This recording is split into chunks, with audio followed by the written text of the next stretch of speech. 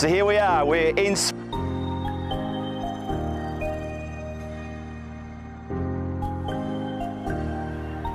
here we are, we're in. So here we are.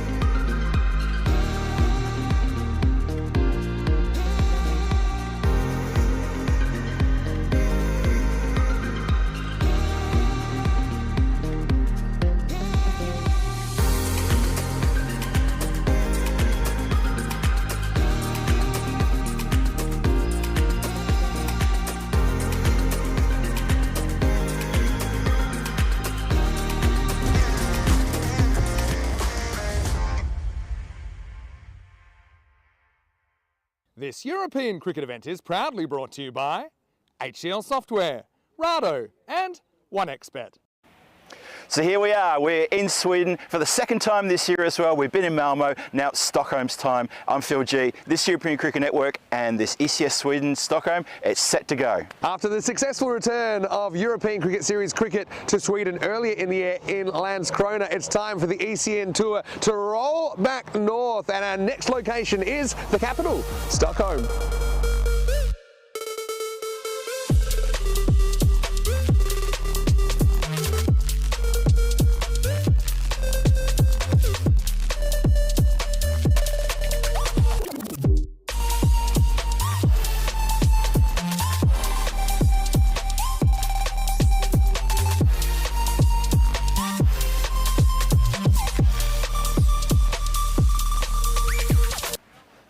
Good morning everybody and welcome to the Love the Cricket Game here on the outskirts of Stockholm. It's wonderful to have your company. Phil G here to take you through this week and all the way through to the weekend in this ECS Stockholm. I've been excited about this one, hope you are as well. We start this series with the women and we've got a cracking game coming up as well with the whole series. Let's talk about the series first. We've got 2 days of ECS action with the women involved. There are 3 teams as well. So this morning we're going to kick things off with Albizami. They've got their women's team. The first time we're going to see their women's team as well. Looking forward to that. And we've of course got the team from Djurgården. And this is, from what I've heard, not much women's cricket has been played here in Sweden. So this is a real bit of a coup for us to be able to bring it to you live here this morning over the next couple of days. 9 matches, 3 teams, ready to get going. Let's go to Charles Croucher. He's got the 2 captains for that coin toss. Take it away, Charles. Good morning and thanks, Phil. Welcome to the toss with Albizami and Djurgården to call. Tails. Tails is the call, and it is a tail. We would like to bowl first. Djurgården have won the toss and they'll bowl. Thank you very much for that, Charles.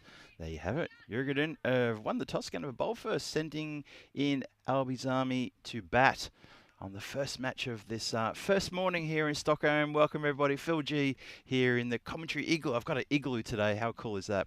Actually, no, it's not an igloo. Sorry, it's the cube. I've got the cube today. So I had to look around and get my bearings there. I was just talking about igloos a few moments ago.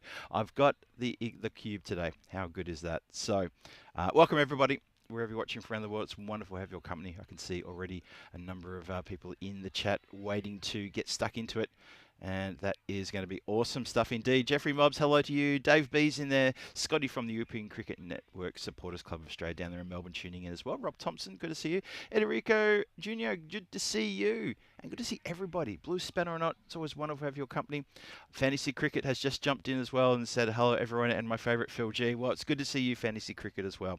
And speaking of favourites, well, this is looking fantastic here. The ground's an absolute picture here, and we are in well, we're just outside of Stockholm. We're probably about a 40-minute drive from the centre of Stockholm at Botkyrka is the name of the cricket ground in Norrköping. Let's have a look at the fantasy dashboard and right now, and it's Albizami taking on Djurgårdens in this first match here this morning. Match 1 of 9 by Iman Asim at the top there, and Djurgårdens led by Ganjan Shukla, with her team all in a bit of a huddle at the moment, just on the side of the field, waiting for the umpires to gather together. Looking forward to this this contest. Looking forward to all of these matches coming your way. We have 3 teams in the women's in this women's ECS: Albizami and Djurgården, and also Stockholm Cricket Club have a women's team bringing in. So they're the 3 teams.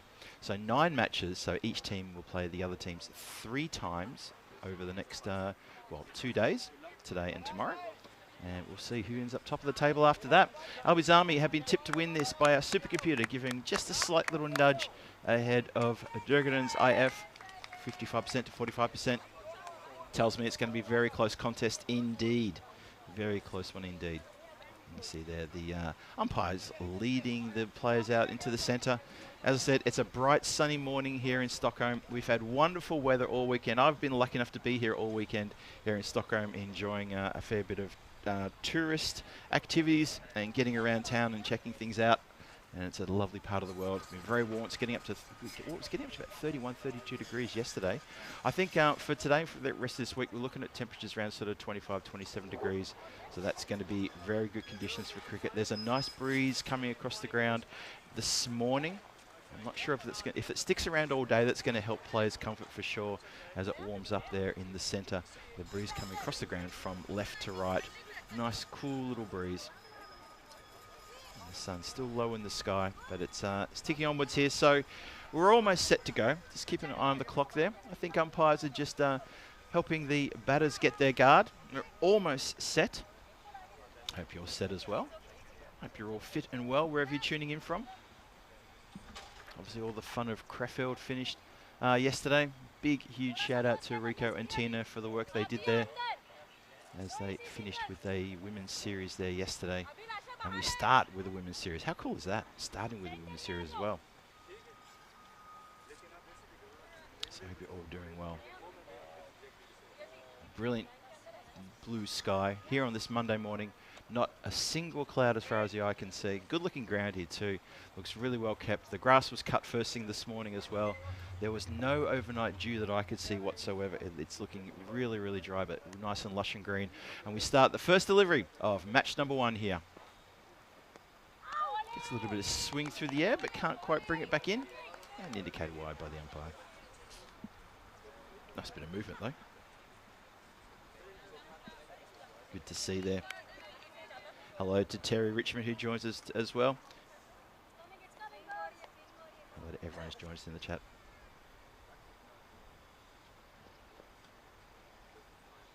So Anushka to continue. Nice bit of movement there. Getting trouble with the left-hander. Nice little bit of swing through the air.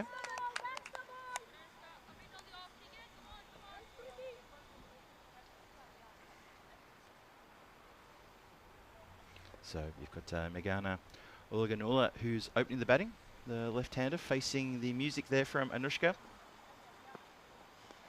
Oh, there's a bit of a switch hit there, can't connect. And it's Iman Khan, the skipper, who's at the non-striker's end, waiting to get her opportunity here. Very bright morning here. Might be a bit tough for the fielders on the leg side for the left-hander, staring straight into the sun. Deep square leg.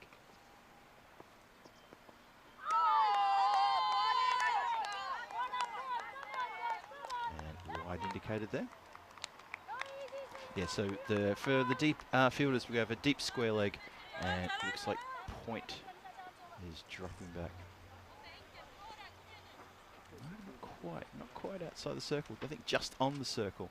Yeah, so it's going to be third. Third is out. Gets a bit on that. No run though. Still the only runs so far are just from a couple of extras. Cautious start here in the first over. A couple of wides. Players just getting their line and length in. Hope you're all doing well. Everyone in the chat, good to see you all again. Getting ready for another big week of cricket coming from Sweden. Played nicely, uppishly. And that's the first runs off the bat. Always nice to get runs off the bat. And a good little cheer from the dugout, from the Albi Azami dugout there. Albi Azami, obviously a very popular name in cricket in Europe.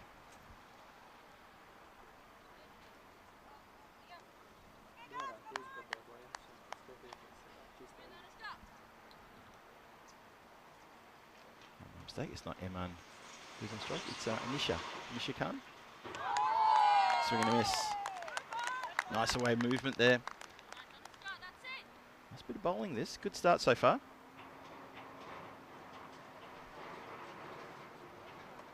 You may hear the sound of construction in the background. There's a few little projects going on around the ground, so you may just hear a little bit of noise in the background. That's all that is.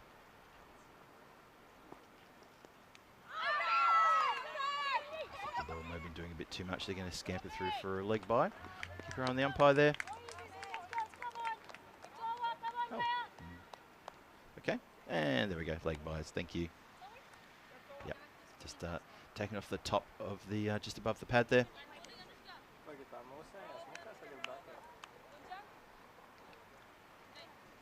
And that will finish the first over. Only 4 runs on the board. Albi Azami with a cautious start there. It's a good over. It's a very good over indeed. Really good bit of swing movement there.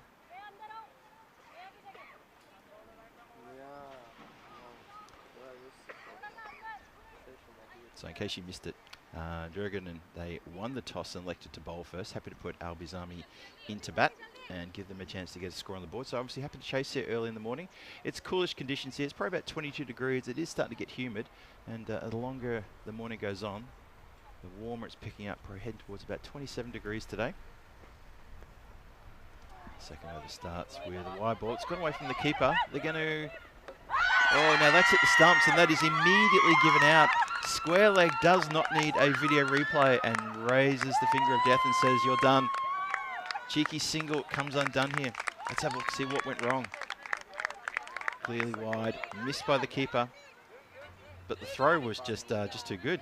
Hits the stumps. So, first blood drawn there. Oh yeah, out by a long way in the end. Umpire, no hesitation. That's a big wicket.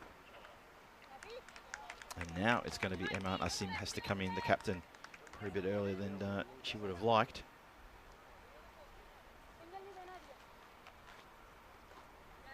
So Alaganula has to go, being run out at the striker's end with a direct hit. That's a big, big wicket.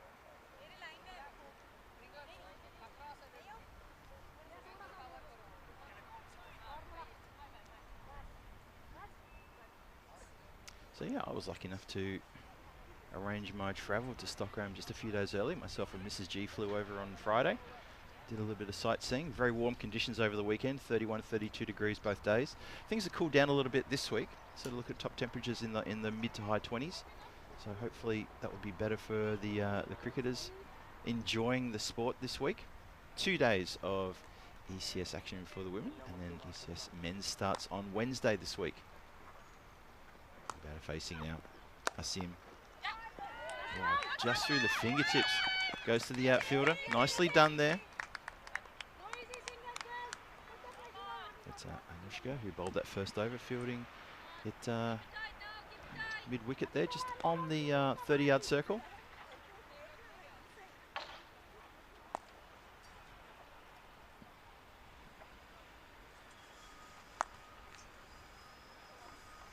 Weira in again. Good delivery again, just being a bit moved through the air. Maybe the humidity's helping with that. I'm not much of a swing bowler myself, but just watching a bit of swing bowling is always a lot of fun. Nice to see that shape through the air. Nice start here from Jurgen's. Jurgen's IF. Hit upishly. Oh, the short fielder almost brought into play there, but not quite.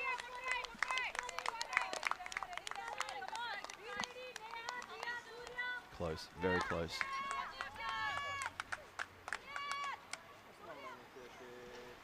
Look at that, just bounces at the feet there. Player rushing in, cannot quite get to it. So close to almost a double breakthrough.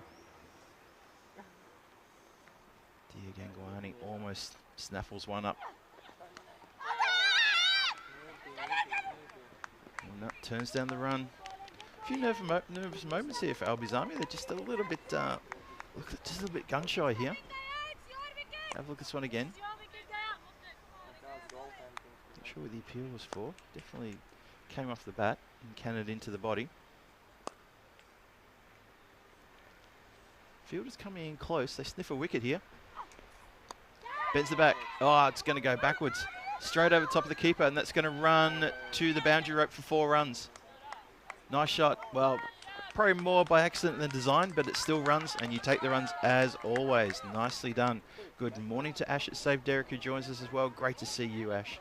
And great to see everyone there in the chat. Hello there, Dave B, Steve Richmond, Scotty from the ECN Supporters Club of Australia. Ed Rico's still there as well. Good to see you all. Rob Thompson. Tuning in for some women's cricket, come to you from Stockholm, just outside Stockholm. As I said, probably about, what would you say, a 40-minute drive from the centre of the city.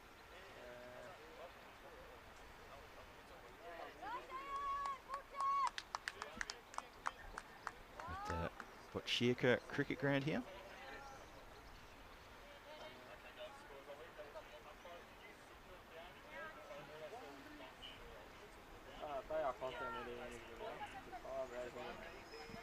So, second over done.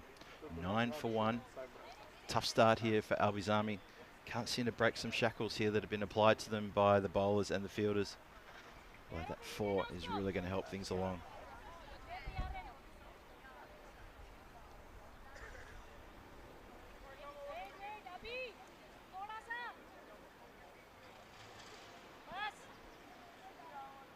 So, Ramuri now.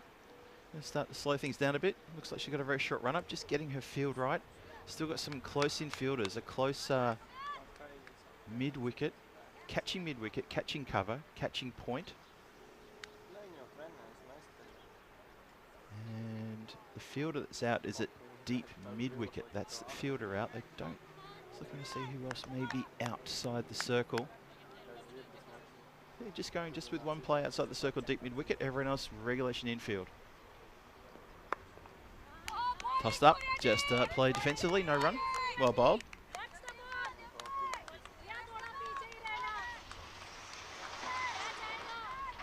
So people in the chat may be wondering about these teams. Well, Albi's Army is a name you would have all recognised from around Europe. There's a couple of Albi's Army franchises kicking around. Very popular. Oh, through the hands. That's going to come down towards comms. And it's the first one that hits the table here in comms. That's awesome. No, let it go. I was just in front there. Fantastic shot, that straight drive. As I said, the only person out deep was at deep mid-wicket, and that went straight as you like, straight past the umpire, past the feet of the umpire, the feet of the non-striker, and just rolled to a stop just at the foot of the table here in front of me. Nice strike, that one.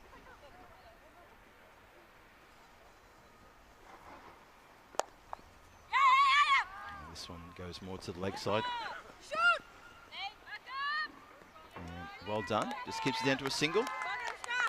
So with that previous boundary, looks like they're going to, well, they were for Iman, they were going to keep the fielder out deep straight. Looks like she's staying just outside the circle, and deep mid wicket's coming up inside. Oh, that's pretty good shout, but no, umpire immediately says no, that needs to be doing more than that. You can see there, he's saying that's too high. Pretty fair call. Sidon will tell us the story. Oh yeah, that's a good shout from the umpire. I would agree with that. Good ball though. Hit uppishly, just out of reach of fingertip. This should be run out. And it is indeed a run out. So the hit and run, unfortunately, it's missed by the bowler on the follow through, misses the caught and bowled. But the run out is affected by the fielder running in there from the mid-off position. Watch this one more time. Tossed up, just out of the fingertips of the bowler. And in the end, that's a pretty good run out affected there by Dia Gangwani, who runs in and sharpishly hits the stumps. That's good work. That's another wicket down. Albi's Army just teetering here a little bit. 14 for 2, still inside the power play, still one more to come.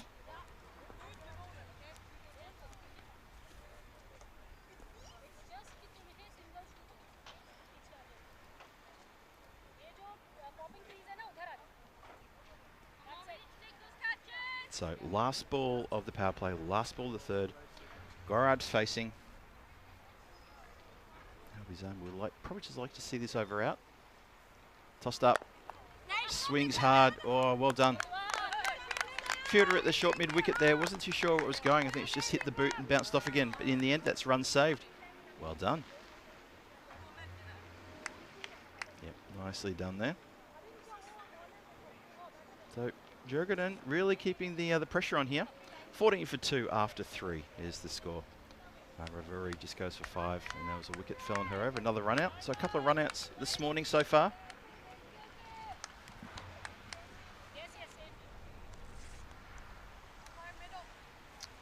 That's a tough graphic for Albi's Army batters to look at, because it's been a little bit of a slow start for them this morning, losing a wicket in the second and the third over there. Run outs both, both with direct hits. One at the wicket keeper's end, and then one at the non-striker's end. Bowler gives us the old, there we go, power play's done and dusted. It is indeed.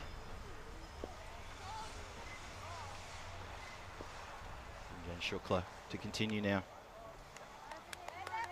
Just pushes that leg side of the right-handed Gorad there. Can't quite get it online.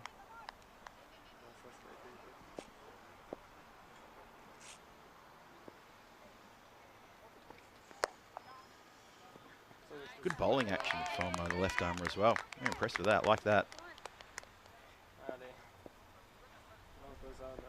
This is Ugandan Shukla with the ball. So it's good to see them sharing the ball around here in the first few overs. Again, right on the stumps.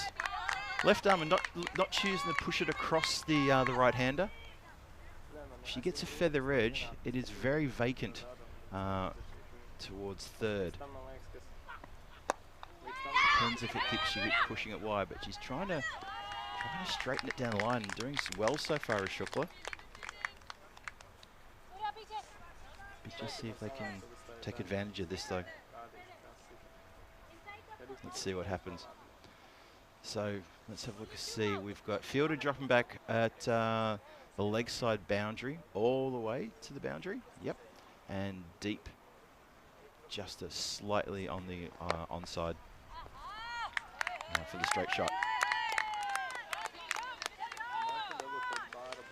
Fine leg is very fine, but inside the circle, and there's no one behind the keeper on the offside. So there's your gap. And that's the problem. That's exactly where the ball's gone now. So fine leg, that's why fine leg is fine, to protect and help the wicket keeper there. And that's exactly what's brought into play.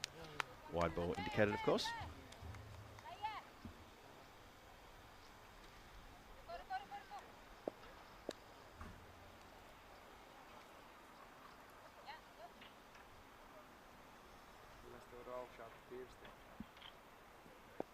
Okay, batter set again. This is Gorard.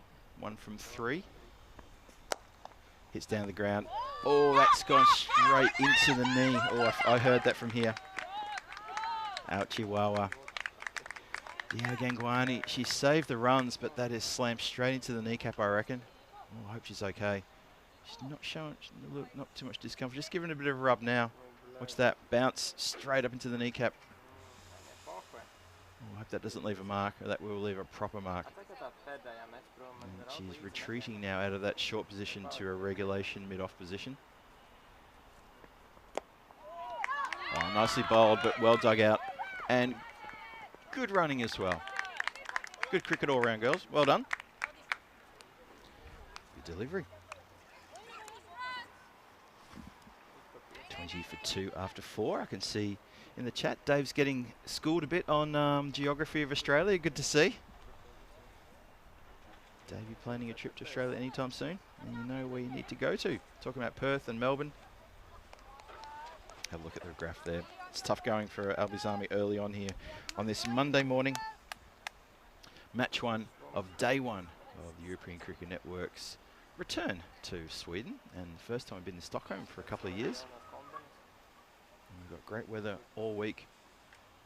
Obviously we've got today and tomorrow of the Women's European Cricket Series. And then the European Cricket Series for men starts on Wednesday, takes you through to finals day on Sunday. Swing and a miss, well bowled.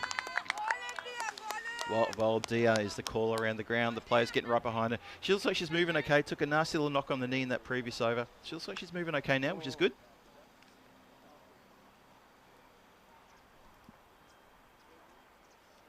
Always good to see players, and they get a bit of knock, they can come back well. Gives that one a bit of air. It's hitting nicely towards deep mid-wicket. Just the one. Good throw from the outfield as well. Anyone in the chat looking at the ground, thinking it's a bit small? No, it's 45 metres from the centre of the pitch all the way around. That's how we do it for the women's ECS. And of course the regular 30-yard circle as well.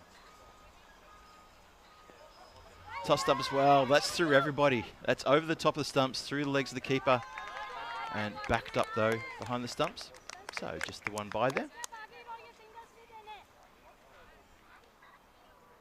Iman Asim will be looking to kick things on here for her team.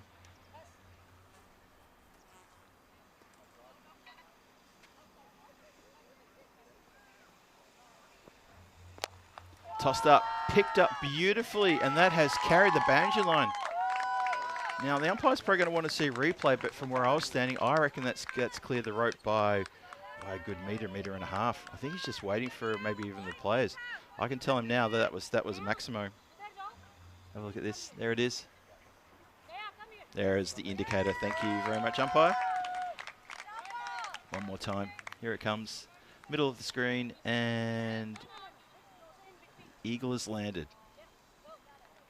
Well, the Grizzly has landed, actually. Nice shot. 28 for 2 now. Tossed up again, gets it on the full. Goes straight to extra cover. Just the one. I think the batters. Yeah, that's interesting. So standing umpires indicated no ball for height, I reckon. And the batter, quite rightly, just asked the question of, well, why was that not indicated by square leg? Doesn't matter. Standing umpire has caught that one. Free hit indicated. Bowler's a little bit keen to jump in there with the umpires to make sure that he's absolutely ready, which is the right thing to do. Here we go. Free hit coming. Gets down the wicket, hits it straight back to the bowler. Well, the bowler's put her head in her hands, and she can't believe she's missed it. But I hope she understood that that was going to be a free hit, and it would not have been a celebration at all. Gangwani in the play quite a fair bit. Took a knock on the knee in the previous over. Got hit for 6 in this. Free hit, almost did a caught and bowled, which would not have been a caught and bowled. It's all happening.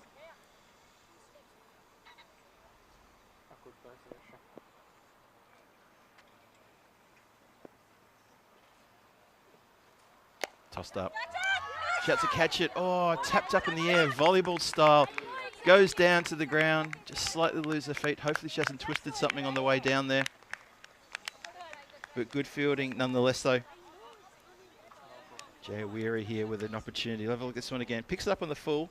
Tapped in the air. Almost could have fallen in front. It doesn't. Goes to the side. And just down to the ground. 5 overs gone. 31 for 2 on the board. And the game is poised nicely now. It's nicely picked up. And I welcome you here into the Igloo. Phil G here for the European Cricket Network saying hi, good morning to everybody. Hope you're really well wherever you're watching from around the world. It's a beautiful day here in Stockholm as well. I'm sure you see it by the long shots and the beauty shots here. It's a lovely, lovely morning indeed. It's wonderful to have your company here on the first morning of this European Cricket Series here in Stockholm. We're first time back here for 2 years as well. We were here in Malmo and Landskrona a couple of weeks ago, but now we're in Stockholm and we're loving it.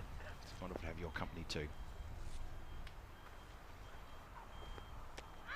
Swing and a miss, not quite, almost though.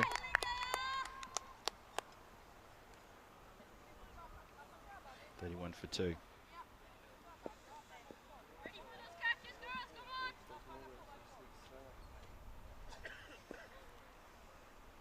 We're back for her second. Bowled well in her first.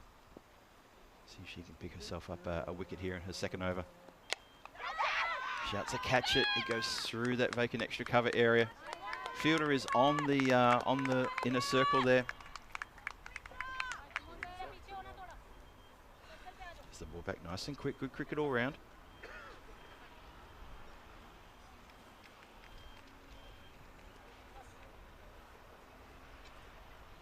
People asking about dimensions. It is indeed 45 metres from the centre of the pitch to the boundary line. That is a 45-metre ground. Club nicely. That's going to run away for 4. That's a great shot. It's cut. It's cut well in front of point. In fact, it cuts through the covers. It's gone all the way along the deck for 4 runs. So good work here from Albizami. They're starting to pick things up a bit. Emma Nassim especially. She's gone to 19 from 12 deliveries. Starting to pick up the pace now. Be looking for support from Anushka as well.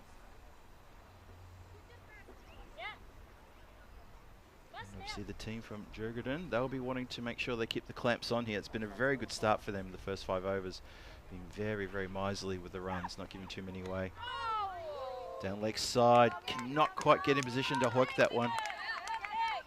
Saw that kind of shot played a lot in Belgium a couple of weeks ago when we had the women's series on there.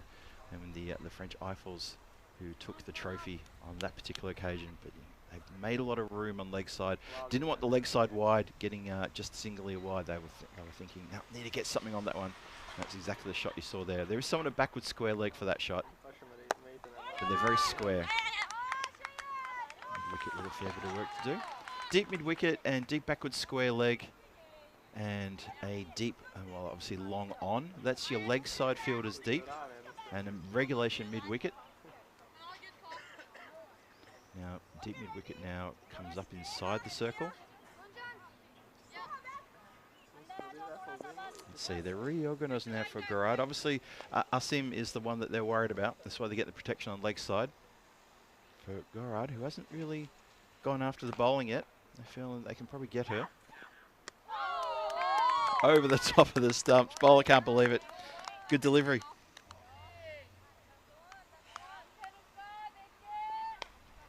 Have a look at this again. How far does this miss the stumps from side on? Yeah, not much. Not much at all.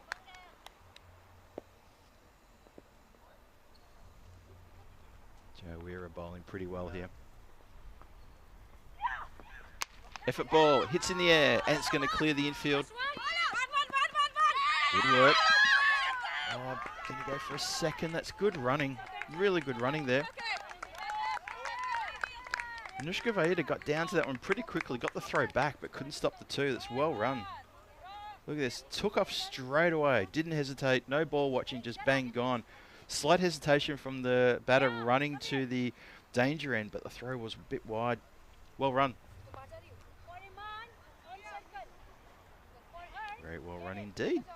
So, have a look at the scorecard there after 6 overs. It's 40 for 2.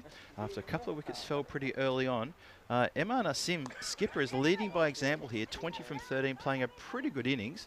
That includes a Maximo and a 4 as well. So she's not scared to be striking the ball to either side of the wicket. Playing a good hand here. And Albizami will want to see her kicking on in the next 4 overs and building a big score.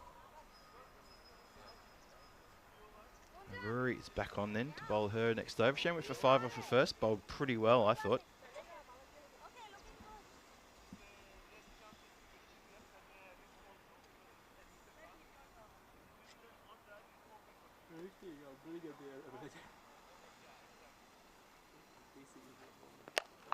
Oh, winds up just over the top of the fielder who was literally there for that shot. We've sort of got 2 deep mid wickets. We've got a very straightish long on. We've got a wideish long on moving towards deep mid wicket, and then we have a deep mid wicket who's pushing a bit squarer, so they know that he loves to hit to this part of the ground. Got every bit of that, and that has carried the boundary line for a big Maximo, lovely strike. But it was right in the slot and capitalised straight away. Got onto it very quickly. Good start to the 7th. Tossed up, and this time the big swing and miss is there. It is a swing and miss indeed. There's a celebration. Fist in the air, very happy. That's a huge wicket for the Djurgården IF team. They've broken through by knocking out the skipper just after she wound up and took one downtown for a 6. Has to depart then for 26 and 15. A terrific innings from Iman. Played a real skipper's knock there. Got her team up to a good score. But they need to kick on. They need to have a bit of rush of blood here in the next 3 overs. Lundell is striding to the crease now. See what she can do. Good to see Iman, the captain. She's getting a very generous round of applause from her teammates as she walks to the dugout. For Ravuri and the Djurgården team. Very happy indeed. It's funny, I've been discussing with Vinny over the last couple of days the various pronunciations of Djurgården. And also trying to, I did a tour yesterday where I went to on one of those you know, the buses that go on the ground and they go into the rivers, into the waters, you know, the amphibious vehicles. Did one of those. Went all around the that island. That's called Djurgården, and that's how the tourist guide pronounced it. And she was Swedish, so I'll run with that. Apparently, the island of Djurgården, it was the king in the 16th century. He loved hunting, so he closed off the entire island and let loose a whole bunch of wild animals, and he would simply partake in his favourite hobby with his friends when and if he felt like it. And then the next king who came along, he didn't like hunting, so he opened it to the public. Good on him. Continue with the 7th. Pushes that well wide. Swing and a miss. The left-hander can't get anything on that one. Lundell's eyes lit up there. She was going to try to go downtown. Still got the a very straight fielder. Just about probably 4 or 5 metres in on the boundary line here. It looks like that's Anushka Vaida who's down there. And they've got fielders out square on the leg side and deep mid wicket. Probably might have to go a bit straighter. And they're just reorganising the fielders behind the stumps. There's nobody behind the keeper on the leg side. It's just that deep square boundary rider. It goes in the air, and it's going to land safe, I think. It does. It's one bounce, and that's it. Ooh, rush of blood there.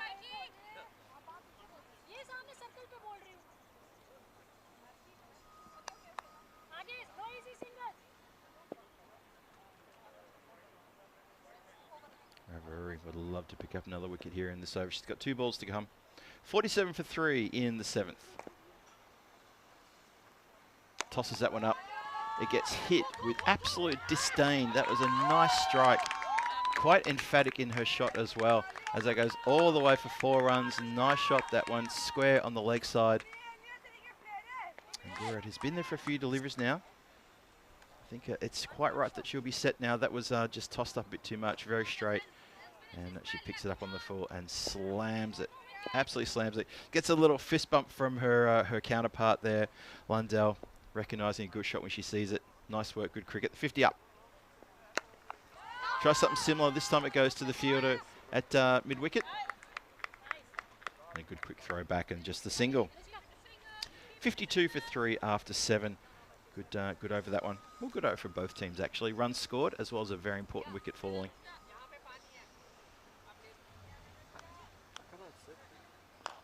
So 12 runs from it. A wicket comes from it. And just a reminder that the Melthal Shield is coming your way on the 15th of September. It's getting closer and closer as we jump on that road to Khartoum. We are not far away now. It's probably, well, it's under 6 weeks, sorry, under 8 weeks. So it's probably about 7 weeks to go until we kick that off. And that is, of course, going to be the launching ground for tomorrow's champions. It is a fantastic event, the Melthal Shield, obviously coinciding with the Western Shield, as the curtain raiser to the European Cricket Championships coming your way on the European Cricket Network. Hope you can all get around that and get involved. We start the 8th. Picks up the full, hit that fine. Good work from the fielder, just gets down to that. And they're going to hustle through for 2 runs there. Nicely run. Yeah, got that very fine. For a minute I thought maybe the race would get away from the fielder. Good work though. Very good work there in the field. Run rate picking up now. Oh, Nishka flirting with the leg side again. Good take from the keeper this time. Doesn't let it get anywhere past her. Good work indeed.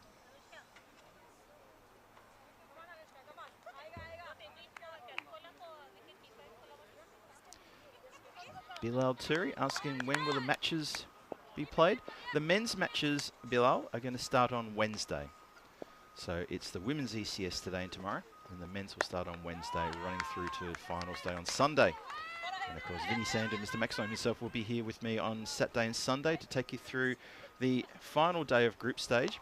And of course, we'll go through the finals together. Looking forward to catching up with Vinny again. Seems like forever since I've commentated with Vinny. I realised it's actually was just last month in Prague for the Czech ECS. What a successful 2.5 weeks that was for the European Cricket Network in my hometown. Anyway, we're here now in Stockholm. Lundell looking to get amongst the runs here. Down the ground. Going to be one bounce and well fielded on the bounce too. Good fielding. Oh, the throwback hits the side of the pitch, but they don't. Floating down the leg side again. She's unfortunately just missed her line a bit in her bowling in these this over and a half that she's done so far.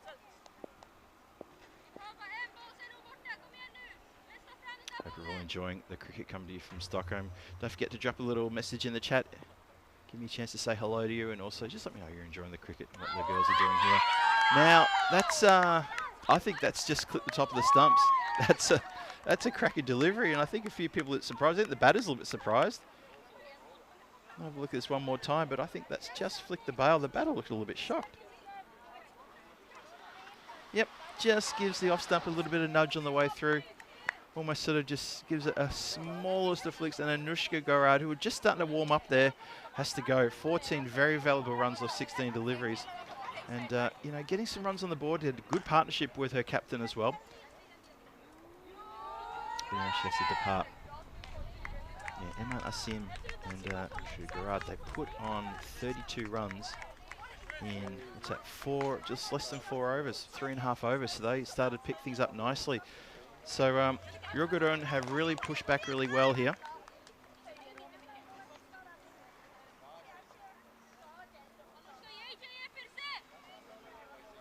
Here at this lovely ground. It's, the ground is in Botsieka, that's where we are. And that's part of the Norsborg region of Stockholm. Probably, yeah, 40-kilometre drive, sort of west-southwest of the capital. Edged, that's going to run away. There's no one down there. And that's 4 runs, what a good start. Nicely edged from Razwan. And now the fielders are starting to say, well, maybe we could have had someone down there. There was absolutely nobody for the whole innings. There was no fielder down there at third. There was, I think, at the start of the innings there, I think in the first over. But since then, there's been no one back there. I think now they're going to put someone in at a regular third position there. Deep fielder is still on the boundary line on the leg side, pretty much deep mid-wicket. That's the only person out. Played nicely again.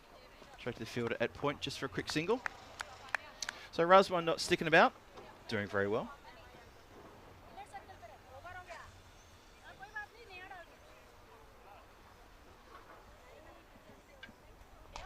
8 overs gone, 63 for 4 on the board. There's a few comments in the chat earlier. I know a bit of a discussion I was having with a couple of the moderators as well about the who's going to be here looking after commentary this week. It will indeed be myself, Phil G. I'll be taking you all the way through to Sunday. And then Vinny will join me on Saturday and Sunday. But I will be your pilot to take you through the next, well, for all of the week. Looking forward to a big week with you all as well. 9th over starts. In the air, shouts and catch it. Gets through one fielder, gets through another. The race is on. It's going to just pull up the ball. The Grizzly does indeed pull up. And they don't chance one on the arm. That's a good chase. Yeah, really good chase.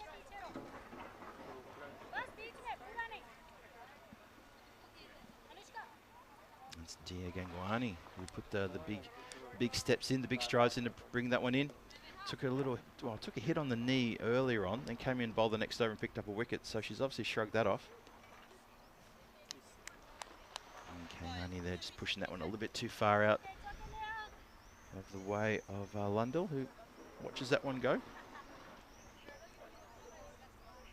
I hope she doesn't start. The umpire's facing the wrong way, so I hope she doesn't try and start. I think he's just getting a little bit of a replay on whether that was a no ball or a wide. Just going to wait for his signal before we continue.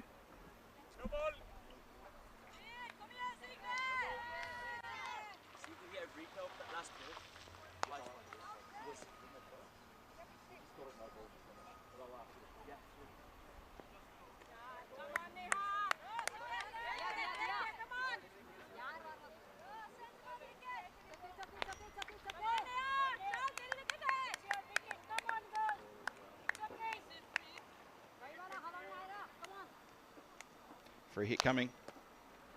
It's Kayane, they're just losing her way a little bit here.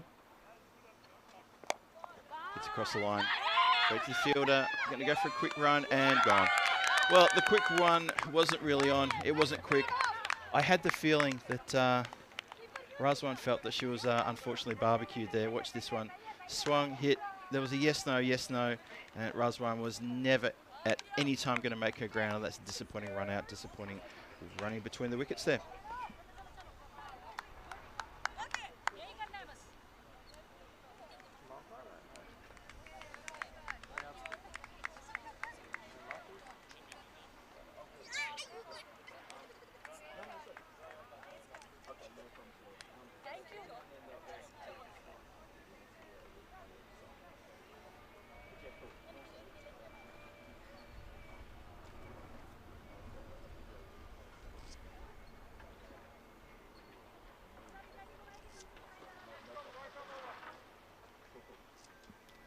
Resume now, having that lost that big wicket, very important wicket. That one slowing things down here in the 9th.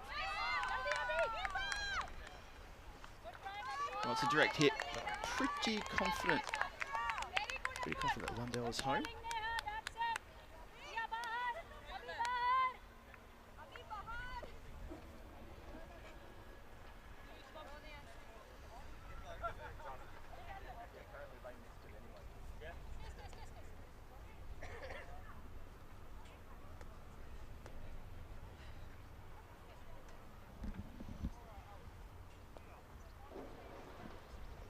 Just waiting for the batter to settle herself in. See if Lundell can try to accelerate here in these last few deliveries. Tossed up.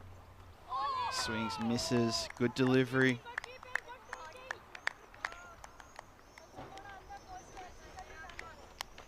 Kayani here sort of has managed to get the radar back on here because that was a really good ball. A few wides to start with, even a no ball off the pitch. But coming back better now.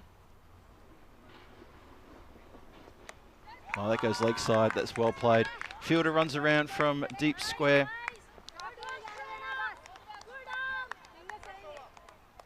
And that is going to be the end of an eventful 9th over. 5 runs from it. A wicket as well. Actually, I think that would be... Yeah, 5 runs or maybe 6 runs from it. Apologies. And that would be 6-9 for 5. So Albi's Army here being restricted quite well by the bowling and the fielding as well. The fielding's been pretty good actually. A couple of fielders taking a few hits on the body just to try to save the ball, but they look like they haven't taken any terrible hits. Nothing bad, which is good. Obviously need to watch out for that. That Grizzly can leave a bit of a mark. We're going to the final over now.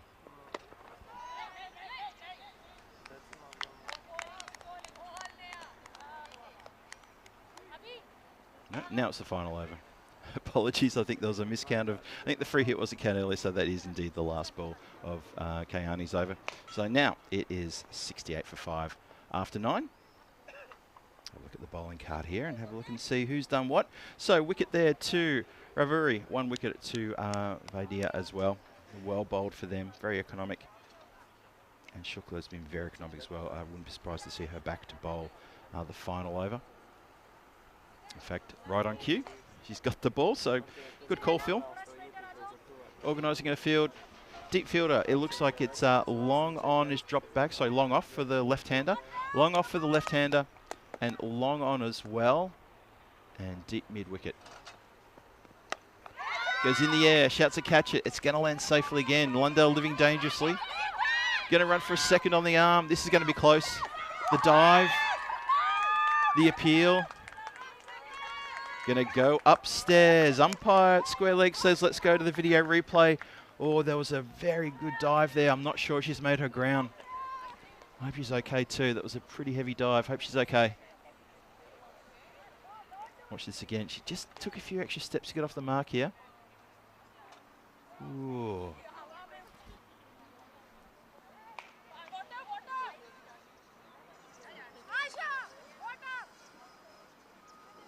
Here we go. Let's have a look. Ball coming in. There. It's a bit wide. Work for the keeper. Watch the rider's screen for the bat. And... oh. The dive was really good though. And, yep, that's it, short. Good work from 2 circles to show us the result there. Short by maybe 6 inches, but so close. And, okay, the umpires are saying... The umpires are calling it as not out, are they? No. Overturning his decision there and saying you're actually out, so thank you. Maybe the word just came through. And given out. It looked to me on the replay that the bat was in the air and short of the crease by about 6 inches. I think Jurgen heard initially the nod out and were returning back to their fielding positions. They're going to come together and have a get around for the run out. So good work there around. And Mahnur Akram comes in to face a couple more deliveries.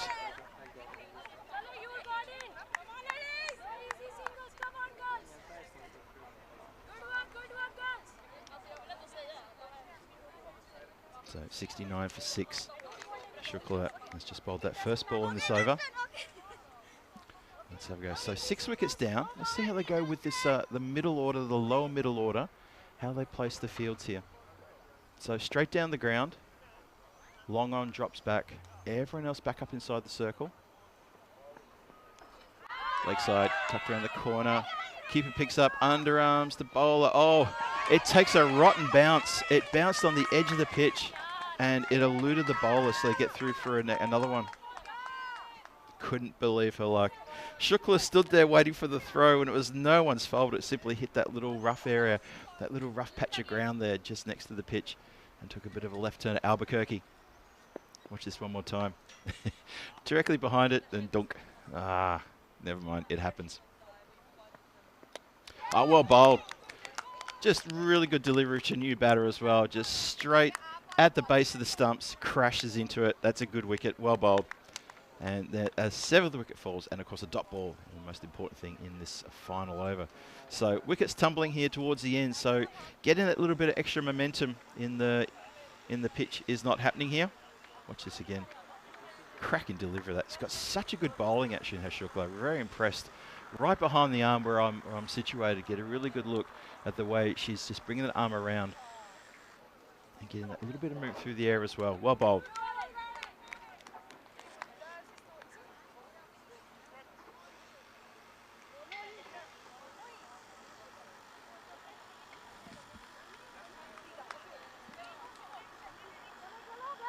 So Alina Aslan comes in now.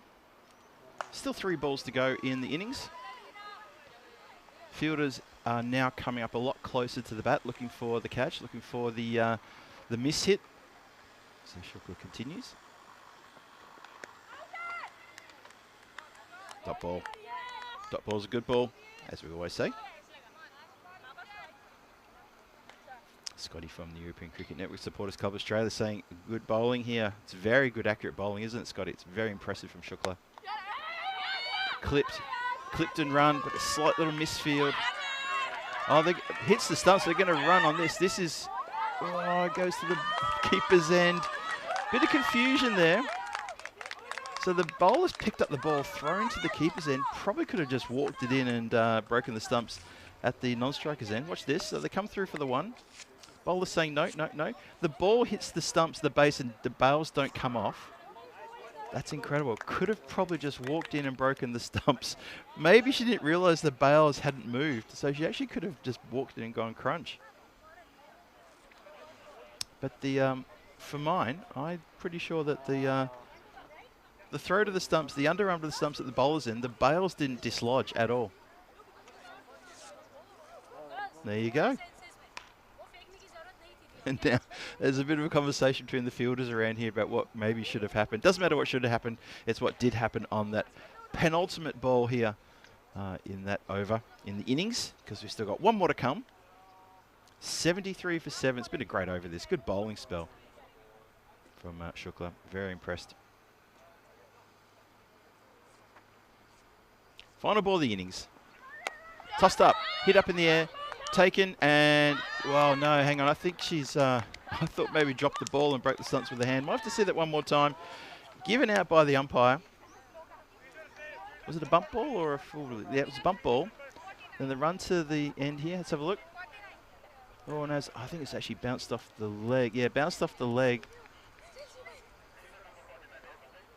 And indicated as out by the umpire. So Aslam and Zilfidu have to depart now as the innings comes to a close. Good applause there from Albizami dugout as they come over. But yeah, wickets in that last over. Bit of a crazy last over, that one. Well bowled by Shukla. Very accurate bowling. Good action from the left armour there. And the team from Uruguay, they're walking off. They're looking pretty happy. They're chasing not a huge score. Why don't we have a look at the video highlights to see how it all unfolded. It started with a flurry of wides here. It was a bit of a rough start for the bowlers. You can just see it was a bit of maybe the Monday morning itis creeping in. Just needed to adjust the radar a few times. A good run out there early on though, so the fielders would definitely had their Weetabix this morning and were firing on all 4 cylinders. Here comes the next run out. Easy to like, that was a very good run out, charging in and the batter had no recourse there whatsoever. Then it was time for a few runs to be scored, and it was Iman Asim really did well there with Anushka Garad, put a good innings, good wicket partnership together. Unfortunately, then it was the massive wicket. Just after a big six was smacked down the ground, they got rid of the skipper, and then Garad couldn't believe her luck. That ball just tickles the off stump as it goes past, and she has to depart. Look at that, the bow just popping off there right at the end, and that was the end of that. You can see there, then there was another run. So a few run-outs being affected here along the way as well. Shots in the air as well, so a few runs coming, but they missed the flurry of runs towards the end. That was the problem, I think. They just Albizami, they just missed that bit of rush of blood.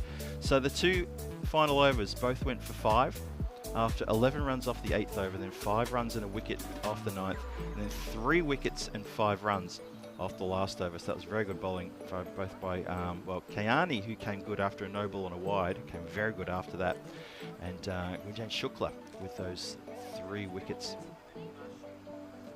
And Shukla, pick of the bowlers, 1 for 9. Obviously run-outs are plenty, as the few of the players were desperate to pick up runs anywhere they could get them. Have a look at the lovely shot of the ground there. It's very impressive. Lovely green patch here, beautiful, beautiful looking ground. Let's have a look at the batting card there, and it's dominated by the skipper, Iman Asim, who picked up that 26 and 15, well batted to her. Anushka Garad, who got together a good partnership with her captain. She got herself a 14 from 16, 15 extras in that total as well. Have a look at the bowling card now. In that score of 73 for 8, there was 5 run-outs, and so a wicket apiece to Anushka Vaidya and to Surya Ravuri. And of course, Gunjan Shukla, my pick of the bowlers. 1 for 9 from her too, bowled very well indeed. And looked like she was ready to pick up more wickets along the way as well. Pro could have picked up an extra run out even that final over. Just threw to the wrong end there, got a bit confused. So match 1, hanging in the balance here. Albizami, they pick up 73 for 8 after 10. Thanks pretty much in part to that good partnership between the two batters I just mentioned before, Iman Asim and Anushka Garad. Put together a good 30 odd in very quick time. And so it's going to be up to Jurgen's IF to see if they can pick up 74 off their 10 overs when they come out to bat in about 10 minutes time. This is Phil G for the European Cricket Network saying I'll be back here very shortly. Don't go too far. Interesting run chase coming along. Match 1 on day 1, hanging in the balance. I'll see you shortly.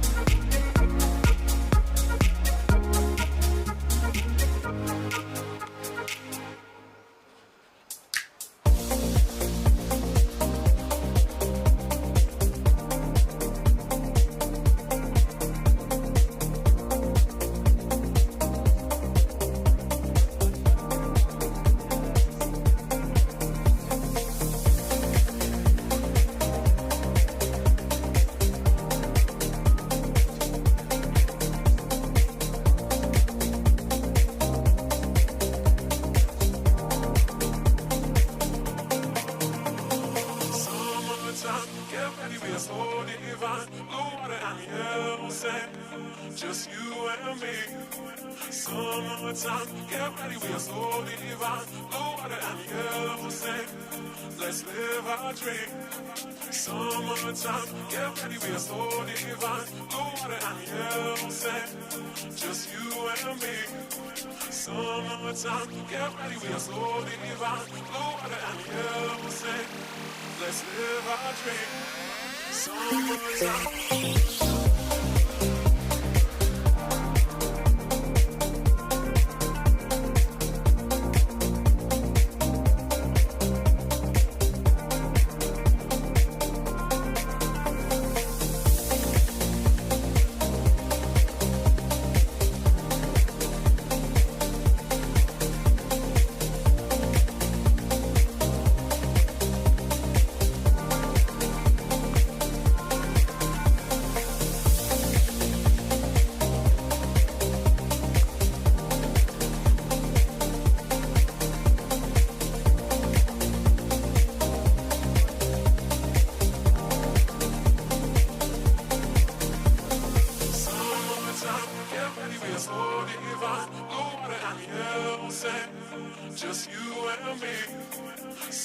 Summertime, get ready, we are so divine. Blue water and yellow sand.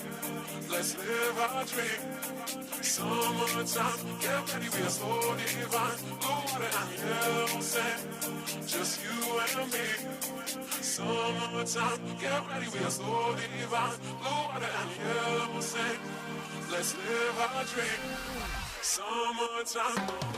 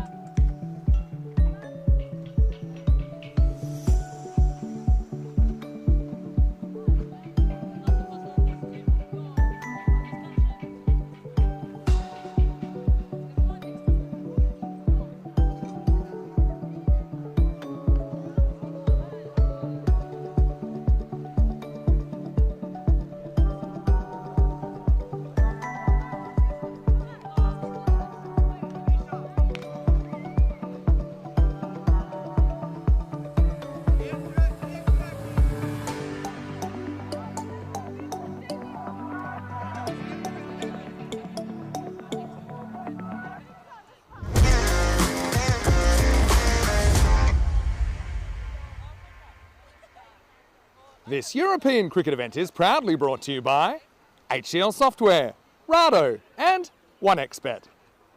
It's a warm welcome back to the ground here. Welcome back everybody, because it's a continuation now of this match. You are watching it live from the Botkyrka cricket ground here in just outside of Stockholm. 73 runs on the board. So the bonus point equation is pretty straightforward.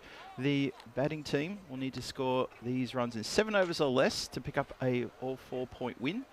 And for the bowling team, Albi's Army, they love to restrict the Jurgen team to 51 or less for them to pick up all 4 points here. So bonus point equation is in play, of course, as we like to have all the time. That's a little bit of extra spice and a bit extra fun.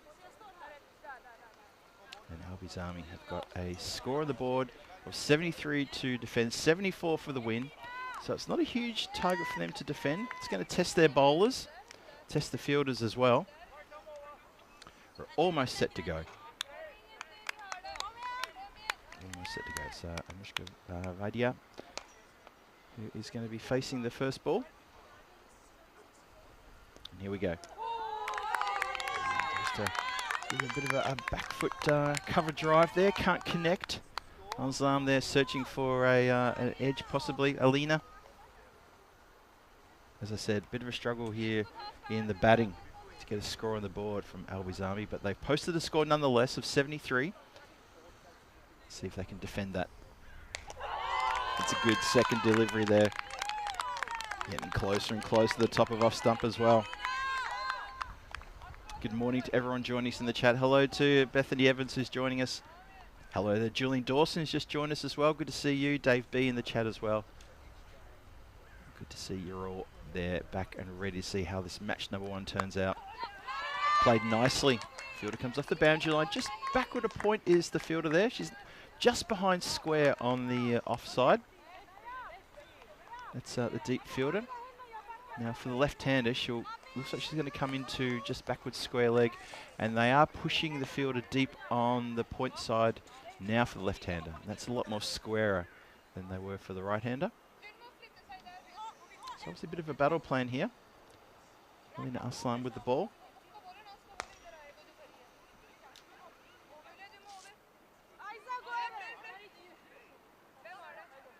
Abhilasha Singh with the duties, opening the batting with Anya.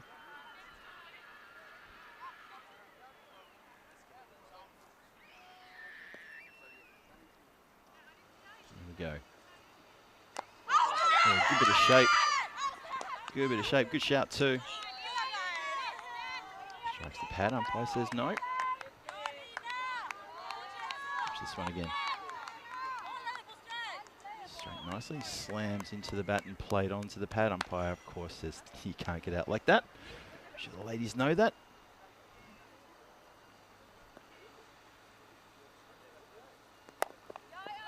This one goes across the line. No run there. Straight to the fielder in close.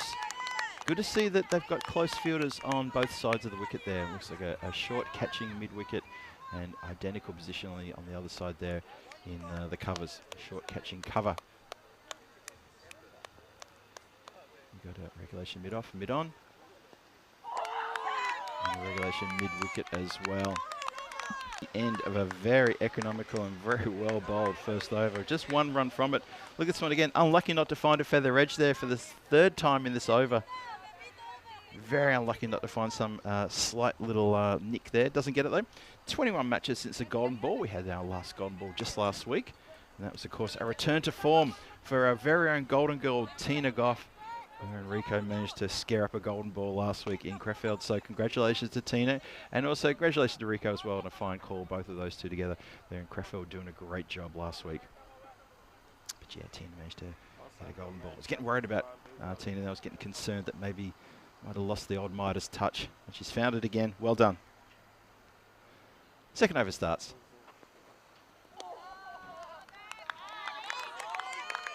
Lindell with the ball. Batter's going to have a little chat mid-crease here. Mid-wicket, sorry.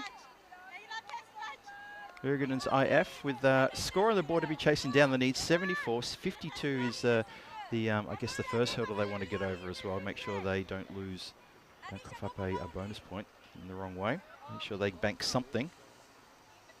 Albi's Army, though, I said this at the start of the innings, they're a name that precedes themselves. They're well known as a franchise around Europe, and they play well, they work well together.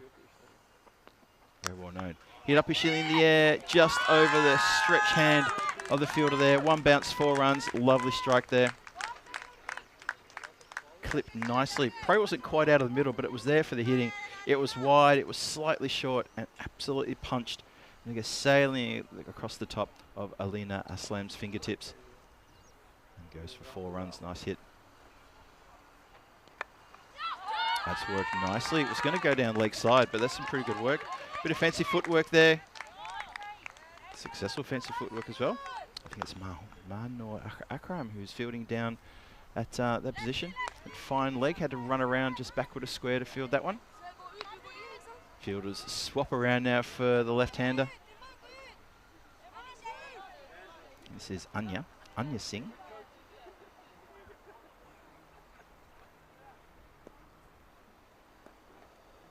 Sorry, it's Abhilasha. Apologies, Abhilasha Singh. And just again sticking the flat bat out there outside the off stump, hoping to maybe work it towards the offside.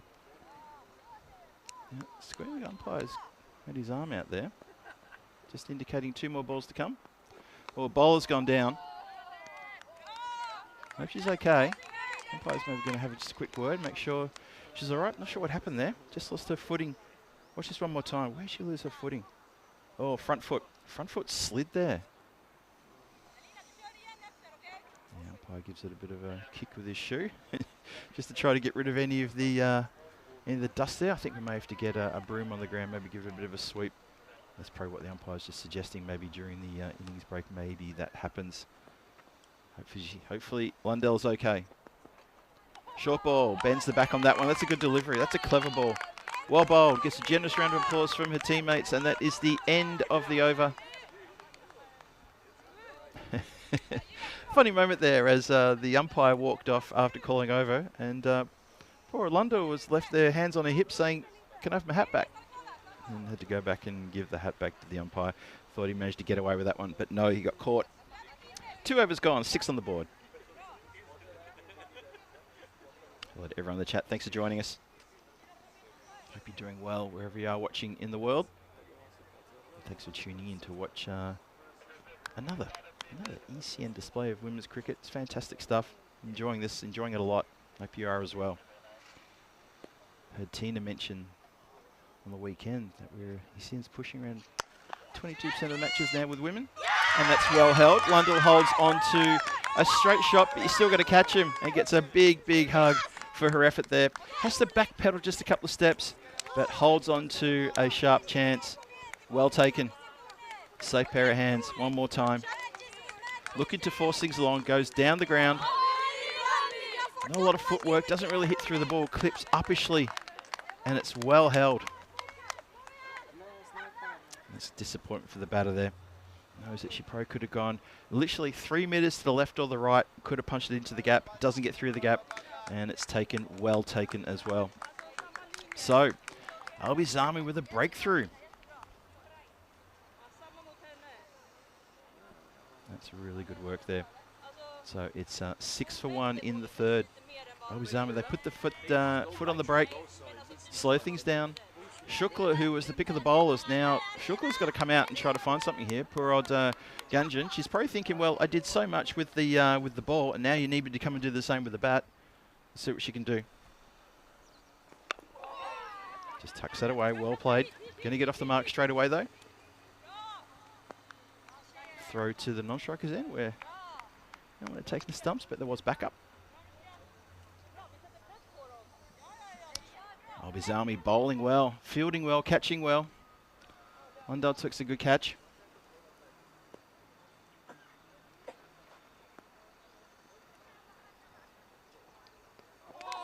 Ooh, full ball. A little bit quicker, that one.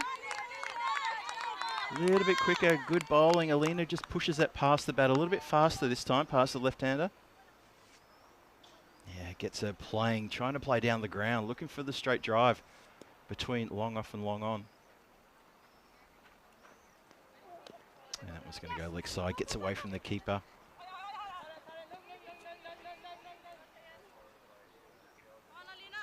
Mr. Biscuits joins us from Burnley. Hello there, Mr. Biscuits. Hope your Monday is going pretty well. And thanks for joining us here on the European Cricket Network here for some Monday morning T10 action here, coming to you from Sweden, from Stockholm. Club down the ground, bit of work to do for the fielders. Ondell, hungry for the ball she is. She runs in, grabs it, throws it. Oh, they're going to take one of the overthrow. The underarm from the keeper is to nobody. There's no one backing up.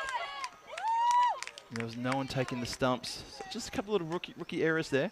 But this is the first time we've seen Albi's Army women's team playing here on the European Cricket Network. And I think it's one of the first games they've actually played together. They've trained together for a few months now, but this is the first time I think they've actually played together. So they've made a very good account for themselves so far. In the air, and almost taken. It's going to hit the boundary line just there. Goes for 4 runs. Almost taken though. Really sharp chance there. Went with it with the old crocodile sort of style of catching there. Anisha Khan.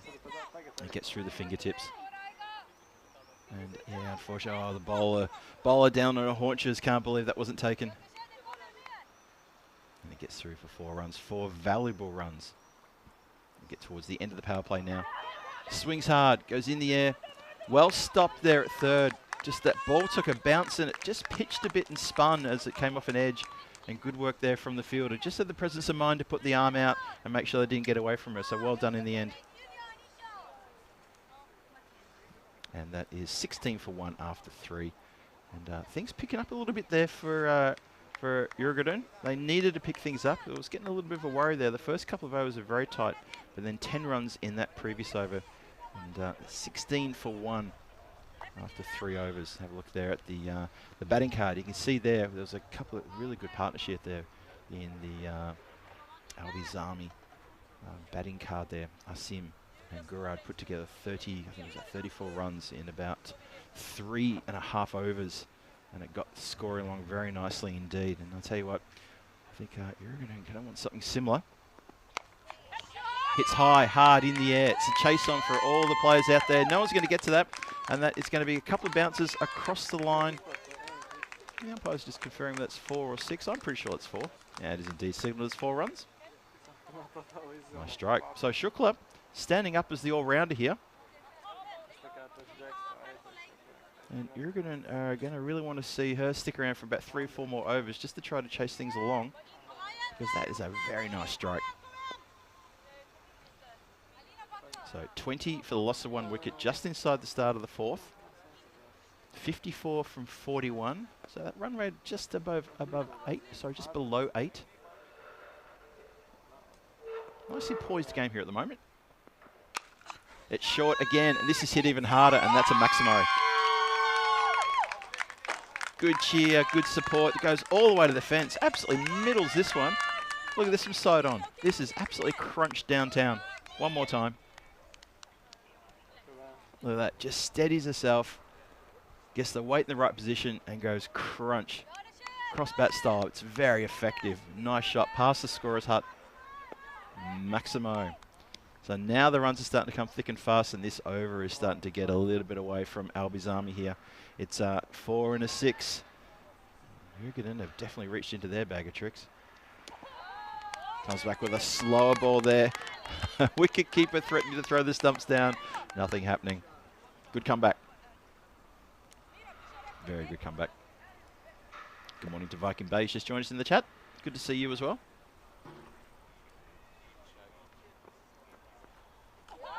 Swing and miss there.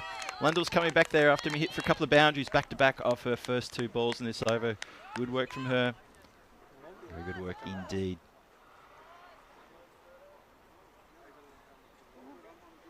Hello there to Luke Belgium has also joined us. Good to see you again, Luke. Oh, bowler's gone down for the 2nd time. That's not good. I hope she's all right. She seems to be moving okay.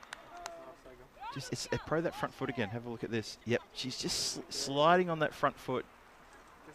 Just on that delivery stride. Keep an eye on her, make sure she's okay.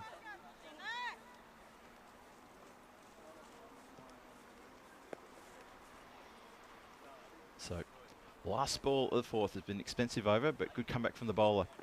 Oh, just play defensive. That just runs away. Let's see how far that gets. No, just going to be for the one.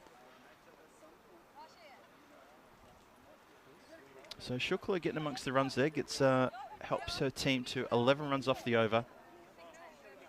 It's going to be 27 for one there. So things have come good after the power play that didn't yield too many runs. Now things have picked up a bit, which is good. So 16 off the power play, now 27 off 4. It's still 47 from 36 required. That run rate's still just below 8 runs and over. Jurgen, they're looking pretty good. Another wicket though, and Albizami, but right back in this game.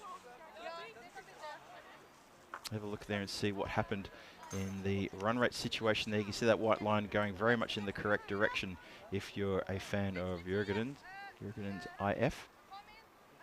A lot of wickets falling towards the end of the innings for Albizami. There was a confusion with run-outs. Just good sharp bowling, especially from Shukla, who's out there at the moment, playing a very, very commanding innings here. 19 off 10 from her. She's putting together a very good match indeed. Very impressed.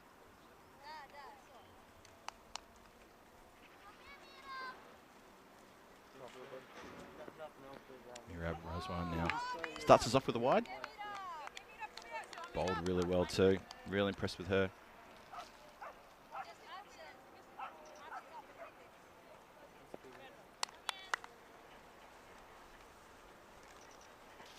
Bowler in again. Oh, big appeal and given. Yep, that's pretty straightforward stuff, that. And wicket falls. Celebrations all around. That's such an important wicket to get rid of Shukla, because she was just starting to take control of this innings, and you felt that if she sticks around for 2 or 3 more overs, that was going to be trouble.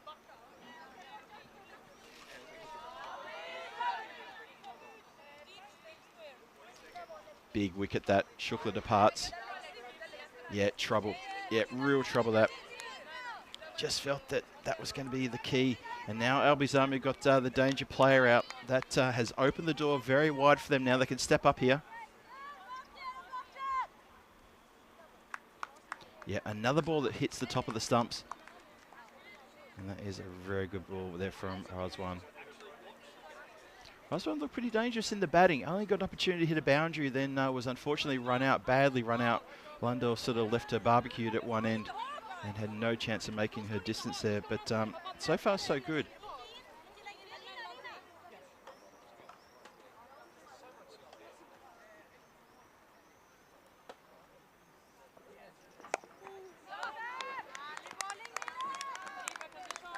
I've just had the emergency coffee delivery just made to the commentary cube. Thank you very much to our friends here at the ground looking after us, looking after the European Cricket Network. Big thanks to the local federation for taking care of us this week. Done a great job today already. Hit in the air. Who wants it? It's falling to the hands. Oh, just comes out the last minute. That was so close. Almost held on. Almost could have been 2 and 2. Oh boy. One more time. Look at this one. Nicely tossed up. Gives it a bit of a rip as well. Play coming in off the boundary line, and it just there. It just goes out there. The skipper, Asim, has to put one down. Oh, she'll be gutted about that. The team just sort of felt that, oh wow, if that could have happened, that could have been anyone's game. Could have been a 3rd wicket. As it is, it's 2 wickets down, 29 on the board. Still need 45 from 33. The run rate's pushing up over 8 now. Good game coming up here. Back foot drive, just for the single.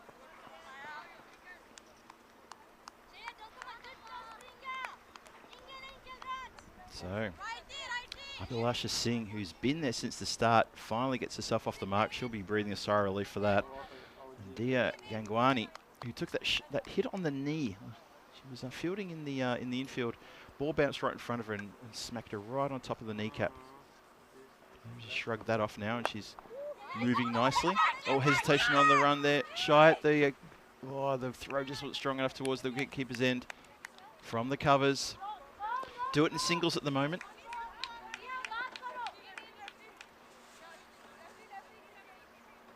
Good contribution from Octai in the chat. Thank you for that, Octai. Shukla has played for Falcons in Fair Break League. Nice player. She is a very nice player. Very good player. Good all-rounder. In the air, catching opportunity. Oh, falls just over the head of the player who was pedaling backwards. Had a lot of work to do, pedaling backwards like that. Alina Aslam watching the ball all the way over her head until the last moment she realised that was going to just carry past her. Close, very close. Could have been another wicket. Albizami up and about, making a bit of noise in the field too. Jurgen, though, after 5, they still need a fair few runs. They still need a bunch of runs. 42 from 30 deliveries. Let's have a look at upcoming events here. Obviously, we've just started today here in Stockholm. ECS-W action today and tomorrow before we start the Men's European Cricket Series on Wednesday. That'll take you through to the following Sunday, finals day on Sunday. And then on Friday this week, we start the Budapest Cup in Hungary. T20I action coming your way from Budapest. Looking forward to watching that as well. Hit down the ground. Let's come towards the comms area. Is that going to make it? Is it going to make it? It's going to make it. It's not going to quite make it. It's going to pull up just in front of comms. Never mind. I can't quite reach that one. And a lovely strike down the ground. Tossed up, but hit very straight. Really, really well picked up. And that's going to be 1 bounce over the boundary line, 4 runs. And it was Julia Zilfado who came down to pick up the ball. Gave me a bit of a wave and a smile, and she realised I couldn't quite reach the ball because the cable from my headphones wouldn't allow me to go that far out of the tent. Never mind. 36 for 2 in the 6th. This game's hitting up nicely. Aluganula now with the ball. Opened the batting. Didn't make a massive impact. Hit a boundary, but that was all. See if we can do with the ball. It's hit nicely. Mid wicket gets around to field that one. Gets support from deep square.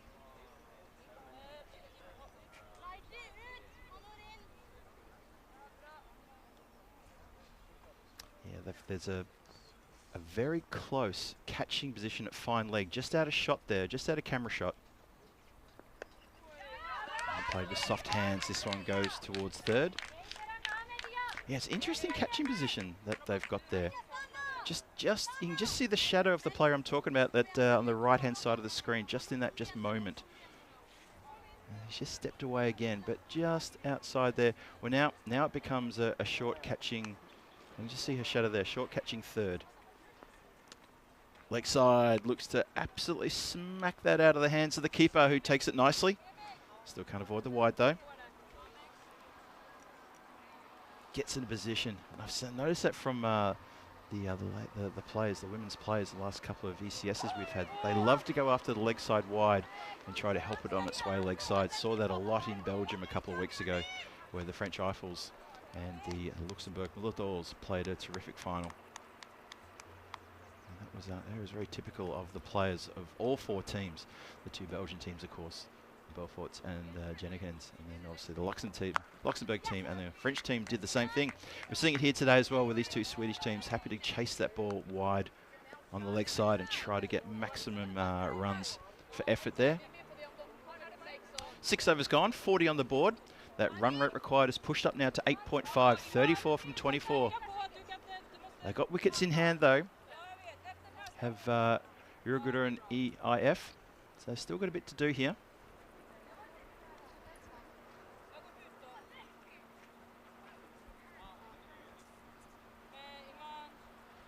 Look at the batting card there for Uruguay's IF. Need a bit of work to do. As I said before, if Gunjan Shukla could have stuck around, that would have been huge. As it is, she couldn't. The skipper, very good all-rounder, already showing her quality in this first match this morning. Albizami, they've got the next game coming up as well. They'll be playing back-to-back games here this morning. So they would love to get a win out of this game. And they absolutely love that one. Let's have a look. Razwan comes back on. She's picked up a wicket in her first. Unlucky not to get a second. Almost got 2 in 2. This one's also hit up in the air. 1 bounce and fielded. Uruguay living dangerously here. Trying to go downtown and just cannot get enough behind the ball to send it out of the ground.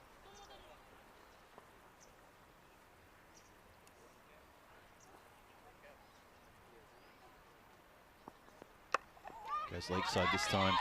1 bounce. Just to lose the fielder. They're going to turn for 2. They are indeed going to come back for 2 on the arm. That's a pretty good well run too.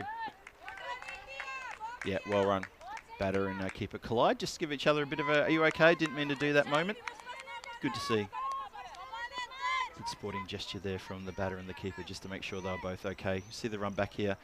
Batter is just running straight. The keeper just has to backpedal, collect each other, but they're both okay. Nicely hit on the full. Finds the gap. Just one. So you need to be going at about 9 and over. So we've had singles and we've had a couple of runs. So just 4 off the overs so far. They love to get another couple, even find a boundary. A boundary and over plus 1s and 2s could almost get the win. Sounds easy, doesn't it? Let's see. Tossed up. Hit nicely, just over top of the infielder. Going to be just the one, though. Good morning to European Cricket Network as well. Good to see you joining the fun here on the chat here, watching the women's cricket here. It's a good first match here this morning too. Hope you're all enjoying it. Hello to Ken, who's also joined us as well. KG tuning in from Victoria, my hometown, or my home state, I should say. Good to see you all there as well. Hope you're having a wonderful Monday morning wherever you're watching from around the world. Leg side, gets through one, doesn't get through the second. The boundary rider saves the day, just the one. Singles are good, but they'd love to find a 2 or even a boundary now, just to try to get multiple runs here, not just have another single. It's been 6 off the over so far. Last ball, the 7th coming up. 29 from 19 required. That run rate pushing up towards 9 now. Oh, up in the air. Taken. Good catch too. Good anticipation from the fielder to come in like that. That's a really good catch. You can just see the anticipation of Alina Aslam. She was walking in with the bowler, and as soon as he hit the bat, she put the foot down and accelerated and took a good catch in the fingertips. Just for a moment, I don't think it was going to get to her. Just scooped and well taken. So you couldn't see the fielder take the catch in that replay, but well taken nonetheless. And that is a big wicket. Yurgadun just teetering here. Abhilasha Singh, she opened the batting, just took a little while to get going. And has now fallen by the wayside for 10 from 17 deliveries. Just struggled a bit there. But still, it's still 10 valuable runs. But just took a little bit of while to get on strike and to really sort of push things along. Let's have a look at the dashboard for match number 2 coming your way. I mentioned just a few moments ago that Albi's Army are playing the first 2 games here back to back. You can see there that they've got an unchanged squad going into the second match there, led again by Iman Asim, who I think has been terrific so far in this match. She's captained really well. She's given her team a real red-hot chance here of snatching a win from Djurgården. And for Stockholm CC, it's the first time we're going to get to see them. Sana Firdaus leading the team with the bat. So I can't wait to see them joining us. They're just warming up in the nets and over on the second ground here. It was left. Probably not the best of leaves.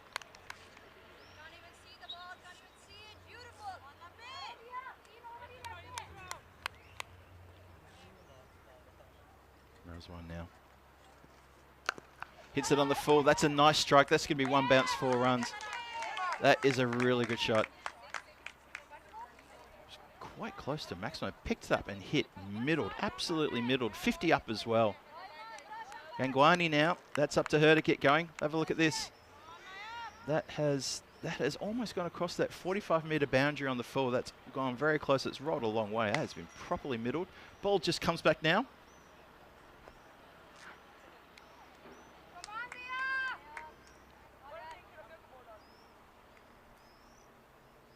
Bowler in again. Oh, that's a good comeback from the bowler. Oh, what a ripper. Had Gangwani in really about 5 frames of mind as to what to play this one. Look at this. Just, she goes forward, she goes back, she hops on the crease, and in the end, she almost gets a feather edge. That's a cracking delivery. And the ladies here getting a good bit of swing this morning too. That's hit very nicely into the gap. It's not got the legs to get to the boundary line. Oh, they don't want a second though. They don't go for the second. Misfield and everything. And I think the non-striker is saying there was definitely 2 there. What's going on?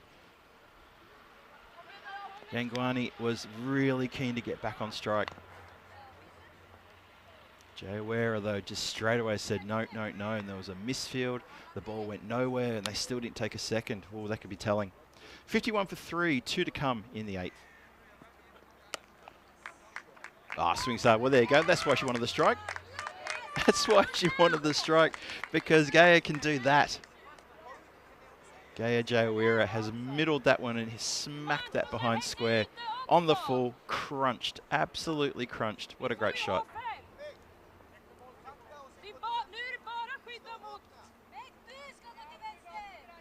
Zami, they'll be a little bit nervous right now because it's 19 from 13. That run rate is still, just under 9, where it's been almost the whole game. This is going to be a good last couple of overs coming up. Make sure you don't change the channel. Save that next cup of coffee until the match break. Got a good finish coming. Oh, it just goes wide. Umpire says that's wide enough for me.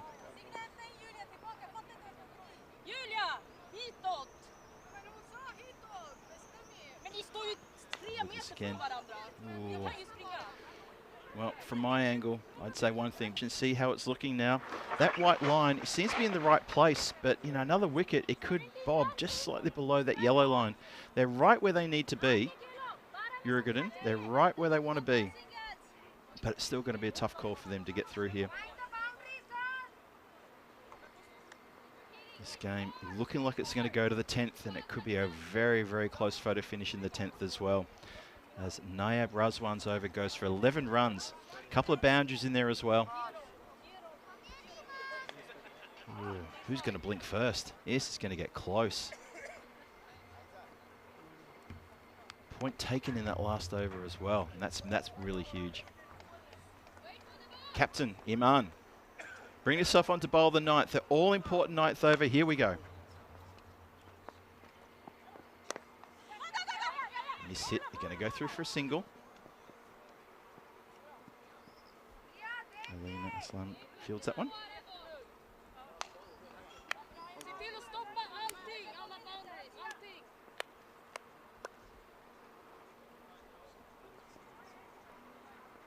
It's good to see the captain bringing herself on, trying to affect the change and to put the brakes on.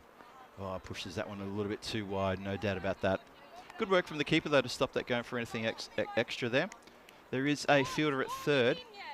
She's outside the circle, though, and back on the boundary line. Down the ground, long on is on the boundary line. Deep mid wicket on the boundary line.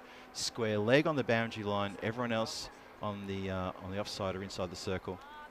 Another wide. Not time to be bowling wides. Need to be careful here. Scotty. Oh, I'm not going to read that out, Scotty. You talking about GBs? I can't read that out. You know that. But appreciate your comment. In the air, and that is one bounce to the fielder. Razwan throws it as hard as she can. Good work, though, to get rid of the ball quickly straight away. Didn't want to come off the boundary to try to affect the catch. Probably felt that protecting the boundary is more important. I kind of agree with that. Could have easily come forward and tried to get a catch. If it gets past her, there's no one to back her up. Could have rolled away for 4. So probably the right move. Leg side, hit hard. Square leg comes off the boundary, just the one. So there'll be 5 off the over so far. A couple of wides and a couple of singles. Inching closer, Uruguayan. Getting very closer, 12 from 9.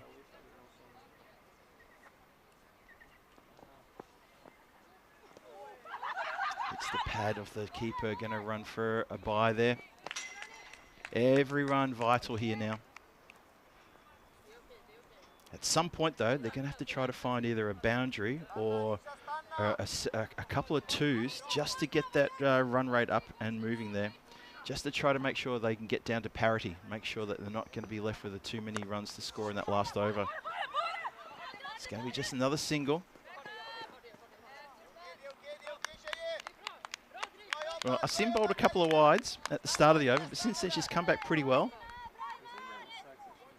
No one's been able to get her away, so it's tight bowling here. 10 from 7. This ball is massive, absolutely huge.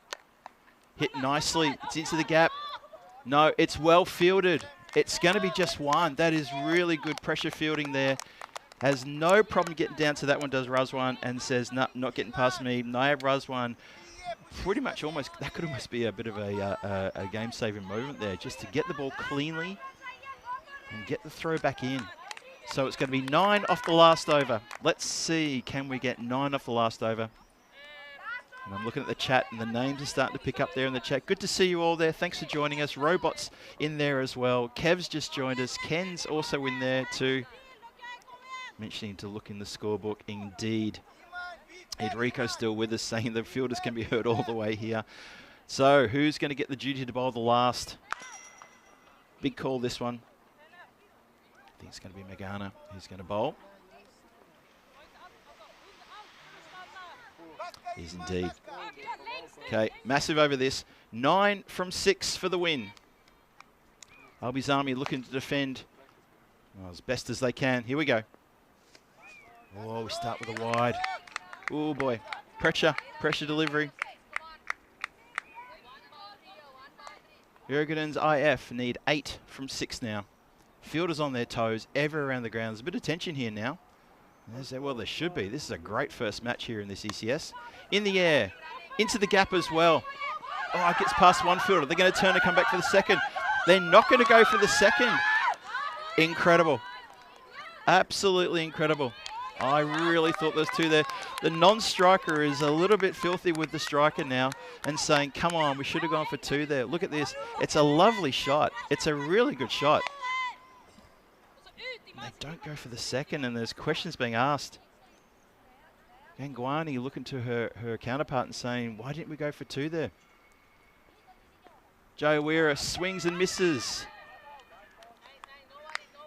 And umpire unmoved. It's shown as a wide. Square leg umpire was unmoved for the appeal.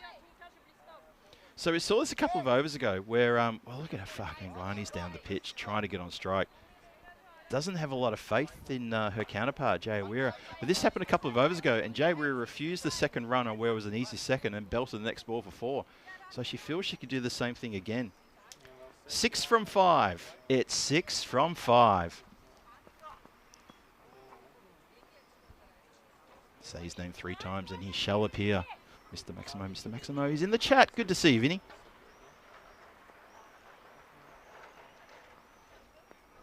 Winds up, miss hit. Short fielder comes into position and I think she slid it home okay. I'm not sure. Umpire's gone for the microphone. He hasn't shown us the replay sign yet. And now he shows the replay sign and says, let's have a look at the video replay. Did they get home? Look at this. Now, ball comes in. Slight fumble there. And, oh, just roll it back a bit. And just see, did the bat get put down in time? Bales. And gone. Absolutely gone. No, nothing down in time. You're done. And the umpire will give the indication in just a moment. The good news, though, for Jurgensen is that they do have Gangwani at the striker's end. It looks like, yeah, the ball did spill. So not out is the decision.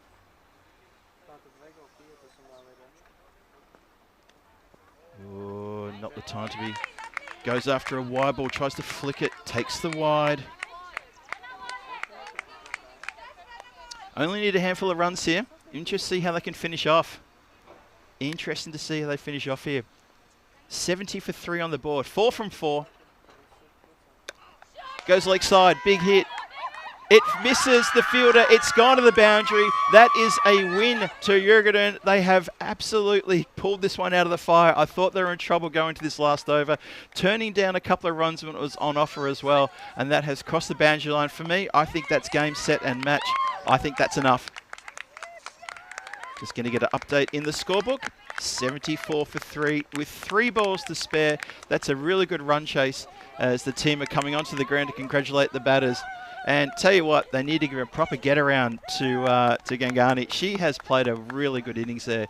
And she was the one who was a little bit fired up about getting on strike and was having a few words to her her batting partner saying, look, get me on strike. I'm the set batter.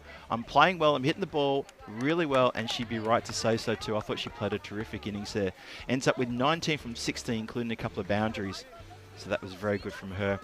Jay Wearer there was trying to give a bit of support, chewing up a few dot balls as well along the way. But nothing to worry about there. It's a big win to that team. There's smiles all around. Albies Army will have to go away and have a bit of a consideration about what went wrong there. But they just couldn't keep it together. Need a few more runs on the board. As we have a look at the video replay there, and the Lundell taking a very good catch down there in the mid-off position. And that's what got things started for Albies Army. It sort of brought them a bit out of their shell. They didn't start in a big flurry. They started a little bit flat-footed. And then it was Jürgen who started to step up a little bit here. That wicket to Razwan, how about that for a pumped-up bowler? Gave the big double fist pump, was very happy. Getting a proper get-around as well from her teammates. They were so excited by that. But then after that, it was a scooped-up catch. This was a really good catch. Unfortunately, just missed out a camera shot there. Oh, here it is. Nicely caught there, 2 circles, and nicely caught there as well. That was Alina Aslan with a very good catch running in. It was her anticipation of that shot that I thought was really good. I saw it live right in front of me, and I thought that was such a good catch. And then this was the final shot along the ground. Fielder couldn't get down to it quick enough, and it got through. It was 4 for 4 needed at that point, and that was the winning hit there. And big shout out to Dia Gangwani, who took a bad knock on the knee when she was fielding, and then she came out to bowl the next over. She got a wicket, I think, in the first 2 balls of that over, and then she's come out and hit the winning runs and played a really good innings and kept things together for Jürgen, and that is a good win. Equal top score with 19 from 16. Gunjan Shukla, who's really impressing us as an all-rounder, 19 from 11 as well. Good contributions all around there. Pretty good bowling in the end. 10 wides in total from those 9.3 overs. Good game. Very good game, ladies. What an exciting way to start the Sweden series. And I can look down and see our good mate Scotty from Melbourne is saying exactly those words. I didn't see that, Scotty, before I said that, so I'm glad to see you echoing those words indeed. And of course, we're looking for many positive comments there. Yeah, on that run out before, Vinny, you're absolutely right. Yeah, kick the stumps first. Good shout there. And what a good finish. 73 for 8 from Albies Army, and 74 for 3 in response. Jürgen, they get the win here by 7 wickets with 3 balls to spare. 2 scores of 19 there led the way. Gunjan Shukla and Dia Gangwani, who I said before, just had a slight little knock to the knee, but she seems to have come good. Shukla impressing with both bat and ball in that match. Maybe put a hand up for player of the match. I'll let you know that later. So match number 1's in the can. We're looking ahead now to match number 2 coming your way probably in about 15 minutes time. We're going to see the Stockholm Cricket Club ladies coming across now, and Jürgen's going to get a chance to sit this match out. We'll see them a bit later as we see Stockholm. They're actually walking across right in front of me now, giving me a big wave. Hello, good to see you, ladies. Good luck today as well as they take on Albies Army in the next match coming your way shortly here on the European Cricket Network. This is Phil G for the European Cricket Network saying I'll see you guys in probably about 12 minutes time, and we'll start match number 2 shortly. It's coming your way very soon. This is the European Cricket Series here in Sweden. It's day 1, match 2. It's about to start. Don't go too far.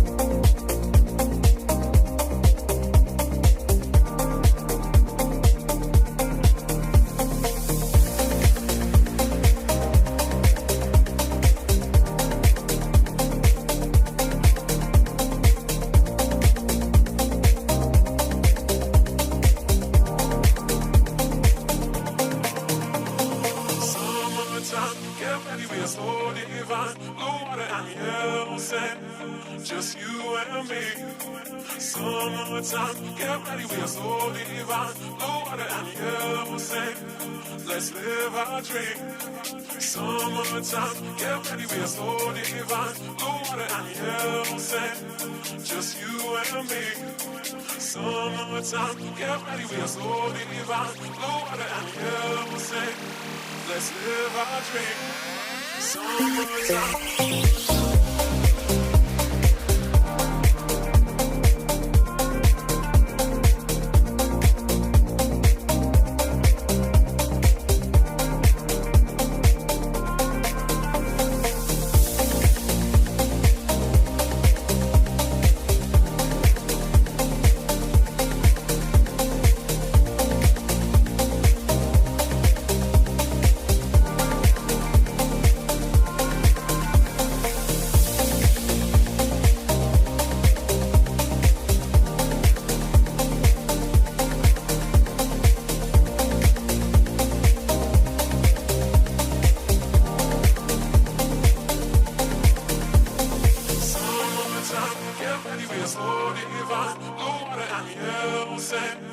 Just you and me.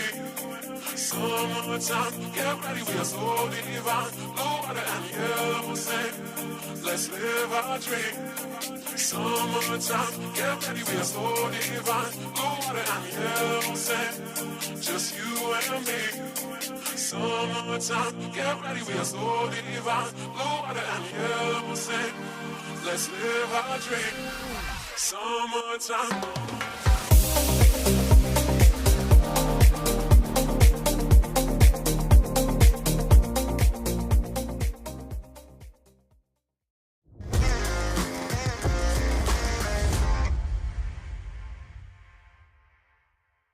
This European cricket event is proudly brought to you by HCL Software, Rado and 1xBet.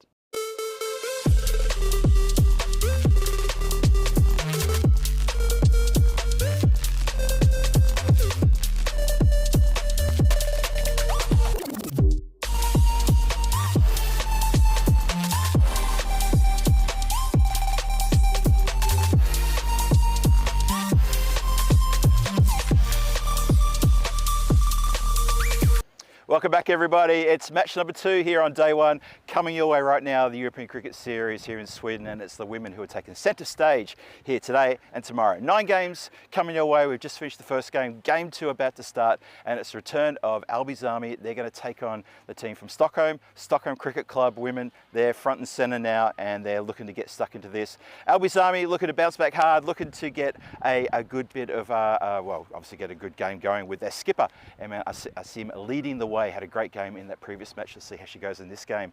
And obviously for Stockholm CC, it's their first chance to have a look at them today.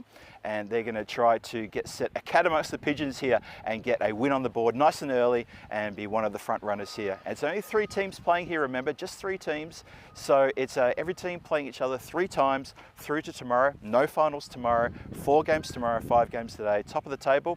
They're going to be crowned the winners. So why don't we get stuck into match number 2? It's time to go across to Charles Croucher, who's got the 2 captains for the coin toss. Charles, take it away. Thanks, Phil. Welcome to the toss for match 2 with Stockholm CC with Albi Zalmi to call. Tails. Tails is the call, and it is a tail. We'd like to bat first. Albi Zalmi won the toss, and they'll bat. Thank you, Charles. There you go. Albi's Army looking to put a score on the board again. They got close in that previous game, didn't they? Really, really close. Phil G here for the European Cricket Network, taking you through the action today, tomorrow, and for the rest of the week. Running solo today. Actually, running solo for the rest of the week, actually. So look forward to having your company. Keep the comments coming on the chat as we get stuck into this European Cricket Series for women in earnest. And Albi's Army win the toss, one over back first, as they did previously. They got a chance to have a bat earlier. Did win the toss, lose the toss in match number 1. Got a chance to bat, put a score on the board of only 73. So we're looking to do better than that this time around. And they'll be looking to defend against Stockholm Cricket Club when they get their chance to bat later. But before then, there's a fair bit to get through here. Have a look at the lineups there. Sana Fiadas bringing the team out right now as I speak, leading the team out with the umpires into the centre. And of course, Eman Asim, I mentioned her just at the top there, how important it is for them to get a really good game from her as well. The skipper, see if she can lead by example and get some runs on the board herself. I thought she captained pretty well in that previous game, and unfortunately for them, they did lose the game by 7 wickets, but only with 3 balls to spare. It came pretty close, down to the wire. It was a great game. Match number 2 looks like this. Supercomputer likes Albi's Army, saw something that the computer liked in that first game, and given the Stockholm Cricket Club only 30% chance for a win there. We'll see how that pans out. Albi's Army there with a bit to do. They want to bounce back here. They'll have the next game off, so they'll have a break. And for Albi's Army too, they've got 4 games today. So I'm interested to see who plays in the afternoon games, whether they rotate the team around, maybe give a couple of players a break. So yeah, 4 games for them today. That's quite a fair bit of cricket. For Stockholm CC, they've got 3 games today. And the same, of course, for Jurgen's as well. Jurgen's IF, who had the win in that match number 1. Got themselves a very good win there. Nice to get a good win early on in a tournament as the ladies were leaving the ground, coming past the commentary cube. I said to them, well played, and a few of them came over and they said, you know how big it is to get a win in the first game of a tournament. I said, of course I do, although I used to play for the Prague Barbarians. We never knew how that felt. They hadn't heard of us, but that's okay, because it's a massive thing to get a win first up in a tournament like this. And only playing, well, 3 teams playing each other 3 times in this game. So it's good to get the wins early, just so you take a bit of pressure off as you go into the next game and the game after that. But Albi's Army with 4 games today here in warm conditions. It is warming up. It's probably pushing towards 22, 23 now. That breeze is still coming across the ground from left to right as you're looking down the ground. So that's keeping things nice and cool for all the players. You can see the big nets facility that's been set up there in the background, the big green netting. It's a very nice facility here at the ground. There are 2 grounds, actually. There's another ground away to the left of screen, just out of shot. You probably can't quite see it there. There's a small little, they've set up like a little sort of concrete viewing stand as well over to the left, and that separates the 2 grounds. That's a nice little setup here in Stockholm. This is in a part of Stockholm that's, we call it, I'm trying to think pronunciation. Make sure you get the pronunciation right. Need to get it right. It's Botkyrka. That's what we call it. Botkyrka. Thanks, Vinny, for that. So Botkyrka is the area we're in, which is in a region of Norrberg, which is on west-southwest of the city, about a 40-minute drive from Stockholm Central. Not far at all. But it's beautiful blue sky. There's not a breath of a cloud as far as the eye can see from the Eagle, and I've got a pretty good vantage point here. It's another beautiful day. The whole week is looking like this. It's going to be sort of mid-20s, 25, 26, 27 degrees maximums. A little bit cooler than on the weekend. It was up to 31, 32 on the weekend. I know I was here doing the tourist things with Mrs. G, getting around town and seeing what's going on in Stockholm. Had a wonderful weekend as well.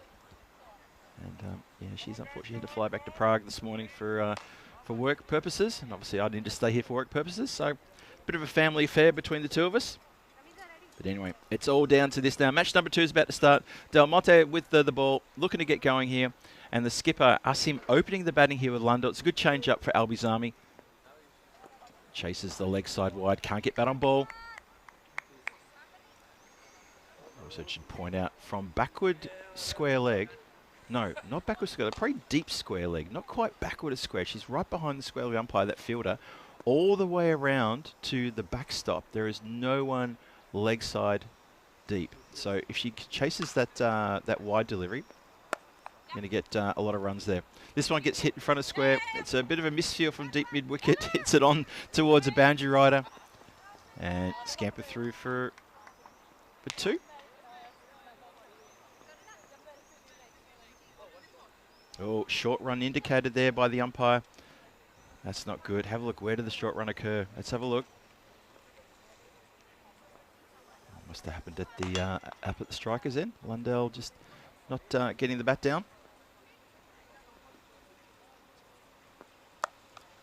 Hits this one through the gap. That's a nice shot. That'll run across the grass, and that's 4 runs. The grass was cut this morning. We arrived at the ground, and the caretaker was out there with his ride-on lawnmower taking care of business. Did a good job as well. Good morning to Monteluce, who joins us in the chat as well. And to Johnny, he has joined us. Good to see you all there. Thank you, Johnny, for your very kind words. Much appreciated. And you too, Julie. Guys, I always appreciate the shout-out. You know, I'm always a spanner. I am indeed a spanner. No, Danny loves calling me a spanner. I am a spanner. Hit up in the air and just doesn't quite make it to the backstop. Gives the underarms to the keeper. It's good support there for the keeper, the backstop. He's just on the offside, so slightly towards third, not towards fine leg. However, for the left-hander, let's see if she changes over. The backstop, just doing a shoelace there. Nope, she's staying there. So now that fine third becomes fine leg. Bowler going to change sides as well to the left-hander. Bit of a test here for Lundell. She'd love to get amongst the runs. Tossed up or hits the edge of the pitch and flies away. That's going to be called a no ball. Bowler just struggling with the line there, trying a different approach to left-hander. Free hit indicated.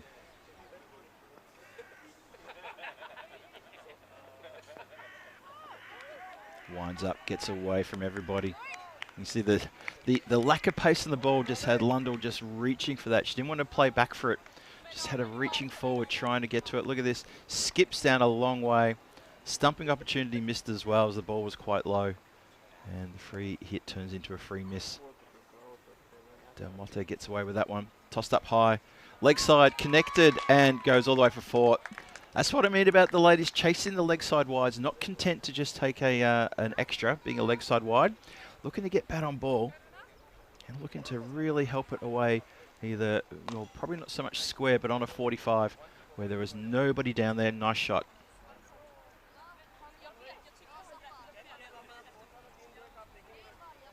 So hello to everyone in the chat. Whether you've got a blue spanner or not, it's wonderful to have your company in the chat. Benedict Chambers has joined us as well. Hello there, Benedict. Good to see you there. Andrew Gilbert has also joined us. That's been taken around the corner for another boundary. Oh, has it got the legs? I may have called it too early. I have. It hasn't got the legs.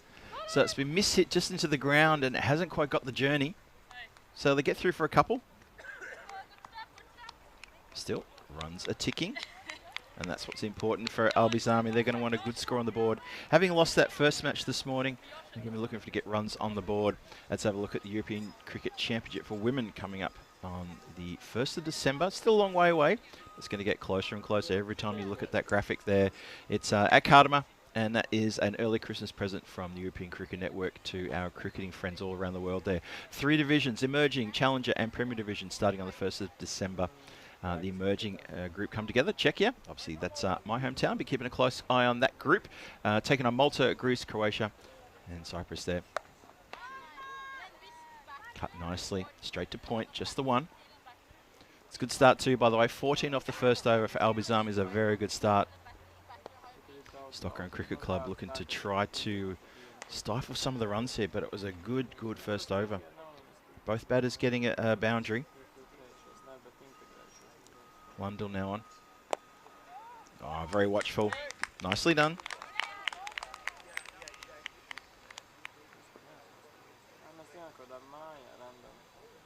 Yeah, Rhino Cricket asking about the short run of the previous over, but well pointed out from Mondeluz.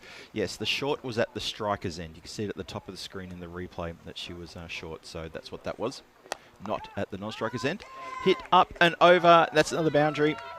So Lundell here getting amongst the runs. Nice strike.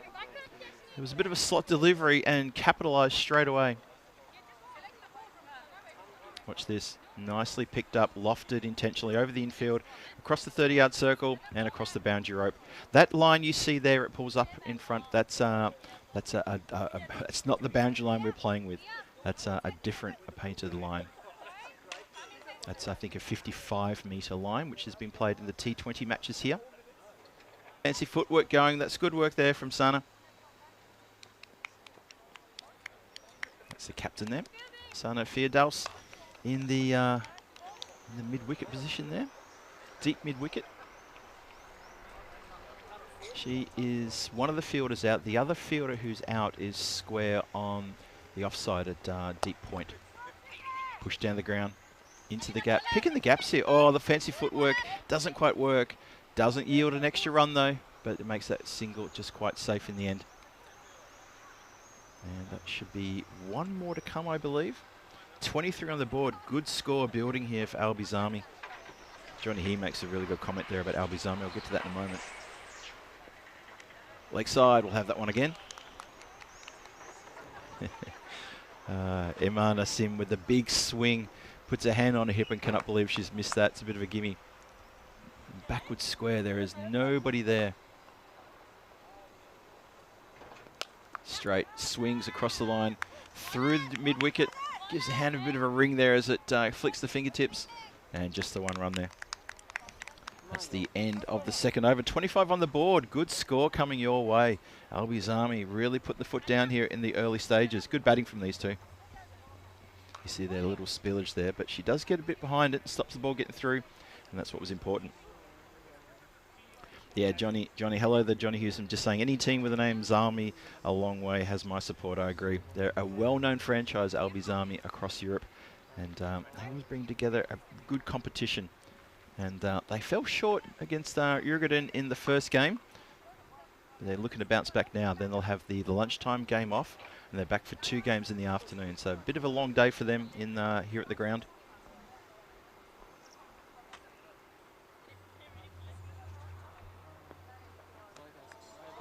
Another wide ball down leg side again. Del Monte's going to bowl herself out.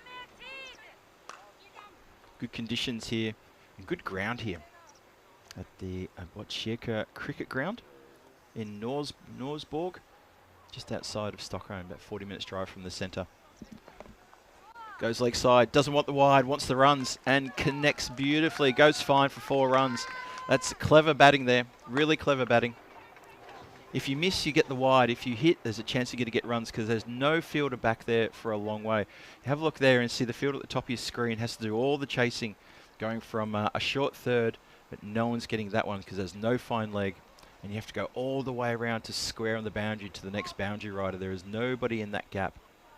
It's like a massive quarter of the ground has no fielder. And now they're putting in a fine leg at about 45, just on the edge of the infield. Cut. Beautifully cut too. Rocks back, does Asim, and that is shot of the morning. That's a terrific shot, that one. Love it. One more time. Just weight back and then forward and cuts it beautifully. Any batter worth their salt would love that. Absolutely love that shot. I love to see the cut shot played like that.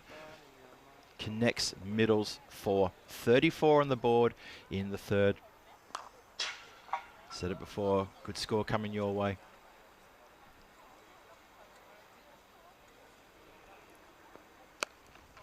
Goes for it again. This time the fancy footwork can't work. Tries to kick it, and it's back-to-back boundaries. Score's starting to pick up now. That run rate starting to get a little bit troubling now for Stockholm CC. This is getting away from them. And this over getting expensive. That's 3 4s on the trot. Johnny just telling me he didn't wake up till the end of that game. At least you're awake. And you've joined us now, so that's good to see you there, Johnny. Always is. Said it before, I'll say it again. It's not ECN chat with that Johnny Houston in the chat. Down the ground. Good work in the fielder to stand her ground there and get the ball back quickly. Very good work indeed. That's Bardwaj who had to stand tall there at that mid-off position. Just out of shot, but she had to stand tall. That came to her pretty quickly. And the throw back was a little bit hard for the bowler to take.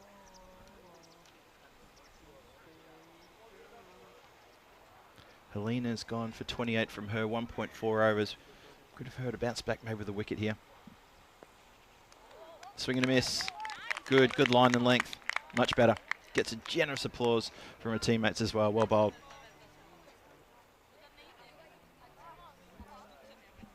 Last ball of the power play coming out, and what a power play it's been for Albi's Army. 39 plus this. Cut just in front of square. And just the one. Oh, no, hang on, wait a minute. Gets through the wicket keeper. They're not going to try for a buzzer. Just the one run. Lundell will keep the strike going into the fourth.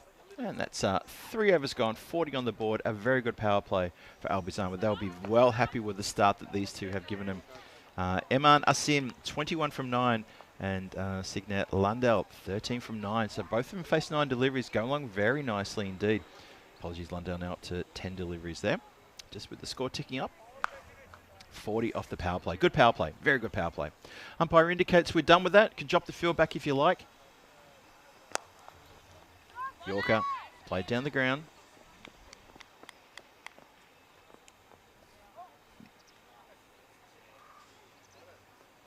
It's a good first delivery, that one.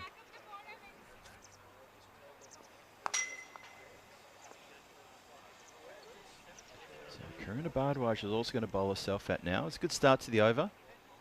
They love a breakthrough now. Albizami just starting to get away from them. Cut nicely. Straight to the fielder there in the covers. They'll take one. Oh, fielder giving that hand a bit of a ring. You can see there she's... Oh, that hit hard. Yashne Sanakomu has to give the hand a bit of a ring. You see she's holding up the fingers as well and just counting them in front of her face, making sure they're all there. That hit hard. I hope she's all right, yeah. After she gets rid of the ball, look at that. Just ow, ow, ow, ow, ow. We all know how that feels early in the morning. Hope she's all right. Hope she's not in a bit of strife. Now, wicketkeeper's going over to have a chat to her. I think maybe she could be in a little bit of trouble, maybe. Yep, I think she's in a bit of trouble. Medic's coming on. That has that slammed into something. Okay, well, just have to get some medical treatment.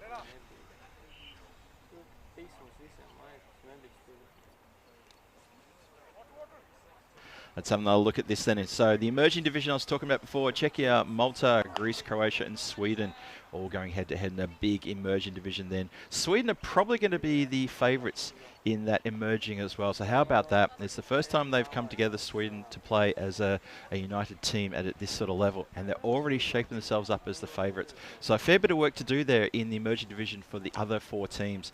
Although, you know, I'm a bit of a fan of the Croatian women. I think they're very, very good indeed, as are, of course, the Czechia women. And then you've got Challenger and Premier divisions coming up after that as well. And that is big work coming your way. So we'll talk about that a bit more as the days go on and the weeks go on, because that's going to get closer and closer. And we see we're resuming play now. It looks like the fielder who's taken that hit, it was Yashni Sanakomu. I think she's gone off for a bit of treatment now, as that has slammed into the fingers pretty badly. And I think that the 12th player will come on to step up, just get confirmation on that one, but it looks like that's what's happened. Now there's a lot of fielders there on the offside all sort of trying to sort themselves out. Now I think the captain's sorted them out. So it looks like Stockholm Cricket Club have had to bring on their 12th player, because Yashni's taken a really bit of a sharp one to the hands there. We continue though. Hit up in the air. And bowler hangs on to a red-hot chance there. So we have a bit of a break in proceedings there with an injury, and the bowler chips in. Karuna there with a very good caught and bowled. Steady pair of hands. Doesn't even juggle it, just holds it really well. And that's a nice breakthrough, a very well-timed breakthrough here. One more time. Lundell looking to accelerate here. Goes to go downtown, can only get it up in the air as far as the bowler, who just walks across and takes a well-judged catch. Big celebrations. Oh, and Signa's probably going to know that she's missed an opportunity there to really get stuck into the runs. So her counterpart, her captain, was doing that just before, but just doesn't quite get there. And a good catch, very good catch nonetheless.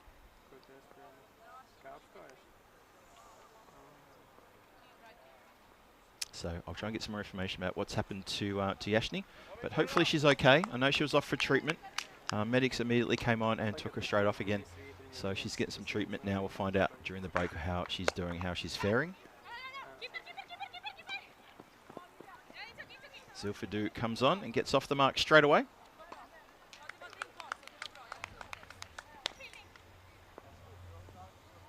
A bit of hesitation there from the bowler. Just gets through the bowler's hands, but well backed up.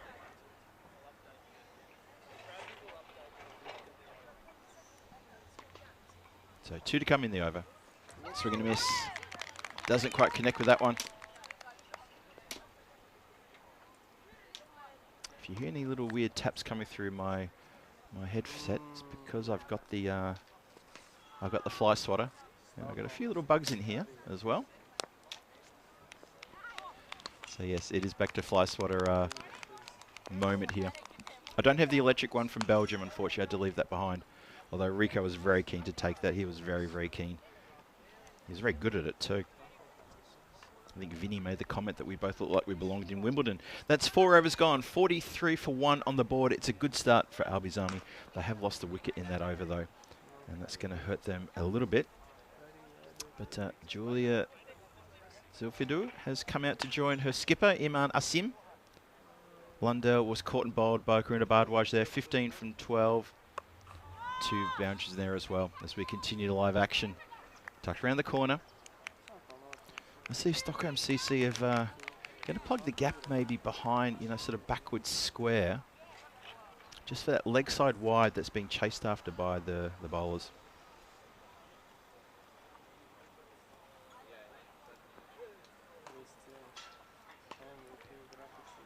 Tossed up. Asim gets a bat on that one. Good throw, good quick work in the field there, gets the throw back. 45 for 1 on the board in the 5th. Good score building here. Albi's Army, they're probably eyeing off a score in the high 90s, maybe even pushing into triple digits. When they love to get that, get pressure straight on the batters from Stockholm CC and obviously help out with their net run rate as well. Dot ball's a good ball. Good comeback there from the skipper. That's Sana Firdaus, who is bowling, captain of the side.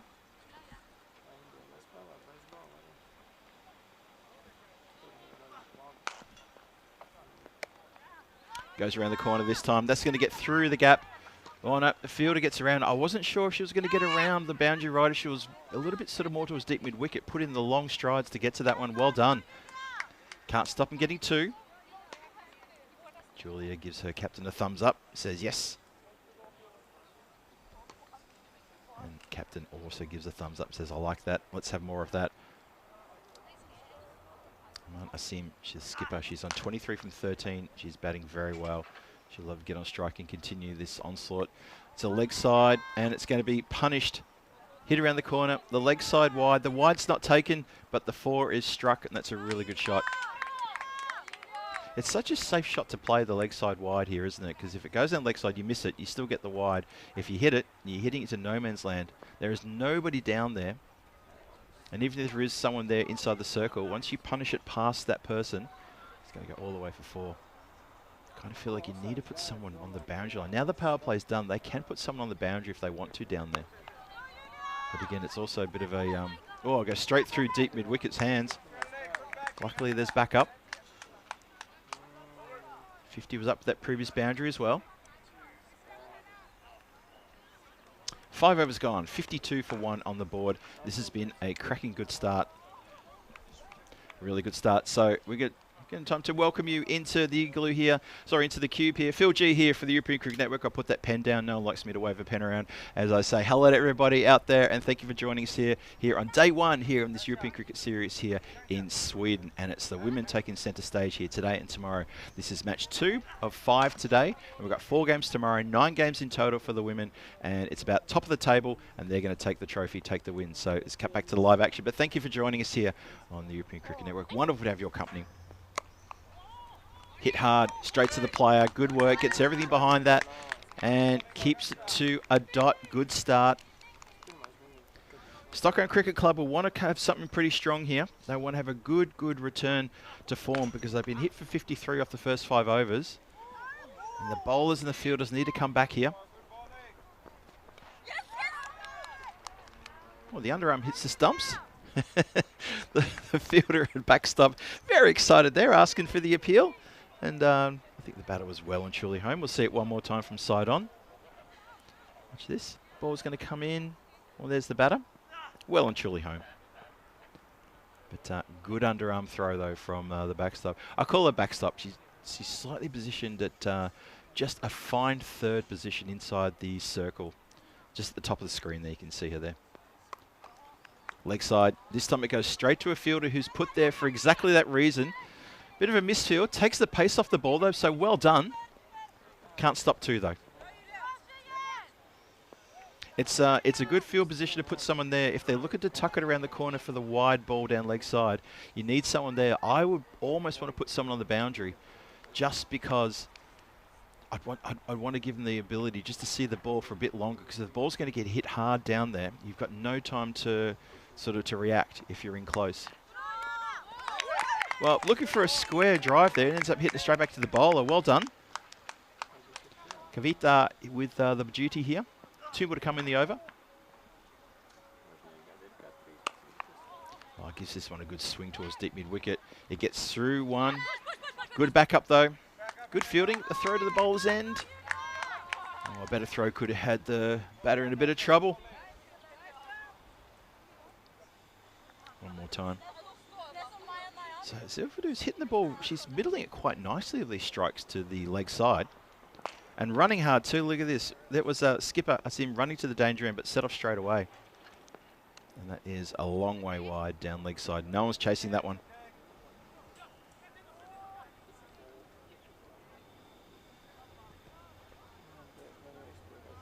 Good morning to Wayne. He's joined us in the chat. Or good evening to Wayne from your part of the world. Leg side smacked, and that is going to beat the fielder. The fielder had to sort of chase into it, turned and ran. Some fancy footwork as well, and the boundary line can't stop it getting past. And that has gone for 4 runs, as indicated by the umpire. It was touch and go for a moment, though. I thought maybe she might leave the ball there just for a second. Just for a second, Julia sort of held her shot. But then that little bit of attempted footwork there sort of almost ran into the fielder coming the other way.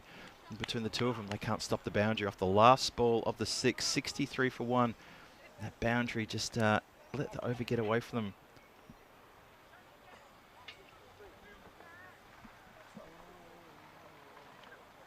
And it's going to be, looks like Sana's going to return to bowl herself out. 63 for 1 after 6. Good work here from Albizami. Big score coming for the ladies. Oh yeah, just a bit easy that. I'm not sure she's middled that one. She certainly has. That's gone a long, long way back. A long, long, long way back. There's going to have to reload throw back into the field of play.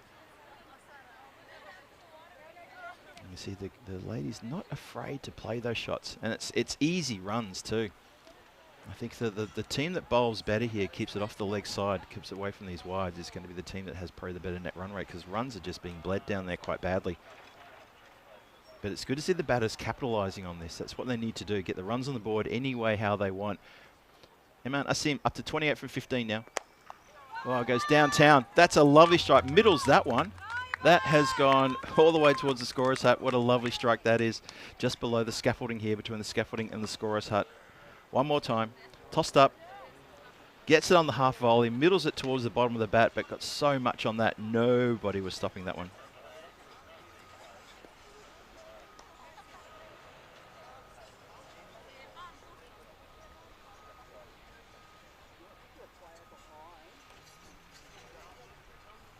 $71 for 1. Danger signs now for, well, there's been a few danger signs for Stockholm CC. They need a few tight overs here. This score is starting to get quite away from that. Run rate is at 11.2. So even Supercomputer expecting triple digits coming your way. Fairdaus needs to find some wickets here. Keep away from the slot deliveries. Tossed up. Up in the air. One bounce. And that is 4 runs. That's so close to a Maximo. That was really, really close. And poor old Helene has got the job to chase after it. All the way down to the scaffolding. And I tell you what, you probably want to keep the fielder straight and on the boundary line here, because they're looking to go downtown. One more time on the replay. I think they're just looking at the replay again. I saw that as Maximo. Let's have this one more time. Thank you to 2 circles for this one. Yep, that's unless I've probably got the wrong line. That's probably what I've got. This one also up in the air. Oh, Helena just didn't put her hands together and wasn't too sure about that one. And that goes. There's Alistair. Does the fielding. In the dark sunnies. We know who that is. Big Maximo down the ground. Just as I was saying, they probably want to keep a couple of good fielders down the ground for these hits. I think it's really important to get a fielder who can possibly take the catch, not afraid to put the hands up. Maybe an additional fielder straight, maybe. Chases a wide one, doesn't get anything on it. And indicated wide by the umpire. Monty asking, did I invent a word anyway? How? Yeah, I'm often bringing up new words into the into my European Cricket Network vocabulary, and I reckon that's a good one. It's a bit of this, it's a bit of that. Wide leg side. Good spot there, Monty. Appreciate it.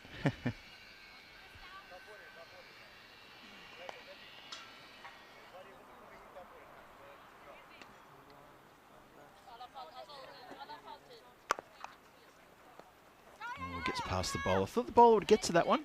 Just the single.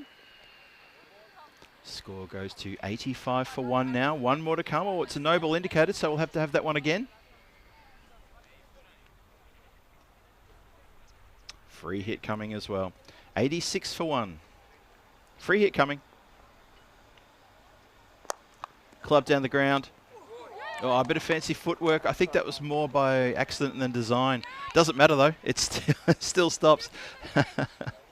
And the fielder just turned around to the dugout, gave a thumbs up to and said, "Yep, I'm all right." Now has a look at her foot and says, "Are you all right? I hope my foot's all right." I think that's I think it's the 12th player there who got the foot down to that one. Don't think we've yet seen the return of Yashni after the injury she took early on, very early on in the innings, where she had a ball that got launched into her hands and may have popped a finger out. I didn't see anything cut on her hand. I didn't see anything like that, but it looked like maybe a thumb or a finger might have come out of its position. And she's probably had to get a little bit of treatment now. Let's have a look at the calendar for 2025. ECS calendar 2025. Well, we're well and truly now into the second half of the year. Can't believe how fast the year has gone. How about that? Break 2 here at the 5 over mark, which is good because the sun is starting to get high in the sky. Umpire's just asking to have it a quick drinks break as well. So the people walking across, I think he's saying to them, look, let's have a quick drinks break. Make sure you keep your fluids and your hydrations up. And as the day goes on, I would expect this at the 5th over for all the games today. We've had some very warm temperatures over the weekend, pushing into 31, 32 degrees. I spent the weekend in the city, and I could tell you it was very, very warm in town. Whenever there was a breeze coming off the water, you could see so many tourists and so many locals just had that look in their face of, oh, thank goodness for that. It was really nice to get. We're not too far from the water here. I think it's just a ways to the back of the ground, just right over the back of those tree lines. It's not too far away. So there is a nice cool breeze coming across the ground. But the hydration is important as the sun gets in the sky. It's got a bit of a burn to it as well. So that's really good from the umpires and from the officials to say let's have a break there. That previous over from Sana, the captain, it went magical. It went for 25 runs. It was very expensive. And it was a really good exhibition of Eman Asim and Julia Silfadul getting after the bowling and really putting the foot down and accelerating. 88 for 1. 7 overs gone. Just had a quick drinks break. Potter up now with the ball. See what she can do. Needs to try to put the brakes on here even harder. She goes straight down the ground. Just going to be the one. Helene is down there. Good clean bit of fielding. Good throw back as well.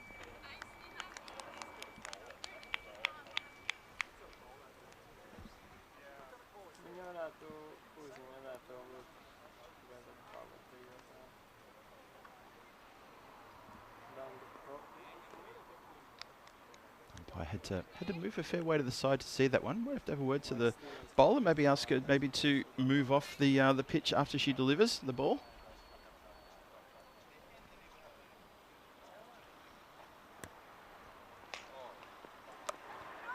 Hit nicely with a bit of pace. That's going to beat the fielder. That's going to go all the way for 4 runs. Backward a square. Nice shot. Eman Asim with a really good pounding shot there. Smacks that one quite hard. Goes to 47.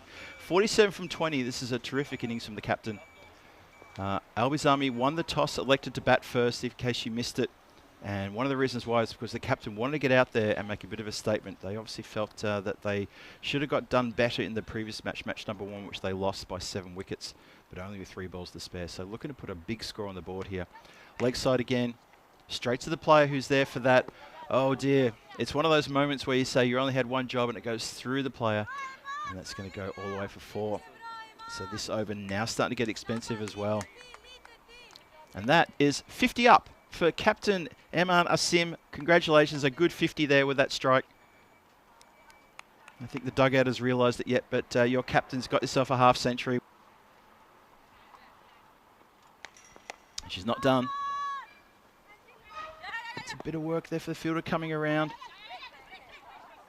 Oh, I have to hurry through for this one, and they do. They get through for a couple. It's good running. Very good running indeed. Very good. Have a look one again. And we've got the wagon wheel up as well to show the runs being scored. Most of the runs, well, twice the amount of runs being scored on the leg side as opposed to the offside. So it's a ratio of 2 to 1, exactly. Goes to play the massive uppercut. No ball indicated by square leg and then concurred by the standing umpire as well. And the 100 up previous to that as well. So 101 for 1 here in the 8th. Big score coming. Free hit coming as well. Imana Sim just give himself a bit of stretch there. It is warm out in the centre. I saw someone drop a comment before about really drinks in a T10 game. Absolutely. Got to be careful about the players. If you know anything about nutrition and hydration, you know how important it is to make sure that players who are working very hard out there on the heat are not going to become dehydrated. So of course we have a drinks break. That was Nirmal who dropped that comment in. I hope that's answered that for you, Nirmal.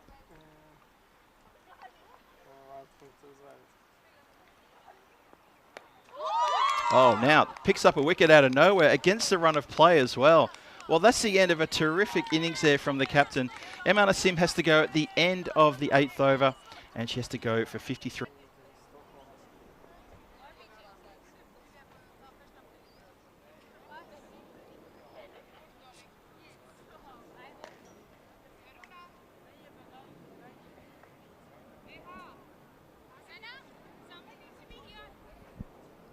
So we're going to start the 9th. Shradara with the ball. 101 for 2. 2 overs to go. Sort of feel that Stockholm have pretty much given away a few too many runs here, and they could be in a little bit of trouble. Obviously, it remains to be seen. Got a very strong batting lineup. We'll find out about that sure enough as we start the 9th.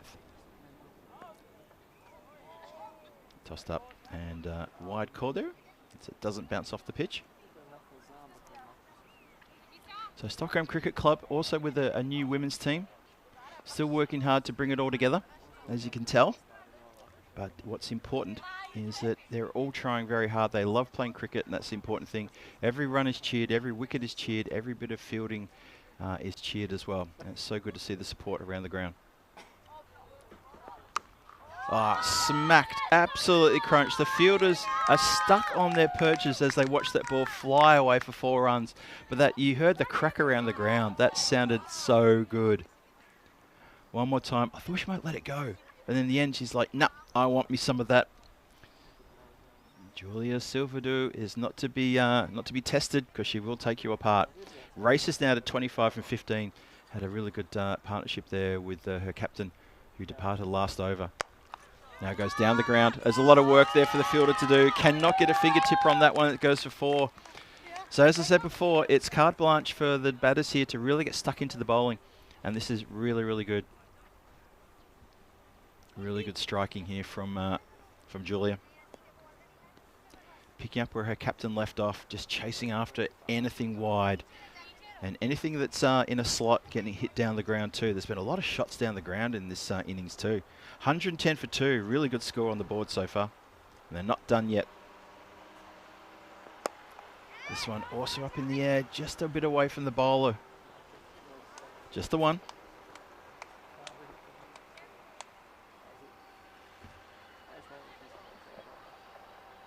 Hello to Tevin Herath. Joins us in the chat. Good comment there, Tevin.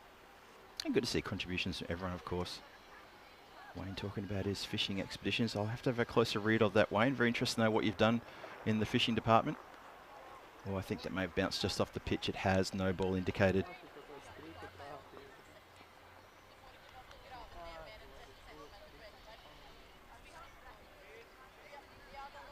Wayne asking me, Phil, are you there? Yes, I'm here. Is that what you meant, Wayne? If I'm here at the ground? I'm definitely here at the ground. You were mentioning something about some sound problems. Hope that's okay. 113 for 2. Free hit still coming. leg side. Shradara just losing her way here in this over, completely losing her way. Struggling to get the right line in.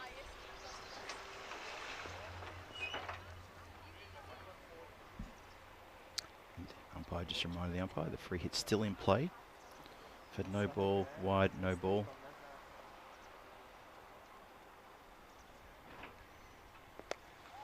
It's bat on ball to this one. It's going to go through the gap. Chase is on. Who's going to win that race? Fielder chases hard. That's the captain chasing hard off that one, Sana. And gets a really rushed throw back to the bowlers then to stop any chance of another run. So well done to Sana there, chasing hard.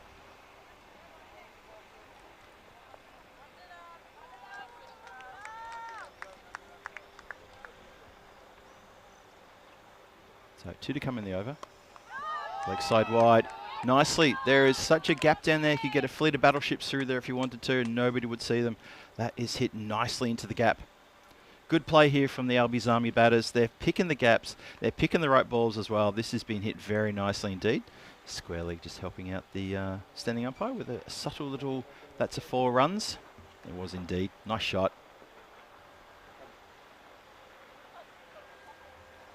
Luganula now up to 6 from forward, playing very, very well. Had a good morning so far. She's been amongst the rungs, been amongst the wickets, been into the fielding as well.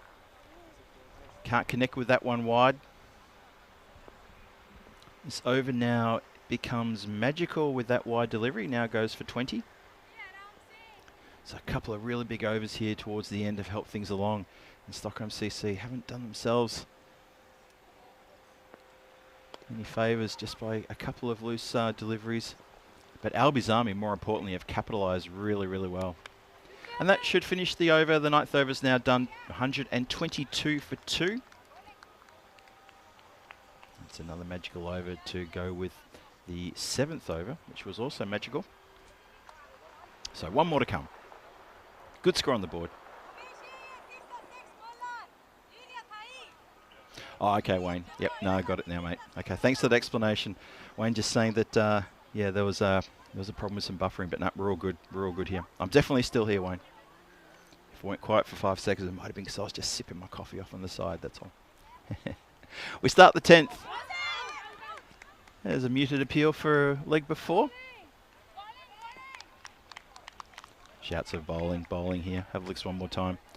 Right arm coming around the wicket. Yep, definitely doing a lot, going down leg a long way. Kapita with the duty to try to finish this out. Oh, that's picked up nicely and collected and dispatched. One bounce just inside the line. There was a genuine groan of, oh, that came from the dugout away to my left there. As you could tell that the Albies Army batters were thinking, oh, is that 6? Almost got the legs, not quite. Bounced just inside the circle. You'll see it come down just inside the circle here. And pop, and just over the line. This one goes backward a square. Bit of a chase on for the boundary rider. Gives it the boot. I think she's done well there, you know. I might need to check and see if she was maybe staying on the line, but I think that's been successfully saved with the big boot. I've said it before, I'll say it again. I would love to see a shoe manufacturer make a shoe with a reinforced instep, just so these sorts of things. Oh, I think that's hit the rope. May have just hit the rope. Just one more time. I think the umpire's just getting some instructions there. I think he's just listening in, and it looked to me, if we've got a chance. There we go. Yes. Good call from the umpire. I agree. Yep.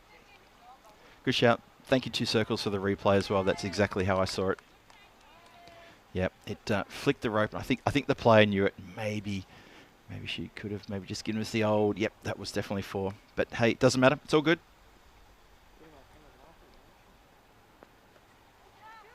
Oh, it doesn't quite get everything on that one. Again, just chasing that leg side wide. Gets it for a single. Well, I say leg side wide. It's not a wide if you hit it. Just that leg side delivery. That would have been a wide. So 2 to come in the innings. Swings hard at that one. Cannot connect. And wide ball shown by the umpire as well. Julia's putting together good innings here. 30 from 17 with 4 boundaries. All up, we've had 7, 8, 9, 18 fours scored in this in this innings from Albi's Army. That's a really, really good strike rate for them. 18 boundaries out of 16 deliveries. And they're not finished yet. They may get another one. You never know. So good conversion for them. And one Maximo. Swings hard at this one. Just going to be the single into the infield.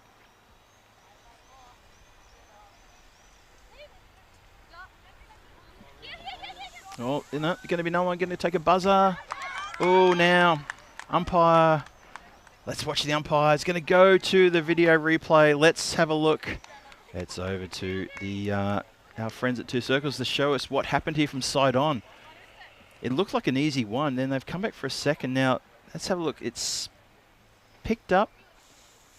Oh, bails are off there. Where does the bail go off? Maybe rock that back a bit. See where the batter crosses the line. Okay, bat in the air, bat in the air, bat in the air, bat in the air, bat down. Oh, I think that's going to be just given, I think. What's your call? Bat in the air. Oh, it's that frame there. If we go back a couple of frames. Yeah, bail in the air in there, and the bat looks like it's actually down, so I think it might be all right. And is. We're gold. So the bat was down just in the nick of time. I think it was 1 frame in it. So well done. Swings hard at a wide ball. Can't connect. So we're not quite the end of the innings. One more to come. 136 for 2. Big score here. And that is going to be off the pitch. It's a no ball. So Kavitha just looking to try to finish off the over here. Just struggling a bit. 137 for 2.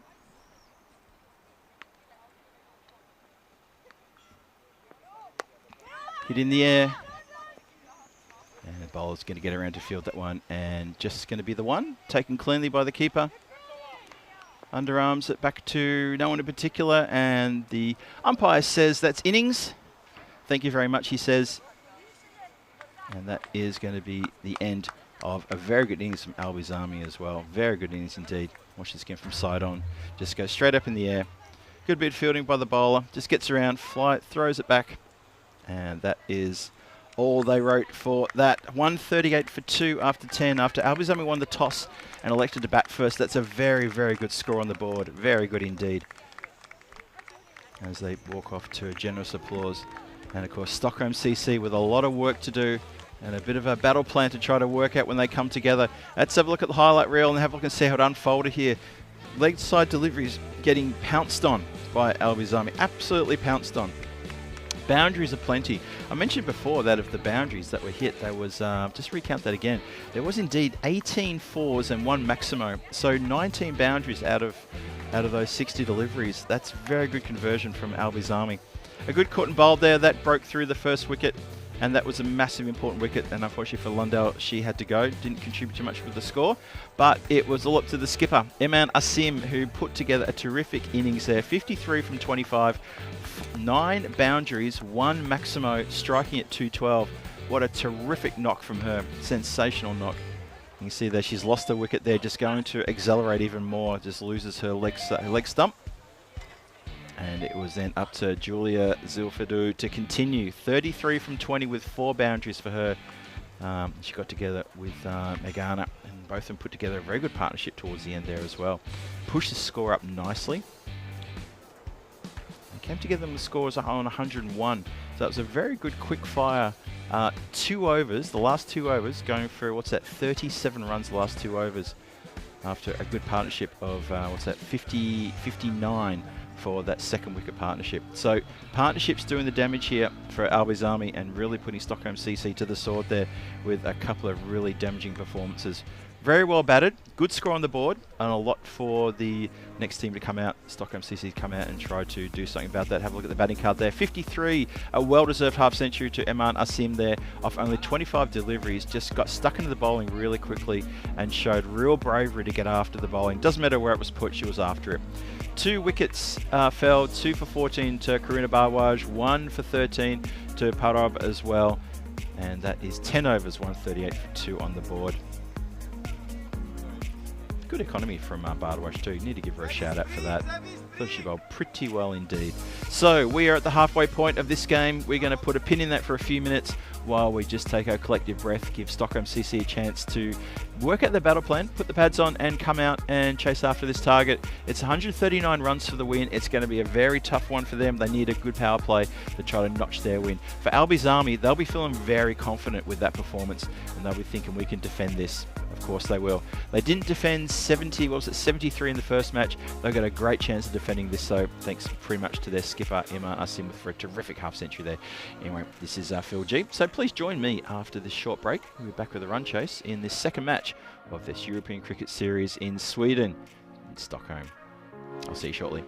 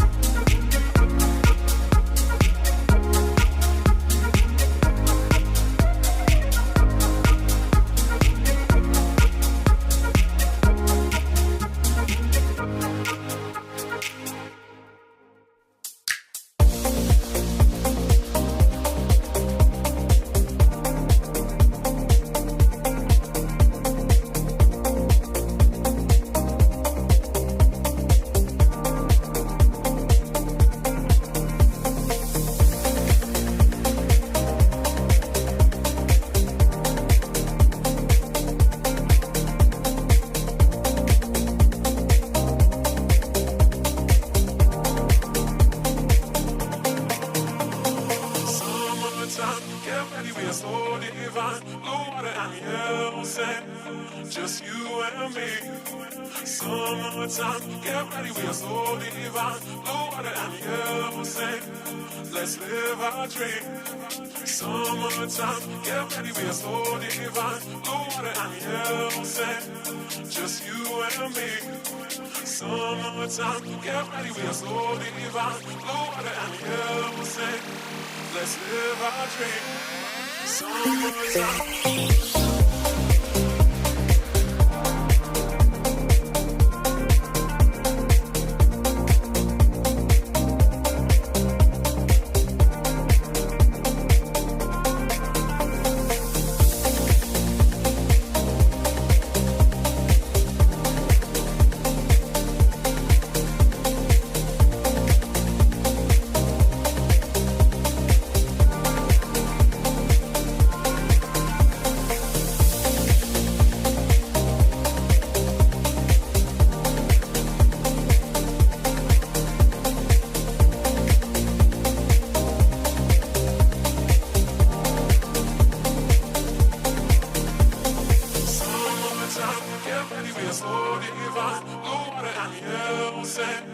Just you and me. Summertime, get ready, we are so divine. Blue water and yellow sand. Let's live our dream. Summertime, get ready, we are so divine. Blue water and yellow sand. Just you and me. Summertime, get ready, we are so divine. Blue water and yellow sand. Let's live our dream. Summertime.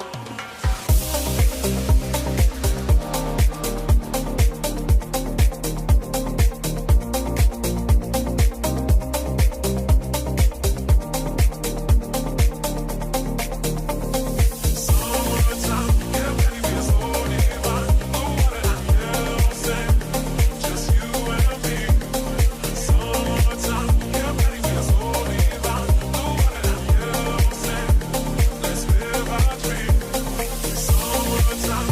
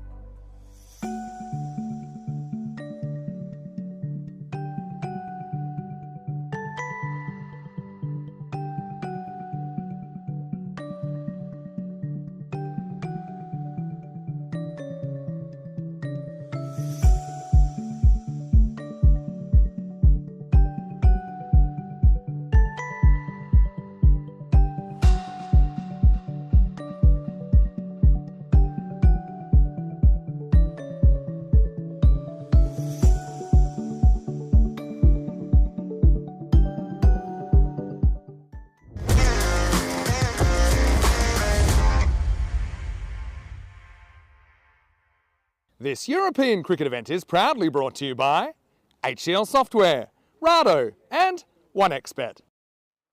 Welcome back to the cricket ground here. It's wonderful to have your company again. Phil G here for the European Cricket Network, taking you through the action here today and for the rest of the week.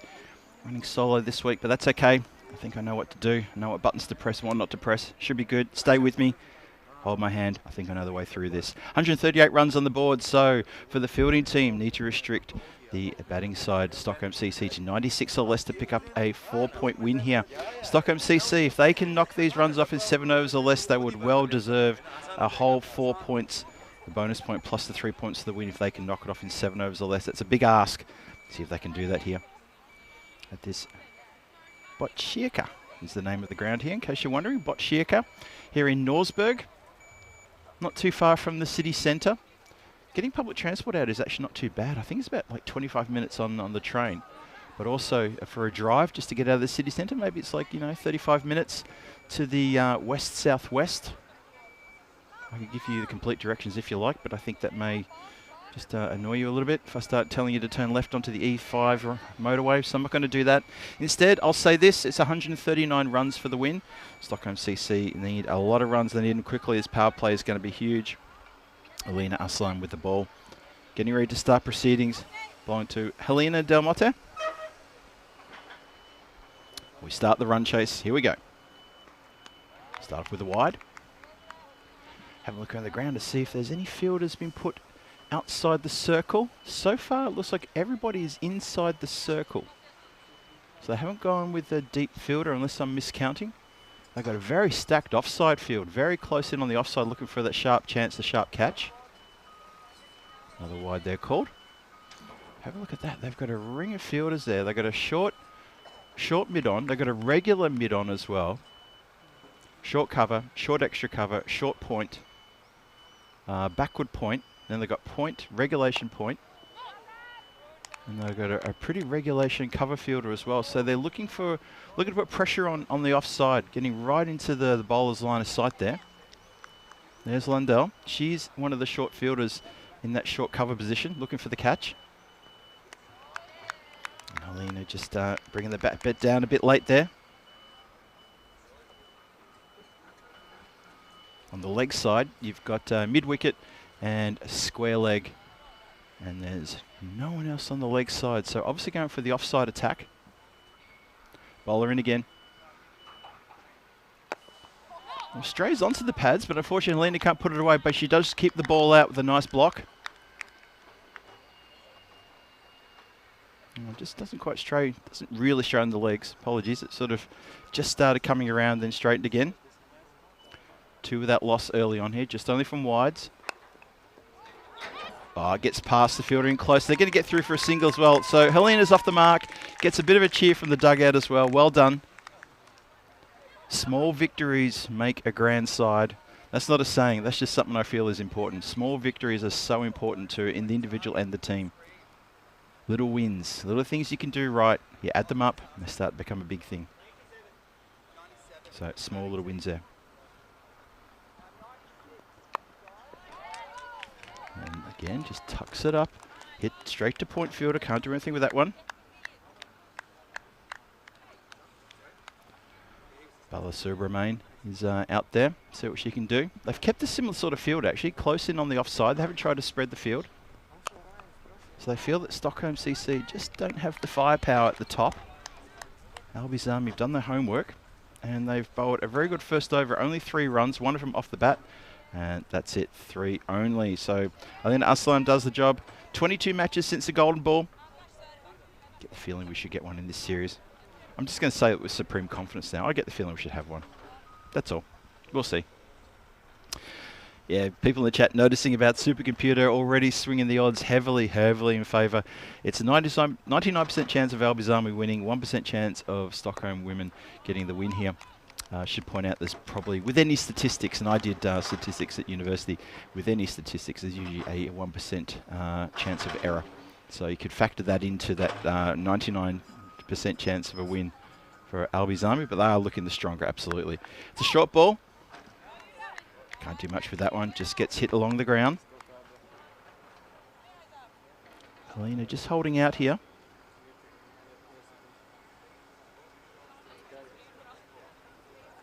Bella Subramanian at the non-striker's end, waiting for her chance. Again, to the short fielder. So Albi's Army starting well in this power play, really getting the pressure on, and no runs coming. Just one run from the bat in the first 1.5 overs. That's the wide ball go.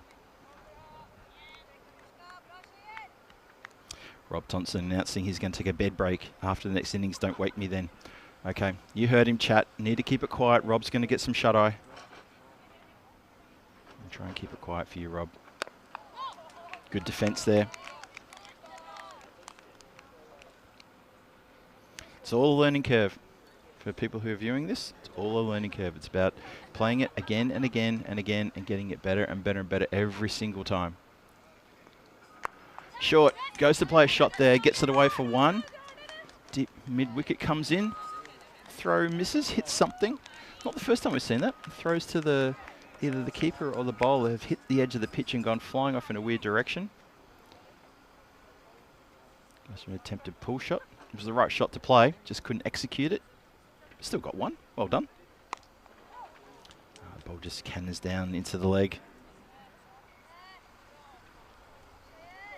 Bella Subramanian just looking to get things, trying to get it away here. She can't. That's the last ball of the over. It's 5 off 2.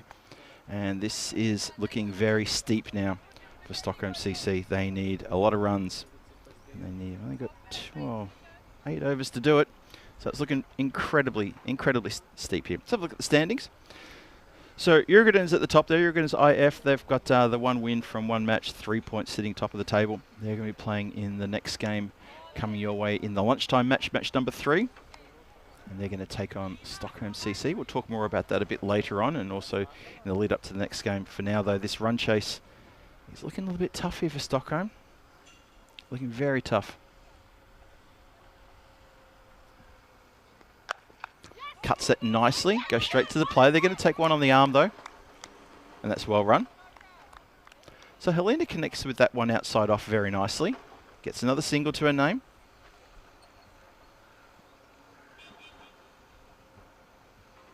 Gets Bhavathi on strike. See what she can do now. Hits uppishly. She finds the gap. Are they going to turn for 2? No, just happy with the one. The relayed throw, not quite coming back yet. I think the batters realised there was probably a second there. They weren't sort of prepared for a relayed throw back in. Maybe misjudged the arm of the fielder who went to ground to try to field that ball. But clipped uppishly, but straight between the two fielders. Have a look at this one again. So the fielder here saves the runs. Ooh, that back foot, was that back foot over the line when she threw the ball in? Maybe just one more time. No, that's okay. I think umpires are okay with that.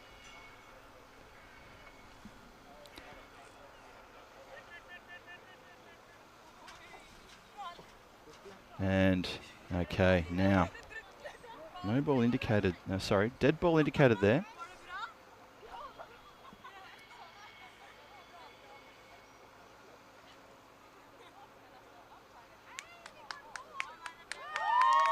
Thank you to Two Circles for that replay. Yes, indeed, you are correct.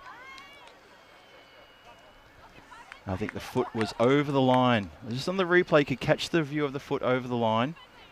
So it does go for 4. And that's where the cheer you just heard, of course, in the dugout there.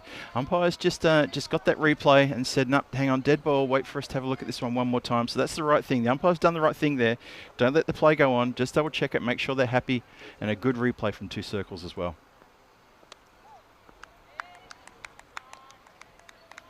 Good follow-up delivery there from Aslam.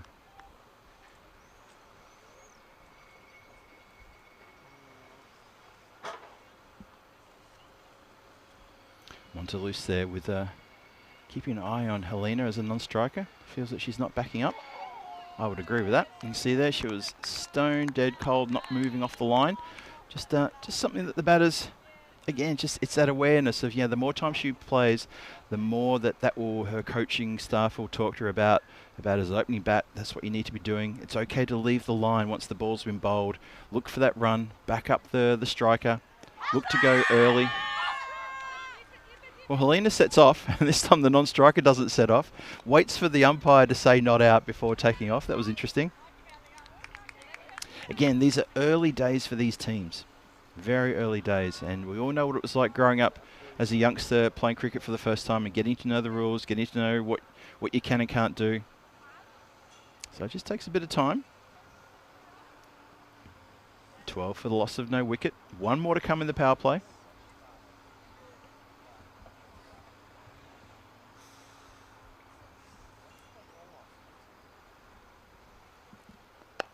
Kept out nicely. Helena Del Monte drops the bat on that one and says, not getting through, not on my watch, and sees out the power play with a dot ball. 12 off the 3 overs. And Albizami all over this one. Looking very confident indeed, having put a massive score on the board of 138. Defending it very well, some very good tight bowling and fielding. And the batters for Stockholm CC just not being able to muster a really good strong attack and firepower here early on. 7 off the over, and that makes it 12 off the power play. Lundell now is going to continue. Starts us off with the dot.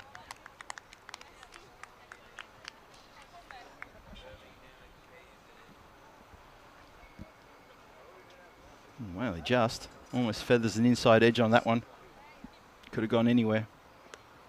That's a wide ball. Not interested in that one. Dave B asking me if I saw Diana Orris playing yesterday. No, I didn't. I was doing tourist stuff in Stockholm yesterday. I was a long way from having my mind on the game of cricket. I was doing touristy stuff with Mrs. G in Stockholm. Having a great day too. So 13 without loss now. As I said, the Albizami really all over this one, looking very, very sharp indeed. This one's in the air, chance of a catch, and taken. Nicely taken as well. Player flips off the cap, looks up in the air, takes a very good catch. Nicely taken. That's Mirab Razwan with a safe pair of hands. He took a catch in the first match as well. Look at that, straight into the hands, takes it nicely. Checks the fingers, they're all still there. And that is a big wicket there. So Albizami finally get the breakthrough they've been looking for. They'll be feeling pretty happy about that. 13 for 1 now. It's a score halfway through the 4th. Chasing 139 after Albizami put 138 for the loss of only 2 wickets. Had a very, very big innings they did. And they feel very good about that. Bouncing back nicely with the bat. Having only put 73 on the board in the first match against Jurgen. So that's a very good comeback from them. Karina Bardwaj is the new batter. She comes out to join Del Monte. Just places soft hands into the covers, not looking to force anything along there.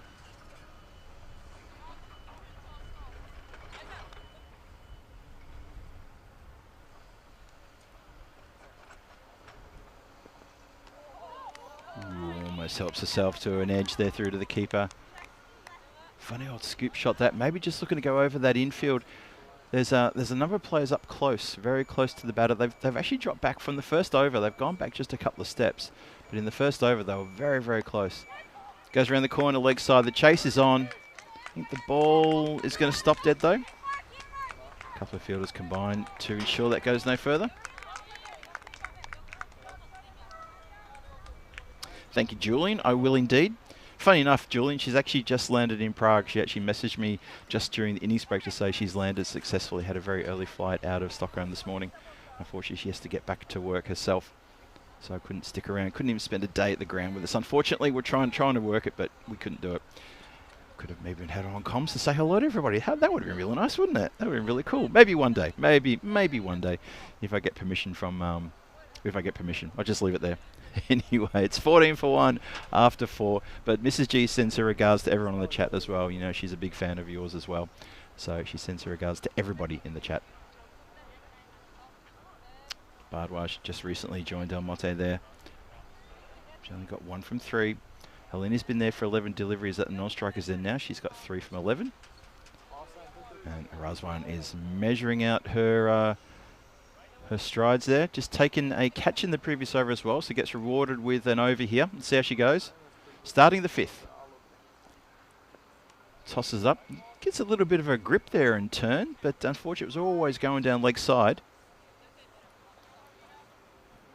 Yeah, always going down leg side, but you could just see that from the angle I'm on here, looking over the shoulder of the bowler, you could see that ball did grip.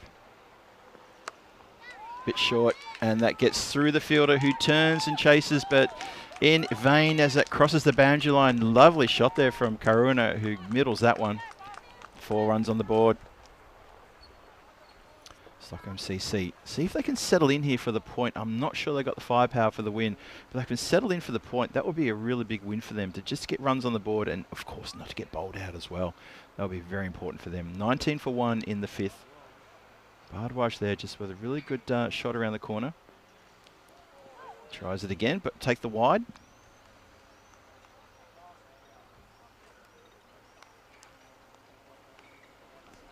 Julie, that's sad. Glad she's home safe. Yeah, she's fine. I just think it would have been quite funny if Mrs. G could have maybe come to the ground, could have maybe give a wave to everyone in the chat and said hello. As I say, she always appreciates everyone's support in the chat whenever I mention her. So she liked to reciprocate by giving you all a little wave and a smile. She always says a good thing like that. So that's cool.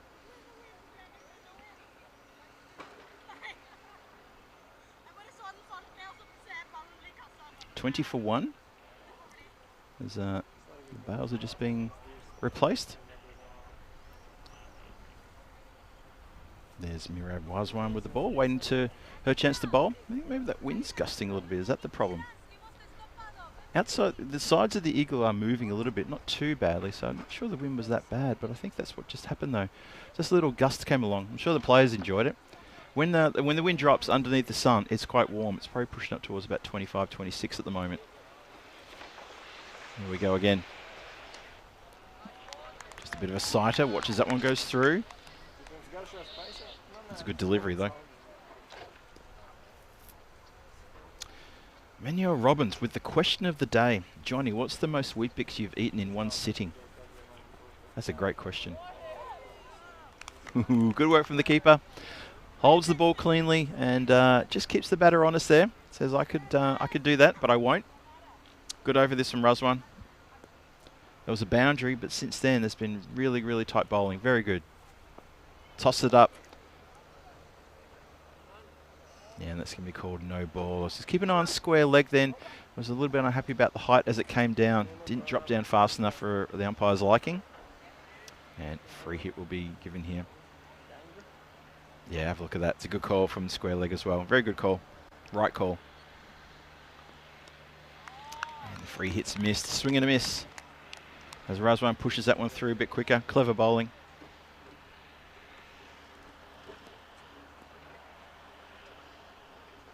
So for the point, Stockholm needs 76 off 31 just for the point. Oh, middles that one nicely. Bit of work here for the fielder on the boundary line rope there. Good work from Lundell. Stops it getting past. Just the single. 22 for 1 at the end of the over. Gives a good rip, does Mirab. I'm really impressed with that. She gives it, you see the real sort of whipping action that when she brings the arm over. That ball is gripping and it's doing a few things. It's nicely done. Hey, if you've got access to Telegram and Hindi is your preferred language, then we've got something for you. That is European Cricket Hindi. That's our channel there on Telegram, European Cricket Network Hindi. So jump onto that and get involved. Tune into the latest updates and what's going on in the world of the European Cricket Network. And all of our lovely vision supplied to us by both the ECN staffers and, of course, by the Two Circles crew here, who do a magnificent job. So if that's your thing, you like the Hindi language, that's your preferred language, and you've got access to Telegram, tune into that one and get involved. Let us know where you're watching from, where you're typing from, and how much you're enjoying European cricket. We'd love to hear from you. 22 for 1. We start the 6th now.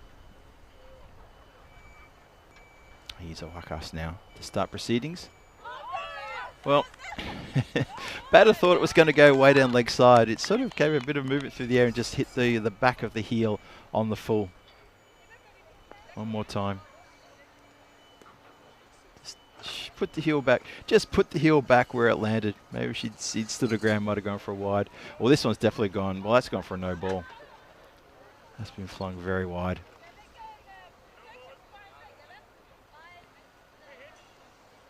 Monty saying that the talk about Weet-Bix is like a product placement. Tell you what though, it's making me feel like I want Weet-Bix. I haven't had Weet-Bix for years. It's not something that's easy to find in Prague, where I live. Need to get me some of that. It's no ball again off the pitch. In Australia, we used to have, I don't know if any Aussies in the chat might help me out here. There was one we used to have there was Weet-Bix, but we had something that was similar. And I think it was maybe an Aussie brand. I got to try and remember what it was called. Was it Vitabrits? Is that what it was? Well, it's going back to my childhood days now. Wide ball shown there. I bet Wayne will know. Wayne, help me out here. What was the Australian-made alternative to Weet-Bix called? Because I'm sure we had one. Vita-Weets. Vita-Weets? Does that sound right?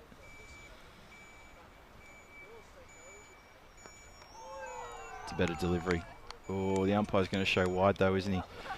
Oh, it was a better ball. It was like the umpire was almost in two minds whether to call that, sort of replaying through his head. Watch this swinging away. Oh, it's... Yeah, and he indicates wide.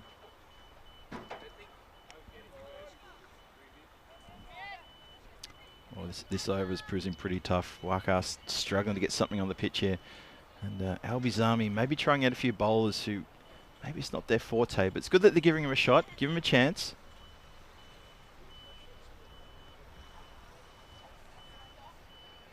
Oh, on the full. Thought the umpires might indicate that one is no ball. That's been hit nicely around the corner for 4. That's a really good shot. And I think no ball may be indicated as well here. It is indeed, yep, for height. That's fair enough. And a good call there from the umpires as it's a no ball for... We're going to have a free hit, so this delivery is going to be worth quite a fair bit here. And Karuna Bardwaj on a chance to pick up some more runs. This over's getting a little bit loose for Albizami.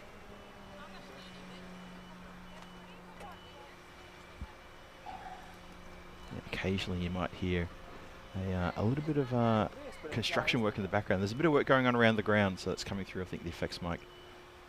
Sort of off, away from the ground. There's a wide ball, free hit still in play. 64 from 29 to pick up a point here.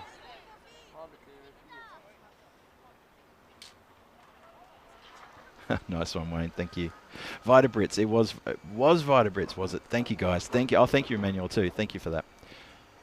Yeah, I couldn't remember what it's called. Vitabrits, Vita-Weets or something, but it was Vita something, yeah. And it was, yeah, the poor man's Weet-Bix. Yeah, I grew up on that. There's something about how I grew up as well. Nice call, guys. Oh, the puffed rice. Yeah, Julian. I remember the puffed rice. I absolutely loathe that because it's sat in the milk for 10 seconds. It just went soggy. It had no crunch to it. Yeah, no, I was not a fan of that one. Struggled. Almost through the gap. Oh, I'll tell you what, Helena's almost lost her wickets there. How was that missed? One more time. Look at this one. How close does this get? Over the top of the bails. We've seen a couple of deliveries already where the ball we thought had gone over the top of the bails and it's just collected the bails on the way through. That has not missed by much. That has gotten really, really close. Wide ball called there. And this owner from Wakas, this over is taking a long time to get through. We've only had 2 legal deliveries so far. We're getting there. Yeah, when it comes to cereals, I like a cereal that's got a bit of crunch to it. I don't like my cereals going too soggy. So even when I had the Vitabrits, I don't know about you guys, but let me know what you think. But I'd want to try to eat it while it still had a crunch to it. I was always a little bit sort of, yeah, I didn't like it if it got too soggy. That's why nowadays I tend to go for the granola.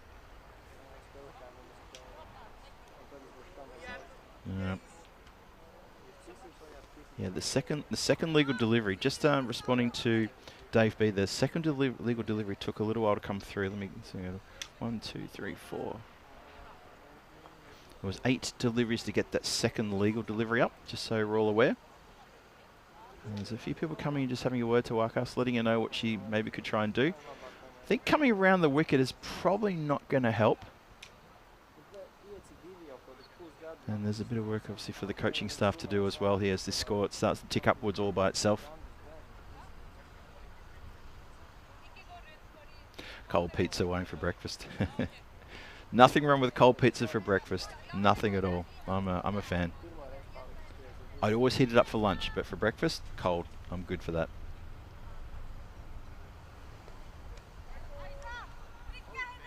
Yeah, I think Wakas, maybe her skipper maybe should ask her to come back over the wicket. I'm not sure coming around the wicket is going to help her because she's trying to get a straight delivery in, and rather than angling it. I'm not she's sure if she's up to that. Let's have a look. That's better. That's better. Generous support there from her teammates. She gets a dot ball. Well done.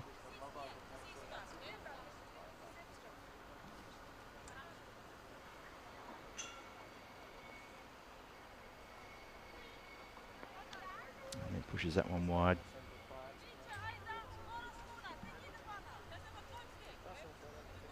Oh, Johnny with a ripper there. When I was a kid 7 years ago, had Weet-Bix with butter spread on top. I used to do that as well. I used to do, yeah, the butter, and I'd have a bit of Vegemite on that. It was really dry, but I didn't mind it. Did not mind it at all. And with a nice glass of raspberry cotties or something like that to wash it down with. That was my childhood.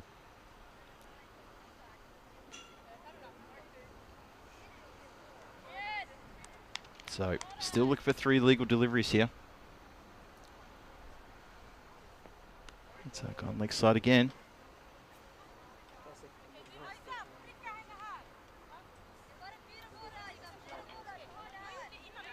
We've gone for about 18 balls bowled. Unfortunately, only 3 legal deliveries. Gets bat on ball to this one, chases around the corner. Gonna just get the one. Just the one.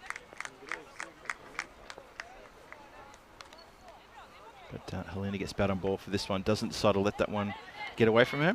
Helena's carried the bat since the start, so all credit to her for carrying her bat right since the very start. Opened the batting, what feels like about 20 minutes ago now. So 3 for 13 for her. Karuna Bardwaj is doing well. She's got 10 from 14. Let's see what she does here, whether she goes after Wakas, who's already gone magical here. 22 off the over so far.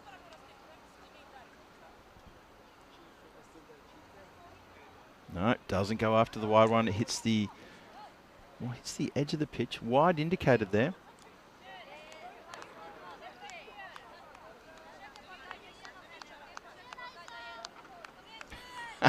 Wayne. That's a funny one, Wayne. Only I'm not going to repeat those names.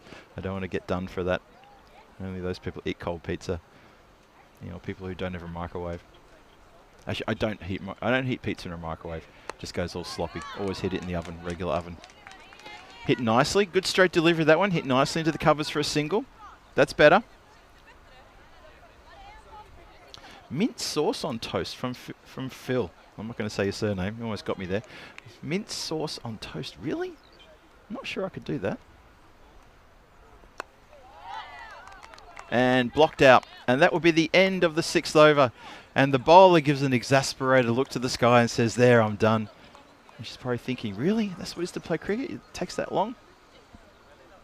6th over is done. 47 for 1 on the board. You see there in the wide shot, there's a few white puffy clouds appearing in the background. I wouldn't read anything into that, but there's a shadow across the ground as well with a little bit of cloud, giving the players a bit of respite from the direct heat from the sun. And that cloud's going to disappear probably in the next 20 or 30 seconds as well. I can see the shadow rolling down the hill in the background. The scoreboard there looks like that. 28 extras is the top scorer so far. Karuna, she's on 11 from 15. A couple of 4s there to Pavathi, who's already left the scene as we start the 7th. Nicely played. So this is the other Razwan now. This is Nayab Razwan. Nayab bowls a little bit faster and gets a good swing through the air as well. Very impressed with both of the Razwans actually. I think they've been bowling very well. Here we go. Watch the ball come through the air. Oh, yeah, not too much on that one. That was just a more straight delivery, but well played.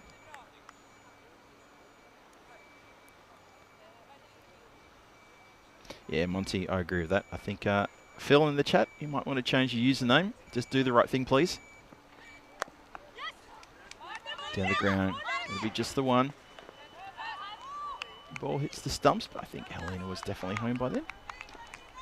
Well, the bowler's asking the question, and because of that, the umpire's going to go upstairs and have a look one more time. Ooh, it is close. It's a lot closer than you think. But I think she's going to be okay here. We'll just roll it one more time. Got one eye on the umpire. Watch as it comes in here because it's a direct hit. Bat is down and sliding. Ball's coming in. Oh, it's going to be close. Oh, can we just roll back a couple of frames? I think gone. Good call from the bowler to ask the umpire to look at the replay, and Helena's going to be caught short by about 3 centimetres. So very, very close. That was ridiculously close, but run out it is indeed. So wicket has to fall here, and that is a vital time. So it's the second wicket down. Stockholm lose their second wicket for 48 on the board, and that is awesome.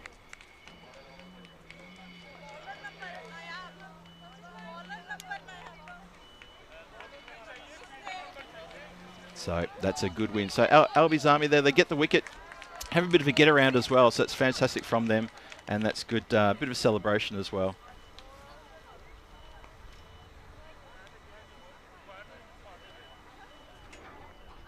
And so Helena has to go. I was just praising her for carrying her bat all the way through this inning so far, which has seemed to have gone for a bit of a while. Probably because that 6th over did go for a little bit longer than maybe anticipated. 25 runs from it as well. But a wicket falls with a run out, and very good presence of mind for the bowler just to ask the question, because nobody else was asking the question about the run out. But if it's a direct hit, you probably should look at the replay just to be sure. Just to be sure.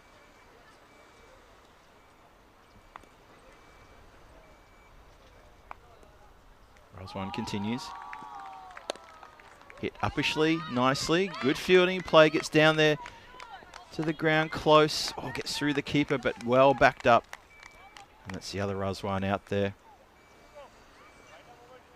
Who does the fielding? Good work all round. Yeah, there's Mirab Roswan and there's Nayab Roswan. Nayab is, of course, bowling right now. Good bit of fancy footwork there. She's got a smile on her face as well. A little bit of byplay there with her her teammate there. Gives her a little bit of a shove. That's Alina, who's bowled a pretty good spell as well. Chop down. Albies Army all over this one. They're going to notch up a win here, and it's going to be a big win as well. As we finish the 7th over, 50 on the board, lost of 2 wickets. Albies Army marching towards a very big win. It's going to help their net run rate, and it's going to give them a big boost of confidence. And after this game, they're going to take a break because this is the game coming up next. It's Jurgen's IF taking on Stockholm CC in this next match coming. There's one change there. Jagriti Singh comes into the side.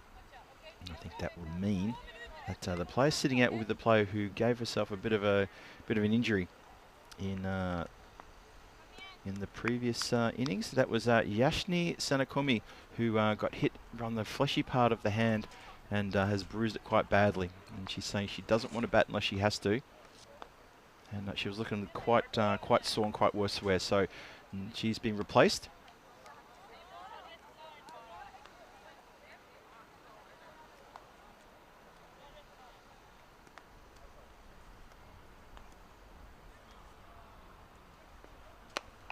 Up in the air, and through the hands of the fielder charging in. Almost completes a good catch, but almost doesn't get the catch. Julia Silfadu, who batted so well in the previous innings, misses out on one there. Runs in from mid-wicket, can't quite complete the catch. Back to live action. Someone to complete this catch. Keeper wants it. Keeper has got it. Nicely taken there. That's Anushka Gorad, who has got the gloves and the duty behind the stumps. Makes no mistake. That's another wicket falling. And Stockholm CC just it's a bridge too far, and unfortunately I would say even the bonus point is a bridge too far now. Watch this again. Just gets straight off the bottom of the bat, up in the air. Batter turns around to make a few steps, and unfortunately for her, it's game over for her. And that is the captain. Sana Firdas cannot do anything else there at all, unfortunately. And that's it for her. So it's going to be new batter coming in. And Stockholm CC in a bit of a, well, not a bit of trouble, in a lot of trouble here. As they try to work out what they can do next. Try to affect some sort of change here. Try to challenge Albies Army here somehow. But Albies Army all over this one. The girls have played a terrific game. It looks like they're going to really put the foot down here. And come away and have a lunch break with a good win under their belt. And that's going to be very important for them too. New batter faces the bowling from Megan. Megan Alagunulu has got 1 for 2. Successful in this over. Haripriya is facing the music. What can she do? Almost gets a little tickle on that. Not quite though. Still 2 balls to come. Keeping an eye on the clock as well. Obviously there was a very long over earlier, but loss of a couple of extra wickets has helped things along for Albizami. I thought they could have been in trouble with potential penalty for slow run rate, but it's not too bad now. So just under 6 minutes to bowl, 7 deliveries. You think they should be okay. But also, Megana is trying to hurry through her deliveries right now. So obviously the word's gotten through to the skipper. He's done the right thing, had a word to the bowler. So good work all around, good presence of mind. And also it's good to see the umpires making sure that the captain is well aware of the shot clock as communicated from our tournament referee. Charles Crouch is doing a great job, as always. Fellow Aussie and fellow base player that Charles is. 8 wickets down. Sorry, 8 wickets down. 8 overs down. It's all right, stay in your seats. 3 wickets down, 52 on the board. 8 overs gone, 2 to come. Mirab Razwan to continue. Loves gives the ball a bit of a toss in the air, does Mirab. Impressed with her bowling. It's good over she bowled before too. Unlucky not to pick up a wicket. Hurrying back to her mark. So yeah, obviously the word got out to the Albizami team to get through their overs quickly. They should be fine though. Oh, nice shot. Going to be a chase on here. Who's going to win? It's... Oh, I'll tell you what. It stops the ball, but it's just that moment, sort of like almost putting a foot over the line when they pick up the ball. Just these little things. Watch this. Ball comes down to the boundary line.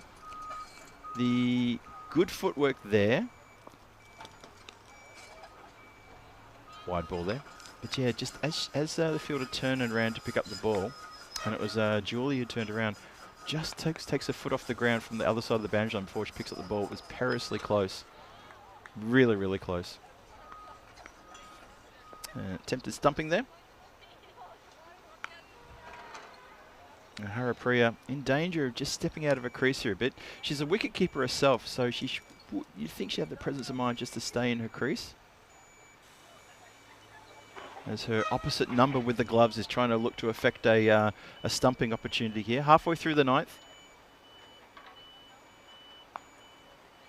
Monty's asking me, how can you have a negative player rating?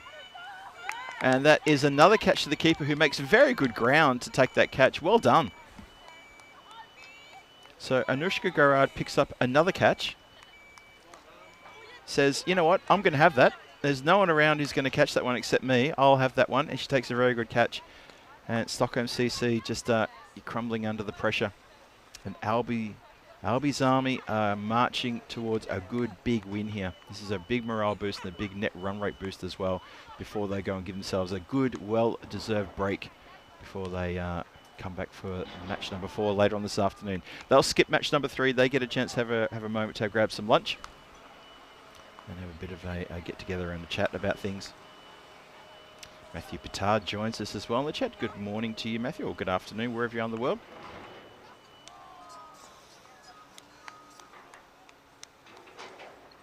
Yeah, the first game this morning, Matthew, was very good. Very close game. This one's a bit more one-sided. I think Albizami have sort of woken up from their slumber, and that's what happens when you wake a slumbering giant, that this sort of thing can happen. And they've really had it all their own way, playing very, very well indeed.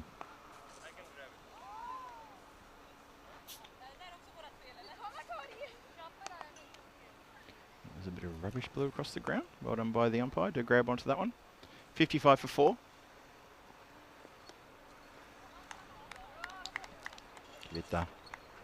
Just pushing the ball away. And that is going to complete the 9 overs, and they make it with 3 minutes to spare. So you could tell that they were sort of rushing quite quickly there to make sure that everything got bowled and done and dusted. Actually, I thought they still might have had one to go, but no, I think that's it.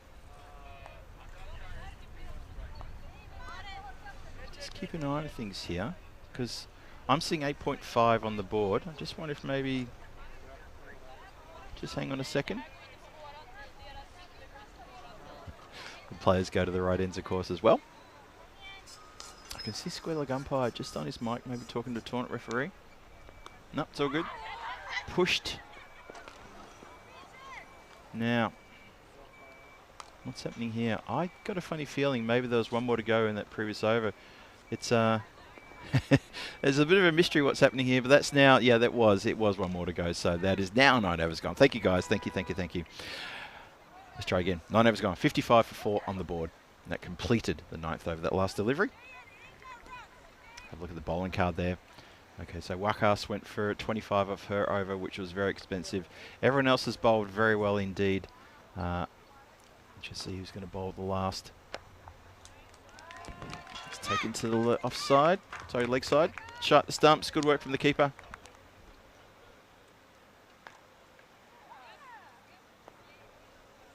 Aluganula is going to bowl the last. Good move, she's very economical. Picked up a wicket, very tight over she bowled. Nagging length too.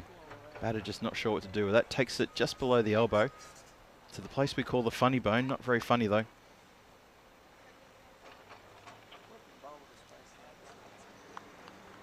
Yeah, Monty asked about the negative player rating. I'm guessing if it must come to, I don't know if there's a bit of a howler, maybe it's a drop catch or I don't know, low score or something like that, because you do see it occasionally. You do see occasionally low score. To be honest, I'll try and find out for you how that happens, because I've always wondered myself. It's a good question, Monty. Let me have a look at that. In the air, goes behind the keeper this time. Another dot ball. So Magana looking to finish things off here quickly in this final over of the match. Stockholm CC going to suffer a pretty big loss here, but Albi Zami are going to notch up a very big win. It's going to be very important for them. I think that may have almost bounced twice while reaching the batter. I think Square Leg is asking the question. I think he thinks it's bounced twice. I think standing umpire is probably saying, "What do you reckon?" I might have to look at that again. Yeah, let's have a look again. Watch this. 1 and 2. Ooh. Or did it hit the foot? I couldn't tell if it hit the foot. Yeah, still couldn't quite tell. Not sure if the umpires want to see that maybe one more time. Maybe just once more from side on or from front on. So yeah, we got the one, and then this one. What does it hit first? Well, it looks like she's clipped it. Well, they're going to call it as a no ball, free hit. It looks like it's bounced and hit at the same time. That's what it looks like's happened. And now we've got a shoelace related issue at the non-striker's end. We'll just get that one sorted out.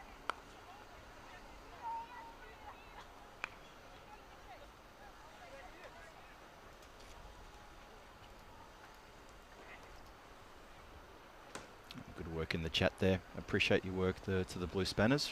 Doing a very good job there moderating the chat, as is their role on the European Cricket Network YouTube page. You guys do a terrific job. I know that because I'm one as well, as you all know. Last ball of the match coming up. This is a big emphatic win here for Albi Zami. They bounced back from a loss they had in match number 1. They're going to pick up the points here, all 4 points in match number 2, go straight to the top of the standings with this final delivery. Cannons into the body. They want to take a single. They'll get the single. But it's, they're going to go for, no, going to go for another one? Why not? And they're, oh no, they're going to cook themselves. Well, the second one was definitely on, and then there was hesitation, but it was all academic. The game was done, and that's how it works. So, hits the body, and then just ambling down. Yeah, let's go, let's go. Kavitha and Bardwaj just having an interesting conversation. Then this one, we should go again, but then the stop start from both, and in the end, probably one of the easiest run outs. Just to affect it there. So it'd be 1 run and a run out off the last ball. But Albi Zami return to the winner's circle, get there for the first time today with a very good win indeed. So well done to them. For Stockholm CC, they've got a lot to do. A lot to do indeed. And they've got the next match coming up against Eurogarden. So they've got a lot to do to try to figure out what went wrong and what they can do better. It's all about development and growth as a team and individuals, and the lessons that they learn as handshakes all around. Let's have a look at the video highlights and see how it all unfolded for Albi Zami here and how well they defended this total. They had a massive total on the board, 138 And it was always going to be tough going for Stockholm Cricket Club. They were always going to be in trouble. Some good work around the ground to start with. Catch there was taken. Here you go, just comes into the shot now. That was a nice catch from Razwan. Looks down to hands, counts all her fingers, and it's all good there. So lost a few wickets along the way. But look, it was all Albi's Army right from the get-go, right from the very start. Some very good bowling. Lundell with 1 for 4 from 2 overs. Elaganola with 1 for 4 from 2 overs. Just this very, very tight bowling and very tight fielding.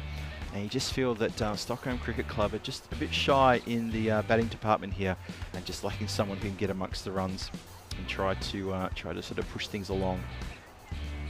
Unfortunately for Wakas, who had a bowl there, for her, I think she took about 18 or 19 deliveries to try to get the over through, but went for 25.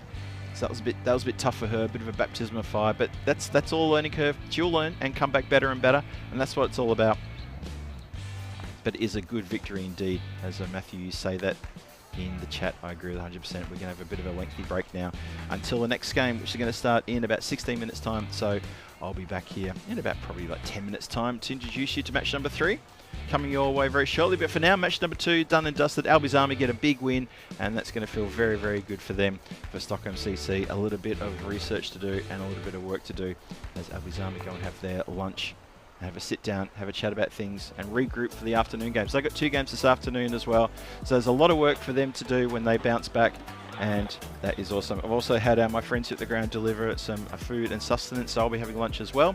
A couple of ducks there towards the end there. You can see there, Sanda, the captain, and Harry Pryor just chewed up 6 balls for her duck. Unfortunately, they just lacked a bit of firepower. Karuna Bardwaj, the only one who showed a bit of resilience there, 16 from 21.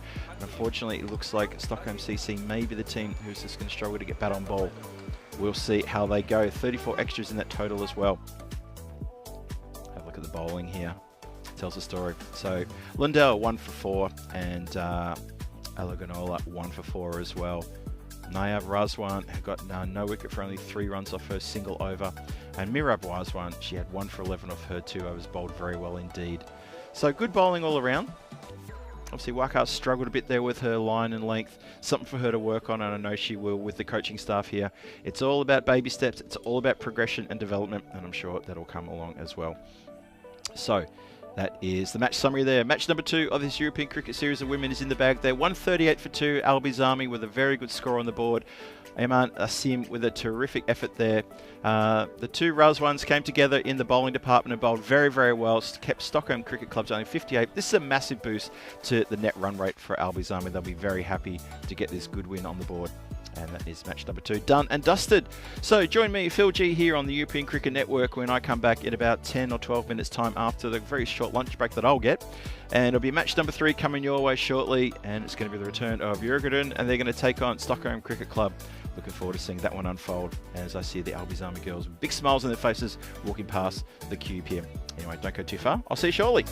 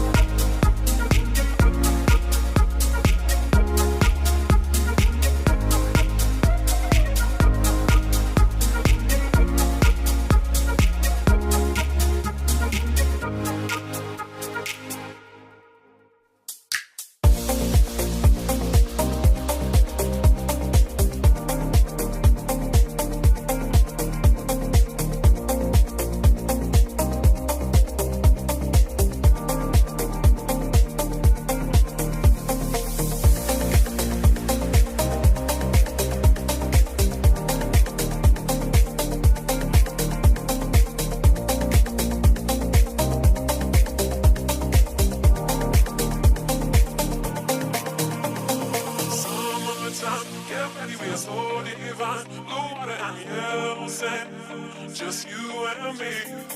Summertime, get ready, we are so divine. Blue water and yellow sand, let's live our dream. Summertime, get ready, we are so divine. Blue water and yellow sand, just you and me.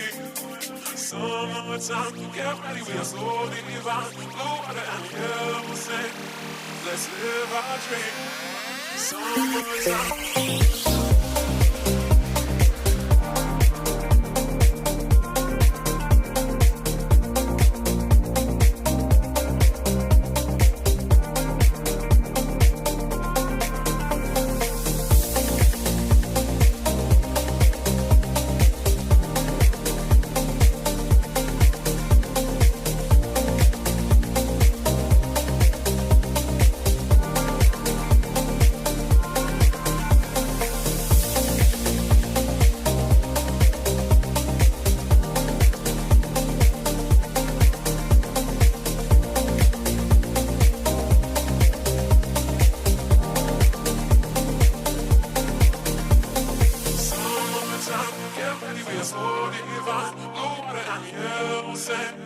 Just you and me. Summertime, get ready, we are so divine. Blue water and yellow sand, let's live our dream. Summertime, get ready, we are so divine. Blue water and yellow sand, just you and me. Summertime, get ready, we are so divine. Blue water and yellow sand, let's live our dream. Summertime.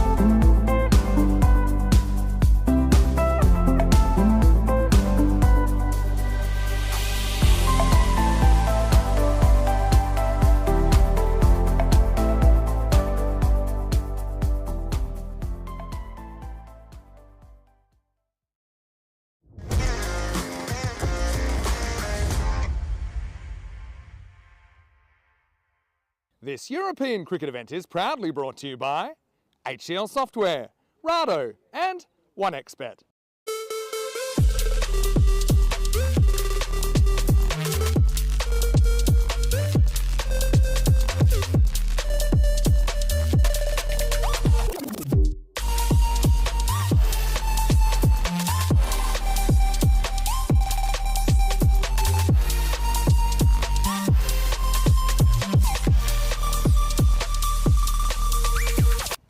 Welcome everybody back to match number 3 now, and it is the team from Djurgården are going to take on the Stockholm Cricket Club in this big important match for these two. Djurgården with a really good match this morning. They beat Albizami quite well actually. It was a 7-wicket victory with 3 balls to spare. They'll be looking to go maybe a little bit better here now against the Stockholm Cricket Club. Stockholm, well, they've got a bit to prove, they've got a bit to do here, dig deep against a team that's already had 1 win here this morning, so let's see what they can do. It's an important match coming up. This will be the 3rd match of the morning. Remember, there's 5 matches today, 2 more to come after this. Albizami taking this match off, they'll be back for the next 2. They deserve a bit of a break here as well. It's getting warm out here in the centre. I've got to say, it's feeling here like it's about 24, 25 degrees. Still that breeze coming across, just across me this way, and that's keeping temperatures nice for the players as well. So why do we get stuck into it? Get across to our tournament referee, Charles Croucher. He's got the 2 captains for the all-important coin toss. Charles, take it away. Thanks, Phil, and welcome to the toss for match 3 with Djurgården and Stockholm CC will call. Heads. Heads is the call, and it is a head. We're gonna bat. Stockholm CC have won the toss, and they'll bat. Thank you, Charles. There you go. Stockholm CC keen to get runs on the board. Try to sort of change a bit of the fortune they had in that previous game where they just struggled to get runs on the board, and maybe they can do something here now as they win the toss and decide to put their teams in to bat. Sorry, put their players into bat. There's a bit of more of the construction noise in the background you can hear. I can hear the sound of reversing trucks and things being dumped on the ground. Fair bit coming through. Let's have a look at the side. So Stockholm CC, the one change with Jagriti Singh coming into the side, and I suspect that that's mainly because they've lost Yashni with that hand injury that she suffered earlier in the previous game. A couple of changes for Djurgårdens. They've got Aisha Khan coming in and Shani Chakani coming to the side as well, get their chance to have their first game. So they're rotating their players, which is good to see. These 2 teams are playing 3 games here today, and the team from Albizami are playing 4 games here today. So that's the 5 games in total, 4 games tomorrow, 3 games, well, 3 teams playing each other 3 times is what we're looking for here.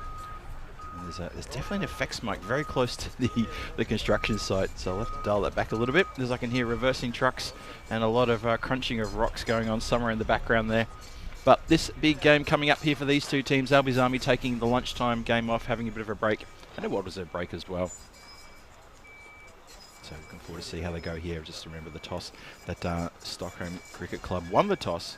They want to have a bat first, and I can see the 2 batters making their strides out towards the crease right now, being followed by the Djurgården team, who are also making their way out now. As I said, a couple of changes in that lineup, a couple of good changes as well. And Johnny here in the chat saying, "Here comes the rain where you live." You home in Kent, are you, Johnny? That's where you must be. And there's no chance of rain here, I can tell you that for nothing. There is absolutely no chance of rain. There's a bit of cloud way off in the background. You can see at the top of the screen there, that's the only cloud in the whole area, but it's very high, it's broken up. There's no chance of precipitation for the rest of the week. There may be something coming in on Sunday, late Sunday.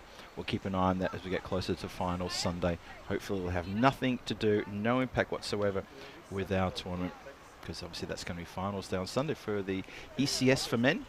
But for now, it's match number 3 in this ECS for women about to start. Stockholm Cricket Club on the toss, want to have a bat first. It looks like it's going to be Helena who's going to be out there facing the music as well to start things off. And I'm just looking to see who's the non-striking partner. Just blindside a bit, the bowler's got the ball. Can't quite see who it is. Find out in just a moment. Umpire's almost set to go. We're almost set to go. Hope you're set to go as well. So for Djurgården, it's going to be Anushka Vaidya to start proceedings. Come charging in now. Beating for pace. Just clearly beating for pace there. Helena gets the bat down, but after the ball has passed. So once again, she's got the job to carry the bat. Carried the bat for about 6 overs in the previous game. Did very well. More exposure to this kind of bowling out the centre. On the big stage here on the European Cricket Network, it's always positive, always good.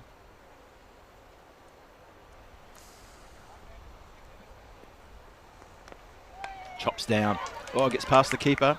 Yep, they're going to take off for 1. Well, they turned down the run, and that's gotten away from the fielder. I'm not sure why the non-striker turned that one down. I think Pavathi turned her back on the ball without realising it had gotten past the keeper and past the fielder. Watch Pavathi here. She turned it down after it had gotten past. I'm not sure why. But these are the small little moments that Stockholm CC can capitalise on and say, well, if we took a run there, it gets the scoreboard ticking over. Just something to think about. Fielders crouched in close, looking for a miss hit there from Helena. Have a look around the bat.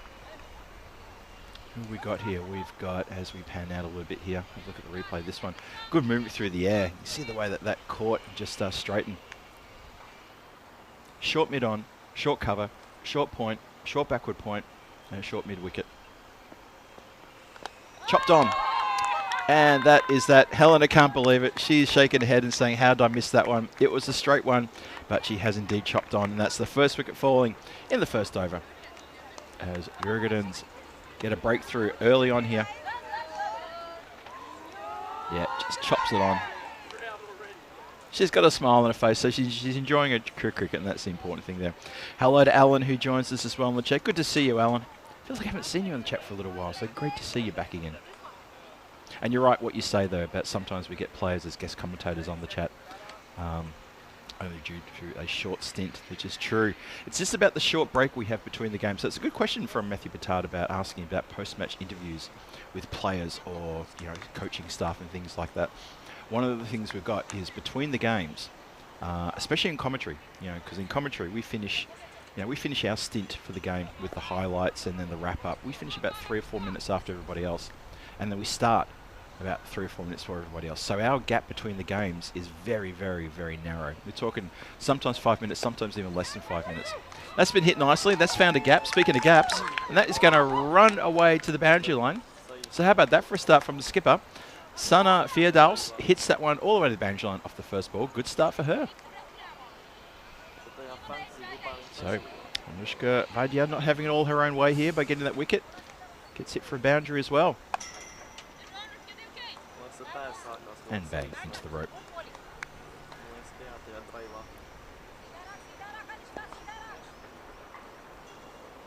So last ball, the first coming up. 1 wicket down, 4 on the board, thanks to that shot from Sana. Oh, it's a full delivery. Maybe Stroder could have yielded a wicket there. Sana was a little bit late on that shot. Well bowled. 4 for 1 after the first. One more time. That away movement. He really pitched and just kept moving away there. Already drew the batter in to play the shot. Nicely done.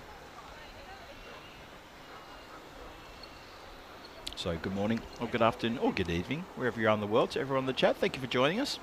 Whether you've got a blue spanner or not, that's okay. We love to see you there. I can see Bethany Evans is still there. Hello there, Bethany. Hope you're having a good day. Matthew Batard, I just mentioned you before. Good to see you, Matthew, and all your contributions. And wide shown there. After a bit of deliberation there from the umpire. Eventually calls Kayani there for a wide.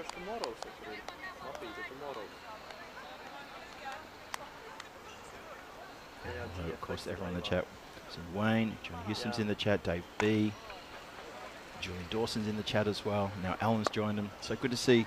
It's like getting the band back together when I rattle off those names. It's always good to see you all in the chat. I hope you're all having a very good Monday wherever you are in the world. And of course, you're Rob Thompson, in which case, have a really good Tuesday, because it must almost be Tuesday there, right, Rob? Oh, actually, didn't we have to keep the noise down? I think Rob was going to have a bit of a sleep after the last match. And hello to Benedict Chambers as well, who just joined us. Hello there.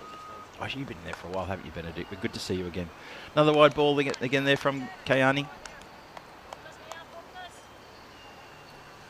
The team from Jurgenens IF looked really good this morning in the game against Albizami. They bowled well.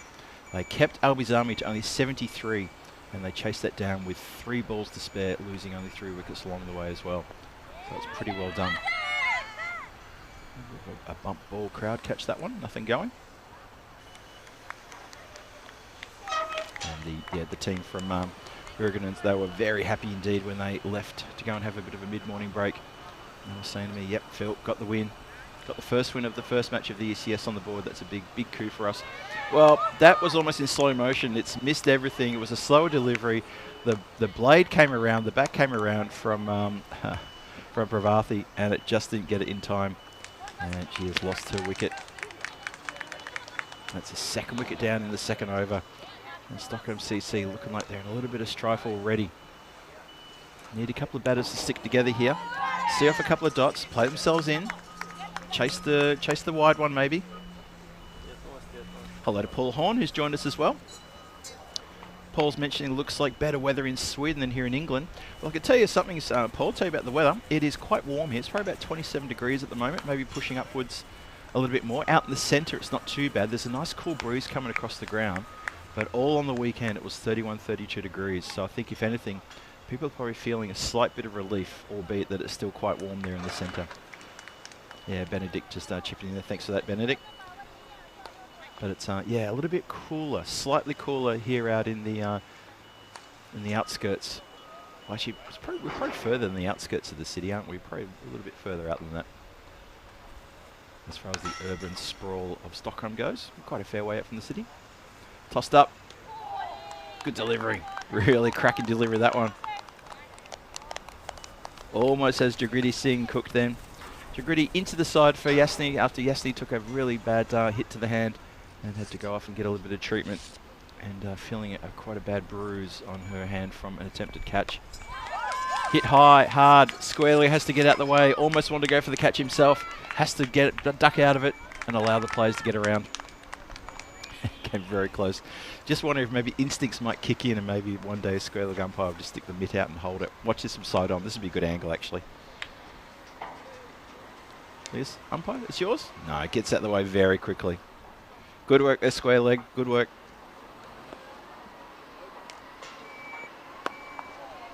Seems how this one pulls it across the line. Gets through for one. Good running. That's better from Stockholm. Need to keep that scoreboard ticking. That's vital. Every run important. Every single run is something. Keep it going. And that'll be the end of the over. 2 overs gone, and the score is going to be 8 for 2. Have a look at the standings there. So Albi's Army go straight to the top with that 4-point win in the previous game, sitting on 5 points and a very good healthy net run rate as well. Unfortunately for these, well, not for these two, not unfortunate, but they've got a bit of work to do. Stockholm CC with a lot of work to do. But for Jürgen, I thought they looked pretty good in that first game against Albi's Army. They'll be looking to pick up another win here if they can. They will have the next match against Albi's Army as well. So just looking ahead in the schedule, seeing what they've got coming up for this match and the next. Obviously this game is all important for them to try to tuck away 3 points, maybe even get a 4-pointer. We'll see how they go. I wouldn't be surprised if they're going to try to angle themselves to try to get a 4-point win here. Try to keep the score well below, maybe even 50, and then chase it down in 7 overs or less. We'll see. We'll see. Just steps inside to make sure that's called. No, sorry, wide. It ends in D, quarter wide. Alan just saying thanks for the welcome, Phil. Of course, absolutely, Alan. I always enjoy your Peacock Friday post, Alan, by the way. I always try and call that out when I've got my Peacock Friday shirt on. I'm hoping people are wearing theirs, and you're proof. You along with... oh, it's in the air. Hold that thought. Taken. Nicely taken as well. Calm, no problem at all. And a muted celebration, but still celebration nonetheless. Good hug there. They're saying, yep, that's a good important wicket. Good for the bowler as well to get a wicket. A couple of loose deliveries there. We started with a wide, but then bounces back nicely. Does Haraharan.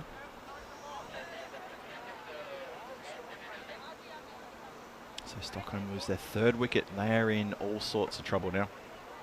All sorts. Shukla takes the catch. Shukla was looking very, very confident after the win that she strung together with her team in the previous match, captaining the side today. All-round effort from her too. Bat, ball, field, did really, really well.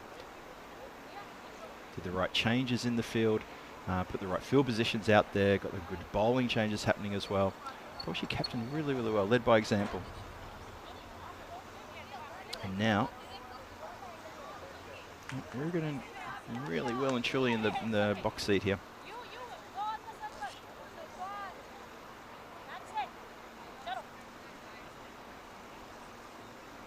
Here we go again. Just play this straight back to the bowler. Dot ball. Yeah, I was saying before about the Peacock Friday shirts. I like it that Jules and Alan are 2 of our regular moderators on the ECN family Facebook page who like to post their Peacock Friday shirts. Good to see. Anyone else want to do that this Friday? Actually, this Friday, let's get a bit of momentum happening for this Friday. Can all the guys and the girls in the chat get your Peacock Friday shirts out and post a picture and drop it into that your ECN family Facebook group that's on YouTube. Sorry, YouTube, on Facebook. And yeah, give me a chance to have a look at see you all wearing your Peacock Friday shirts, and I'll give you all a proper shout out. I've got mine already picked out. And we'll see. We'll go toe to toe. We'll see who can come out with the best one.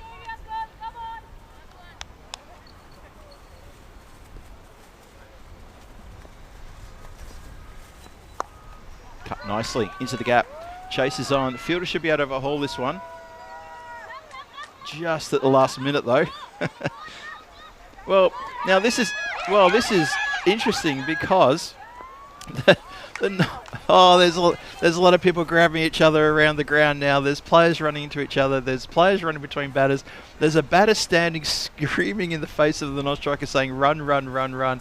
This is ECN Classic painted all over it. Now watch the players. Watch the batters here. It's a lovely cut shot. Turns, runs, and he's saying, "Go, go, go, run, run, run, run, run." The player is then saying no. Then there's a change of mind. Another fielder runs through the both of them. Oh, that had everything on it. Oh dear, oh dear. I think in the end they got 2. I think that's what it was. Let me just double check. Yes, it was 2 in the end. So yeah, Jagriti Singh and Karuna Bhardwaj just in all sorts of miscommunications there. And in the end it was Shriya Harihan who got almost crushed, then hugged by the I think it was Jagriti, who came down to the non-strikers and almost crashed into her and took her out. Anyway, it ended up being 2 runs. Power play's done. Only 11 from it. 11 for 3. Hit in the air. Oh, almost taken just through the fingertips. Valiant effort though, and good backup. That was close.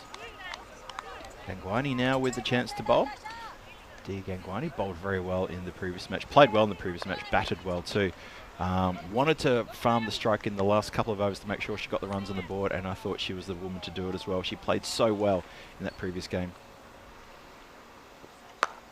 Oh, scooped up in the air. Could have gone anywhere. Jagrati just not sure about that one.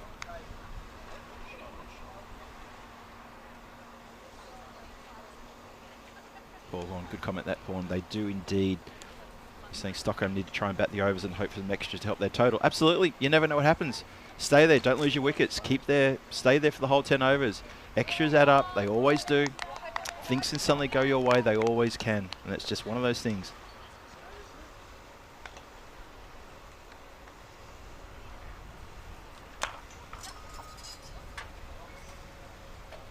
Dave B with an interesting comment there about the camera work. Yep. Take it into consideration, Dave. Appreciate that. There's a bit of a swing there. Can't quite get onto that one.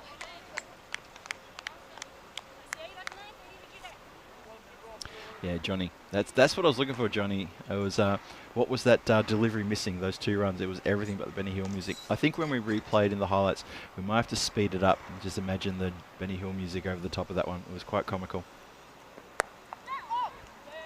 Short mid wicket comes into play there. That's what short mid wicket is there for just playing that sort of shot. Doesn't get past the fielder there. Good work. Jay Weira there in very close in that catching position. Eyes burrowing into the batter, right in the line of sight almost. And just with dead hands, just bunts that one away. Jagrati not giving any inch, no quarter, and keeps the ball out. It's 11 for 3. By my reckoning, that is a maiden over. Dia Gangwani, well bowled. That's a maiden. Not something you see in the T10. One day, Tina and I, we will get those ECN bingo cards out. We talked about it in Portugal. We will work on that. We'll get them out. And believe me, if you have a maiden on your bingo card, you'd be happy to tick that off right about now, wouldn't you?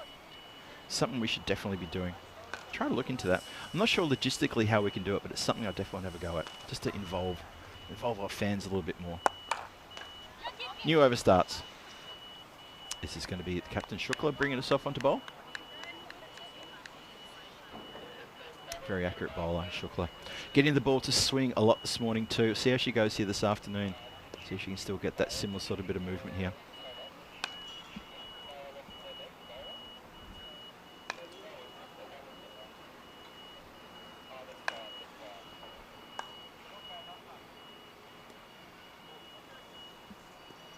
Here she comes. Yeah, just a little bit of extra swing. Just missed the line there. Kept going down leg side, but you could see there, gets a really good shape through the air. Real talent, this young lady. Real talent with bat and ball. And doesn't mind taking a good catch in the covers as well. And that's nicely hit out to the covers there. Oh, it gets through the fielder. Got down, did almost everything right except stop the ball. The ball does come to a halt though. It's going to be a relayed throw. Oh, the relay was a bit rough as well. But the Stockholm batters, they're not on to these little misses in the field. Just something that their coaching staff might want to mention to the batters. Keep your eye on the ball. Talk to each other as you're running. And you see little mishaps like that, go for that run. Something to watch out for. Scooped up in the air. Keeper takes a dolly. And that is going to be another wicket gone. Jagoti Singh's end comes along and it's off 9 deliveries. She scores 1 run and has to depart the scene now. Gets a little pat on the back from Shukla as well. You can see there she's just completely out of position to try to play a shot and tries to scoop it up over the infield. Needs to put a little bit more behind that one. But she'll learn. That's what it's all about. It's about learning. Look at the smile on the face of the young lady. You can't take that away from her. And that's what's important. And that's what brings me to these games as well, is you can see that the fun and enjoyment they're having as a team and as individuals as well. So that's a really big deal.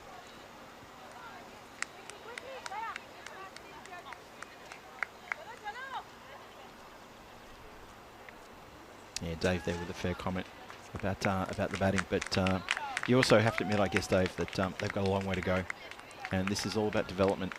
And I guarantee you, when we're back here next year for this ECS-W, I reckon you're going to see a very different approach from both these teams in the batting and bowling department.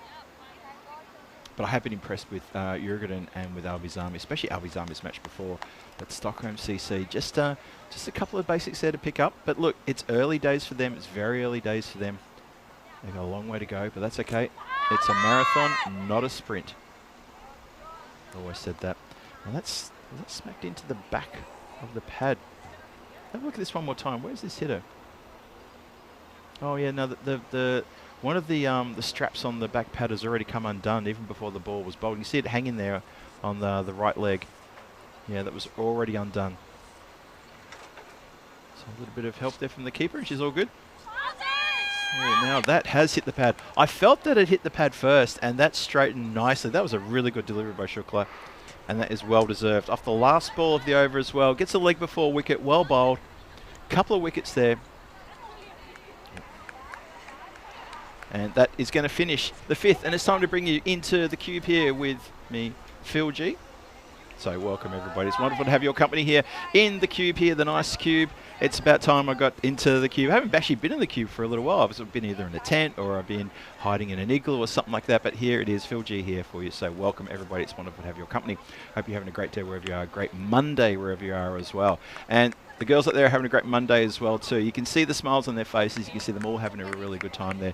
And this ECS-W here, which is going to kick off our return to Stockholm. Haven't been here for 2 years. We were here in Landskrona. Well, we're here in Sweden in Landskrona a couple of weeks ago, but we're back here for the first time in 2 years here at Stockholm at this lovely ground here. It's a really lovely ground as well. A second ground off to the side, and nets there towards the back. There's a fair bit going on. It's lovely to see. We continue now.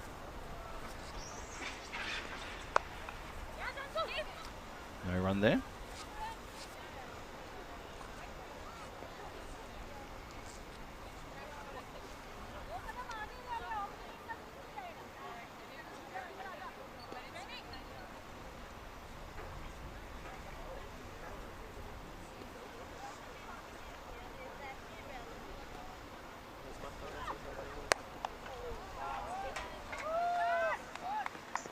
Nice shot for 4. Lovely shot.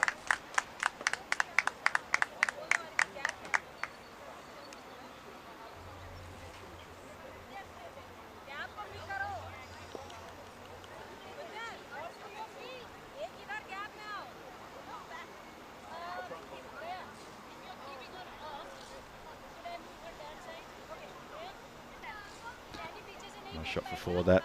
17 for 5 now. Wicket still tumbling. Bardwaj trying to play a bit of a lone hand here. Really up against it. Joe Weir with the ball. Just been hit for 4 now. Now they're reorganising the field. Deep cover. No one deep on the leg side, but just a deep cover. That's a wide ball. So obviously maintaining that sort of attack outside the off stump.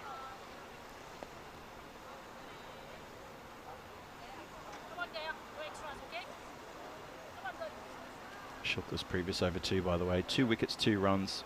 She's bowling very, very well. She's got 2 for 2 off that 1 over. And again, just looking to star for her team. Hit up in the air, and that's going to clear the infield. It's going to be a race. Ball or fielder, your pick. Fielder races that one down. Well done. Good chase. Abhilasha Singh with the big chase that one. She should be opening the batting, I think, for Jurgenens when the time comes around.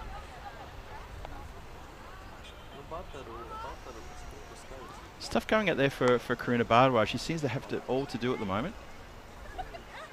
She needs some support. She needs, well, Sadara needs to stick around with her. That would be important, I think, for the Stockholm team.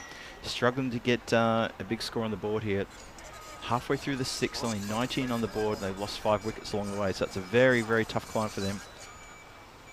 As you can sort of see now, after this 3rd game, we'd have a proper good look at each of the teams having played their games, playing 2 games apiece. Edged and flies away. That's what happens when a bit of luck runs your way. And Sridhar there rides her luck and gets a very good boundary down the field. Punches the air, and that's what it means. That's why it's such a big deal, and a little gentle hug, of course, as well. It's these little wins they celebrate early, the women, and that's so important for them to be able to do that too. So all the work they're putting in, the fact that they love playing the game, give themselves a boundary. Why shouldn't they have a little fist pump in there and say, look at me, well done? I agree with that. We continue. It's a fuller delivery, let go. So last ball, the 6th coming up, 23 for 5 on the board.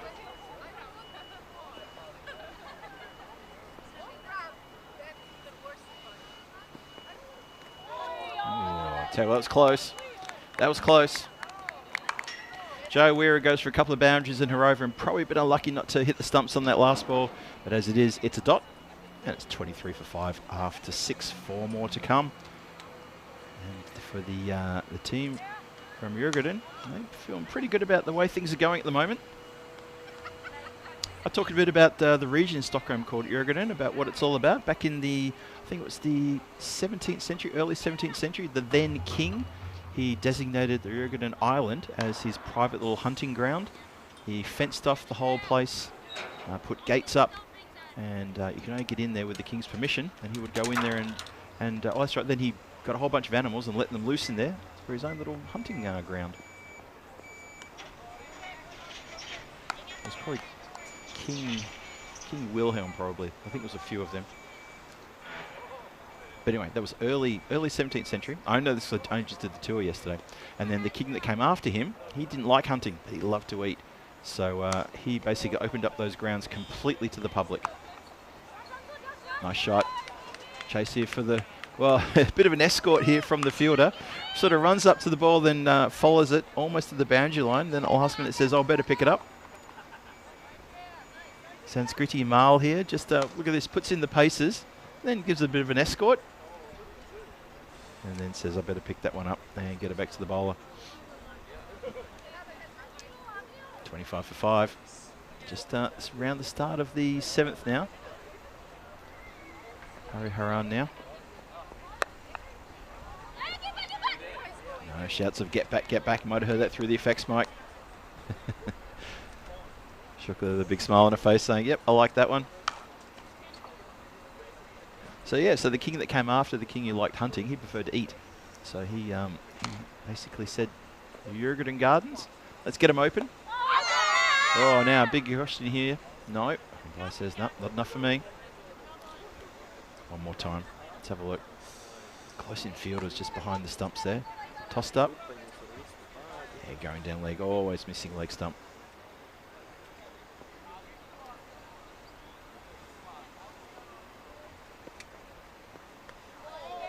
And Sridhar with not much back lift. Just swiping at the ball there, trying to get something on it.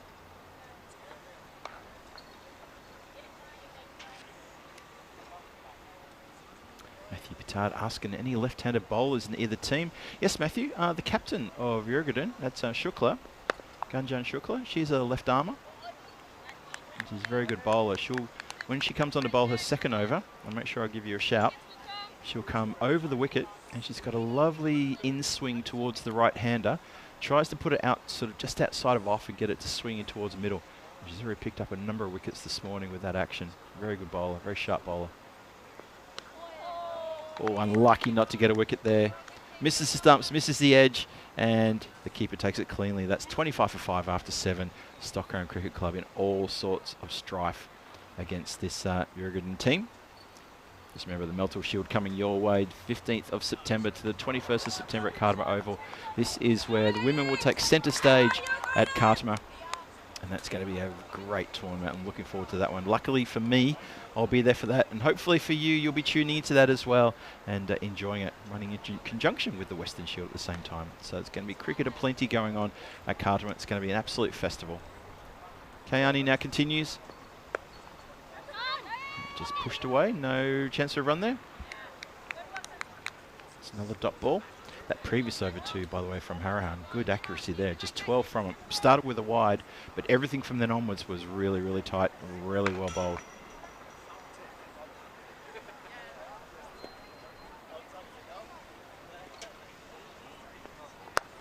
Hit up in the air. That's a really good strike. That's all the way down the ground. 2 bounces, 4 runs. Bhardwaj is the one standing tall here. I'm enjoying her game, and I reckon she's the one to watch. In Stockholm Cricket Club, she is definitely the pitch hitter, the one who can get amongst the runs. So that's a lovely strike down the ground for 4. Takes Kayani downtown. And one of the ECN crew there, Ravi, doing the fielding.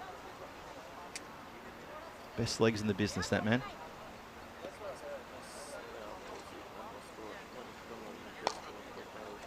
So Kayani need to come back here. What's the next delivery going to be like? Oh, struck this time to mid-wicket. 1 bounce, cleanly fielded, nicely done. Just the one.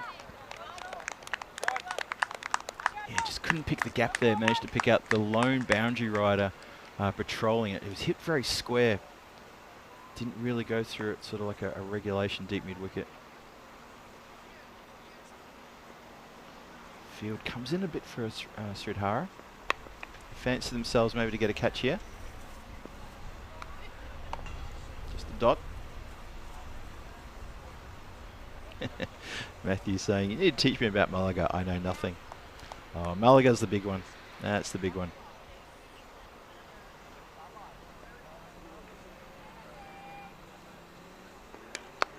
Oh, played nicely through the covers. That's a very confident shot. Straight to the cover fielder on the 30-yard circle. Gets the one. Gets Bhardwaj back on strike for the last ball of the over now.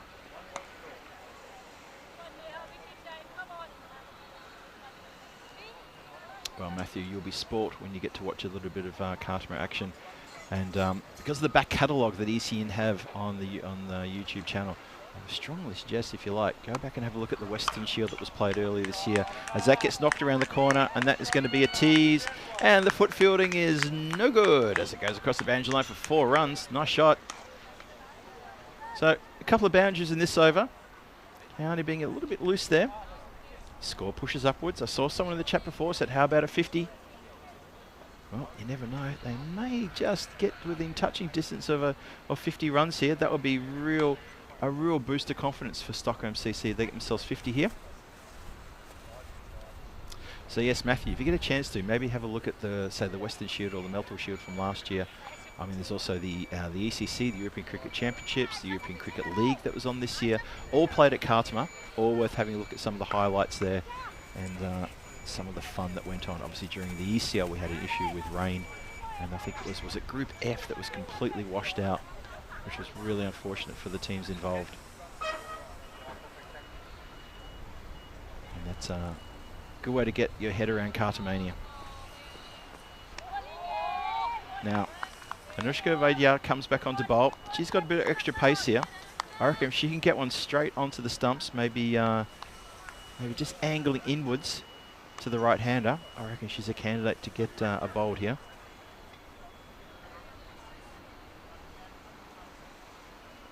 Good shout from Paul Horn about Bardwaj. It's scored almost half the runs so far. Yeah, it is very good bowling indeed. You can hear lovely bowling come through your fax mic. It's been really good bowling, and I tell you what, Uruguayan are a team to watch because they've only had 6 wides so far in this innings, and that's pretty good. That is pretty good. In the Belgian ECS-W had recently, and also the one on the weekend, wides and no balls is something that is being worked on quite heavily by all the teams. This is a good display, and right on cue, bowls are wide. Keeper's taken that one in the glove, and I see she's just giving the hand a bit of a shake there. That cannoned off the hand. Off the left hand. Hope she's okay. Yeah, just takes the glove off the hand there, and she's giving a bit of a shake in the background. Look at that. Ooh, yeah, that could have easily... That could have hurt. I think she's feeling it a bit now. She still hasn't put the glove on. Now she's putting it on.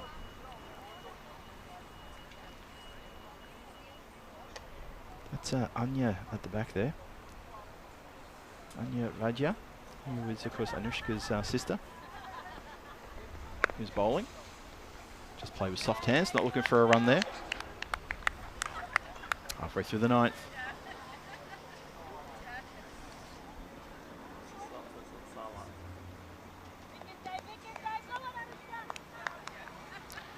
Oh no, Montelus. Monty, what are you doing? You start talking about shrubberies. That's opening a can of worms for me. Could go down a path which we'll never come back from. That keeps a bit low. Oh, if Anushka can get one on the stumps here, she could pick up herself a wicket in the next 2 deliveries. She's only got a couple more to go.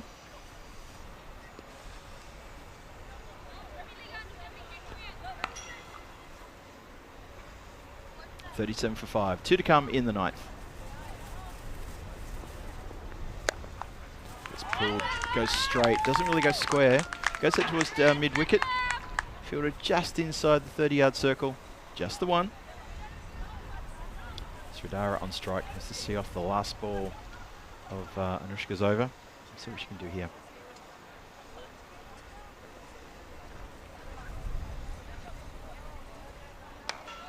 Pushing hard to get it up to 50. May struggle though, may fall themselves a bit short. Need a rush of blood. And it's a wide ball, that's going to help.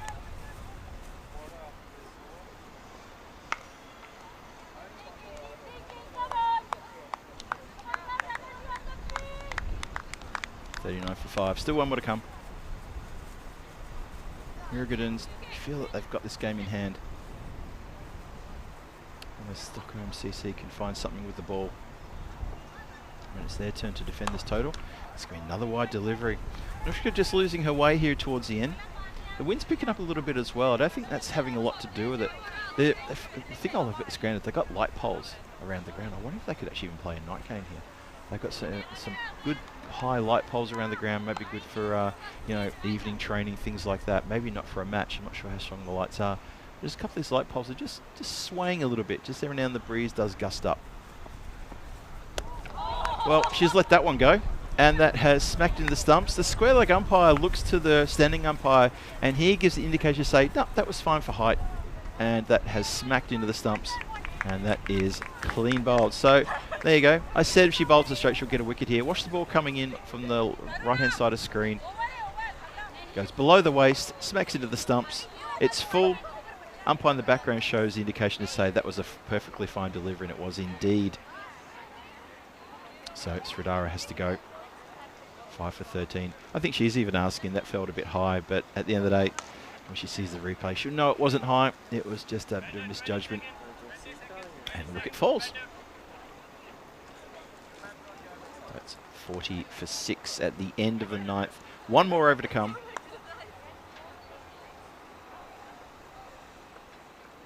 Dave asking Monty if that's a reference to Monty Python. It certainly is. I have to start talking about the knights who say ni, or the knights who say the other thing, which is a little bit too long for me to try to say in between deliveries. I don't think I could say the whole thing. Monty might have a chance at typing that out because I really probably couldn't say the whole thing. Chukla is going to bowl the last.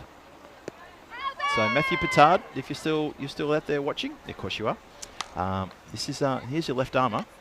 Very talented left arm bowler is Chukla. Captaining the team, very effective with the bat as well. Having a good game with the ball. Oh, clips that nicely. Now the fielder was in very, very close, almost on the hip of the batter there, and just a bit too close. And that's been knocked for 4. That's a good shot. So the score is up to 44 for 6. Bhardwaj has got more than half of those runs. She's on 23 off 20. They may just get to the 50. It may happen. Here we go. Straight to the player in that short mid-wicket position. No run. Let's see what Bhardwaj can do. Can she manufacture another boundary here somewhere after these next few deliveries?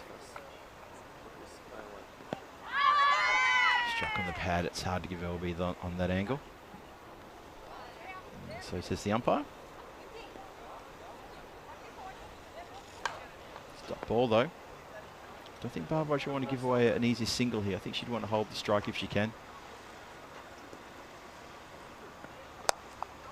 Goes down the ground. Oh, she's going to give up the single though. So there you go. She does give up the single. So last ball to come. 45 on the board. Maximo to get the 50 up. Not putting any pressure on Neha Parob. No pressure at all. Here we go. Last ball of the innings. Straight ball and straight through her. That is reward for effort to Chukla. She gets 3 for 7 from her 2 overs. She's bowled sensationally. Her captaincy out in the field has been very good as well, ringing the changes to the bowling and the fielding when it's necessary. It's just straight, it's full, and that is good reward for effort there. Well done. And the Stockholm Cricket Club are 45 for 7 after 10. And you get the feeling that may not be enough. It's going to be difficult for their bowlers to defend that. Matthew getting excited. Good shout out there from Johnny to you, Matthew. Yep, that's something for the chat to remember. Don't accept all capitals. It's the equivalent of shouting, which we do usually frown upon. Anyway, that is going to be the innings done. 10 overs bowled there. As we have a look at the highlights now, we roll the package and we see how it all unfolded. And it was the first chop on there. Helena just couldn't stick around like she did in the previous innings. Chops on and couldn't believe her luck. Still had a smile on her face though. And then it was pretty much swinging for the rafters, but it was Karuna Bhardwaj there who struck together 24 from 23, the lone hand. And that's what Stockholm Cricket Club are missing. They're missing a little bit of support for someone like Karuna, someone who can stick around and pick up the runs with her at the same time. Gunjan Shukla there with a good catch. And a good bit of work on the boundary line as well. They fielded well, they played well. Turned down a couple of runs that were on there a few times, and that's just little things for Stockholm Cricket Club maybe to work on, and for their batting coaches maybe to get together and have a chat about is just a few mechanics when it comes to the holding the bat and pushing through the line, and then other things. That's a good shout for a leg before. I felt that was absolutely plumb. And just a moment of they missed a couple of quick runs there. Just these little moments where you think, well, you could have got an extra maybe 1 or 2, 4 or 5 runs here just off these, a few misfields, a few overthrows, just small things. But it's the small things that you start to get right, and that's how you get momentum. And they will start to get these little things right. They will start to get the momentum. And you see that deliver there. Just straightens, goes smack into the stumps. Square leg, turns to the main umpire and says, yep, that was good enough height for me. I like that one. And the last wicket that fell was Shukla picking up her third. 3 for 7 for Gunjan Shukla, the captain. And she has bowled really well. And as I said before, she's captained really, really well too. As we have looked now at the batting card here, and it's not a good batting card if you're a Stockholm Cricket Club fan. Look away now as we show the batting card here.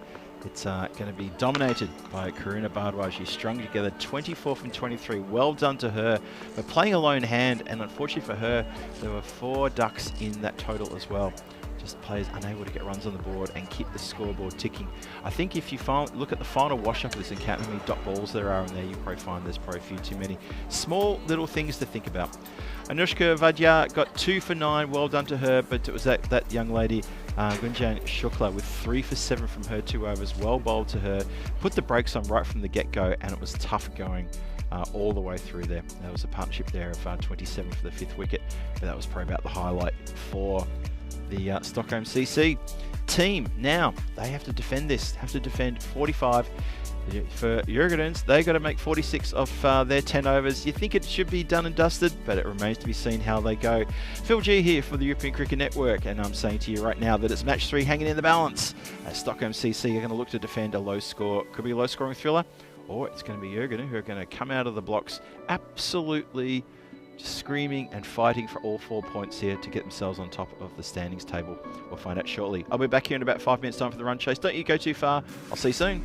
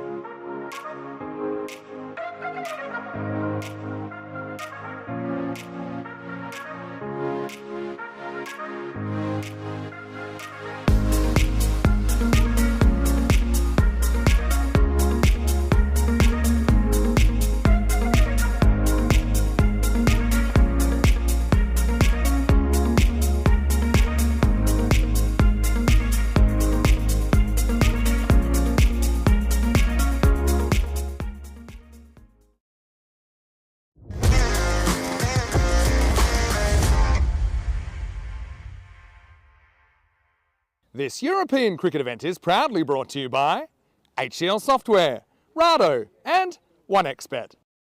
Welcome back, everybody, to the run chase here in match number 3 with Jurgen on the verge of maybe pulling off a pretty big win here over Stockholm CC, or Stockholm CC on the verge of pulling off a pretty good upset over a team that's looking very, very sharp indeed. We'll find out in the next 40 minutes. The bonus point equation says this: 45 runs scored on the board. So if Stockholm CC can restrict Jurgen to 31 or less, they'll get themselves a extra point. And if the batting team can pick this up in 7 overs or less, then they are going to get themselves all 4 points, which is going to be huge if they can do that. We'll see. Going to find that out in the next half an hour, 40 minutes, and see how it all goes. You would expect a team with the power and the strength of Jurgen to have a pretty good innings here, albeit they don't know how to take it too cautiously though. Maybe take it too easily. You never know what can happen. This is T10. Things go a little bit awry the moment you get a little bit of a, maybe just get a little bit too ahead of yourselves here. So still going to get the win. That's the most important thing, to get the win. Stockholm CC, they need to play themselves in here a bit. They'll have a break after this match, and they will come back and play the last game this afternoon against Albi's Army. And they just played that game previous to this one. Lost it. Quite emphatically. It was quite a big margin in the end. So again, it's about just learning as you go, and that's what the ladies here are doing. They're just learning as they go along and trying to find these little wins, string together little victories for both the individual and the team, and you find you start doing little things right. When you start doing the little things right, suddenly the big things you want to get right suddenly start happening as well. So it's a bit by bit, as I said, and I've said it every time I get involved with the women's cricket. It's not a sprint, it's a marathon. It takes time, it takes effort. And when I started playing cricket, it took me a while to find what I was good at in cricket. It took me a long time to even learn how to bat properly. It takes a long time. It really does. So, the ladies here, they're playing the game they love, and we're loving what they're doing. They've always got a smile on their face. Even if they go out for a first ball duck, it doesn't matter. Smiles all around. The run chase starts now. Helena's got the ball, and we start. And that's been hit very hard, almost down the throat of the fielder there, who looks like she was there to take that catch. It gets past the banner, it goes on to the neighbouring field. That's gone a long way. 1 bounce, 4 runs. Just for a moment there, I thought, oh, we're going to get a wicket first ball. Have a look in the background. Player in the background just sets herself and then just goes over the head. A little bit late to turn and run there. But it was always going to carry over her head. And all Parab could do was to watch it and chase it, retrieve it and get it back. So we start with the boundary first up. Oh, waits late and places it perfectly. It was just that additional split second of timing where you can see the batter held back on the shot, and that was simply for placement. Anya has hit that ball really well. Watch this. Just there. Just that momentary, just took an extra breath. Placed it perfectly. Nice shot. And already with 2 boundaries on the board, have almost reeled in about 19% of the runs required in this run chase. Goes down leg side for a wide. So Jurgen's IF now. They need 37 from 40 deliveries. You think this should be academic, but as I said, little things can sometimes go a little bit wrong here. We'll see what happens. Clubs this one on the back foot. It was a back foot lofted cover drive. It was played beautifully. Anya Vadia has hit that one really, really well. Anya, of course, who is the wicket keeper for the Jurgen's team. So Helena's copping a bit of stick here in this first over. Another boundary.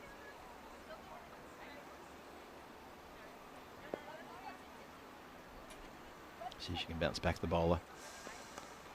Leg side tucked around the corner. There is a fielder on the 45 inside the circle for that shot. Good to see that the fielding teams have put someone there for that shot, because there's been a lot of runs scored there throughout the morning. And I guess you could say throughout the afternoon as well, as we're well and truly into the afternoon session. In the middle of what I like to call the lunchtime game. 2 games in the morning, then the lunchtime game, then 2 afternoon games. As now the left-handed Singh is facing her first delivery. The fielders haven't really moved. I think that the the Stockholm CC team, they haven't really sort of clued into the fact that it's a change, and now the captain is moving the team around. Now she's sort of recognised that, oh yeah, we forgot to have the plan for the left-hander, and she's just starting to sort of pushing square leg to backward square leg, and Sana herself is moving over to a regulation mid-wicket position. It's hit in the air, goes straight back to where Sana was fielding. Oh, I can't believe your luck. You move yourself around about 10 metres to the left and it gets hit right where you were a few seconds ago. 16 off the over so far, an expensive over this one from Helena Del Monte. Still one more to come.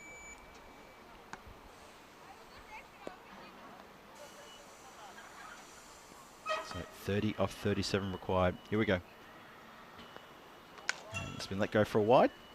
So we'll have that one more time.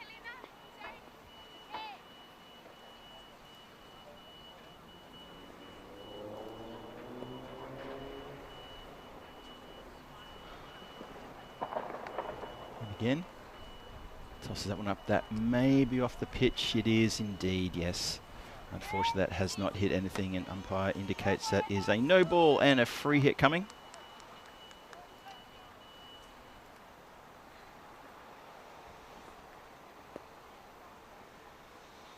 So here's your no ball and free hit.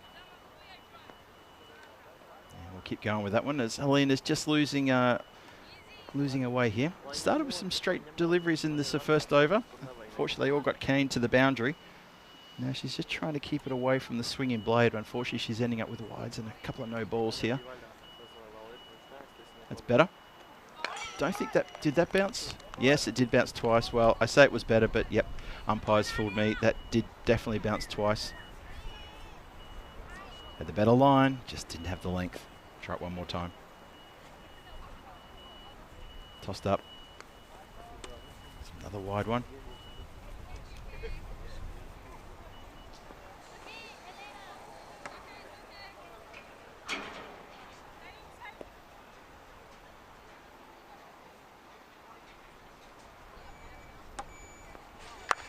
Smacked really hard, goes to mid-wicket. Good fielding, good hard hands there at mid-wicket.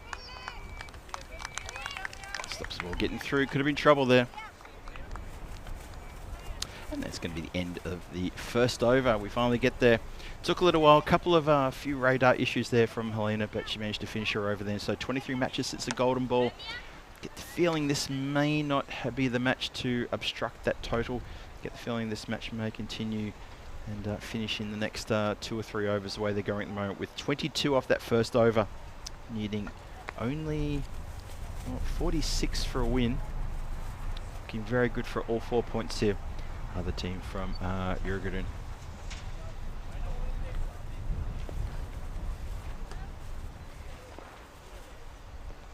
I say that Monty Python comments during the break there had me rolling my eyes and laughing out loud, especially when he gave me the whole of the speech from the Knights who until previously said "ni," rather than the whole line thing. Oh, that's going to be probably a no ball. That seemed quite high. No, umpire run moved. Okay. I think he wants to look at the replay from side on. There we go. And well, she hits it about almost eye line. So I'm not sure if that's dipping or not. I think the umpires are just having that conversation now. Was it dipping? I think the umpires are happy. Okay. Oh, Bardwaj almost gets a wicket there. That has gone perilously close to a chop on. Oh, they're going to take a buzzer there as well. And so there's the 2. Yeah, very unlucky not to get a chop on there. It came really, really close.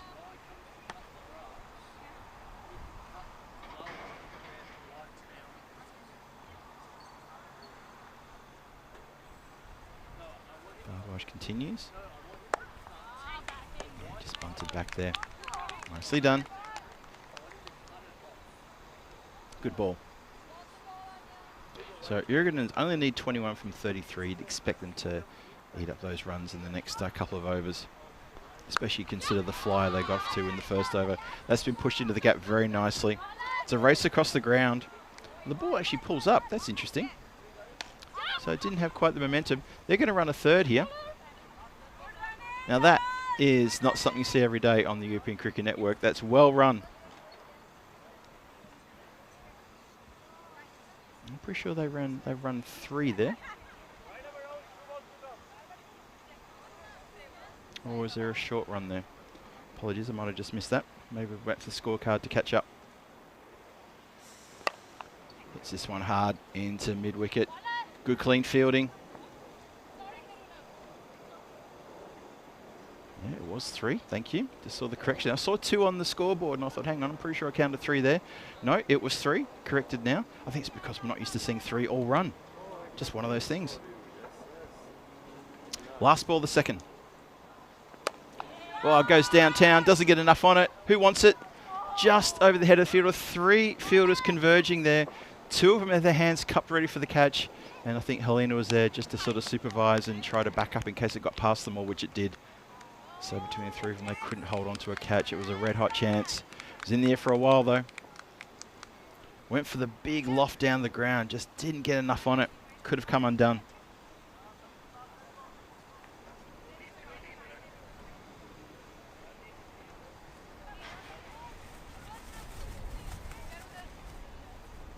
So we finished the second over. 33 on the board. Have a look at the standings again. So a 4-point win here to Jurgenens puts them onto 7 points, 2 points ahead of Albi's Army, and that will put them in a really good position going into the next game, which of course is going to be Albi's Army taking on Jurgenens, which is going to be good for, well, it's going to be good for you because that's going to be a great cracking match. You get the feeling that game is going to be even better than the one we had in the first match this morning. I'm looking forward to that one. And that could be, well, see who wins the day almost. That's been turned around the corner. Now, a couple of fielders here just a bit slow to get out of the blocks. That goes across the line for 4 runs. It's a bit tough there for Stockholm CC. I think they want to make sure they've got their best fielders in the best position to try to affect wickets. It's a little bit tough on them to do that.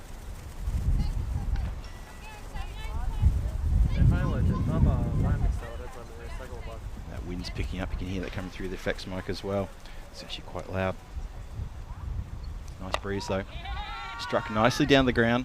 Bit of a chase on here. Oh, the footwork doesn't work. It's probably about a metre inside the line. And they're settled for a couple.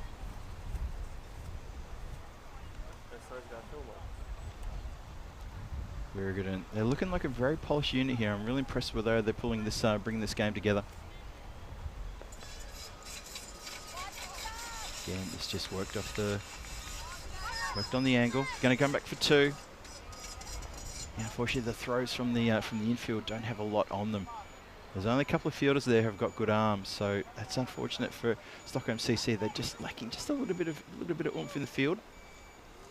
Not taking away from the heart of the ladies in the field whatsoever. But you're going to seem to have it their own way at the moment. Tossed up. It's hit very straight. Doesn't go for the cut shot. Hits it down the ground. And then Del Monte gets down and fields that one nicely. Just the single.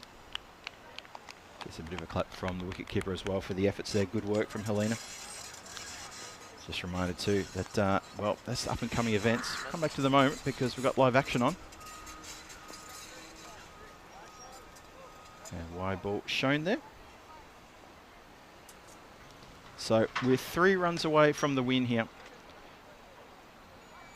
Jurgenens IF looking to tie this game up all here. Hits hard. Straight to the fielder, straight through the fielder. Helena's there to back it up. Going to come back for the second on the arm. They are. And they do get back for 2, so that does tie the game up at 45 apiece. Jurgenens 45 for no loss at almost at the end of the third. Almost going to do this inside the power play. Just one more ball to come. One more run to win as well. I think it'd be fitting if Anya can hit the winning runs here because I think she's played a really good innings. It's going to be a wide, and that's the ball game with the wide. That's 46 for no loss. They chased down the 46 with a whole 7 overs and 1 ball to spare. I think they're just getting the word now that the game is done and dusted. Well done. They don't lose a wicket as well, and this is a really big win for Jurgens. This is a character-building win for them, so congratulations for the team from Stockholm Cricket Club. A little bit to work on for them before they come back in the last game today, match number 5 against Albizami, but they've got a fair bit they need to work on. Just a few little bits and pieces to sort of sort out amongst themselves, but I know they're going to come back better and better. The more games you play, the better you get. It's as simple as that. For Jurgens, though, well, they've played a terrific game here. It's been very one-sided, but you're still going to get the win. And they've done it in style. And so it looks like everyone's going to have themselves a bit of a longer lunch break then, as they all march off and have a bit of a chat and a debrief about how it all went. See the dugout from Jurgens are coming out to congratulate their batting partners, their friends, and their teammates are also going to commiserate with the team that didn't make the win today. That's the Stockholm Cricket Club. And they, as I said, they're going to have a little bit to do. Just a little bit of homework for them to do. As the teams all congratulate each other on a game that was played in good spirits nonetheless. Have a look at the highlight reel here. It's going to be a short highlight reel nonetheless, but still a highlight reel. You can see boundaries being hit and valiant efforts in the field, but once it crosses that boundary line there, you can see a bit of energetic move there from the fielders trying to get the ball back, but once it crosses the line, that's it. It's all done and dusted. And you can see a lovely aerial view there. It's a lovely shot from our drone. Good work there, 2 circles. Loving your work today. Nicely done. Good looking pitch, this one too.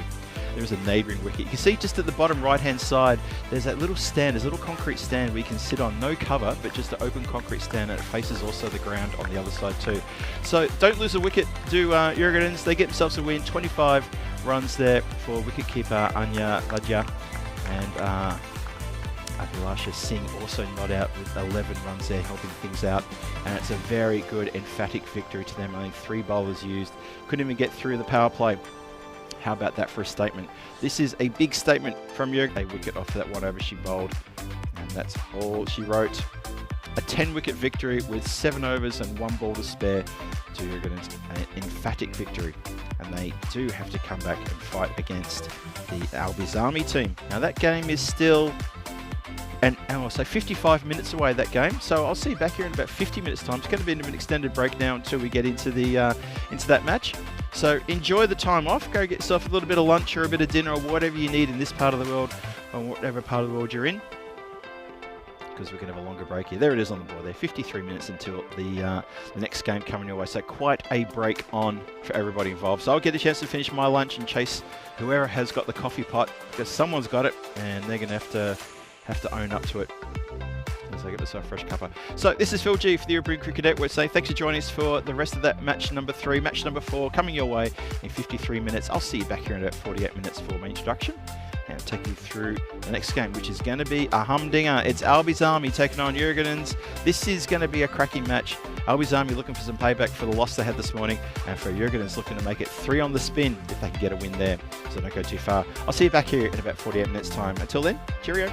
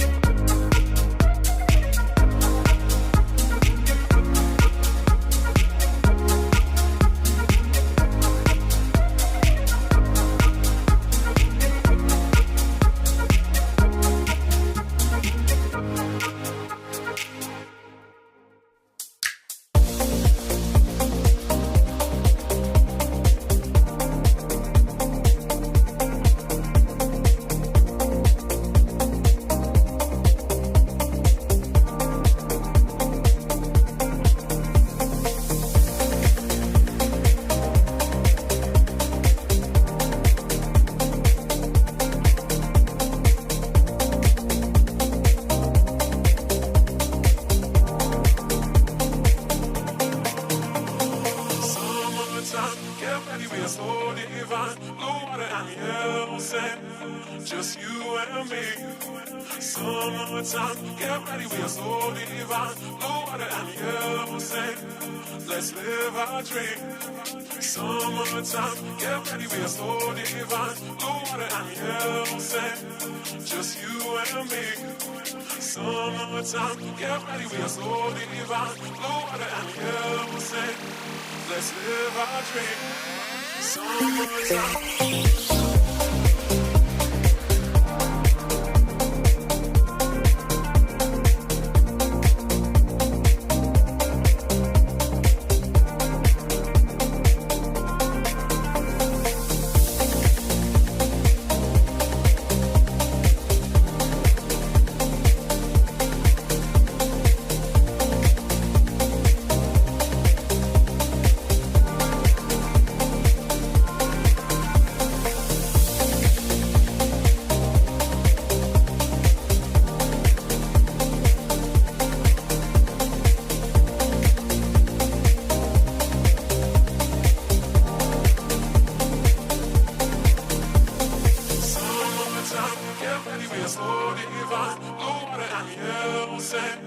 Just you and me. Summertime, get ready, we are so divine. Blue water and yellow sand, let's live our dream. Summertime, get ready, we are so divine. Blue water and yellow sand, just you and me. Summertime, get ready, we are so divine. Blue water and yellow sand, let's live our dream. Summertime.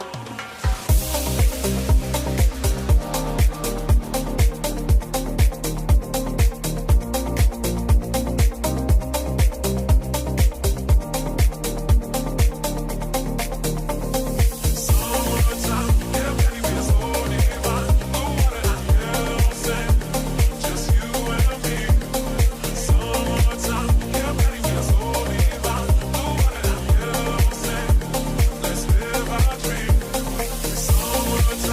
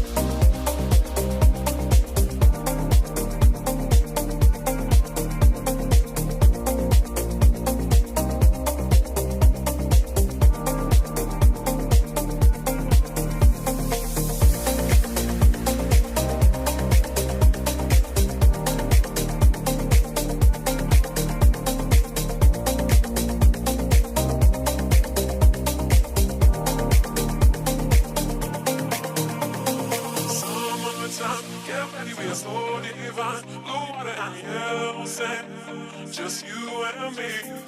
Summertime, get ready, we are so divine. Blue water and yellow sand, let's live our dream. Summertime, get ready, we are so divine. Blue water and yellow sand, just you and me. Summertime, get ready, we are so divine. Blue water and yellow sand, let's live our dream. Summertime.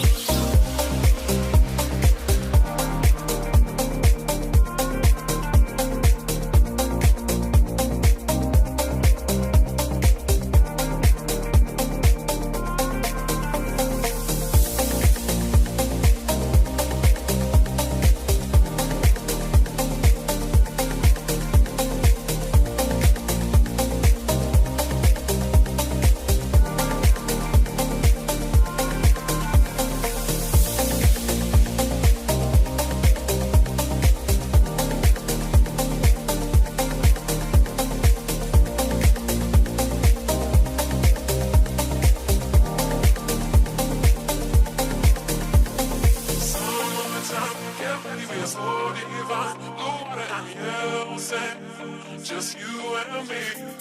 Summertime, get ready, we are so divine. Blue water and yellow sand, let's live our dream. Summertime, get ready, we are so divine. Blue water and yellow sand, just you and me.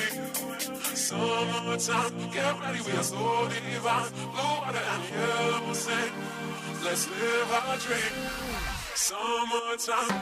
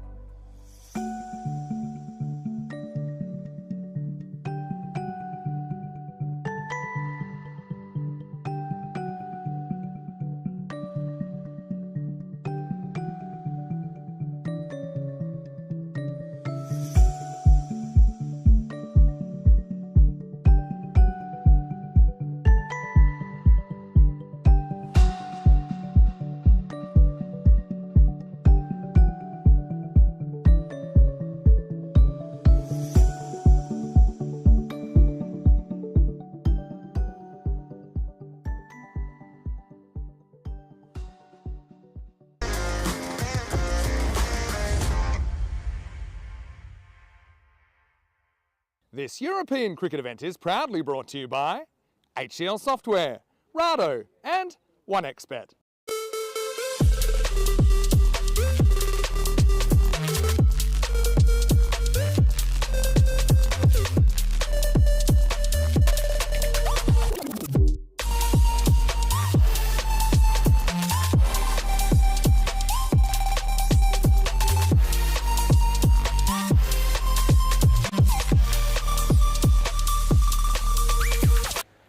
Welcome back, ladies and gentlemen. It's match number 4 in this European Cricket Series. It's day 1 coming to you from Stockholm. Hope you're having a wonderful Monday wherever you are in the world.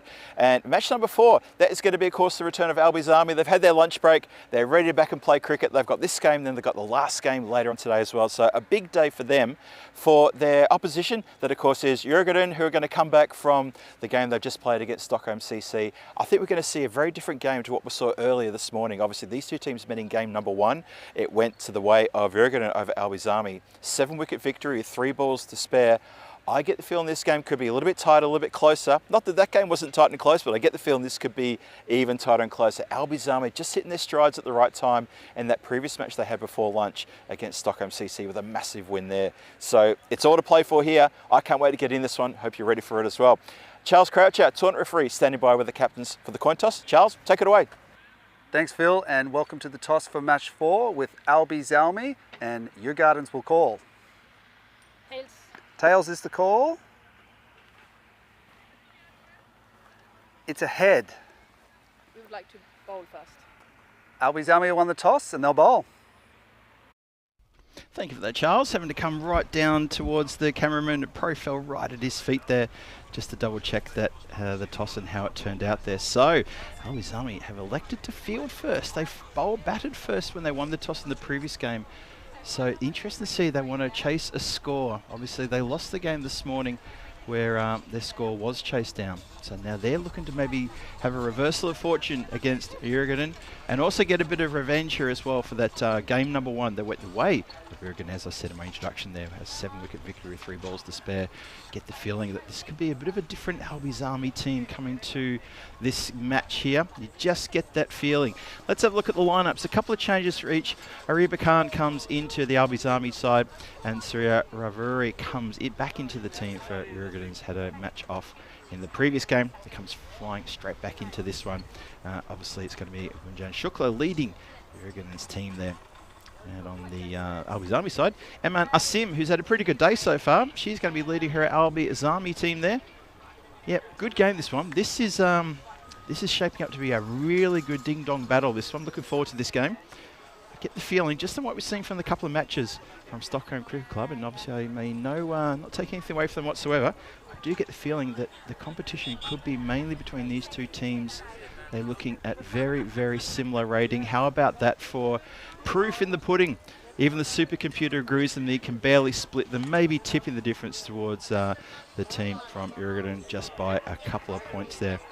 And that's it. There's not much to separate them, and I would agree with that. I think they're very even side.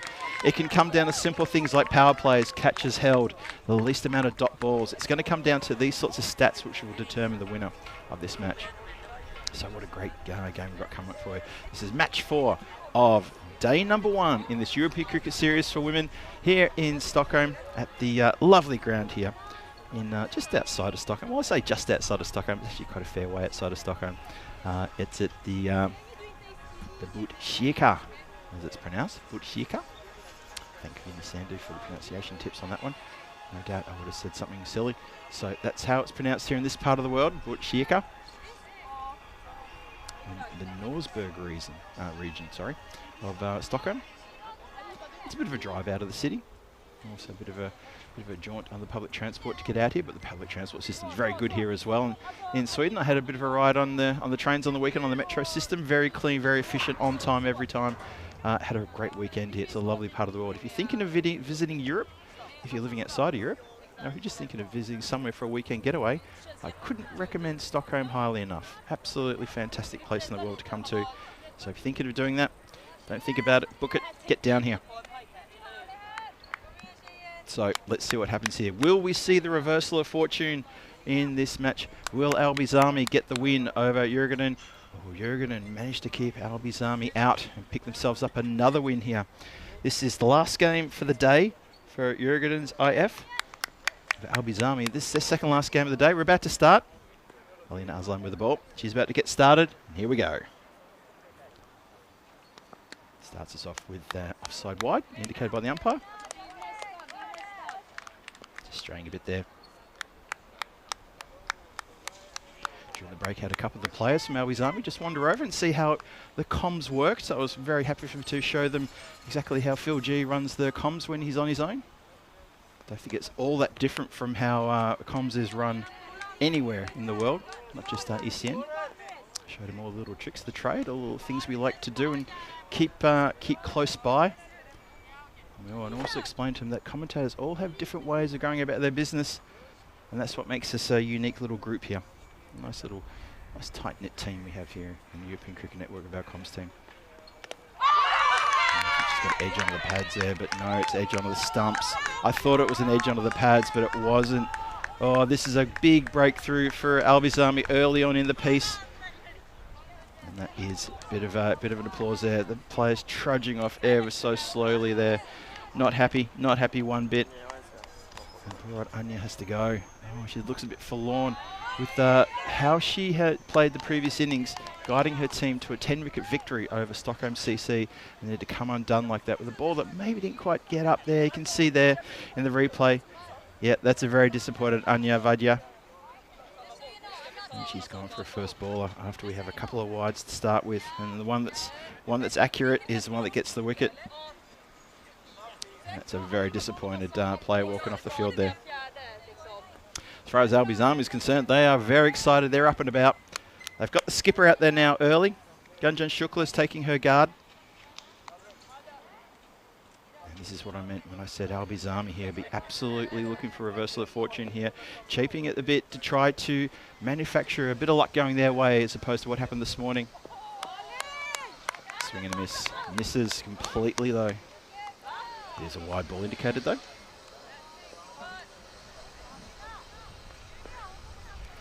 Going to stand outside of the Commodore Igloo for a moment. It's quite warm in the Commodore Igloo. I had to close the sides because it was getting a bit loud with the wind going through. But with the sides all tidied up, it's a bit of a sauna going on. I know Scandinavia is popular for its saunas. Not sure I think I'm going to be in one right now.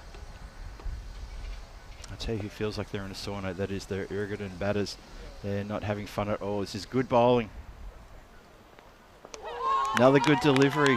Just a cracker, just too good. Ball's probably not getting up as high as the batters expected. It's only because the bowler's taking some pace off here. It's just clever. Got a proper line there. Proper good length as well.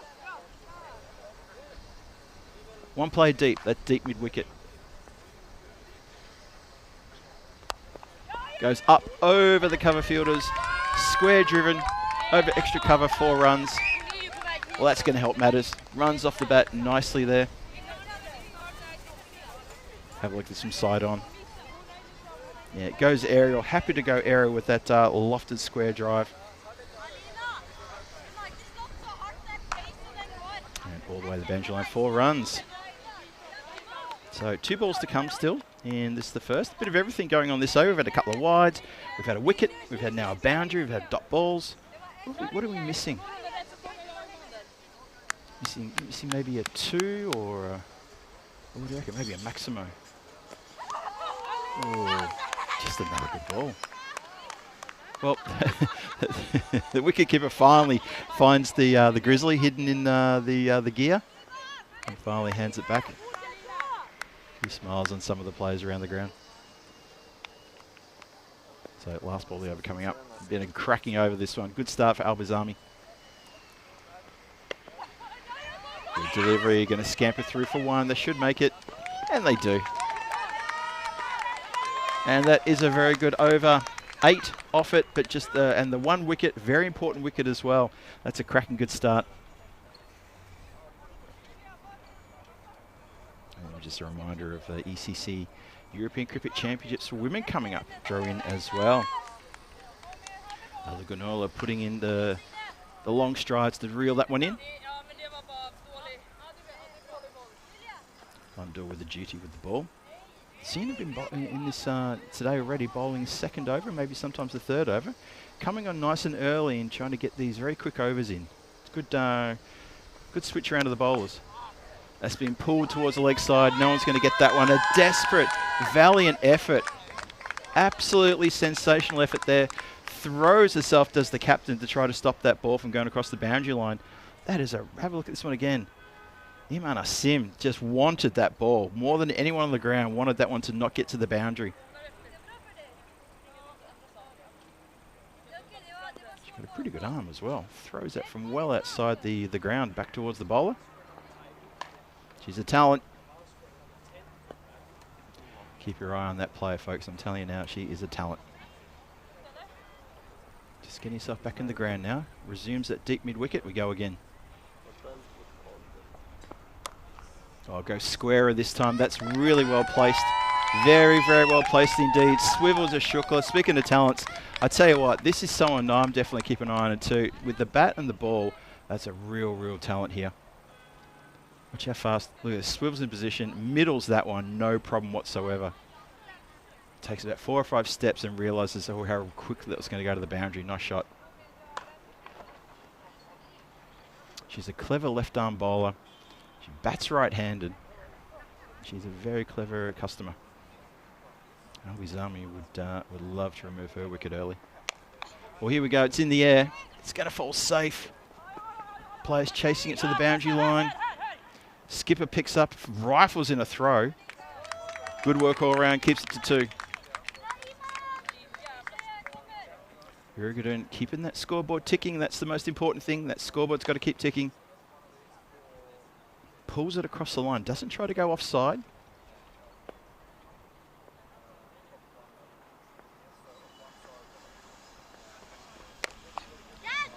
Same again. Almost juggled into the second bite of the cherry. Almost pulls it in. So very, very close to a catch there. Oh my goodness, that was so close. Mira Razwan almost pulls in a ripper. This went pretty quick to her as well. She did well to keep the hands up, so it landed in front, almost got a second bite of the cherry, and almost pulled it in. Well, that would have had Alwizami absolutely in raptures if she had pulled that catch in. As it is, it goes to ground. That's a life. Abhilasha Singh has got to see off the final ball now. She's facing her first delivery. Been there since the start. Gets to face the first delivery at the end of the second. And it goes leg side wide, so she'll get to face another one again. The bowler is saying, well, look, didn't that just go over the top of the stumps? How can you call that wide? You may have an argument there. Lundell will always be asking that question. And hit straight back and held. Oh, that is a terrific recovery there. What a good catch. Really good catch. It came at her very, very fast. Like it really came to her quick. Almost defensively, the hands go down and then there was the bobble. I think it was like a triple bobble and then the catch. 22 for 2. It's Richie Beno time here at the Botica ground. Look at this. There, and taken. Good vision from 2 circles. Thank you very much for that. That is a really good vision. You can see exactly what it meant to the team. It was a proper get around for London while she was on the ground just recovering from taking the catch. And Abhilasha Singh goes for a first ball duck. Ouch. That hurts. That hurts, Djurgården.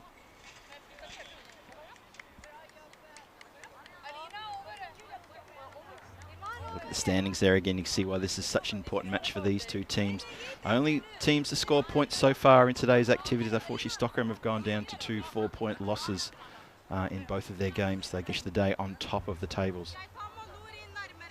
Shukla, the captain of Djurgården IF, she's still out there.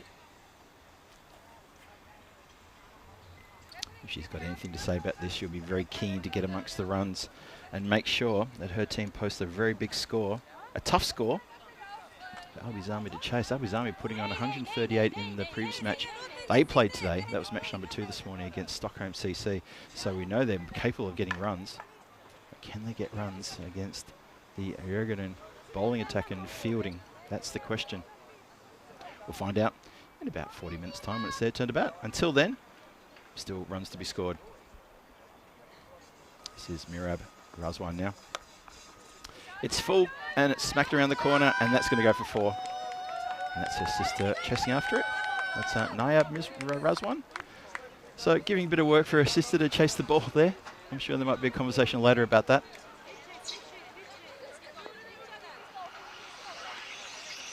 Shukla, 22 off 11. Jeez, if blink and you miss it, suddenly she's into the 20s.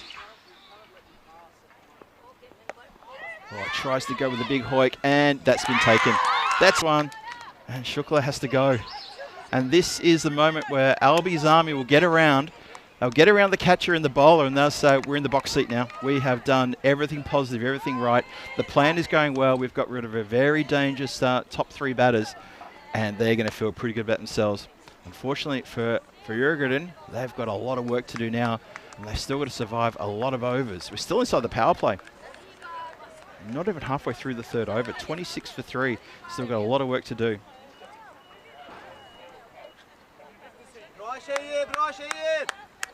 But Shukla has to go. Her job wasn't finished, and you know that way she walked off, you could tell.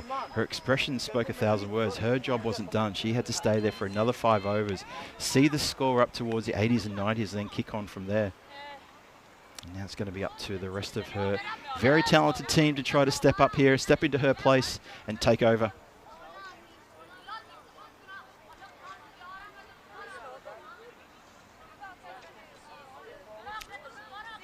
Dawson with the chat about Benno after the French village, which he lived later in his life. Yes, indeed, Julian. Good shout. Very good shout indeed. Hope you're doing well, Julian. Good to see everyone in the chat too. Hope everyone's doing well on this very lovely Monday, especially in this part of the world where it's sunny skies and almost a return catch again. That was almost another one. Oh, shy at the stumps goes a bit awry.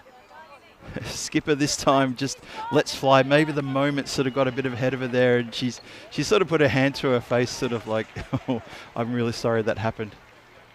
And I think just a little bit of over-exuberance there, trying to throw the stumps down. Razwan continues. Oh boy. Dia Gangwani here, she's just faced her first ball, which has almost come undone there as well. They're going to need a lot from her, Jurgen. They need a lot from these two. These two came together to get the runs on the board against Albi's Army earlier in the match today. So they need to stay together and forge a good partnership, these two.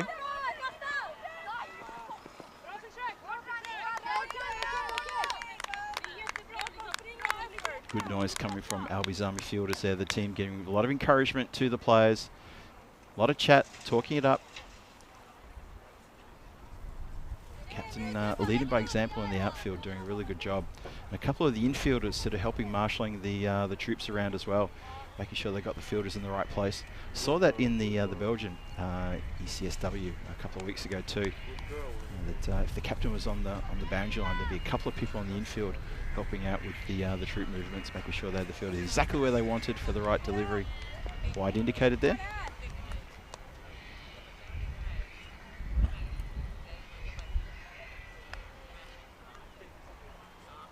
Again. Oh, the old back of the hand. It gripped and turned, but it just had a bit too much flight on it, and it pitched down leg. It did grip that. You can see it very clearly how well that gripped before it came in. One more time. Look at this replay. Oh, look at that. That's a pretty good delivery. Swings for the rafters. Does Jay Weira. Misses the wide one though.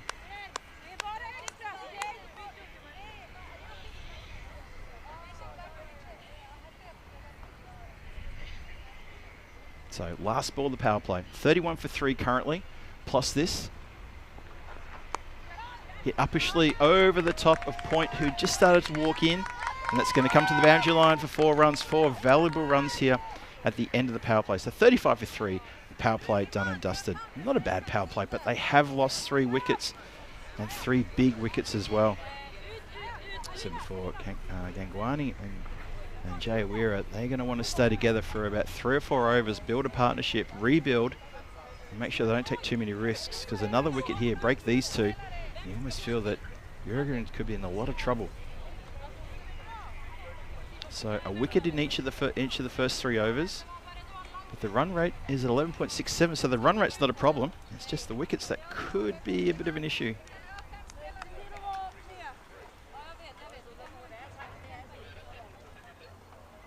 Yeah, it looks like it's going to be no, Rizwan now.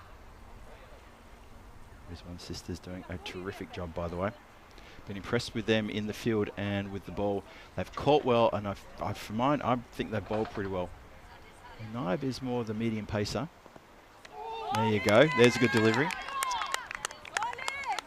And Mirab is gives it a bit of a rip and likes to throw the ball in the air. Likes to give it a lot of flight.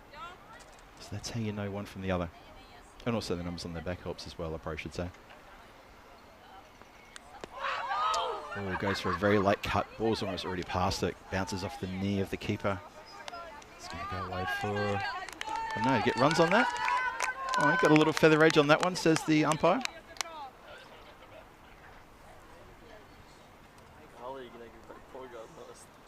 So runs off the bat, that one. That's why there was a lot of oohs and ahs.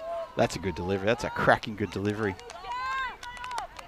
And wicketkeeper onto it very quickly, trying to keep things very honest there. Good work. Very good work indeed. Hello to Bethany Evans, who's still in the chat with us. Good to see you still here, Bethany. Hope you're having a great day. I hope you're enjoying the cricket. I'm enjoying the cricket. Hope you are today. Everyone as well. These two teams putting on a real display here. It's full. Ooh, tell you what, just watching that one, watching the square leg umpire, he said it was okay. Apparently it dipped below the waistline according to the square leg umpire. I think the standing umpire is just concurring. 2 to come, they say. Can't play it on the offside. Just ends up going straight. Bowler has a bit of a mare with that one. And they get through for 1.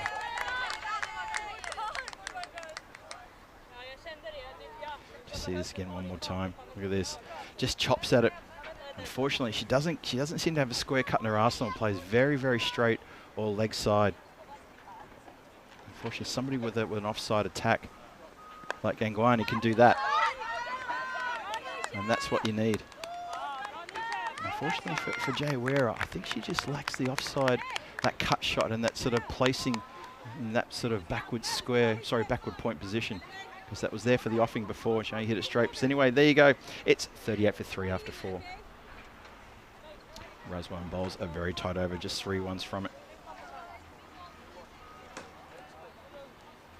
Yep, definitely need a partnership here, Bethany. Completely agree with you. Need to hold it together here. At least they get through the over without losing a wicket. They lost a wicket in the first, second and third over. So in succession like that is a bit of trouble, especially with your top 3 batters. So they really do need to keep things nice and tight now.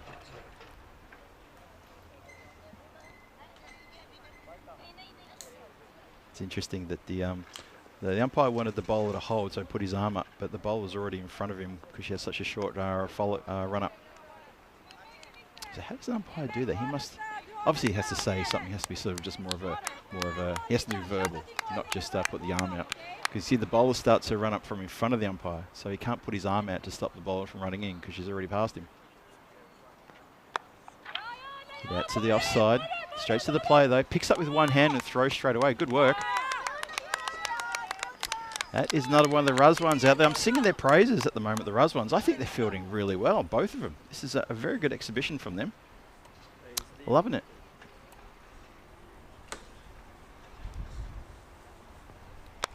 Club down the ground. Just the one.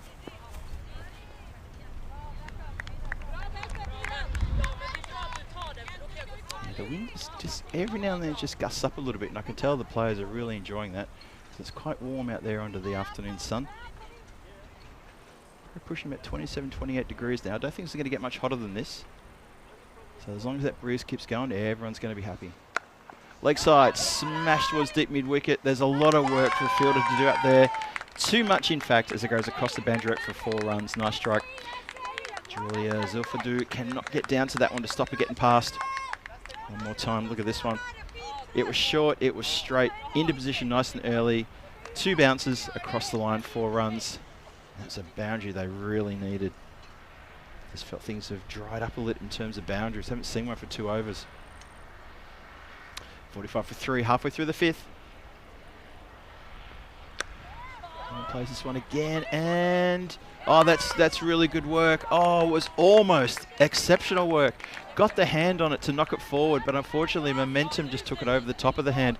You can see there she's a bit sort of rolling the eyes, like I almost got it. But have a look at this work here. This one bounce, hits it with the palm, but unfortunately it was already taking, the momentum was already taking it towards the boundary line, so she was on a hiding to nothing to try to middle that in her hand to knock it down. Good work nonetheless.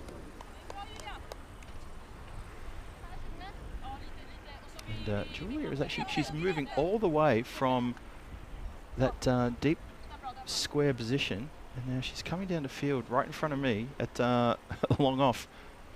So I'm not sure what's prompted that. I actually thought maybe she might have injured her hand then. Maybe she's trying to get close to the medical tent. That was a rather unusual moment, that. Hope she's alright. She's not showing any discomfort. 49 for 3. Last ball, the 5th coming up. Tosses it up. Oh, played with soft hands. They're going to scamper through for one and they'll get it as well. There's the 50. Well done, ladies. 50 for 3 after 5. That's really good work from these two. Oluganola has gone for 12 off her over.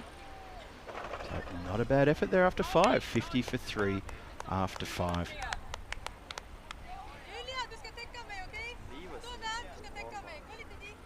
I'd like to thank 1xBet for the chance. Just have a bit of a talk about this situation now that the 50's up for Jurgen. I think that's it's good for them. They're on target to pick up 100 here. And would you say 100 is a good enough score against Albi's Army?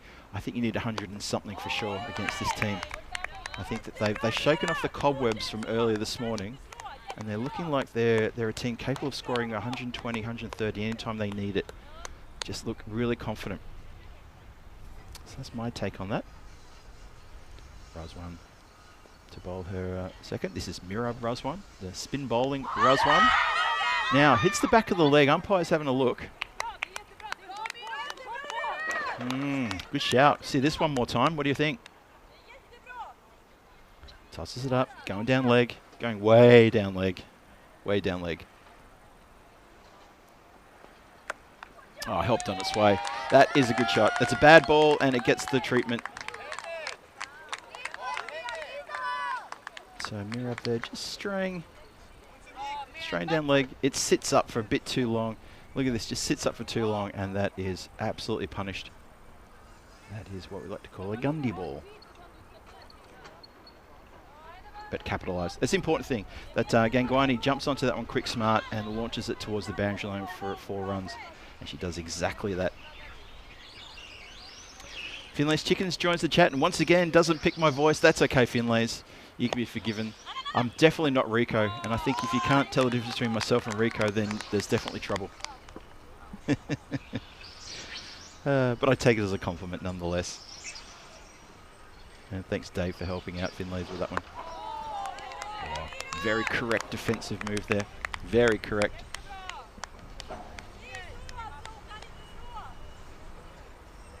.54 for 3, getting towards the end of the 6th. It's been 4 runs off it, just that one boundary off the over. Tosses it up. It's clipped away, gets past the mid-on fielder, so long on has come off the boundary and fields that one, so just the one. So 55 for 3 after 6. The run rate slowing up a little bit here. It's now down to about 9 and over. I'll call it 9 and a bit. And then your captain goes for a quick fire 22.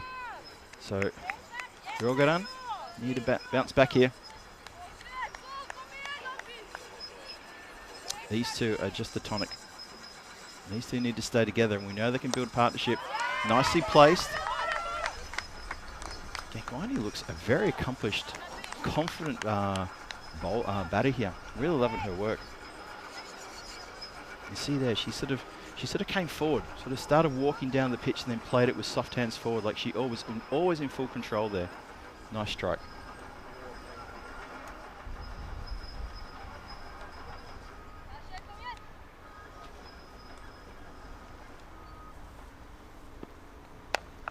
Hit on the full. That was deep mid wicket.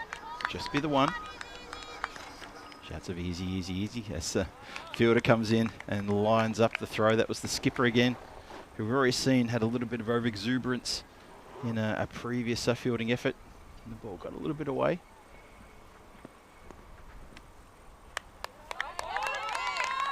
Good dot ball. Follows it up well. 57 for 3. So Naya Razwan looks like she's going to end up with better bowling figures than her sister. Not that I'm trying to make a competition out of it. And catch taken. Catch well taken. Well judged. Straight down the throat. A little bit of a finger to the lips there to say, shush, I know, I got it. And Megana takes a really good catch. Nicely done there. Didn't hurry herself. Just took it very nicely. And she has a bit of a get around. As a reserve play coming out with a bit of water for the batters. Well, one of the batters has to depart, but the other one gets to stick around, and that's disappointing for Jurgen losing a battle like that at this point in time. They needed her to stick around. There's trouble at plenty now. 57 for 4 as one of the set batters has to go. It's going to be one of the batters I was giving her up to, Dia Gangwani, who I think is really, really good. We enjoyed her games today. She's batting very, very well indeed, but she has to depart. It's going to be Anushka Vaidya comes to the crease. She's got to face this last ball of the over. Naya Razwan is bowling very well. I'm impressed with her. Yeah, just as boundaries will start to come there, just as they're starting to free the arms, that's a big breakthrough for Albi's Army. Nicely struck all the way along the grounds. A chase on here for the fielders. They should turn for 2. They should, but they don't. And once again, it's I think Jaya Weira, I think she's really worried about getting run out. She's not fast between the wickets, and I think she has a genuine concern about being run out here. Not 2025. Well, we're on the right-hand side of the page now. Everything on the left has been ticked off. We're now going through the right-hand side of the page, so it's 21st July. That means it's today. Stockholm, the first day of the Swedish ECS, which is all about the women today and tomorrow. Men's starts on Wednesday. And just remember, next Monday, it's the England and Wimbledon ECS kicks off. And that's a big event. Look forward to that one. Hope you are as well. Gunulla now comes on to bowl her second. Good back up there at the keeper's end.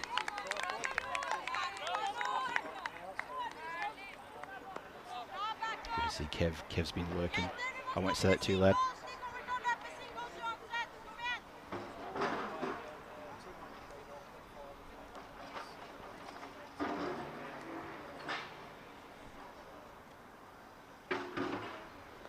Down leg side. Not going to be able to get away with that one. Batter was not interested going after either. Yeah, Jay Weira. Interesting what a game plan is. She turned down a run in the previous match, a second run, and then she belted the next ball for 4, and I thought, well, that's why she doesn't do that. And she's popped one up in the air, but there's no one in the circle on the leg side except for a backward square, a short backward square. There's no one in front of the wicket at all. Inside the circle on the leg side, mid-wicket and long off are all back, obviously on the boundary. There's no one in a regulation mid-wicket position. I kind of feel that Albizone might have missed a trick here. I think it's important to have a regulation mid-wicket in, just to save those sort of runs and to catch those sort of deliveries. And that's just blocked. And just defensively puts that one down. So the team that was looking like they could push into triple digits, they're looking like they're going to struggle to get into the 80s now. There's 2.5 overs to go, and the bowling has been exceptional from Albi's Army. Well, that's almost manufactured wicket. They're going to scamper through for 1. They've got to go quick. And they do. Well done. Keep that scoreboard ticking. Well, it's funny because Jay Weira gave a thumbs up, and Anushka Vaidya sort of raised their hand, though, to say, really, we take that one? We don't take the one early, but we take this one. So there's a little bit of work to be done on the running here. Have a look again, sort of the body language. One thumbs up and one sort of holding the hand up and saying, what was that? A little bit of work to do. 2 more to come in this over. Swings hard at this one. That's going to be a tricky one. Not unless you're Eman Amis, who fields that really well, just the skipper. Well done for her. Look at this. Eman, she's fast across the field.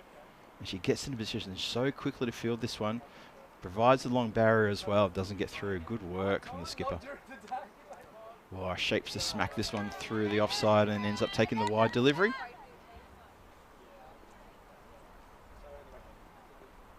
So last ball of the 8th, beckoning. Alaganula hasn't been able to find a wicket. See what she can do here.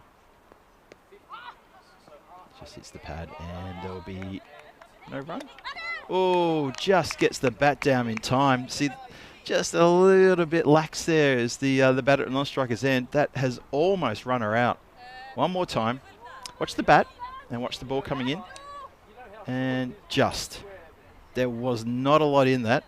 That's just a little bit of, just a little moment there of wakey. You never know what can happen. 64 for 4 after 8. That run rate is exactly at 8 runs and over. So they're going to, I'm not sure they're going to get to the 100 now. They need a lot of runs over these next 2 overs to do that. But if they can push themselves up better, up say to more, I don't know, we're thinking about 80, 85. Have a look at the run rate, how it's come down. It's climbed down from the end of the 3rd, where they were pushing around 11s and 12s. It's really climbed down.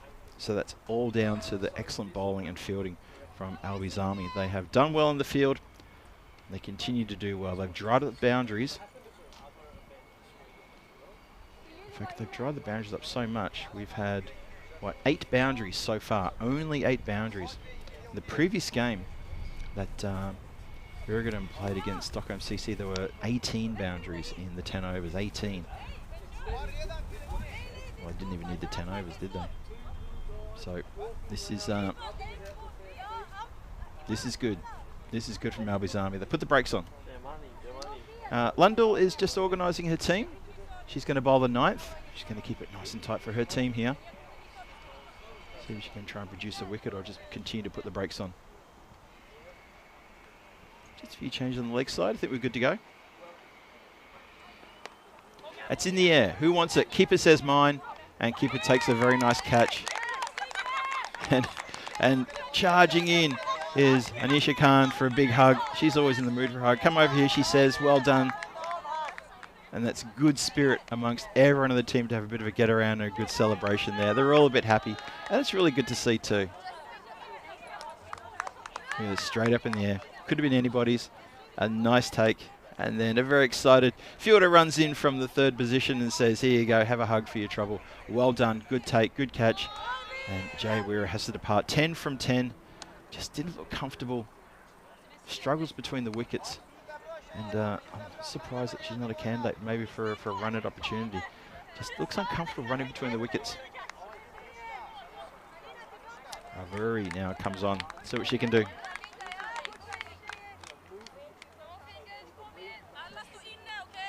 It's a good start though to the 9th. Brakes applied. 5 wickets down as well. They've been really tested. Jurgens popped up in the air. Oh. Full and just miss hit back to the bowler. I think she was looking to push that one on the offside, just maybe past the closing fielder, and she couldn't get that one. Just gets played back to Lundell, who's already got a caught and bowled, so we know she's good off her own bowling. That's the shot she was looking at before, and she gets it right this time. Just doing it in singles now. Have to go back. Let's have a look how far do you have to go back to see the last boundary. I reckon it's a fair bit. You have to go back to the 6th over. The 3rd ball of the 6th over, that was the last boundary. Clubbed nicely. Oh dear, Razwan with a bit of a howler. It goes through her feet and there's a cheer from the dugout as they recognise that that is the first boundary since the 3rd ball of the 6th over. So they've had to wait a little while.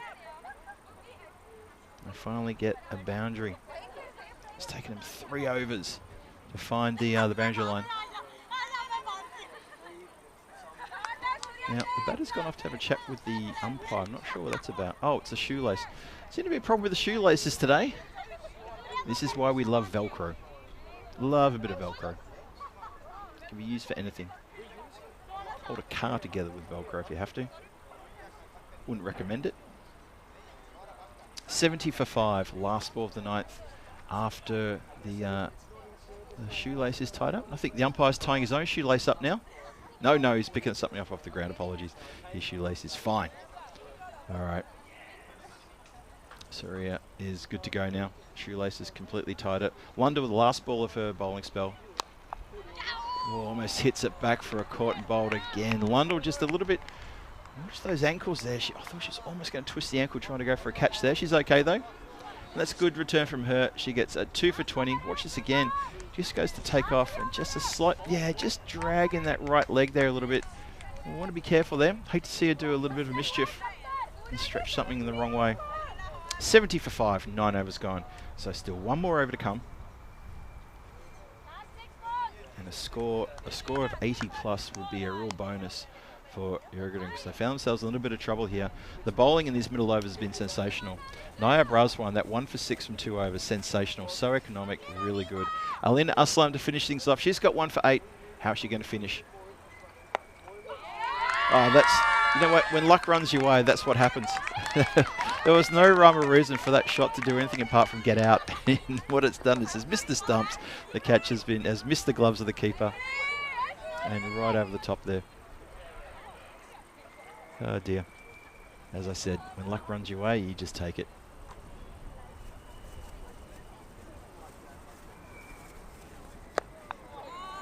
Dot ball, good delivery.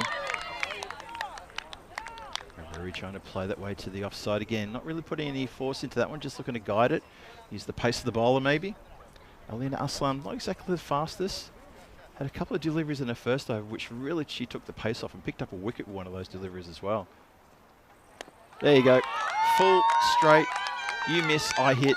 Clever bowling to a middle order that's just a little bit unsure of themselves. Clever bowling.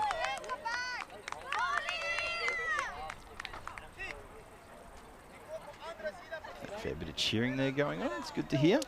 Every little moment's a victory one way or the other, whether the batting team or the bowling team. Everything that happens, there's a little win to be had, and everything gets cheered very excitedly. That's what makes women's cricket so much fun. Every little thing. And Chambers with a good observation there. Almost the same as the first match. You're indeed right there. Except it was Albizami who were batting first. So yeah, good shout there, Benedict. Good shout.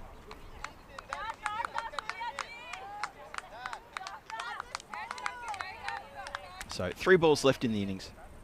Alina Aslam with 2 wickets. She would love to add to it now. Sanskriti Mal is facing. Oh, a bit of a stuttering start there. We'll try that one more time. Dave B noting we only need 11 subscribers to the European Cricket Network to get to 465,000. Good shout there, Dave. Oh, it's wide. It's gotten away from the keeper. It's going to be wide plus. Wide plus 1. Yeah, good shout there, Dave. Glad you're keeping an eye on that one. Johnny Hewson with they need old people's shoes with Velcro fastening. I like Velcro, always have. It's got so many uses.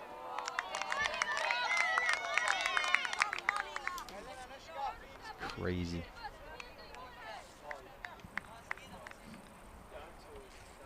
$73 for 6. It is the same score as we had in the first game this morning. That's a great ball. It's too good. Unlucky not to get a wicket with that delivery.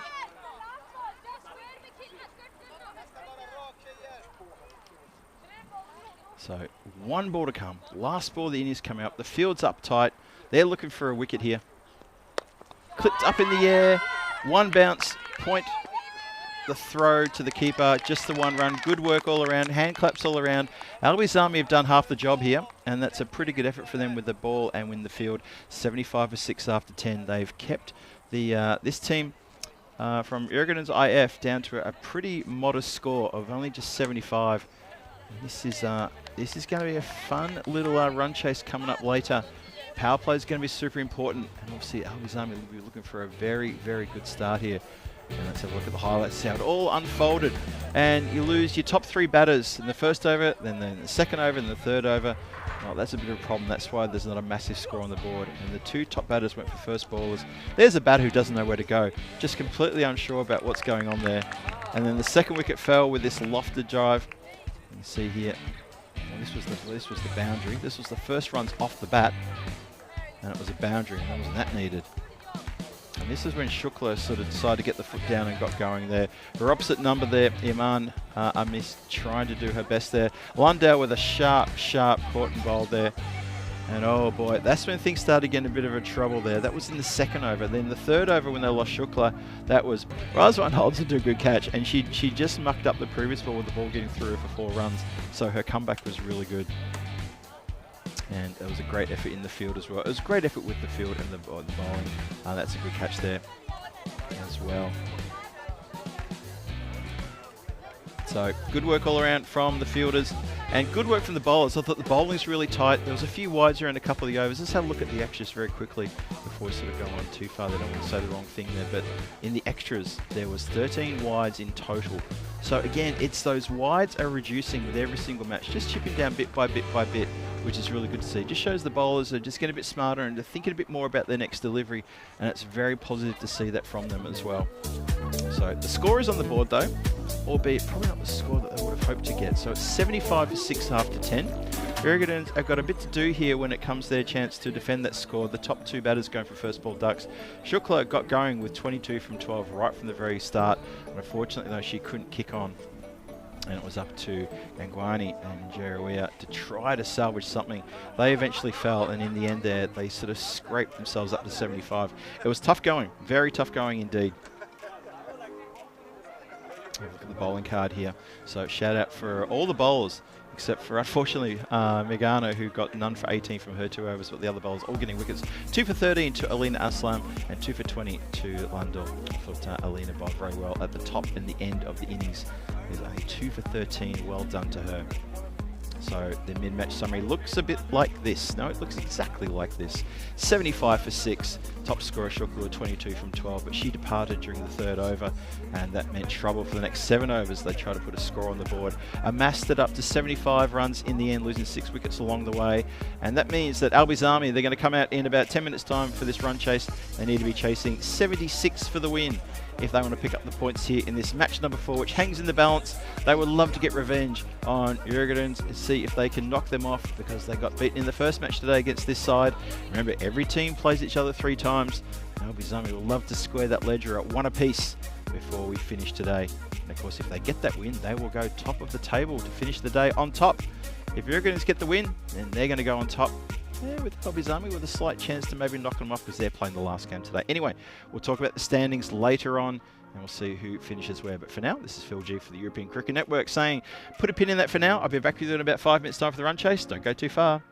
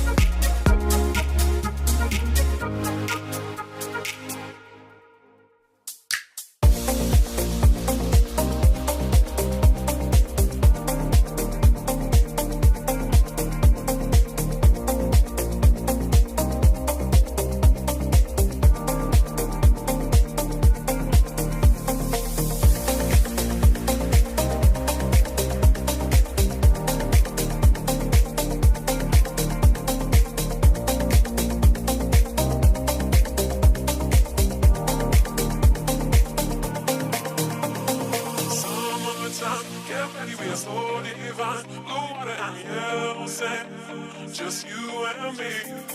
Summertime, get ready, we are so divine. Blue water and yellow sand, let's live our dream. Summertime, get ready, we are so divine. Blue water and yellow sand, just you and me. Summertime, get ready, we are so divine. Blue water and yellow sand, let's live our dream. Summertime.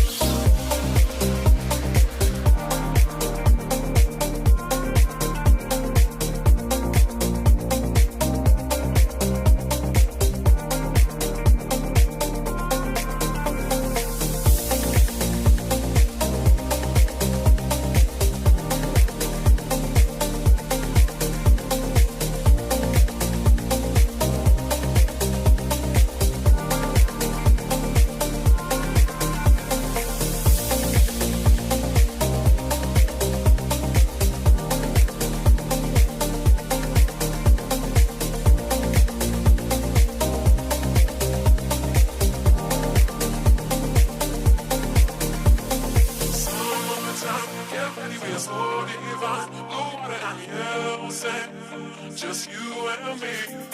Summertime, get ready, we are so divine. Blue water and yellow sand, let's live our dream. Summertime, get ready, we are so divine. Blue water and yellow sand, just you and me. Summertime, get ready, we are so divine. Blue water and yellow sand, let's live our dream. Summertime.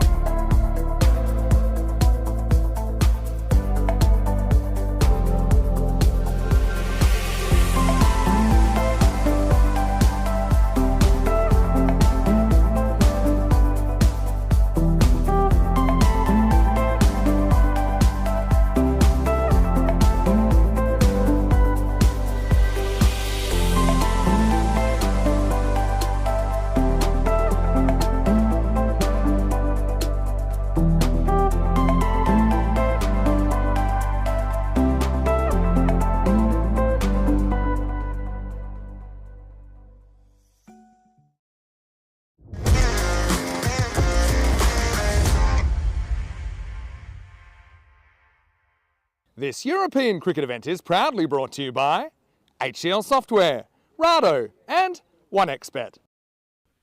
Welcome back to the Butchirka cricket ground as the players are making their way back out to the centre. Umpires are already out there. The batters are almost into position for this run chase. And the team from Ergeden, who are going to be very, very busy trying to protect this score they've got on the board and defend it with their last breath if they can.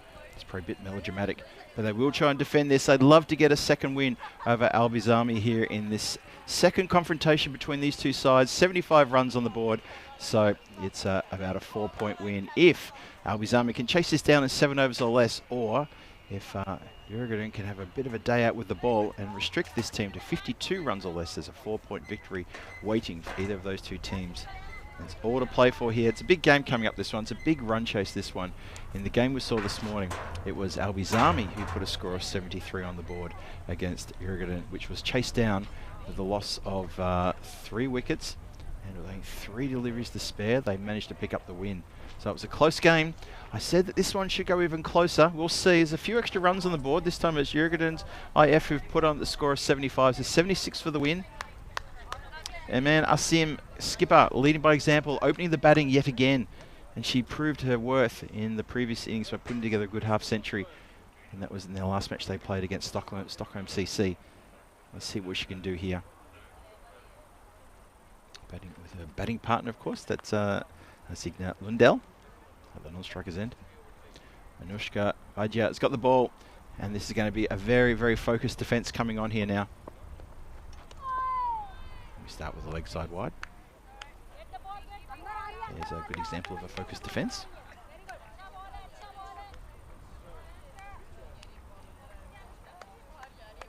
So first runs are an extra. So not a lot of runs to play with here to Ergeden IF. Be very keen to do their best here. Chop down to the covers, just that short cover position. No run, good start. So just as we saw in the previous innings, we saw the top 3 batters getting out in overs 1, 2 and 3. Let's see how Albizami feel. They would love to get through the power play with all wickets intact and try to kick on, put a score on the board. It's a full delivery. Not much change of pace there, but just I think a little taken aback by the full ball. I'm not sure she was quite sort of seeing that one properly.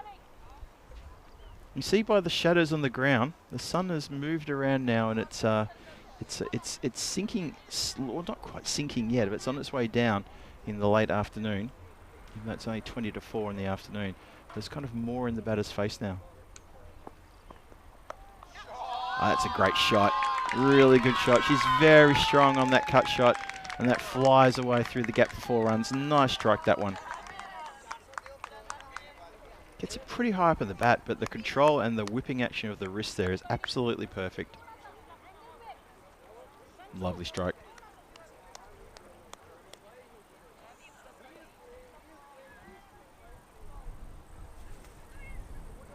Very good in the IF. They'll be really keen to get a breakthrough, maybe even a double breakthrough early on to get pressure on the batters. Can't afford to let them get away to a good power play here.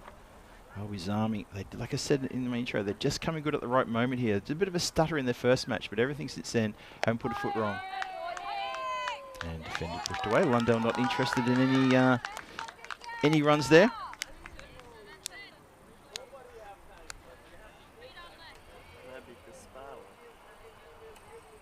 So still 2 to come.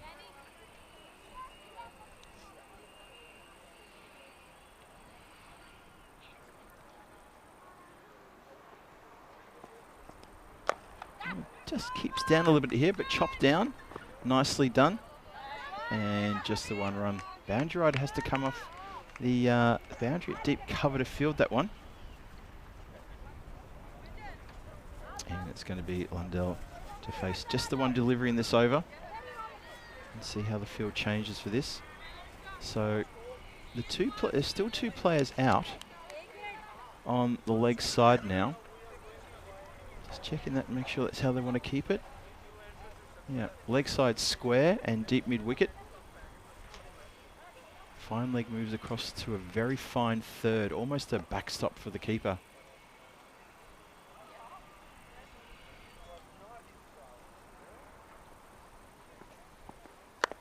And just chopped down to the ground, and it's going to be that short cover fielder, which is a good position to have someone in to stop the week when the gold ball was on. I saw that Ariko and Tina called that golden ball.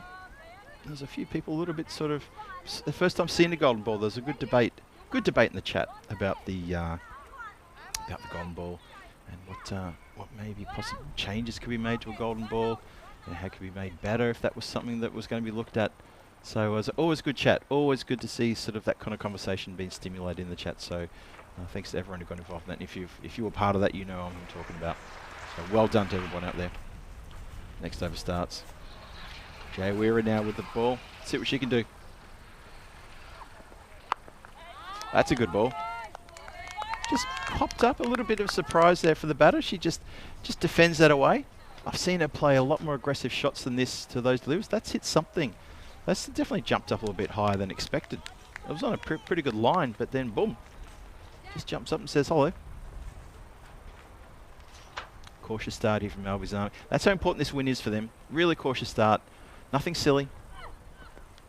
Oh, but then it goes leg side, jumps onto that quick smart. It's mishit, it just bobbles away, but a good sharp quick call from Lundell to run through for a single. Very, very sharp to get the scoreboard ticking. Good work from her.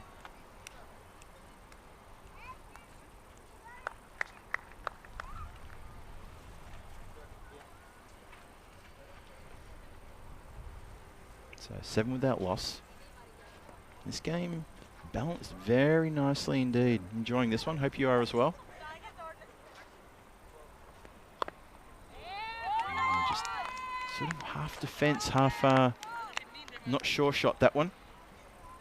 Getting good lift off the deck. This is bouncing, pitching, and rising up nicely from Jay Weira. Good bit of bowling.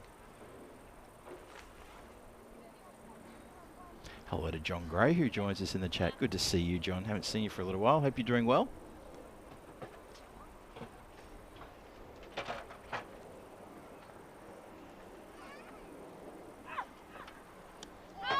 Goes leg side, but well taken by the keeper. Can't stop the wide, though. I think Lundell's eyes lit up when she saw that one going down leg side. So from backwards square leg all the way around behind the wicket keeper to the fine third, there is no one back there. So anything down leg side will be chased after and they will get runs. There's no one put there on a 45 to save the runs. Not sure about deep mid wicket though. Had done a lot to do out there. And this time it's going to be wide to the offside. A wide +1 looks like. Yeah, so just contrasting with the field positions I saw at the Belgian ECS a couple of weeks ago, where a backward square leg and a leg deep square fielder would be in place for both batters. Doesn't matter, left hand, right hand, didn't matter. Just to cut off that run supply, which was very, very effective for the batters. And so they've sort of done the carbon copy, same for the right hander now. The whole, that quarter of the pie, if you like, from the wicket keeper all the way down to backward square leg is wide open. So anything down leg side is just like that. Exactly like that. Thank you for giving me the example. Right on cue. It's not going to make it to the boundary line. It was slightly mishit, but they get back for a couple. But that's exactly the case in point. So there's a lot of work there for the backward square leg, who was very square. And maybe skipper might want to keep her on an angle there. I think they're just asking the fielder there to hold where that ball went. So they're sort of chasing the ball around a bit now, the field placements. That's always dangerous. The deep mid wicket is deep on the boundary line. Now they're going a little bit more square as well.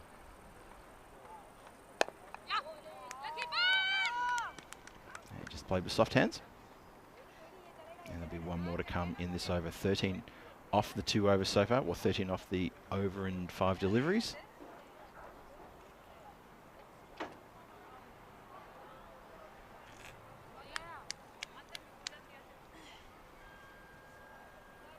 So last ball of the second coming up. Jay Weira hasn't bowled too badly at all. Going to try coming around the wicket now to the left-hander. And it works. It works beautifully. To be fair, it didn't bounce that high. It grubbed ever so slightly, and we've seen the deliveries from Jay Weir. I was calling at the start where she was pitching it. It was getting a fair bit of rise, but this one doesn't. Watch this one more time. You'll see it from front on. You'll see what I mean. It just didn't get up very high, and Lundell hits right over the top of it. Watch this one more time.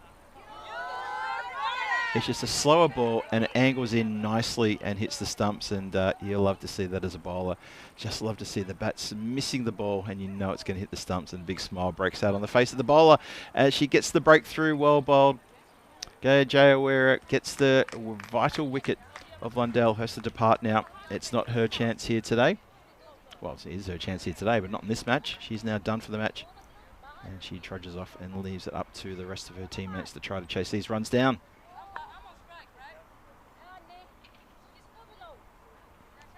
So that was the end of the second over as well. So change the bowl. It's going to be Surya is going to come on to bowl. Surya Ravuri, who has come back into the team. She had the second game off today, so she's come back for this third game. She's going to bowl her little sort of very short run up, tricky little spinners here. Getting her leg side field. She wants a very square boundary right end. She wants a deep mid wicket. Everyone else inside the circle. Only a close infielder on the leg side. Cover is pretty much in a standard position, but she's crouching for a catching position, but probably should take a few more steps in. And of course mid wicket is crouched in a short mid wicket area. Saving runs. Well, it just checks her shot there and ends up playing with soft hands for one. Good work. You see there Iman, she just checks her shot at the last minute and just drops it down. Almost like there was going to be a wind-up. Gorad takes middle stump as her guard. You heard her yell out there. Anushka, you got it. Umpire middle, please. 14 for 1. Again, I'll just say it again. This game's balanced nicely. It's waiting for either a batter or a bowler just to absolutely break through and do something amazing. Take the game away, possibly. It's a full ball. It was on leg side. Good, clean bit of fielding that. And a good throw back. Good cricket all round. Hasim, the skipper, had to get on her skates there at the last minute, make sure she got home okay. And went straight to the player just behind square and got the throw back in quickly. Nice work. John Gray with the explanation of Jurgen. Thank you, John. You obviously missed my descriptions of Jurgen throughout the morning. About that it was a happy hunting ground for the king who loved hunting.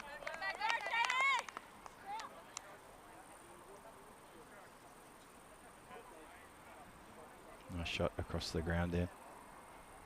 There's one of the outfielders on leg side, deep mid wicket. 16 for 1, halfway through the third. Almost hits it back for a catch. Oh, Gorad. Thanks to Lucky Star, she didn't get a little bit of extra on that one. Almost just clips it straight back.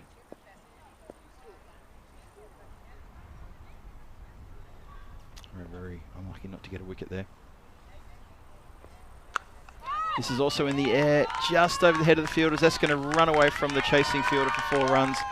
And that's a pressure relieving shot, that one. It goes to the boundary. First boundary since the first over, so nicely struck. Very nicely struck.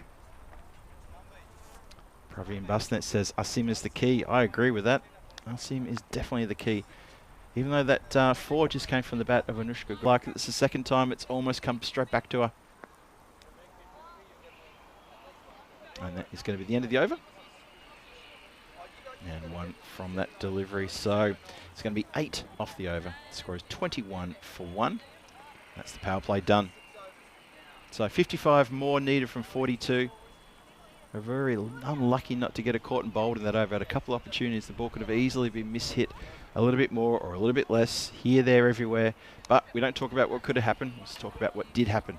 And that is, wicket is still intact. They did lose a wicket at the end of the second. But it's 8 runs in that previous over. And we need to be going at just under 8 and over. That's an over that you'll call a win for your team. So this is interesting roll of the dice here. Really interesting. They're going to turn to Shukla. Well, Shukla's going to bring herself on. She's the captain. She's going to bring herself on now in the 4th because they want to break through. They want to get rid of 1 or even 2 of these 2 batters at the top just to try to make things a bit more even. So it's an interesting roll of the dice here. Shukla, the left armour. Starts off pushing that one a little bit wide. Umpire says, nope, that caught some of the crease. Happy with that.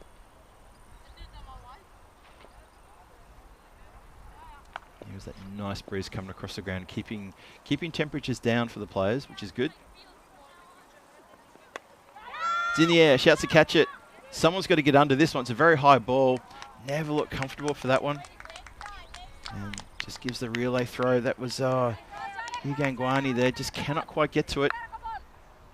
It was in the air for a long time. It's here in the background, watching it almost all the way into the mitts. And at the end, just comes undone in the final moments. But it was in the air for an awful long time. That wind is swirling. And I think that's what's done it. Just that last minute, that wind is definitely picking up, and then it's dropping again. Just pushed, and shouts of yes straight away. Good running. So the run rate required is just over 8 runs and over. So singles in the occasional boundary will probably do the job. But there's no need for panic just yet. Still early on. Big appeal. Steps right in front of the umpire and says, how about that? Umpire says, no, not enough. It does not fulfill the full criteria. Fair enough too. Absolutely fair enough.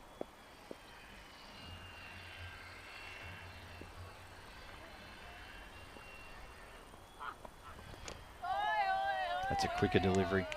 And Gore just not equal to the occasion on that one. Good fastball. Shukla bowling a great over this one. Wouldn't they love it if they had a couple more bowlers like her who could just rip these overs apart and just bowl a very quick couple of runs off and over, just to push that run rate required up.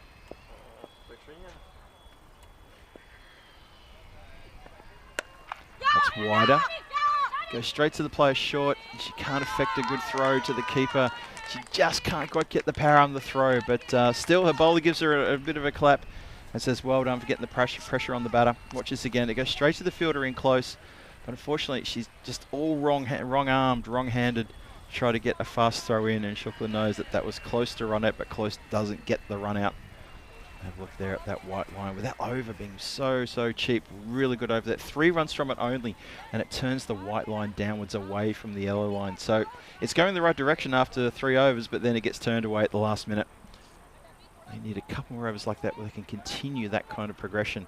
It's going to be tough. It's going to be very, very tough.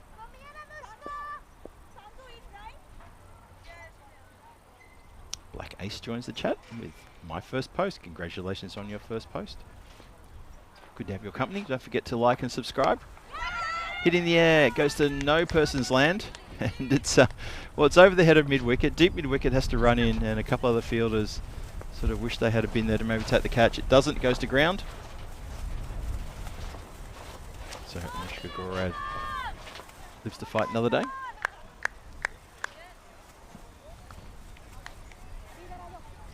But Iman Asim, this is the wicket they would love to get right now. Gangwani with the ball. What can she do here? See if she can manufacture something here. Tossed up, collected beautifully, and taken out of the ground for a big Maximo. What a great strike that was. That's just a really good clean hit. It was right in the slot and jumped on so fast. Look at this. Bang on the half volley and put out of the ground. Well out of the ground. I think that one that bounced even over the 55-metre line, which is the other line you see painted there.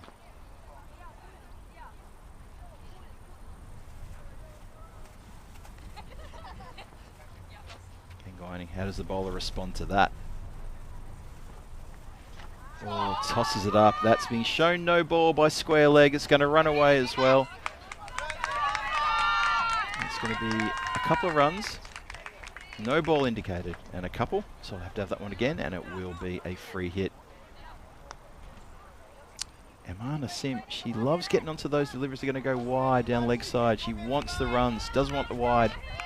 She's happy to really throw the bat hard at those ones. So, free hit coming. 34 for 1 on the board.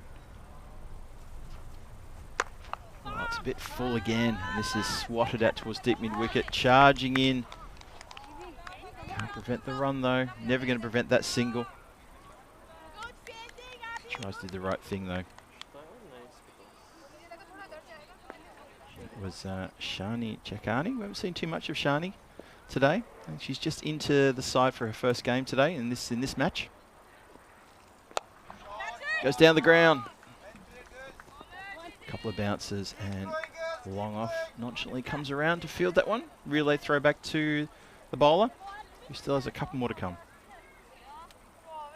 36 for 1. This over's gone for 12. So once again, Albizami have won this over.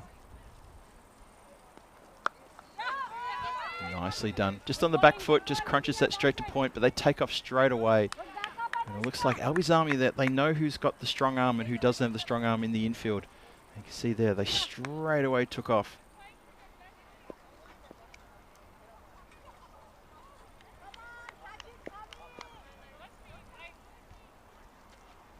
So 37 for 1. Last ball of the 5th. A bit of a slot to deliver that one. Lucky she got away with that one. Could have been taken out of the ground again. And Gangwani goes for 14 off her over. That's probably a few more than what the Uruguayan team would have wanted. They've got to be careful here. They don't have a lot of runs to play with. 39 required. No, it's down to 38 from 30 now. So that run rate required is at 7.6. Hey, if you're into Hindi and that's your preferred language and you've got access to Telegram, then the European Cricket Network Hindi channel on Telegram is for you. This is what you want to get onto to get all the updates on what's happening on the European Cricket Network. And there's always a lot happening, whether it be the Western Shield, the Meltle Shield, ECC, ECL, up-and-coming European Cricket Series, highlights packages from around the European continent of all of our stuff. Jump onto that. He swatted hard towards mid-wicket, just the one. For the most part, for the win, Albizami could do it mostly in singles here if they want. They would need the occasional boundary, but you'll feel that as long as Asim is there, Eman Asim, the captain, things are being led nicely. Oh, nice strike. No one's getting that one. That's 4. That's a really good strike. Straight hit. Evasive action taken by the non-striker. Watch this one more time. It's a slight duck of the head there from the batter at the non-striker's end. Never really in any kind of danger, and across the boundary for 4 runs. That's a really good shot. 43 for 1.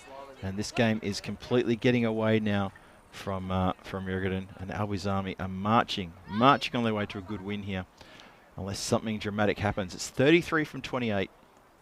Still going to get the runs. A couple of tight overs could change things up. We'll see.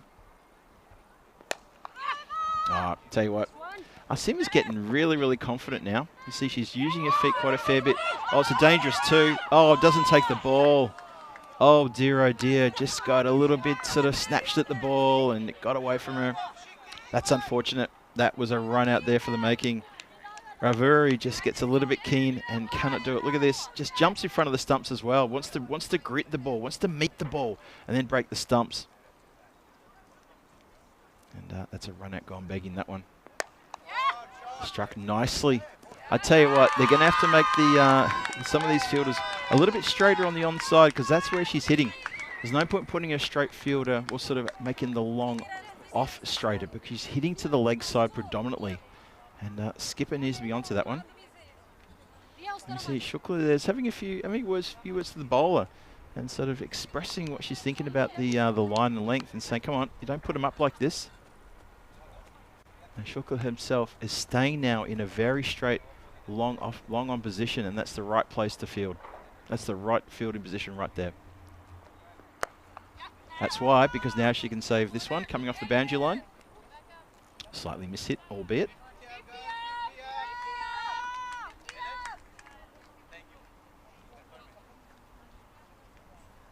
So the 50 up with that shot too. 50 for 1 towards the end of the 6th. Ravuri looking to finish strong here. Nicely played. Just with soft hands, doesn't try to hit the cover of the ball. They've already to play anything silly, just pushes it and gets a single and retains the strike going into the next over. So it is 51 for 1 after 6. That's very good, very clever run chase orchestrated here by Albizami. They don't have to chase a big total. There's no need for anything silly. Have a look at the batting card there. It's Eman Asim at the top there, 33 from 20. She's batting very, very well. And Gorard giving full support there after Lundell went for a 3-ball duck. So this is a very good run chase. The bowling's been pretty accurate too. Only 4 wide so far in 6 overs. So that's just getting better and better with the bowling and the accuracy. It's good to see.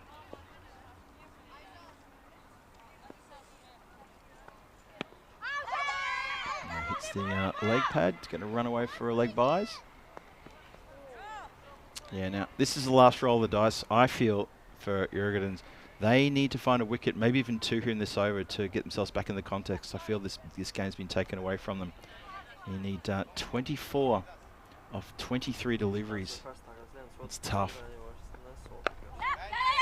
And if someone's going to get the breakthrough, you feel it's going to be Shukla, but she needs support in the field and with the bowling. That last over from Avuri was a little bit loose. A lot of runs scored. Same sort of shots being played as well. Unfortunately, just wasn't learning from that. So 53 for 1. There's a dot ball. Yeah, I feel it's been a while since we've seen a dot ball. Let me just quickly get across my little stats page here. Okay, here we go. The last dot ball was the second last ball of the 4th over. How about that? That's the last time there was a dot. That's how good the scoring's been. That was off this bowler as well. So how about that? That's a go, go, go. Gets through one fielder. Doesn't get through the boundary rider. So yeah, almost 3 overs since a dot ball previous to this delivery. And that speaks volumes about how well Albi's Army are scoring, how well they're placing the ball, they're running between the wicket, and all being orchestrated by Eman Asim, and well supported by Anushka Gorad at the non-striker's end. Enjoying this innings, they're playing very, very well indeed.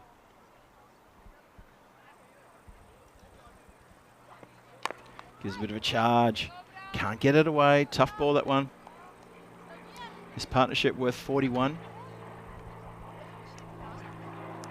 41 off almost 5 overs. So they're currently batting at around 8 runs and over, these guys, these two. And that's what they want. So that's what you call a good run chase. That's a no panic, deliberately going at 8, 9 runs and over, and that's all they need to do. So last ball of Shukla's bowling stint here. She is bowled exceptionally well, but without success unless something can happen here. Oh, gets in a position so early. That's such a good shot. How fast does Eman get in a position to play this shot? That's a really good ball. Sees it coming towards the leg side very quickly and gets front onto the ball and just whips it around the corner.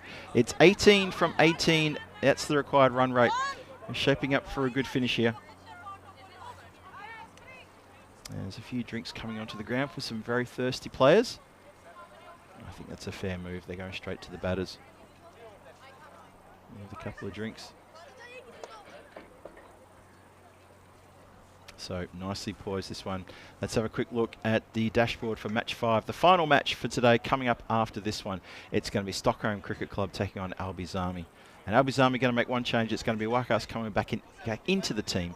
And there's going to be one change to Stockholm Cricket Club. That's Deepa Joshi coming to the side as well. They've got a little bit to prove. The Stockholm Cricket Club just need to dig deep here. They've had a chance to have a bit of a regroup as well after lunch, after they were beaten quite soundly in that 3rd match. So let's see how they come back. Watch out for Karuna Bardwaj. I think she's been batting really, really well. And it'd be good to see her try to pick up the pace and maybe try to dominate a bit. They even gave her the ball with a chance to see if she could break through here, and she probably actually one of the pick of the bowlers. So she's standing alone there for the team from Stockholm CC. Let's see if she can do something big there in that match. That's coming up after this match. We've still got this game to finish.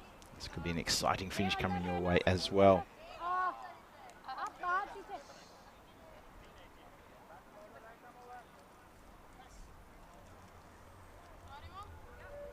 So start the next over here. Kayani with the ball. Need a good strong over from Kayani to Virgadan. And we start with a wide. Not the strong start that I was talking about. Yep.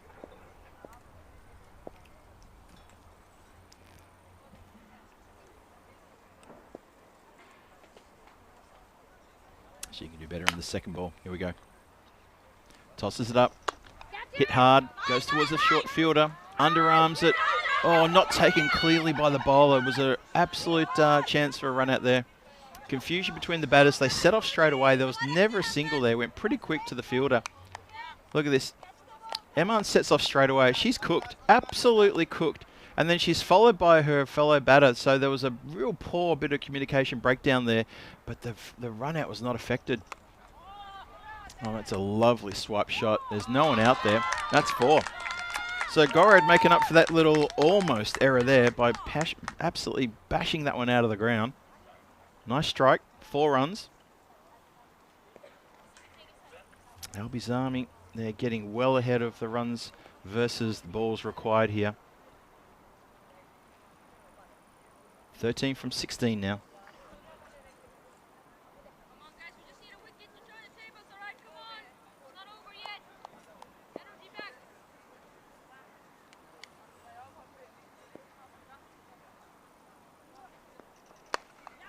Yeah, one bounce. Shukla runs in, throws a little bit wildly there. Not taken cleanly by the bowler. And in the end, the keeper has to do a bit of backing up. So things just slightly falling a little bit to the side here for Jurgen. Maybe they expected better from their performance in this game. But also it's been a long day for them. It's also been a long day for Albi's Army, to be perfectly clear about that. They've had the longest of the lot because they've got to play one more game after this. Now, I'm not sure if there was something on that. Going to keep a close eye on the umpire. How does he see this? And he's saying that was runs off the bat. So a little bit of a tickle on that one. John Gray just asking the whereabouts in Stockholm. This is around Norrborg. And the ground is called the Boktierska. Get that one again. Goes around the corner. Could be well fielded. Keeps it to 1. Sorry, Botkyrka. The Botkyrka Cricket Ground, which is sort of about 40 minutes outside of Stockholm, John. Sort of southwest near Norrborg is, I think, the region that we're in here. Dave asking about Wakas, the change for the lineup for Albi's Army in the next match. That is indeed correct, Dave. You are 100% correct. That is indeed Wakas, the one who gave away a few extras in that 1 over that she played. Yeah, Benedict Chambers, thank you for that. You're on top of that one. Yes. Botkyrka.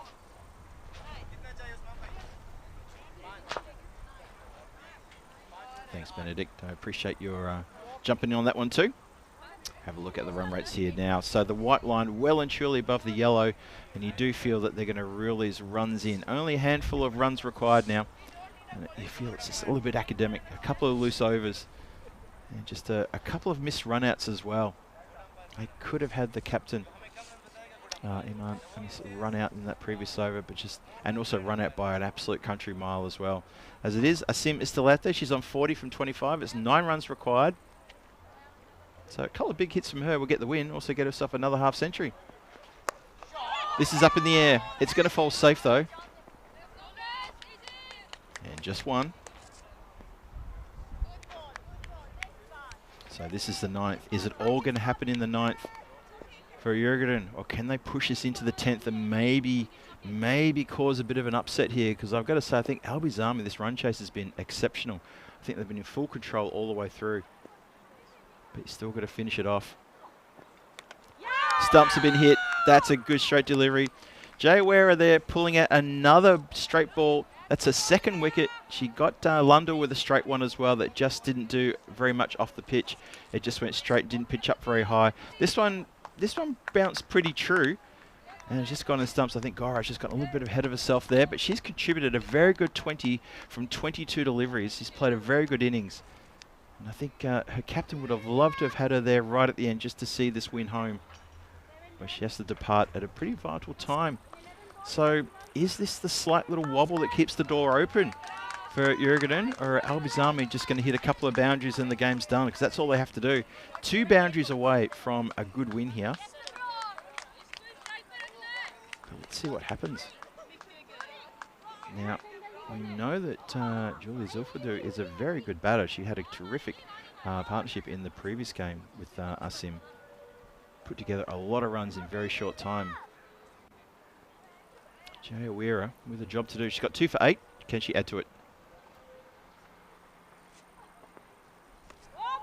Well, see, there's a ball that gets up off the deck.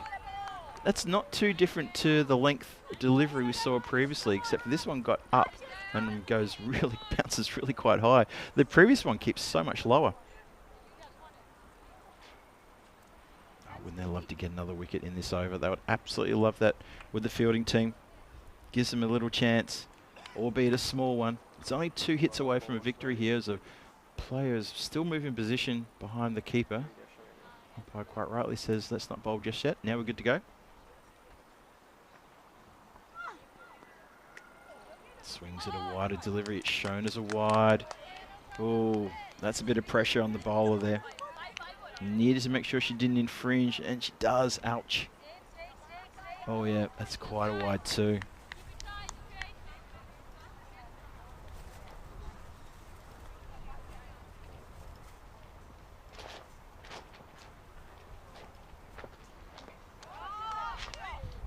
Another wide. This is not good. Started so well in this over, and now, oh, it's just coming apart a little bit there. Disappointing.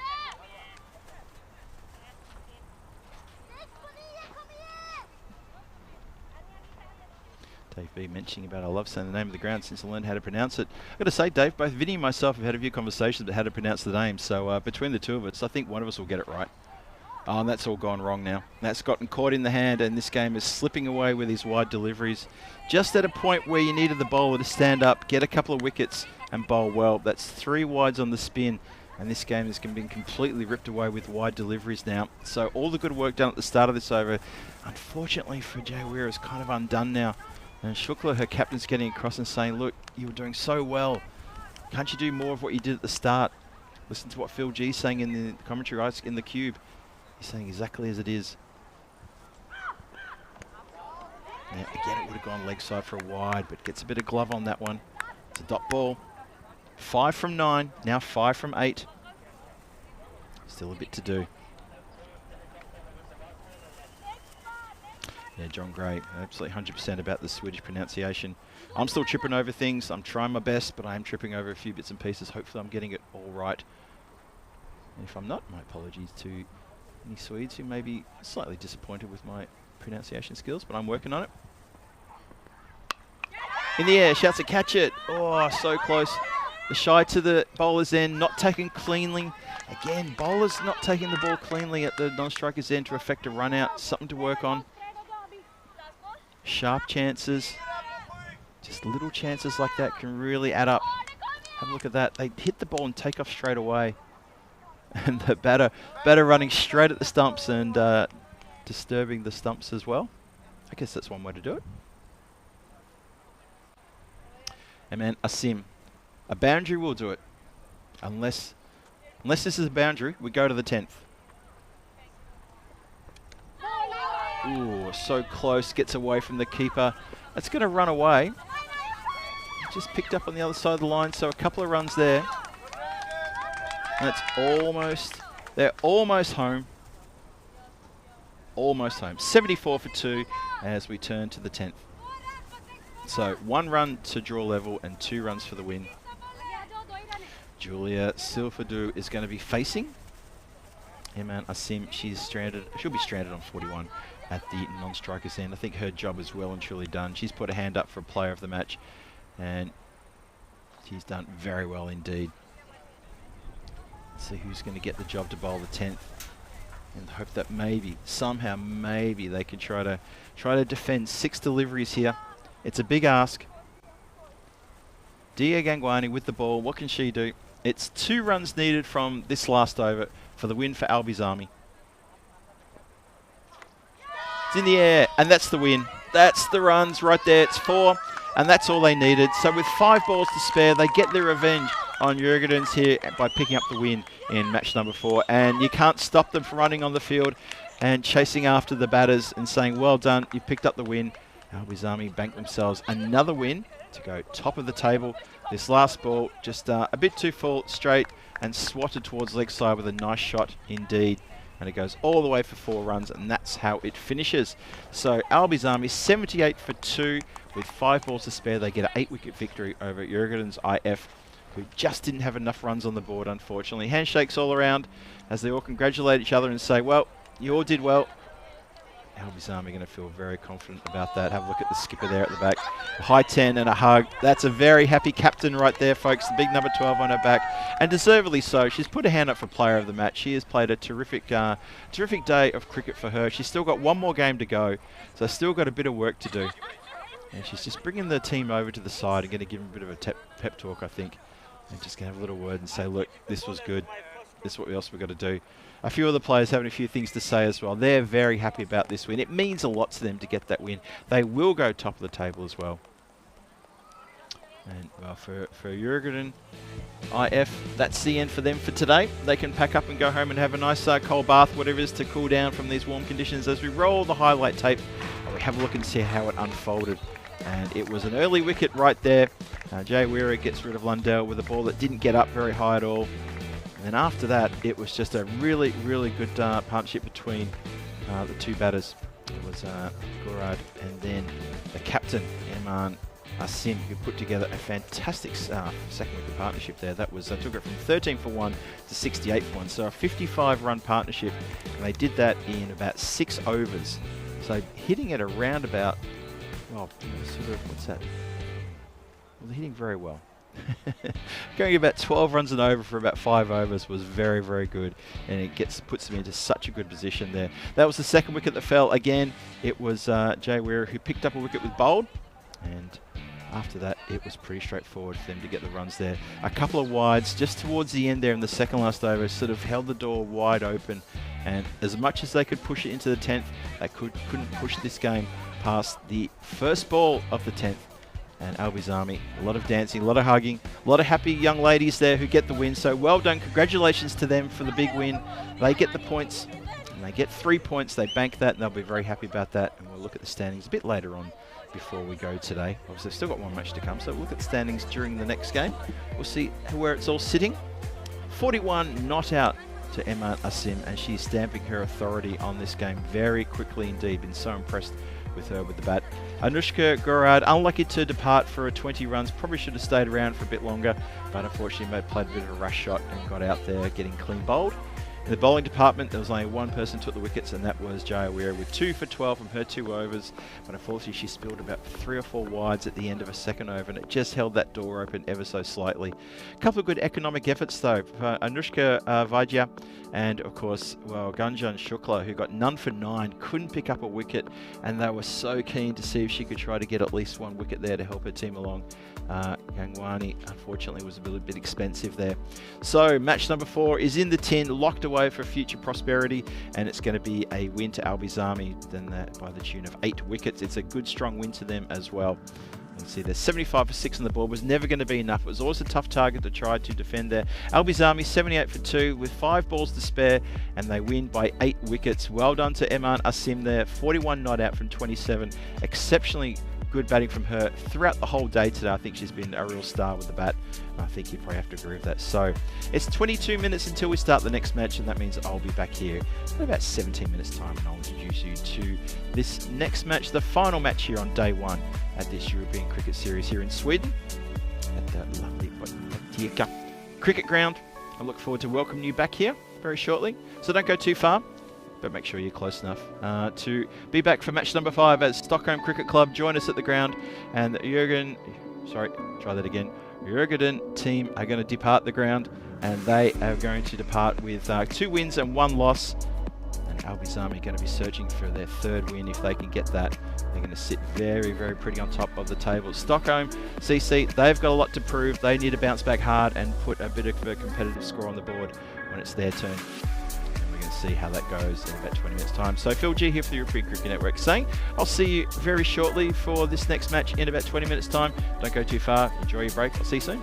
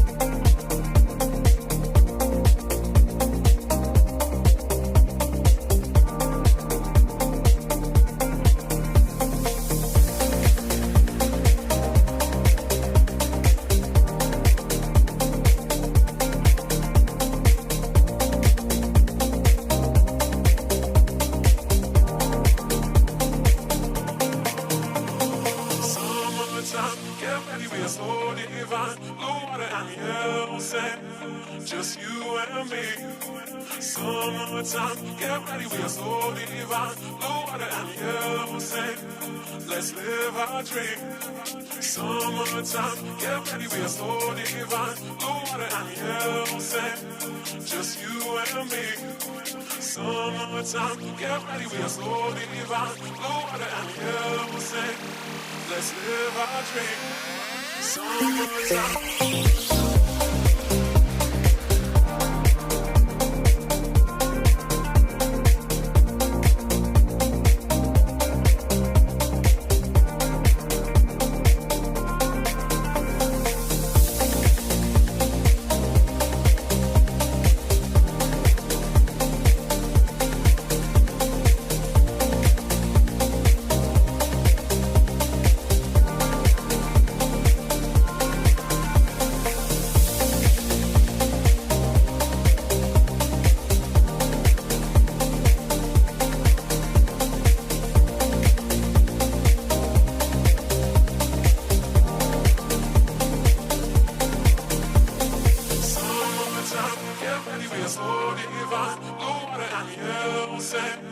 Just you and me. Summertime, get ready, we are so divine. Blue water and yellow sand, let's live our dream. Summertime, get ready, we are so divine. Blue water and yellow sand, just you and me. Summertime, get ready, we are so divine. Blue water and yellow sand, let's live our dream. Summertime.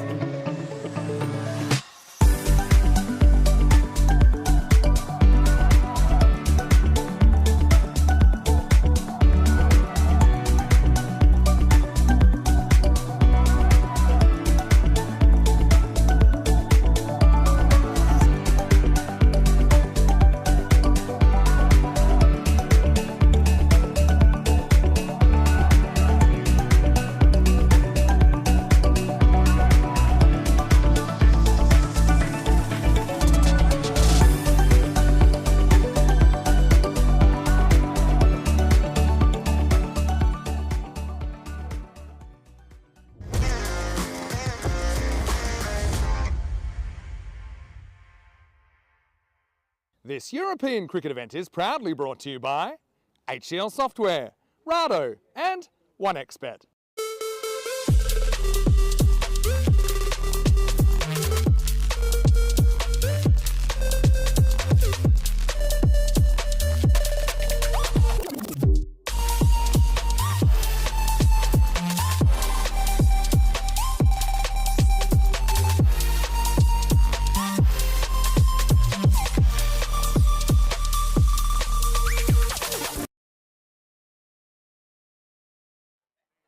It's a warm welcome back to match number 5 here at this lovely cricket ground here in Sweden, in Stockholm, just down the road from the capital. 40 minutes a drive, I would say. Depends what sort of car you got, I guess you could say, but not far away at all. It's very close indeed. Phil G here to take you through this match number 5 now, the final match here on day number 1 of this European Cricket Series. And why don't we get across to the coin toss? But before we do, just a reminder, it's Stockholm Cricket Club versus Alby Zami Cricket Club, and there's a bit to do here for both teams. So without any further ado, Charles Croucher, he's got the 2 captains for the coin toss. Let's see what happened to the coin toss. Good afternoon, thanks Phil, and welcome to the toss for match 5. Stockholm CC with Alby Zalmi to call. Heads. Heads is the call, and it is a head. We'll bat first. Alby Zalmi won the toss, and they'll bat. Indeed, there we go. So Alby Zami in the bit of a batting frame of mind at the moment, so they're keen to get back out there again and get runs on the board straight away and put the pressure on Stockholm CC right from the get-go. Stockholm CC yet to pick up a point in the competition today. They'll be very hungry and keen to at least get something from this final match in this late afternoon fixture coming your way very, very shortly. We'll be starting in a couple of minutes' time. Alby Zami win the toss, as you saw there, and they're going to have a bat first. So let's see what happens here. Big game this one. Alby Zami looking very, very good indeed at the moment. They've made one change, and it's going to be Wakas. It's going to come into the side. Still led there by Iman Asim there at the top there. Although she wasn't available for the coin toss, she will be captaining the side through. That was Mahnur Akram who was there for the coin toss, designated by her skipper to look after proceedings there. And over on the Stockholm Cricket Club side, they've got Deepa Joshi coming into the side for her first game. And other than that, it looks like a fairly unchanged team coming through here. So they've got a bit to play for here at Stockholm. A little bit, they need to stand up here. Need to show that they're not just making up numbers, that they're part of this competition. So a fair bit for them to prove for both batting and bowling. They're going to need a little bit from Helena Damonte at the top there, and also from their skipper as well, Karuna Badwaj as well. She's contributed a lot with bat and ball, so they're going to look to her to try to bring a lot to the party. Speaking of the party, 92% chance of the win here for Alby Zami. The supercomputer takes a look at this, and that's the decision that's been handed down. And only 8% chance for Stockholm to get a win here. It's not really a huge, what is a huge discrepancy. It's not really much hope there for Stockholm, but I give them every chance. Why not? They're playing against a team who are playing their 4th game for the day. It's rather warm conditions as well, so maybe things could add up a little bit here. The Stockholm team, half of them were already on the ground before the umpires walked on. You just see they're getting a little bit keen there to step over the rope, having a bit of a laugh there with the batters as well. And we're almost set to go. You see the field looking absolute picture here. The skies are cleared up again. The clouds have all swept off to the side. The players are now walking out, led out by the umpires, and a generous round of applause as well from everyone around the ground. There's been a few spectators coming to the ground as well. I can just see up the other end. There's a few cars parking, a few people spectating up near the clubhouse. And there's something been brought out to me. Oh, there's a bit of fruit been brought out to me. Thank you very much indeed. Oh, you are a champion, Tahir. You're the best. Give me that. Give me the fist bump. And I'm going to demolish those when I get a chance. Hang on. He's got a bag of goodies. Oh, he's got a whole bag of them. I'll be okay with 2. Thank you very much. Thank you very much.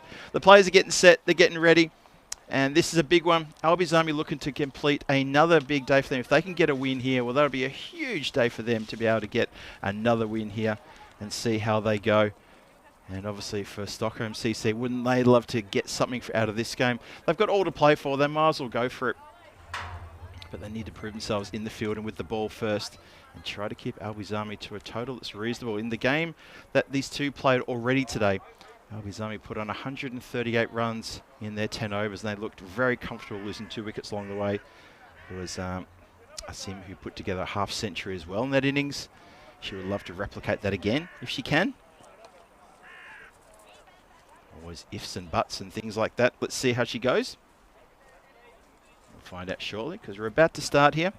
And the first ball, Karuna Bardwaj into bowl. Starts us off with a wide.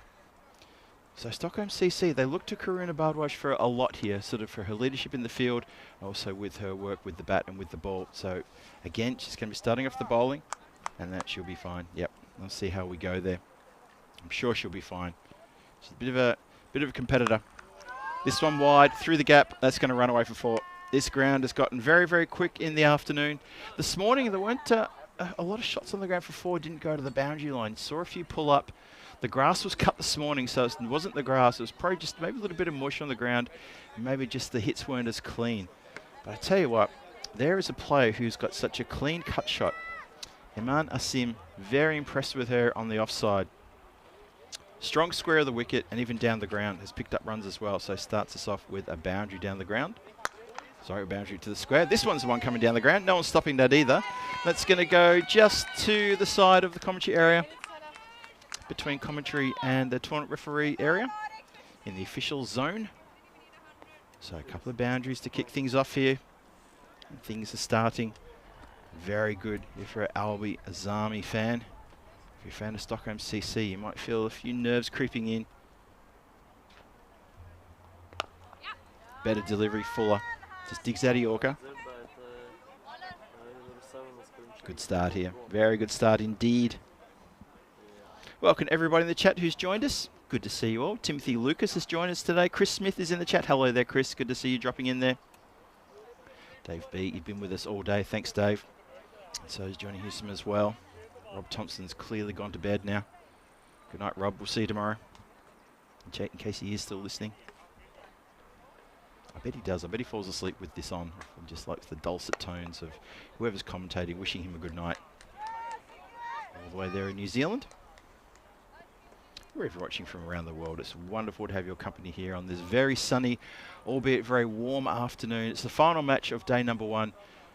During the match break, we were given ice creams. The Albizami team came up to us and they were offering us ice creams. The ECN crew trying to charge us money for it as well, jokingly. As that shot has been put through to the boundary line. And picked up and thrown in. So good defence there on the boundary line to stop there getting through. Amanda Sim goes to 10.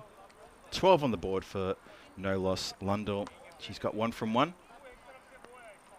Oh, looks to step out to a wide delivery and crash it through the covers, but misses.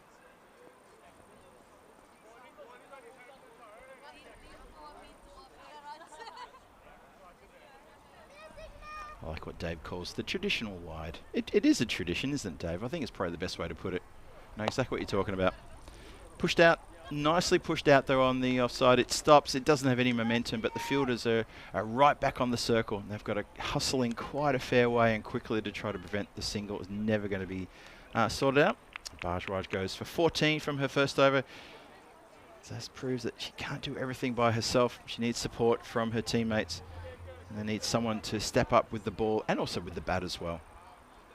Up and coming events. So this is July and August. Let's have a look and see what's going on here. So we've got Sweden here. You're in the middle, well, it's getting towards the middle of this ECS-W. And we've got ECS action starting with the men on Wednesday. Budapest Cup T20Is starting on Friday as well. We'll talk more about that as the week goes on, as it gets closer. And then next Monday, England Wimbledon ECS kicks off. Saturday the 2nd of August, we've got a very quick jump over to Gibraltar.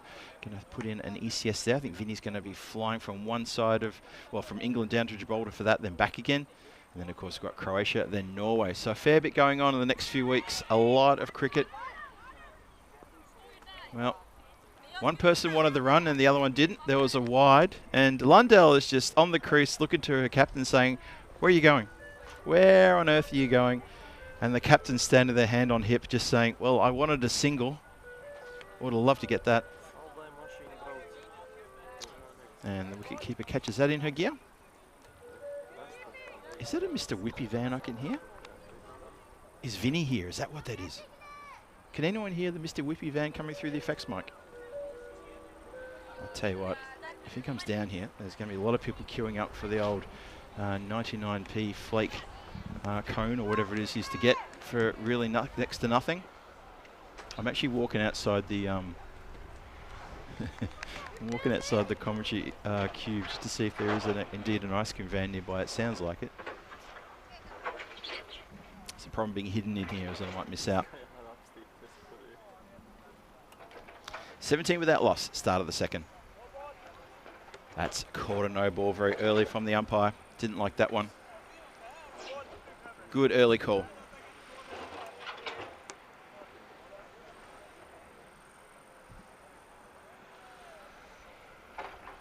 And Emma misses that one, tries to get in position. She might be tiring a little bit, needs to be careful here. She's been batting every innings, and this is her 4th dig for the day. It's been a warm day. Carved nicely into the covers, then through the covers as the fielder runs to it, then escorts it towards the boundary line and doesn't get a chance to overhaul it. Gets back for a couple. You can see there Emma Nassim at the top of the at the non-strikers end, just catching her breath a minute there. I don't blame her. It has been a long old day. They played the first game, the second game, then they played the 4th and the 5th game, and she's batted in each of those. Similar sort of shot this time directly to the player, makes no mistake. Good fielding. And just one. Score bumps up to 21 for the loss of no wicket.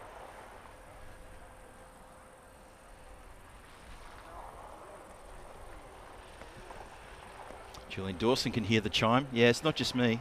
If you can hear it, Julian, then there's definitely something going on here. Dot ball there.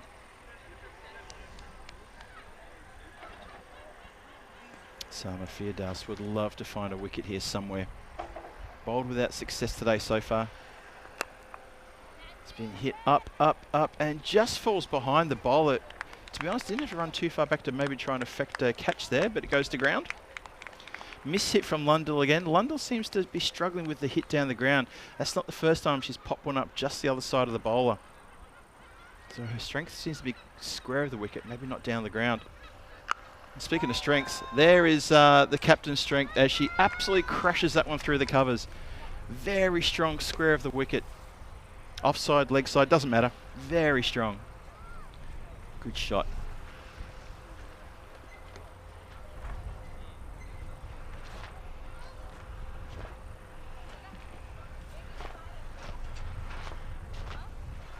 Oh, I saw people in the chat talking about the name of that chime, that song that was being played as we finished the second over, 26 for no loss after 2. Yeah, when Mrs. G and I did a little bit of the tourism yesterday, we took the, it was like the amphibious bus that takes you into the water and onto the land around the Yurgaden area and on the waterways there. It was a lot of fun. And occasionally, I think on 3 occasions, the tour guide would drop an ABBA song in for no reason whatsoever, just suddenly drop it in. And then suddenly she'd say, oh, over there, that's where such and such happened. It always had something to do with that. So it wasn't an ABBA tour.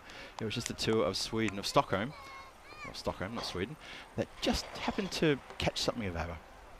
So, of course, the bus lit up with people singing along to all sorts of songs. Fun times. This has also been mishit down the ground again, looking for that straight lofted shot. Just can't seem to get that one out of the bat. Now she's having a very close look at her bat, is almost comically looking at the bat and saying, why can't you go down the ground? Why am I mishitting these? One more time. Sort of cross bat and just twisting the wrists a bit as well. Just can't seem to get on that.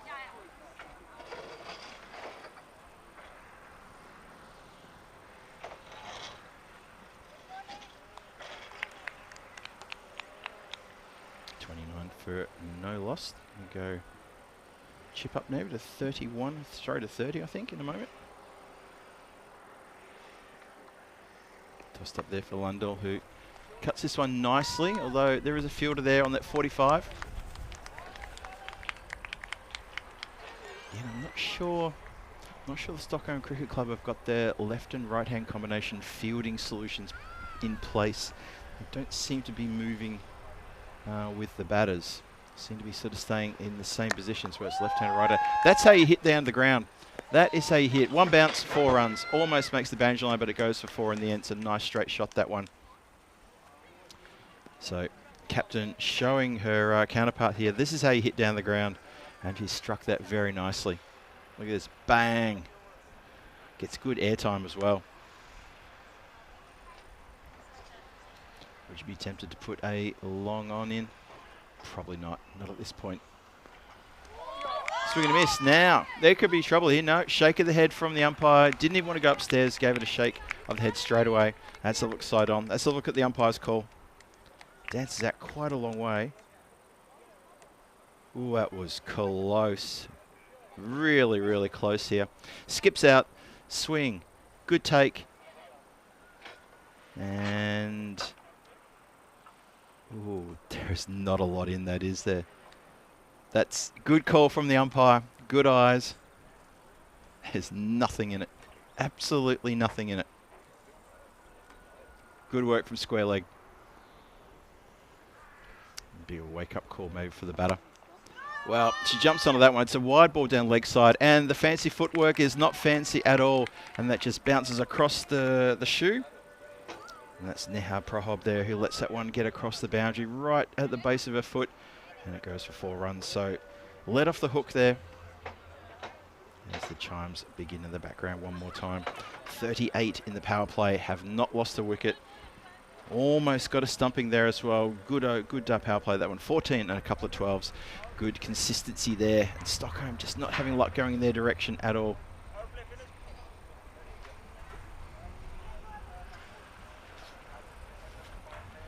So Stockholm Cricket Club, how they're gonna battle this? What's the way to go? They turn to Bardwaj again, trying to find a bit of magic from her. Let's see if she can find something here, bowling to the left-hander Lundell, who'd love to get a good score on the board. She went out cheaply in the previous game, went out for a 3-ball duck.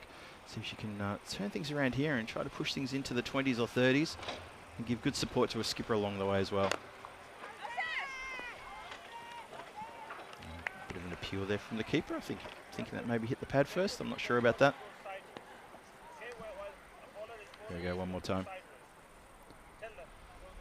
Yep, just slams it into the ground, into a pad. Not sure the wicket keeper's appealing for. Hopefully she's been taught the leg before a rule. We'll find out. I'm going to ask the question. Chases a wide ball down leg side, can't connect, gets the wide, +1.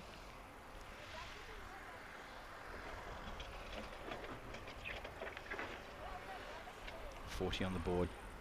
Big score coming here. As I said before, in the corresponding match early today between these two teams, the Albies Army team put 138 runs on, and Stockholm CC didn't get anywhere near that one and went down to a pretty crushing loss there. Good work in the field. Asim already up to 27. Lundell's 6 from 8. She can't seem to get it. Well, so she can't get it through the infield. She did then with a bit of a fumble there in the infield at square leg.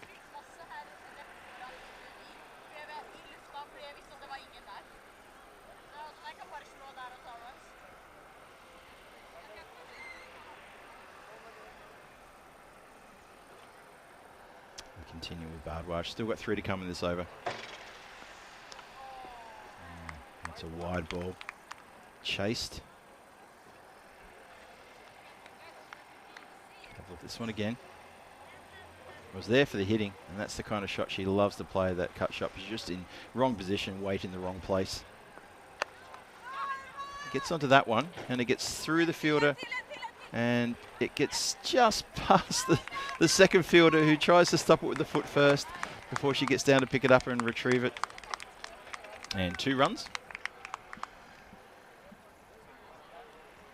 So scoreboard is constantly ticking here with these two at the crease. Gangwani just can't seem to find the breakthrough here. Sorry, Gangwani, I'm talking about.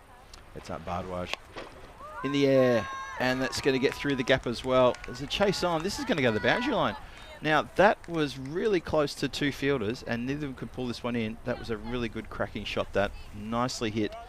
Iman Asim is taking full control of this game here. She's playing an absolute belter again. As David Swan joins us in the chat. Hello there, David. Good to see you. Thanks for joining us here in this final match here in this European Cricket Series. Well, final match for the day, that is. We've got a whole full day tomorrow. We've got 4 matches coming your way tomorrow, don't forget. So we finished the 5th game today. It's basically best of 9 matches between 3 teams. So top of the table after the last game tomorrow will be able to say they're champions of this European Cricket Series. Interesting to see how that's going to go. And you get the feeling that Albi's Army put their hands up as red hot favourites now. But Jurgenens are right there. Stockholm CC, unless they can pull a win out of the bag here in this game, I'm not sure they're going to be part of the conversation. It would be really disappointing for them, but we'll see what happens.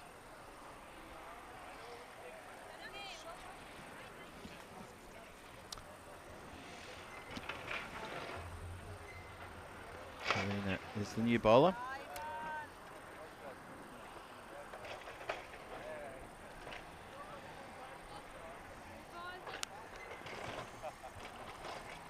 So 50 up and now 51 for no loss, starting the 5th over. Helena Delmonte, who's also had a fair bit to do today. Very busy opening the batting and bowling a couple of overs in each innings as well. Clipped up in the air, and it's going to fall safe between wicketkeeper and bowler. More chances there. Lundell just not middling, finding the edge. Just one more time. Yeah, she's opening the face of the bat, and that's why it's coming off just off the face and going straight in the air. Not being able to roll the wrists over the ball. Unlike that sort of shot there from Iman, who seems to be doing that quite well. Very accomplished batter. She's already raced up to 36 from 18, striking at 200. Pretty much all day she's been striking at 200 and playing very well. So halfway through the 5th.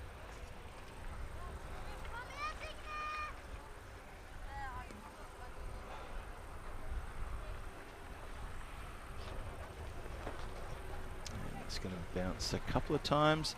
Checking the umpires, they're having a bit of a conversation, asking did it bounce before the crease, and the shout is yes it did. No ball indicated there.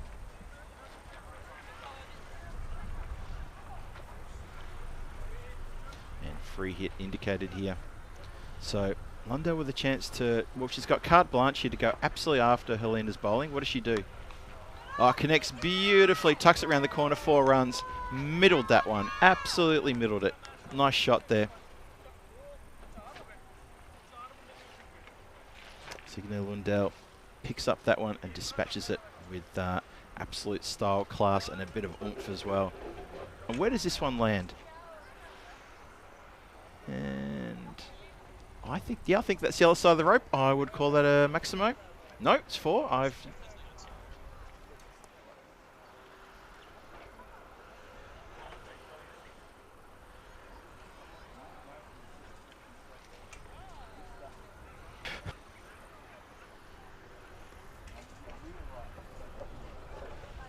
And it is indeed a Maximo, as I suspected. Ground. I know how that feels. I always struggled a bit there with that kind of stroke. I was very strong when I used to bat in the day, leg side, off or onside, but down the ground is absolutely my Achilles heel. Just couldn't get the elevation, could not get the hit through the ground. That's there I am. There's Phil G giving you analysis. We get to the halfway point here, and I got to say, at halfway, 65 for no loss, carrying along like this at 13 runs and over. A big score is coming in their direction, and that is going to be massive for Stockholm to chase. And they won't take their chance to bat in about half an hour's time. It's going to be very tough. It's already tough for them. I'm not sure where they're going to manufacture a wicket from here either. Don't forget to check out our socials. We're all over the place. I mentioned this earlier before about YouTube. There is an absolute plethora, I don't use that word often, of material from the European Cricket Network of all of our games from the last, well, dating back to 2019 on the YouTube channel, on our channel on YouTube. Please check the back catalogue for all of your requirements anytime, even if you're not, for the next 10 overs in the field. It's a long old day for her. So she's getting very good support from her batting partner here. 69 for no loss, just started the 6th. Long way to go. And again, it's going to go leg side. You might want to put another fielder down there.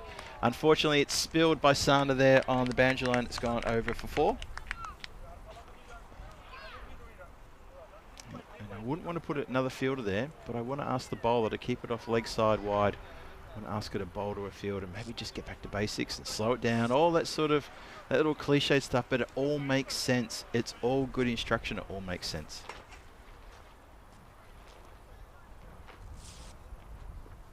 Sridhara just practicing that ball before she bowls it. Gives it a bit of airtime, and that's off the pitch for a no ball. So these couple of overs, we had 15 off the previous over. It was 12 off the over before that from Karuna. Now this one from Sridhara, it's already gone for 9. Only 2 legal deliveries bowled. Well, this has been hit in the air, but doesn't get all of that at all. And it's going to be fielded cleanly. The players, I wouldn't say they rush in. It's just plugged. It has been a long, warm day here, so you'll excuse the players for not rushing in and trying to break the stumps in every sort of movement that comes along. It has been very warm out there in the centre. We actually got ice creams at the match break too. How about that? So if you're somewhere in the world that it's warm, hope you get your ice cream. Good shot from Iman. Gets through one. Doesn't get through the second. That's a bit of footwork that works. Going to scurry back for the second. The throw's a bit wild. Lundell gets back in time.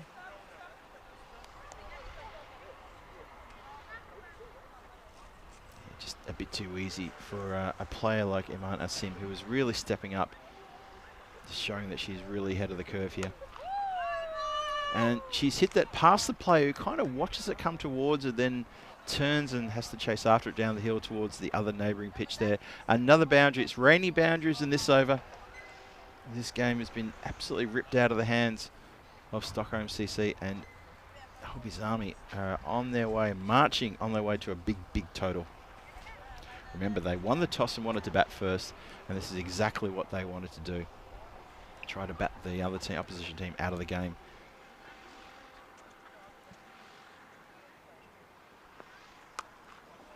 Well, the worst thing you can say about that is almost could have given a chance for a catch. Could have almost hit it down the throat of the fielders there, but the fielders behind square getting a lot of work to do. There's 3 of them now, which is not a good sign when a captain has to put 3 fielders there for that shot. And that is the end of the over, I think. It is indeed. So that over has then gone for, I think it's 20 off the over. It has indeed gone magical. So Sridhara struggling here with a line and length. The wide balls that could have been called wide were actually smacked for boundaries, so that probably makes it even worse. 85 for no loss after 6. Big score coming here. Expected score pushing towards the 130s yet again. The kind of score that was played in the first innings between these two teams. Match number 2 that was earlier this morning. And now Helene's going to come back on and bowl her second over, bowling to Lundell. Helene at Del Monte. Lundell's on 28, going on nicely. Asim already up to 46 from 21. Dare I say, eyeing off another half century. This has been mishit down the ground. Bowler fields off her own bowling. Nope, she pushes it to the mid-on, who fields the ball and hands it back to her. Now, Eman Asim, 46 from 21, eyeing off a half century here. Is that a commentator's curse, or is this a chance for her to indeed to pick up another half century?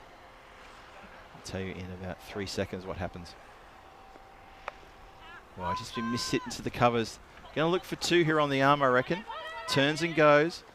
The throw goes to the bowler's end, and Lundell makes it back. That's well run from both of these two. 48 now, Asim. Helena Del Monte, desperate for a breakthrough. The cut shot, it's elevated, it's going to get past the play, that's 4 runs, and that is 50.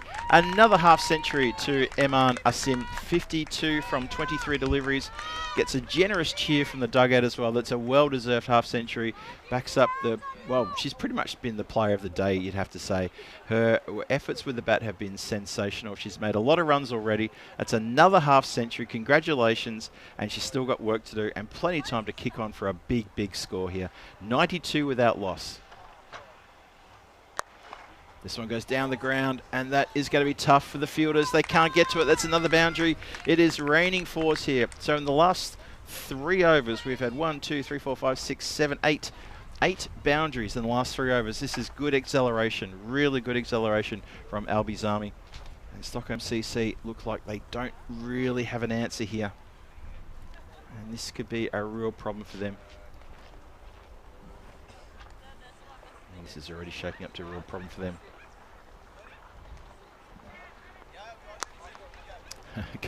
Goes for the offside cut shot, ends up hitting it straight down the ground. Maybe a little bit of tiredness coming in there. Well, a bit of a spill there from the fielder. Almost spills over the line as well. That could have easily just gone just a few more inches towards the boundary line. It doesn't. Avarthi manages to turn around and get it back. Last ball of the 7th. Tossed up. Lundell, standing sweep shot. Bit of work here for the fielder. Good work on the boundary line. That's the skipper out there all by her lonesome. Has to do all the work to stop the boundary. That's good commitment from her as well. So it does indeed do that. As we have a quick look through to tomorrow. Day 2 of 2 coming your way tomorrow. It's going to be 4 games, and we're starting at 8:45 local time in the morning. So Jurgen's going to take on Stockholm Cricket Club in the first game. The Jurgens have to bounce back with the game against Alby-Zami. Alby-Zami will then play the next match against Stockholm CC, and then Jurgens have to play the last game against Stockholm CC. So the first game and the last game is going to be Jurgens taking on Stockholm Alby-Zami for the 2 matches in the centre. That's going to complete the 9 games of this group stage. And at the end of the match number 9, we'll know who's going to be top of the table, and they will be our champions. No final to be played.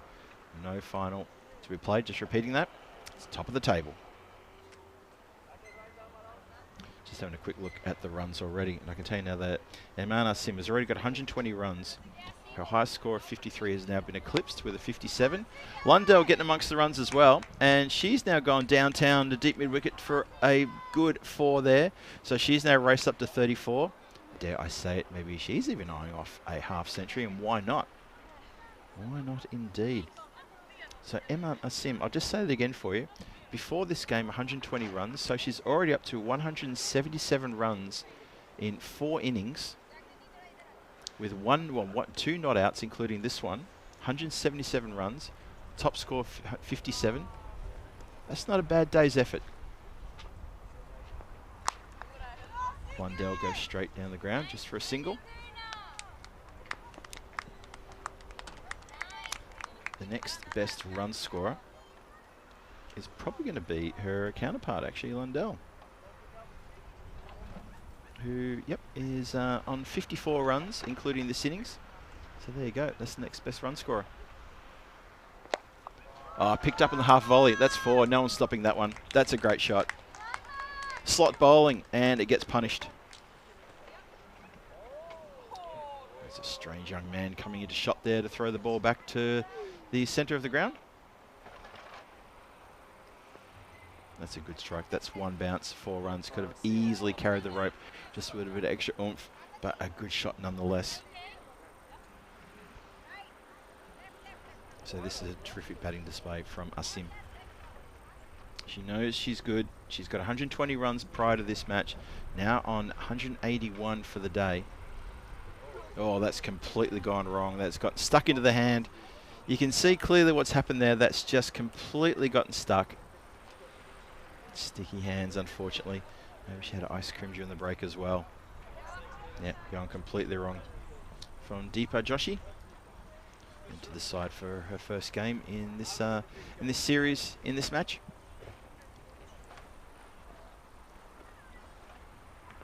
Tossed up and picked up, and it's going to bounce just in front of the fielder, who loses sight of that. Doesn't get too far past though. And just the 1. Growing the score, it's building nicely.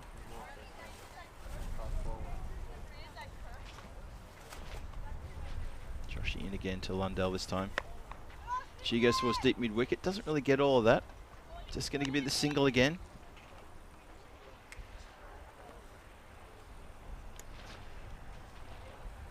So Alby-Zami now up to 110. Last ball of the 8th coming up.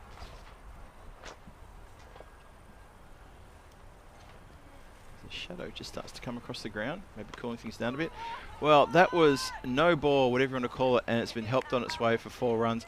This is what they do. If they see it going wide, they're thinking, I'll have a shot at that one, because if I miss it, it's still going to be an extra. And they're connecting, very well connecting is what you have to admit too.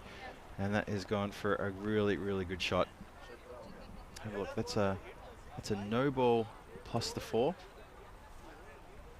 So we'll try that last ball the over one more time. Oh, this one goes out to the offside. Scampers to chase that one as well. Heard a few giggles coming from the bench as they enjoy the work of their captain, who just wants to go after everything. And she does go after everything. Gets a couple of runs for her effort. The stumps are thrown down, but they're well and truly home. So it is going to be...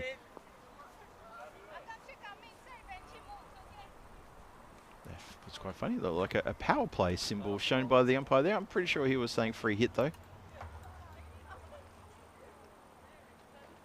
Oh, that's come out of the hand wrong as well. And this is just absolute punishment.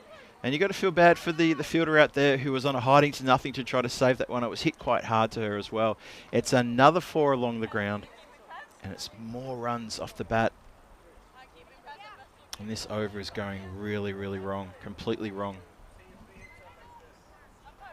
122, 8 overs bowled. That one also goes magical, 24 off it. So we had 20 runs off the 6th over, 13 off the 7th, then 24 off the 8th over. 2 overs still to come. Oh, where's the score going to end up? And still nothing in the wicket column for Stockholm CC. Dave B tells us that Emana Sim, a captain's role to perfection. She is playing an absolute blinding role here. Lundell goes around the corner. They're going to look for 2, or they're just happy with the single. So as I mentioned before, 120 runs prior to this match from Eman Asim. She's got 72 on the board already now, so that's 192 runs for the day. It would be fitting if she could get 200 runs on the day. Be absolutely fitting if she can do that. A couple of boundaries away from that. Cut. And that's a good hit. That's a strong hit for 4. No one's stopping that one. That's gone all the way. That's been middled. She races to 76. And I mean, she's racing along now. She's absolutely getting after the bowling. It doesn't matter if it's wide. She's not content to let the wide ball go. And it's such good aggression shown by the batter. And if that's your captain doing that, you'd have to feel pretty good if you're sitting in the Albizami camp. As 9 other players are right now, including, then on top of that, you've got Lundell, who's at the non-striker's end watching the carnage.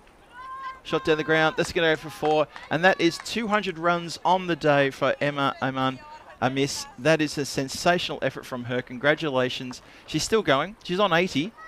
9 balls left in the innings. I'm not going to say it. I'll wait until she gets into the 90s. But you never know. Every opportunity here. But that is 200 runs on the day. 200 runs from this batter on the day from 4 innings. This is sensational, and she's still going. Kavitha here in all sorts of trouble. Let's see what she can do here. Moving the field around a bit here now. I reckon that cover boundary, it's still wide open. Oh, she goes to deep mid-wicket with a tremendous shot. Absolutely crunched out of here for 6. Well, they can move the field anywhere they want. Eman Asim is too clever. Absolutely too clever a batter. And she knows where to put the ball. And this is an absolute amazing effort from the captain here. Getting generous support as well. A good group of spectators just congregated on the concrete mound there, just in the background there. They also gave it a good wave. There she goes offside. She's saying 2. She's saying, come on, come on, come on. Are they going to get back for a couple? They will. Good running also from Lundell. Remember, she's running to the danger end, so good work from her as well. This is a huge score in the making here. Asim moves to 88. Last ball of the 9th. Oh, she's going to get it fine. It's going to run away for 4 more. Well, what are we seeing here? This is absolute carnage unfolding here. Kavitha goes for 21 from her over.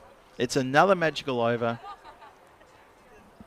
And it is Eman Asim, who now races to 92. 92 from 36. Lundell's on strike. She gets to face the first ball. don't think Asim would know if she's close to the ton. Maybe her team are trying to scream it out to her, but that's what it is. She's 92 runs from 36. Maybe my voice can carry. She might understand that. She's on the verge of something quite amazing here. She's already picked up 200 runs for the day out of 4 innings. And this innings is an absolute blinder. Being really spoiled here. We start the 10th. And we start with, no, we'll try that one again. I think there was some movement somewhere. I think, yep, they're still talking behind the batter about where to put the field when the bowler was bowling the ball. And that's the captain bowling, so she should be aware of that. So I'll have that one again. Dave B, it is, isn't it? 200 runs on a day is quite something.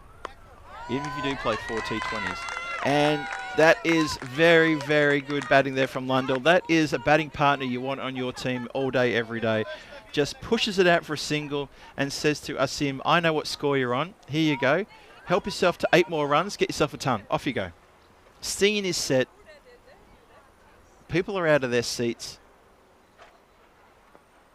Oh, misses one down leg side. Just managed to stay in the crease as well. You know what? It's been a long day, and I bet Emma would love to have maybe a drink of water here, just to maybe steady things down a bit. She's got how many? 5 more balls to negotiate here. Be a lovely way to finish the day. She can get 8 more runs and help herself to something quite titanic here. Struck along the ground. It's going to get through one. It may get through the second plate. May go all the way. It's just inside the rope. Going to get back for 2 though. Ooh, tell you what. I'm not going to say it. I've been guilty of the worst commentator's curses ever seen on the European Cricket Network, so I'm just going to call it as I see it. Struck well. That's massive. That's 1 bounce, and it's 4 runs. Within touching distance of a century here. That's it. Goes to 98 from 38 deliveries. Eman Asim on the verge here of doing something quite amazing. Already scored over 200 runs on the day. Over 200 runs scored on the day from this young lady. And the captain is within touching distance of a well-deserved 100. 2 more runs. The 150 up as well. 3 more balls to come in the innings. Asim, 98 of 38. Smacked hard. It goes out to the players. They're going to go for 1. Are they going to go for a second on the arm? They're going to go for 1 on the arm. And back for 2. That's the 100 up. Well batted. That's the ton. Eman Asim gets herself a century and well deserved. Generous support there from her bench. They're all up on their feet. I'm looking around the corner of the cube. I can see them all on their feet, giving a big, big cheer. Well batted.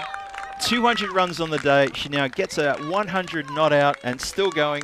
Still got 2 balls left. And some very happy people there in the Albies Army dugout. Not finished. That's 4. That's a great strike. Oh, the noise. The noise is infectious. It's fantastic. That is some really good batting here.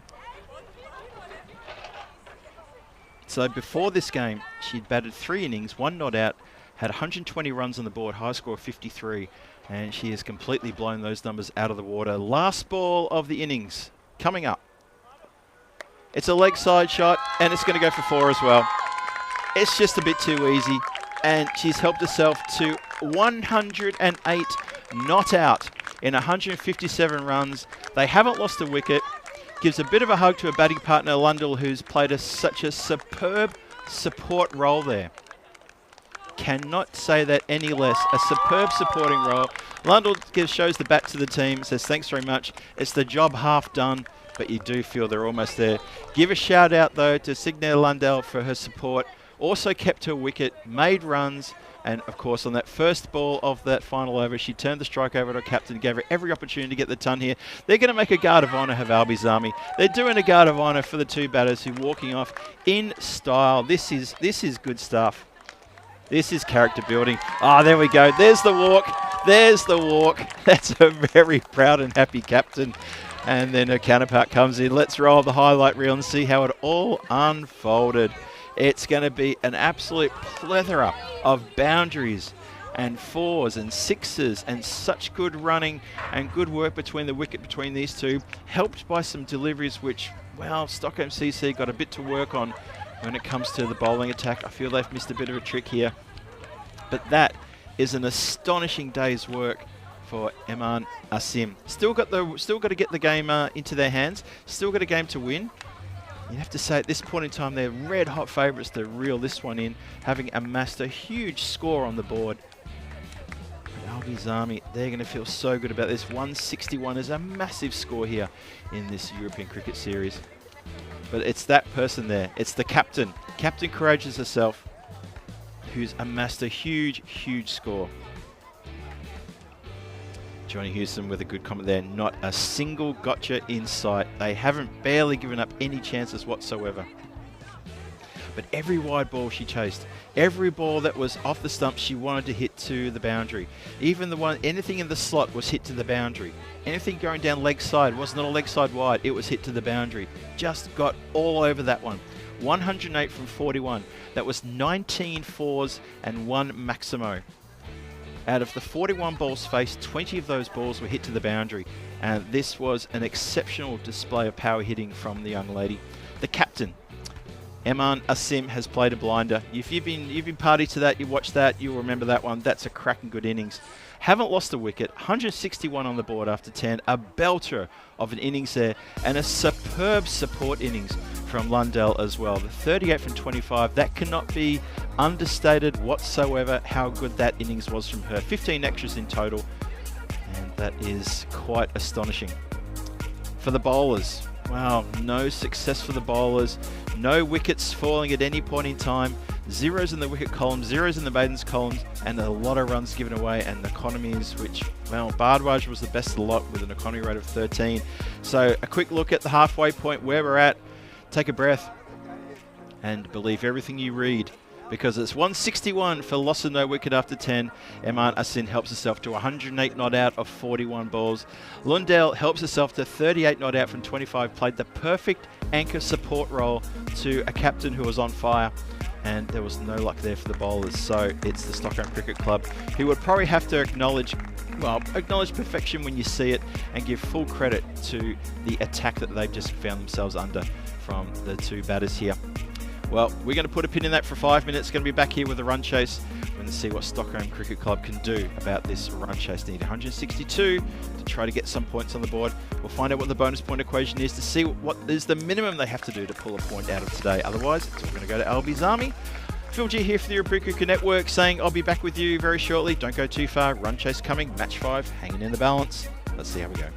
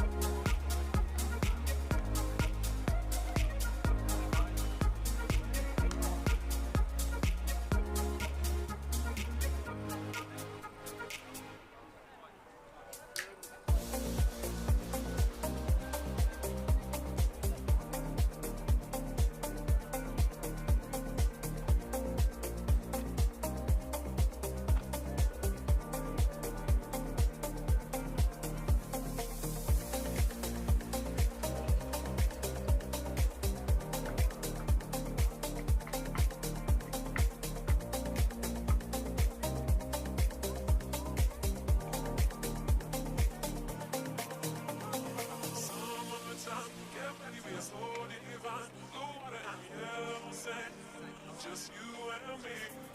Summertime, get ready, we are so divine. Water and yellow sand. Let's live our dream. Summertime, get ready, we are so divine. Water and yellow sand. Just you and me. Summertime, get ready, we are so divine. Water and yellow sand. Let's live our dream. Summertime.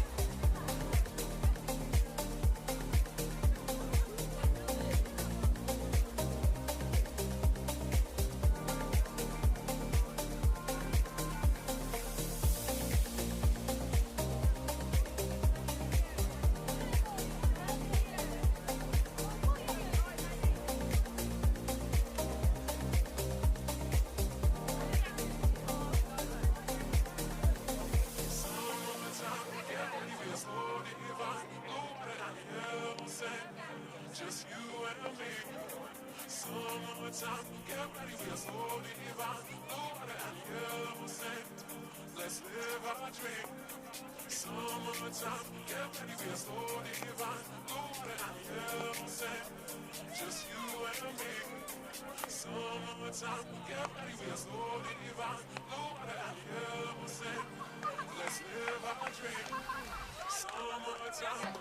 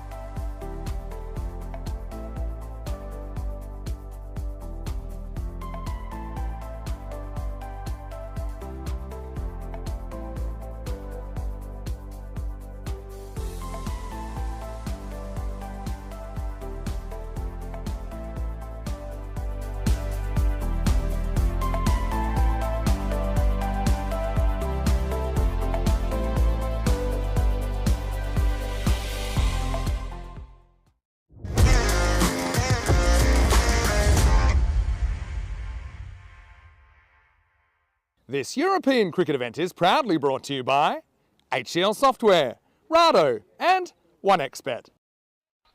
Well, if you've managed to catch your breath from the Albies Army innings, I know I have, it's a chance now just to collect and reflect on this moment where the players and the umpires take to the ground and consider, can Stockholm Cricket Club match what we've just seen?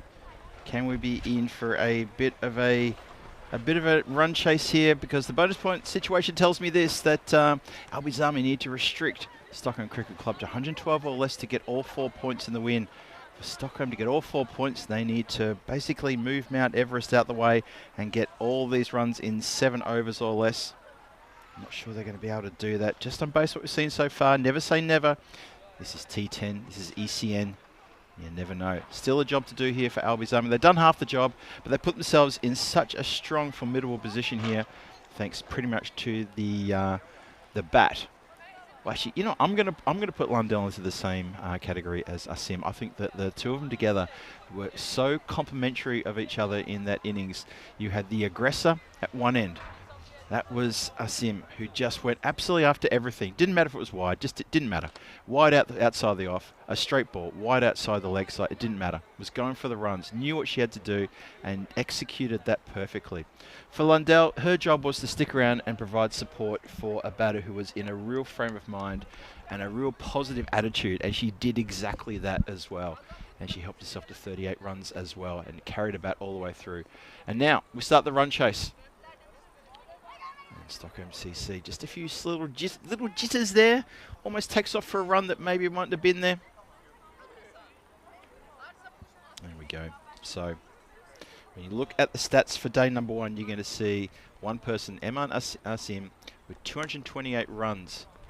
And it's a attempted short ball, I think, or maybe a faster ball. Just gets caught in the hand. Can understand that. Yeah, so Eman Asim has got 228 runs on day 1 of this Women's ECS Championship. And wow, she has played extraordinary that last innings. Take your breath away. But the way she fired up for that second 50 as well. We'll break that down for you, but the way she just got fired up and just hit the ball around the ground was quite incredible. Stockholm CC looking to see what they've got in the tank to maybe try to replicate that. I'm not sure they've got out there who can do that. Delmotte doesn't like an aggressive batter. She looks like a bit of a stayer, someone who just plays herself in.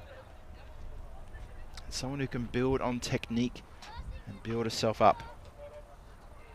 For Joshi, it's our first time having a look at Joshi batting. We'll see how she goes. But for now, Delmotte. Stockholm Cricket Club. Their women's team is a team that's in development. It's a lot of work to do. They've come together very recently to get into this European Cricket Series, and it's wonderful that we've got them here to play as well. They're going to pick up so much from here, from watching the games, watching the way that the players get around and field, the way they bat, the way they bowl, all the little things, all the subtle little things that maybe coaches don't always concentrate on. It's going to be a massive learning experience for them. And they've come up against a team, Albizami, who started a little bit slow this morning. They lost their first game against Uruguayan, but ever since then, it's been all AZ all the way. Lundell, who's been elevated to opening bowler here in this game. Just pushes that one towards leg side.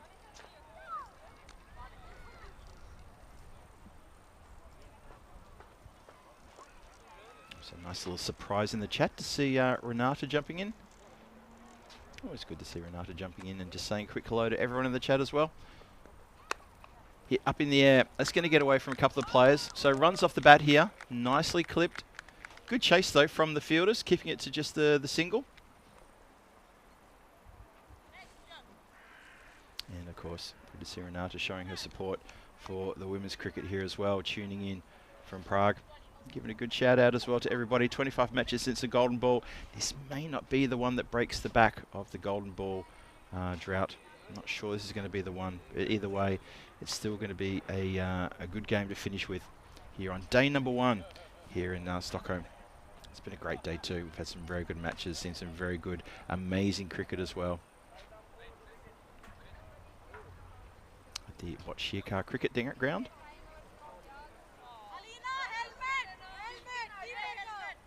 Let's have a look. There's a few shouts out in the field. I think they're just trying to... Let's see what they're organising here. Now, has one of the players done themselves a bit of mischief? There's a player walking towards the bench, coming across the ground. They're just waiting for her to get to... I'm just keeping an eye on the bench just to my side here. Are they asking for the helmet? I think that's what they're asking for. No? Well, everyone's got a helmet out there. I mean, the keepers... Well, I think the keeper wanted to get the helmet to field up close. I'm not sure what's going on there. Yeah, I think that's what they were talking for. But then in the end, after all that, the keeper says, no, don't worry about it. Alagunula with the ball. And just played with his very soft hands just to the offside there. No run.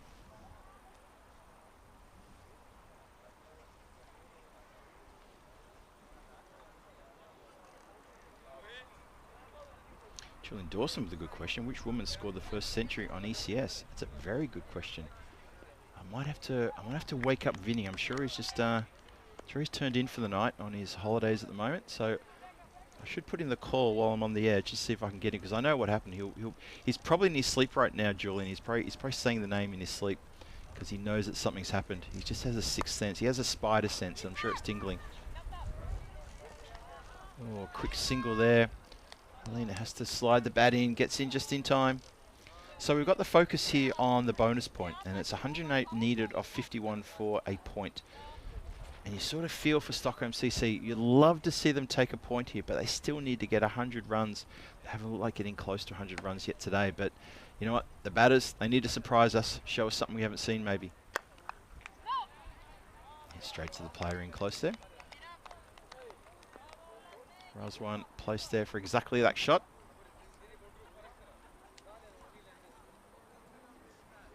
So Julian, you've posed a very good question. That's a good question for the chat if anyone's got the answer there. Nice shot along the ground there. Well fielded, desperate in the field. They got a massive score on the board, but they're still fielding as though this is going to be a very tight finish. Good work.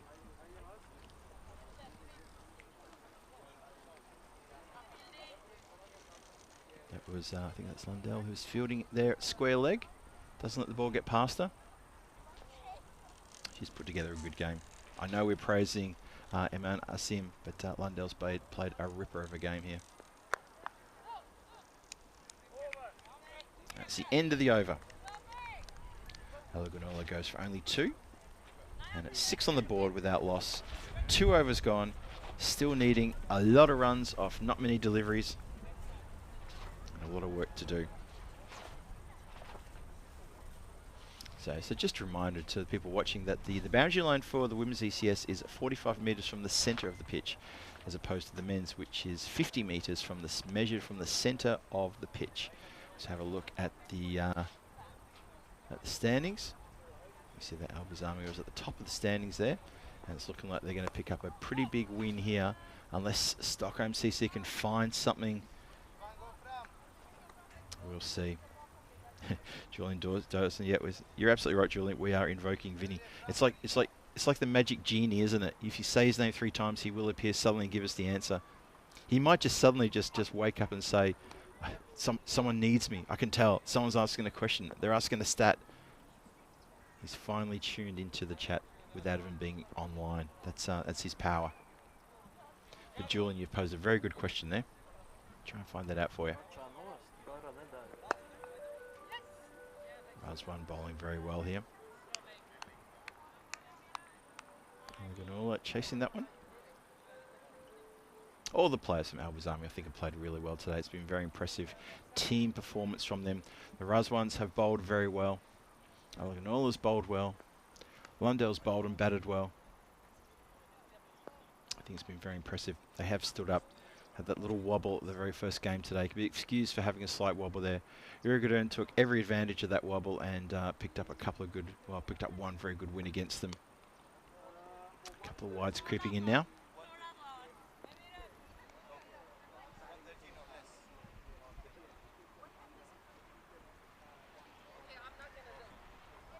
Helena just struggling to get bat on ball.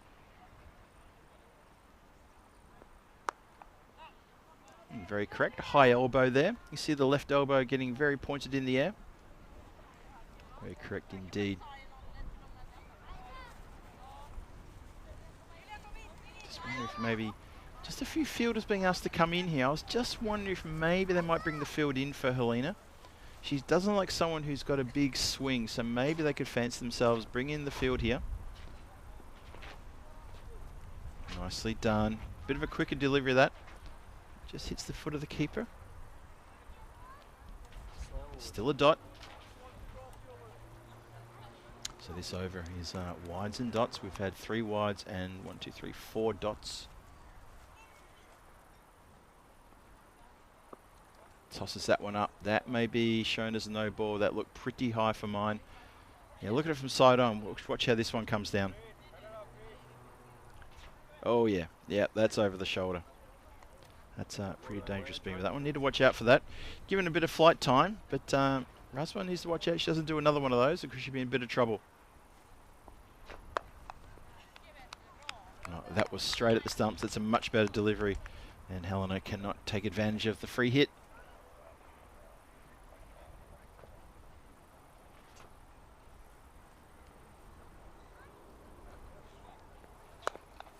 Again, just clamps down on one that was honing onto the stumps. That's going to finish the third. 10 for no loss. 3 overs gone. Albi's Army, according to the supercomputer, is a 99% chance of win here, giving 1% chance to Stockholm CC. Remember, in all statistics, there's a 1% variation of error possibility. I'm not saying they've got no chance. I'm just giving my old stats studies a bit of a push there. Have a look at that batting chart there. That is amazing hitting there from Albi's Army at the top there from the 2 batters who put together a massive score of 161. It's a very, very formidable tower block situation. In contrast, 10 off the power play here for Stockholm CC. Just shows the gulf between the 2 teams. There is a bit of a difference between the 2 levels here. Albi's Army definitely ahead of the curve on this one. But Stockholm, every little bit of experience they can take from this game and from the next few games is going to be magic for them. Absolute magic.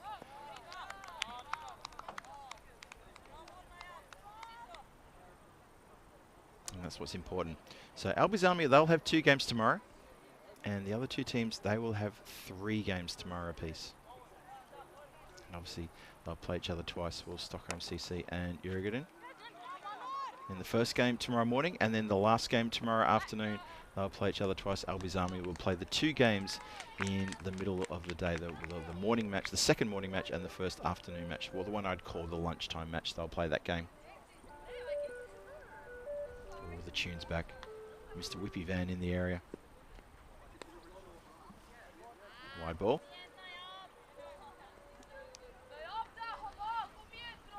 A few little bugs creeping into the cube here. And for those who've been tracking my my work with the fly swatter, I do have the fly swatter with me today. Because you never know. Not that I'll go after them for any reason, but only if they start to bug me. No pun intended. Actually, there was a pun intended. There really was. Alright. Razwan continues. And got it.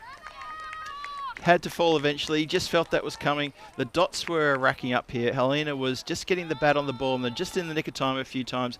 This time steps inside the line and doesn't realise she's exposed pretty much all 3 stumps behind her legs.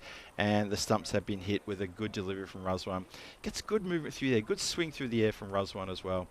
And gets reward for effort. And Helena gives a shake of the head and she says, look what I've done. I've left the stumps completely wide open there. She knows what she's done wrong. And she has to depart for 2 runs from 15 deliveries faced. That's a breakthrough there finally for Albi's Army. Let's wait for the new batter to come to the crease. She comes striding there now. As the afternoon breeze starts to pick up. Bhavathi taking her strike. She wants middle. Yeah, just move a bit back towards you. There you go. So Razwan here with a good wicket. Good delivery to pick up a good clean bowled around the back legs of Helena. Let's see what she can do here. It's a similar delivery and that's really good shape. Batter cannot get anything on that and it's a bit of a surprise it didn't hit the timber. I thought for a moment I was going to hear the old hit the timber. Dave B is saying goodnight for the day. He's had enough. Got things to do. No problem, Dave. We will see you tomorrow, I hope. Thank you very much for hanging out for us. And thanks for the shout out as well, of course. Julian Dawson is ordering a 99, please. Yep, I would order one of those as well. But I think after this innings finish, I think the crew might be interested in catching maybe a couple of jars of vitamin B. As it's 4 overs gone, 14 on the board for loss of 1 wicket. Successful over there to Razwan. That's Nayab Razwan, who went for 4 runs. Her sister Mira Razwan has also gone for 4 runs. They haven't picked up the wicket. She might get her chance a bit later, but for now, they're going to turn their attention to... Who's going to bowl now? Oh, okay, it's going to be Ariba Khan gets a chance to have a bowl. Good change up here. Good shot there through the covers. The chase is on. Razwan's after it. And she'll stop it before the boundary line. Turns and throws in one action. Good work. Very good work indeed.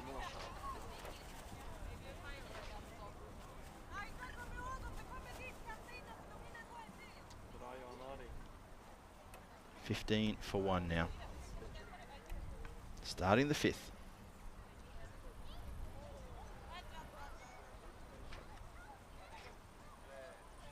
Just waiting for fielders to get in positions. A few fielders just wandering around a little bit there. I think the Albies Army guys, the girls are probably feeling a little bit warm. Maybe just looking to get comfortable out there in the heat. The breeze has really picked up though. I mean, I'm talking Terry O'Connor, the breeze has really picked up sort of level. It's gusting quite a fair bit and then it drops suddenly. And it's giving some good respite to the people stuck out there in the open. And goes to tuck that around the corner, can't do so. It's been a good display from Albies Army. They have been sensational. Since they lost that first game, they've really stood up strong. And made sure that none of the games that came after that got away from them. They've been playing very well indeed. Super impressed.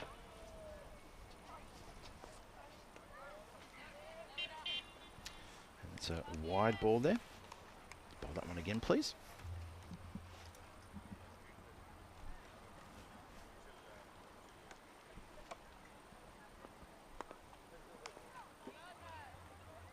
And just a dot. So this game petering out a little bit. Maybe the fielders may be feeling a little bit as well. Maybe feeling that the fight from Stockholm CC just isn't quite there today. Hasn't been their day. They've only lost 1 wicket. Albies Army, they've got the score on the board. They're going to pick up the win. They're probably going to pick up all points as well. I can't really see Stockholm CC suddenly getting a burst of energy and going at 19, 20 and over for the rest of the game. If they could, well, that would liven things up, wouldn't it? And that's another dot. Dots are racking up. And that is going to be the end of the 5th. So it's 16 for the loss of 1. Good over there from Khan. Only gets 2 knocked off it. And let's have a look at the ECS-W coming your way later in the year in December, the 1st to the 20th of December. We've got 3 teams, the Emerging, the Challenger and the Premier Division. We're talking a bit about the Premier and the Challenger. Let's get on, and the Challenger and the Emerging. Let's talk about the Premier Division. England, Scotland, Ireland, Netherlands and Jersey. Well, that is absolutely mouth-watering. Have a look at that. What do you think? Who is your pick in that lot? That's a tough one, and that's going to be absolute excitement and plenty. We'll have a look at that. That's really good. That's the youngsters getting involved in the cricket. They've just seen some amazing cricket being played here by the women all day today, and they get a chance to get amongst it as well over there on the side of the ground.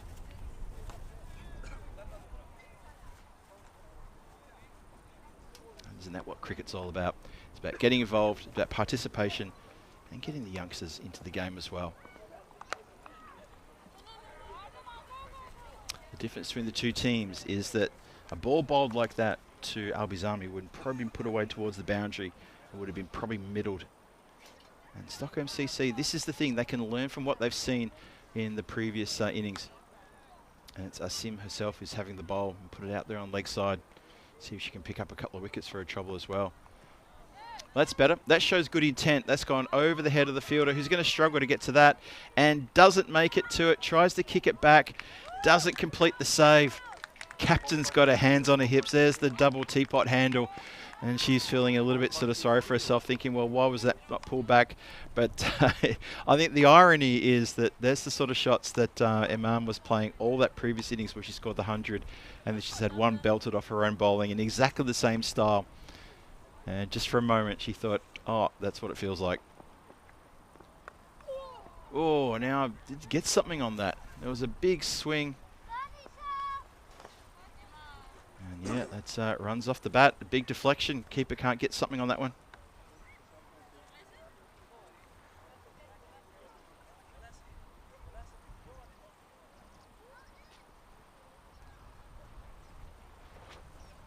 .22 for 1.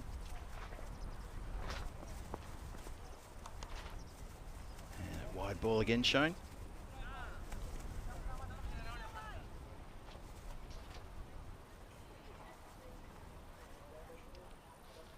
Well, again, speaking of ironies, the star batter is going to end up having the highest economy for the bowling for Albies Army.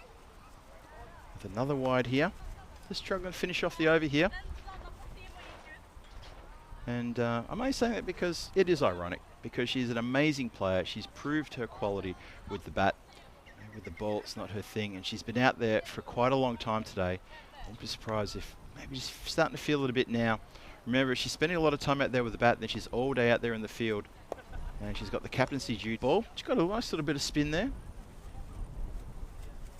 Last ball, the over coming up. 8 runs come from it.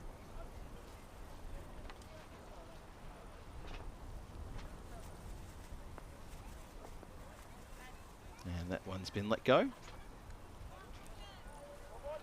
And no ball indicated. Maybe that's bounced. I think it's bounced twice. 3 hit indicated here. Now, can Babarthi get after this one? Let's have a look. Try to maybe spoil the party slightly. Eman comes in. Little skip and then the couple of steps in. Just tucked away on the leg side. No run. Doesn't really look for it. Just plays it away safely and sees off the over. 25 for 1 after 6. Chris Smith telling us it's pouring down in Malmo. Is it? Malmo's just down the road. Well, I mean, it's a long road, sorry. Coming from Australia, everything's just down the road. Really? Okay. Yeah, good shout from Julian there about the Stockholm CC team. I mean, they haven't disgraced themselves, not even close. I mean, they've held their wickets. They're playing safely because they don't have maybe they don't have all the run-scoring shots in their repertoire, but they've got some really good defence and they're playing to it as well. And that's what we're going to do. You play to your strengths. And new techniques come along, new ways of playing comes along, and things change for players, as it always does. 25 for 1, start of the 7th. Stockholm CC still need 88 from 23 just to pick up a point, and that's looking like a long way away now. And so Joshi now with a chance to get a few runs under her belt. That's bounced a couple of times as well, I think. And the umpires are just conferring. And a wide given. Okay. A bit bounced just after the batting crease. It's getting late in the afternoon now.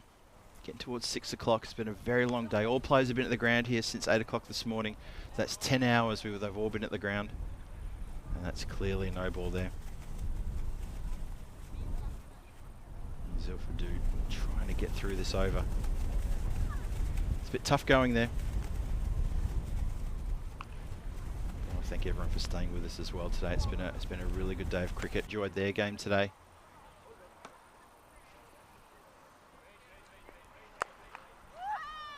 Now, what's happened here? Umpire is signalling dead ball. He wasn't ready. Something wasn't ready. I think player was getting a little bit excited there. Maybe just need to listen to the umpire here. What's happened there? It's been signaled dead pretty much straight away. Wicketkeeper's got her hands on her hips. Clearly there was something going on that needed to be sorted out there.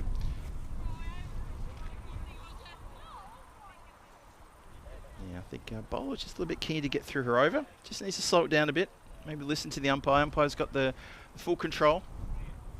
Free hit indicated. There's a previous no ball, not a wide, so corrected there.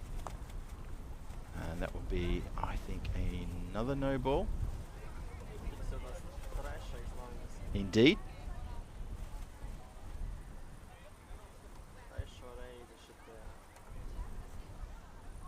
See if we can get through this one.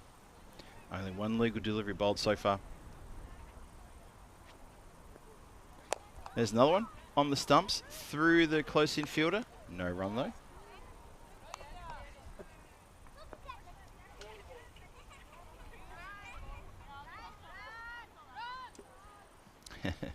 Nice one, Julian. Boycott Tavera Cricket School. That raises images of players who could frustrate any bowling attack in the world with, well, a lack of intent, I think is the way to put it mildly, those two players. But let's face it, they did the job. So credit where it's due. 31 for 1, still inside the 7th. Zilfadu trying to get through this over. Oh, a bit of a dance down the wicket here, looking for runs this time. That's good intent. Play goes to the ground, kicks the ball along. And they get through for a single. Scoreboard ticks over. 32 for 1, halfway through the 7th now. Wide ball called. You heard it through the effects mic. Umpire's getting a workout today. Bit of a tough over this one for Julia Silferdue. But what makes you, what breaks you can only make you stronger when you come good. That's a no ball. So series of wides and no balls here. Julia, maybe just a bit of fatigue coming into the Albies Army team here. The players, like I said, they've been here for 12 hours, well not 12 hours, they've been here for 10 hours. That's quite a long time to be at the ground. It's been a very warm, humid day today. And I wouldn't be surprised some of these players, especially Albies Army. This is the 4th game Albies Army have played. So keep that in mind. 4th game they've played. You're looking to see who else can possibly bowl for them, who's maybe still got a little bit of something in them, a little bit of energy to try to finish off this game. And this is all going completely wrong. I got a feel for the bowler, I really do. I'm surprised if she's just simply tired.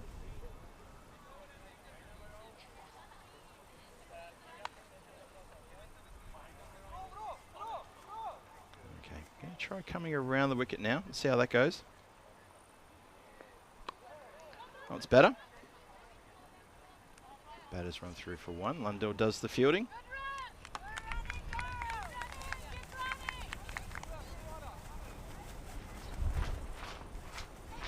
Another big gust of wind. Oh, the cube actually moved a bit there. I think gonna sting. Now the magic spray's going out. It may need a bit more than that because she went down very quickly and she looked in all sorts of trouble. I hope she's okay.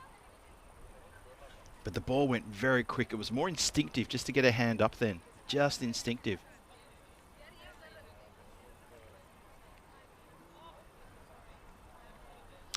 Now look at the couple of people getting amongst there. Looks like some of the men are warming up on the other ground. There's a second ground right next to this one as well, by the way.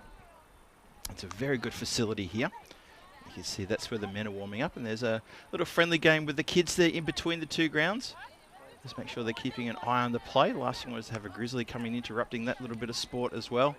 But you can see there that the men out there just doing a little bit of high catching. Just keep an eye on things. They're breaking up a bit now. There's a few drinks coming on the ground as well for the batters. I think they've just got permission from the tournament referee to run some drinks on to the batters. You can see our crew coming off the ground with the magic spray as well. And they're still giving that a real ring. When she's holding it up, she's counting the fingers, and now she's giving a thumbs up. No, yeah, she's flexing. She's okay now. Pointing towards the fleshy part of the hand, I reckon she's saying that's the part that hurts the most. So I think in the left hand, that's where the problem is. But she's up now, and hopefully she's okay. I thought that looked a lot worse. I think it took a little while to just sort of indicate that she was in trouble. But yeah, went down straight away. But anyway, looks like she's okay. 39 for 1. And we resume with a wide ball.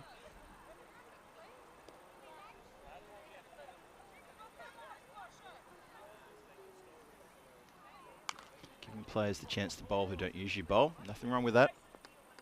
It will always make them better in the long run. Remember, it's a marathon, not a sprint. So 1 more delivery to complete the over.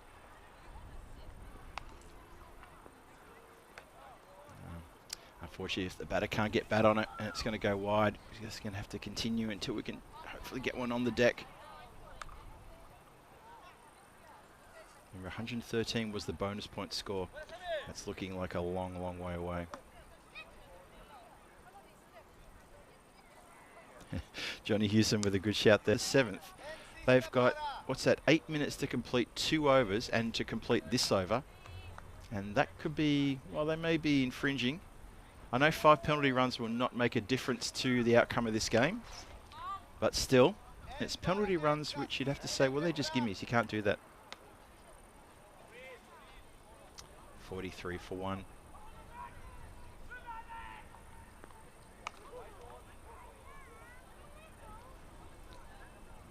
Zulfadu really struggling here.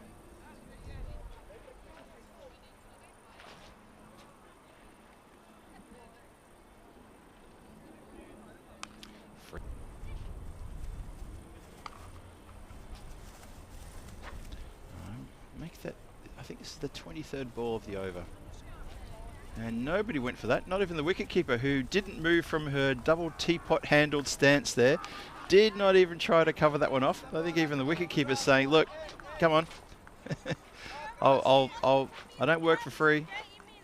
Now she's clapping hands and saying, bowl it to me. She's saying, bowl it to me. Well, the umpire's getting an aerobic exercise workout here. All right, help me out, chat. Help me out. How many balls have there been? I'm going to be counting them up. You count them as well.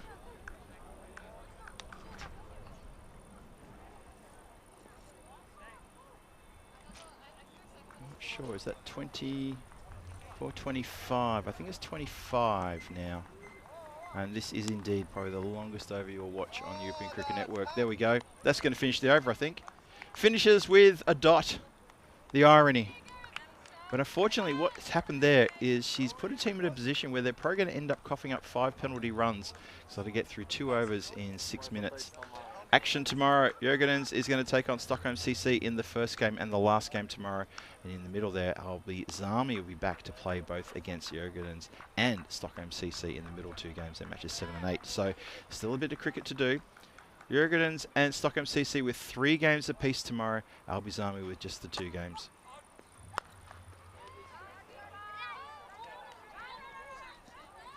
So we start the 8th over now. After I mentioned about being marathons and sprints, you'd have to call that over a marathon, the previous one. This is Aluganula, who's bowling her second. Very economical she was in her first over. Gets to bowl her second. Yes, we have another shoelace-related injury. We've had a few shoelaces being tied up today. I'm telling you, Velcro, it's the way to go. A billion pensioners swear by it. 49 for 1 on the board. Joshi, she's got 11 from 22. Alaganula just loses. I think she just lost the run up there. I don't think there was any kind of catting going on. Hit straight to the play, has a shot at the stumps. Keeper doesn't get into position, try to effect a run out there. Have a look at this one.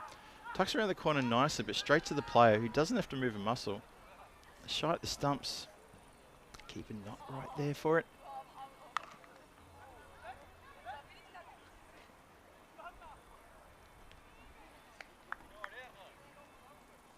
Tossed up, and it's going to go leg side for a wide.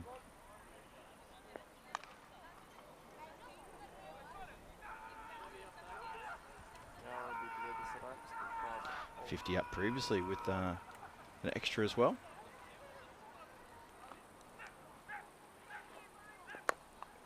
So maybe something Zami need to watch out for if they were bowling a little bit sort of trying a few change-ups here against a team that was stronger like Jurgenens. Maybe they wouldn't be able to get away with it. But I think because they're playing Stockholm CC, don't quite have the same firepower and intent from the batters. They're kind of getting away with a couple of loose balls here, the leg side wides and the no balls. And you saw that in the opposite, well, in the previous innings, that Iman Asim didn't let any no balls or wides get in her way. She kept going after them and was hitting them to the boundaries pretty regularly. Put 19 fours on the board and a Maximo as well. Half of her deliveries she faced went to the boundary. That's why she got the 108 not out.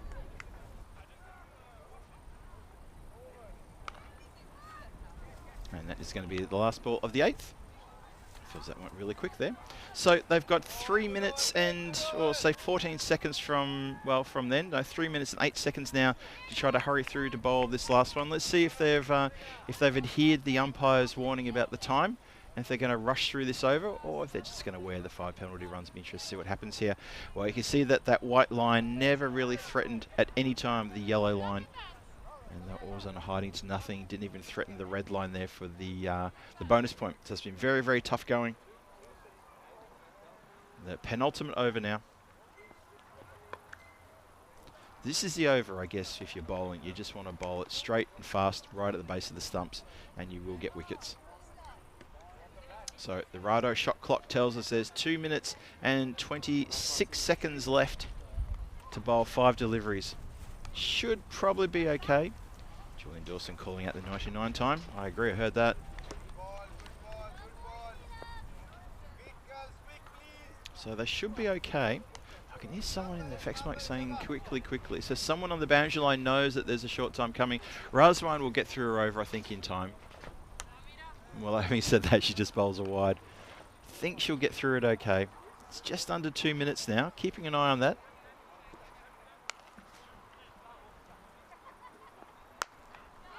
Club down the ground. There's no one there. That's going to go for 4. There is nobody there because mid-off, Charles Croucher, you champion. There you go. Gives us a bit of a nod. Good on you, Charles. Club nicely though. There is nobody down the ground. The mid-off is in a catching position up close. There's nobody over mid-off's head. That's a good ball. Now the keeper was asking for a stumping there, but misses the stumps. I guess you got to break the stumps in order for that to happen. Ticking down 1 minute. 1 minute. I know it's not going to make any difference there, Johnny, but it's still worth talking about because that's almost a finger tipper. Almost pulls in a great catch. So close. Ariba Khan, who's probably one of the taller players in the team, gets up on tippy toes and almost affects an amazing catch there. That would have really topped off the day for Albi's Army. So last ball of the 9th. In the air. And it's going to fall safe. Keeper thought she was in with the chance there.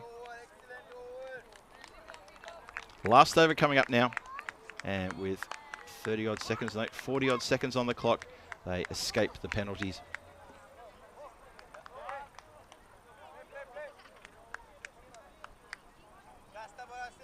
And so they get through that over pretty quickly. Good over there from Razwan. Got through it quickly. Knew that there was a bit of a timer situation. Had a 4 hit offer as well, which was out of nowhere.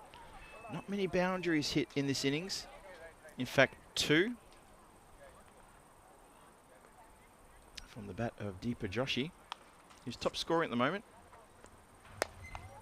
Oh, clubbed nicely. Couple of bounces. Razwan does the fielding. Covering off the boundary there. Rondell with the duty to bowl the 10th.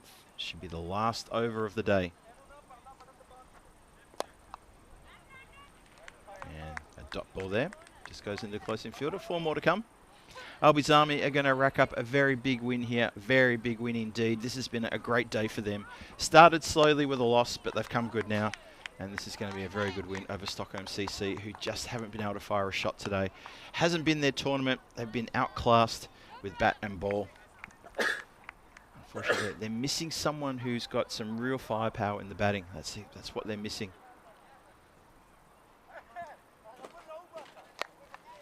That's hit nicely to the boundary. Race is on, and the ball will win that race. Teasing the fielder. Saying to the fielder, have you got it? Have you got legs? I've got legs. Have you got legs?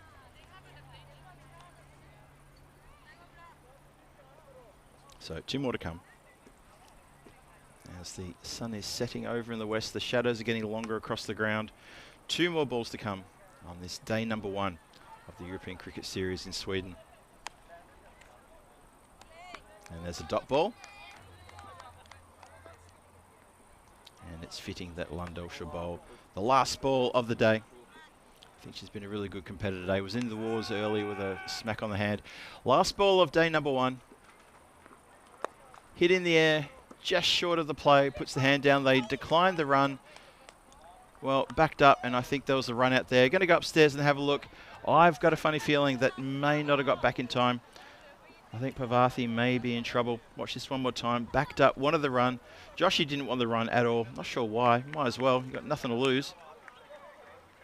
Backs up halfway down the pitch and out. Out clearly. I can understand why the umpire wanted the replay. Was a bit sort of caught out there, unable to see what was going on, but it's a clear given out. And they will get their nod from tournament referee in just a moment. Just waiting on that final dismissal to be decided there. And given out by standing umpire. Good work there from the umpires today. That is the end of day number 1. It's the end of match number 5. That is quite a big win to Albi's Army as they walk off the ground looking very happy indeed. Job done. Job done at the office. It's been a long, hot day at the office as well. As they stroll off the ground now. Handshakes all around. Stockholm completely outclassed.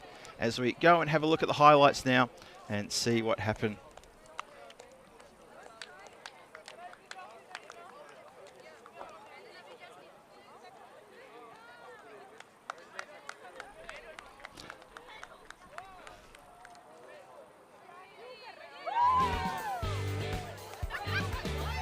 Here we go with the highlights. And it started there with Helena stepping inside the line and letting that ball clip the top of the stumps and then gesturing and saying, that's right, there's 3 of them and I've let them hit all 3. So a couple of little sweet hits here and there, but just few and far between. There was not a lot to celebrate for the Stockholm CC team, and it was just a really tough afternoon, I think, for all players, as they were just sort of grinding their way through here. Joshy here lit things up here with a couple of boundaries, but unfortunately it was just not going to be enough. At any point it was not going to be enough because they were on a hiding to nothing, chasing 160 odd for a win, and even just the bonus point was a massive score in itself, and unfortunately never going to get there. Ends up 63 for 2 after their 10, chasing 162 for the win. So it's going to be a big 98 run victory there to Albi's Army, and the run out just off the last ball there. Went upstairs just to double check that, and there we go. So let's have a look at the betting card and see how it all unfolded. And what you're going to see there is, well, Joshy dominating the batting here with a good 22 off 32. Unfortunately, Helena and Parvathy both out for 2 and chewing up a fair few dot balls. Parvathy especially chewed up 26 deliveries for her 2. That was a little bit disappointing for her to be up there. Unfortunately, just not getting any runs, and that was probably during the over. There was so much going on with wides and no balls. And just couldn't get bat on ball for love or money, unfortunately.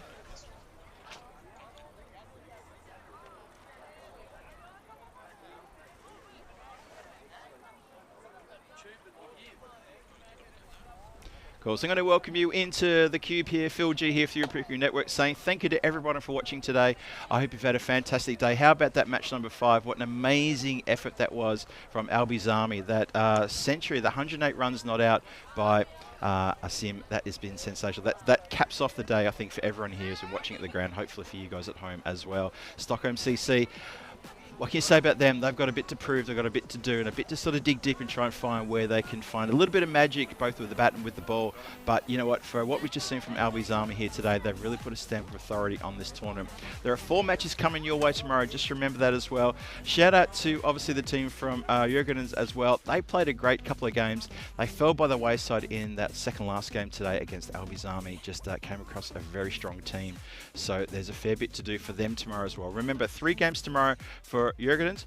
3 games tomorrow for the team from Stockholm CC, and 2 games for Albi's Army. If we can quickly maybe have a look at the graphic, we'll quickly just remind you of those 4 games that are coming your way tomorrow here on the European Cricket Network as we finish off this European Cricket Series for women here with the 4 matches tomorrow starting at 8:45 tomorrow morning. There they are. Thank you very much, guys, for that. So as I said, Jurgenens are going to take on Stockholm CC in the first game tomorrow and the last game tomorrow. And the middle 2 matches are Albi's Army playing both of those 2 teams back to back. Firstly, Jurgenens in the second match of the morning, and then Stockholm CC in the afternoon match, the first of the afternoon match, but the lunchtime match, and we'll have a bit of an earlier finish tomorrow. And so that's what's in store for you tomorrow. So I hope you can join me here tomorrow, here live from the cricket ground here. I'll be here, of course, with the entire crew. And of course, my friends at Two Circles as well, who've done a great job today, and everyone's done a great job today as well. The teams will be back. We'll all be back here, and we'll look forward to greeting you back here tomorrow. So until then, I'm going to be signing off. I want to just say thanks to all the blue crew around the town, to also everyone in the in Two Circles. And of course to the players as they're starting to march off the field, looking very happy as they're marching past too. So congratulations to Albi's Army as they walk past me, and congratulations to all the players who played here today. That was Albi's Army who will give me a wave, just by the way, just so you know who I was waving to. And of course thank you to the umpires who did a great job today under very warm conditions.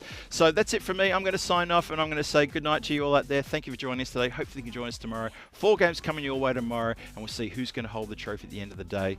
It could come down to the final game. You never know. So tune in with me, Phil G. I'll be here tomorrow all day to take you through tomorrow's action in this women's series, and we'll get into that tomorrow morning. I'll see you bright and sparky. Until then, stay safe, be cool, and I'll see you all later. Bye for now.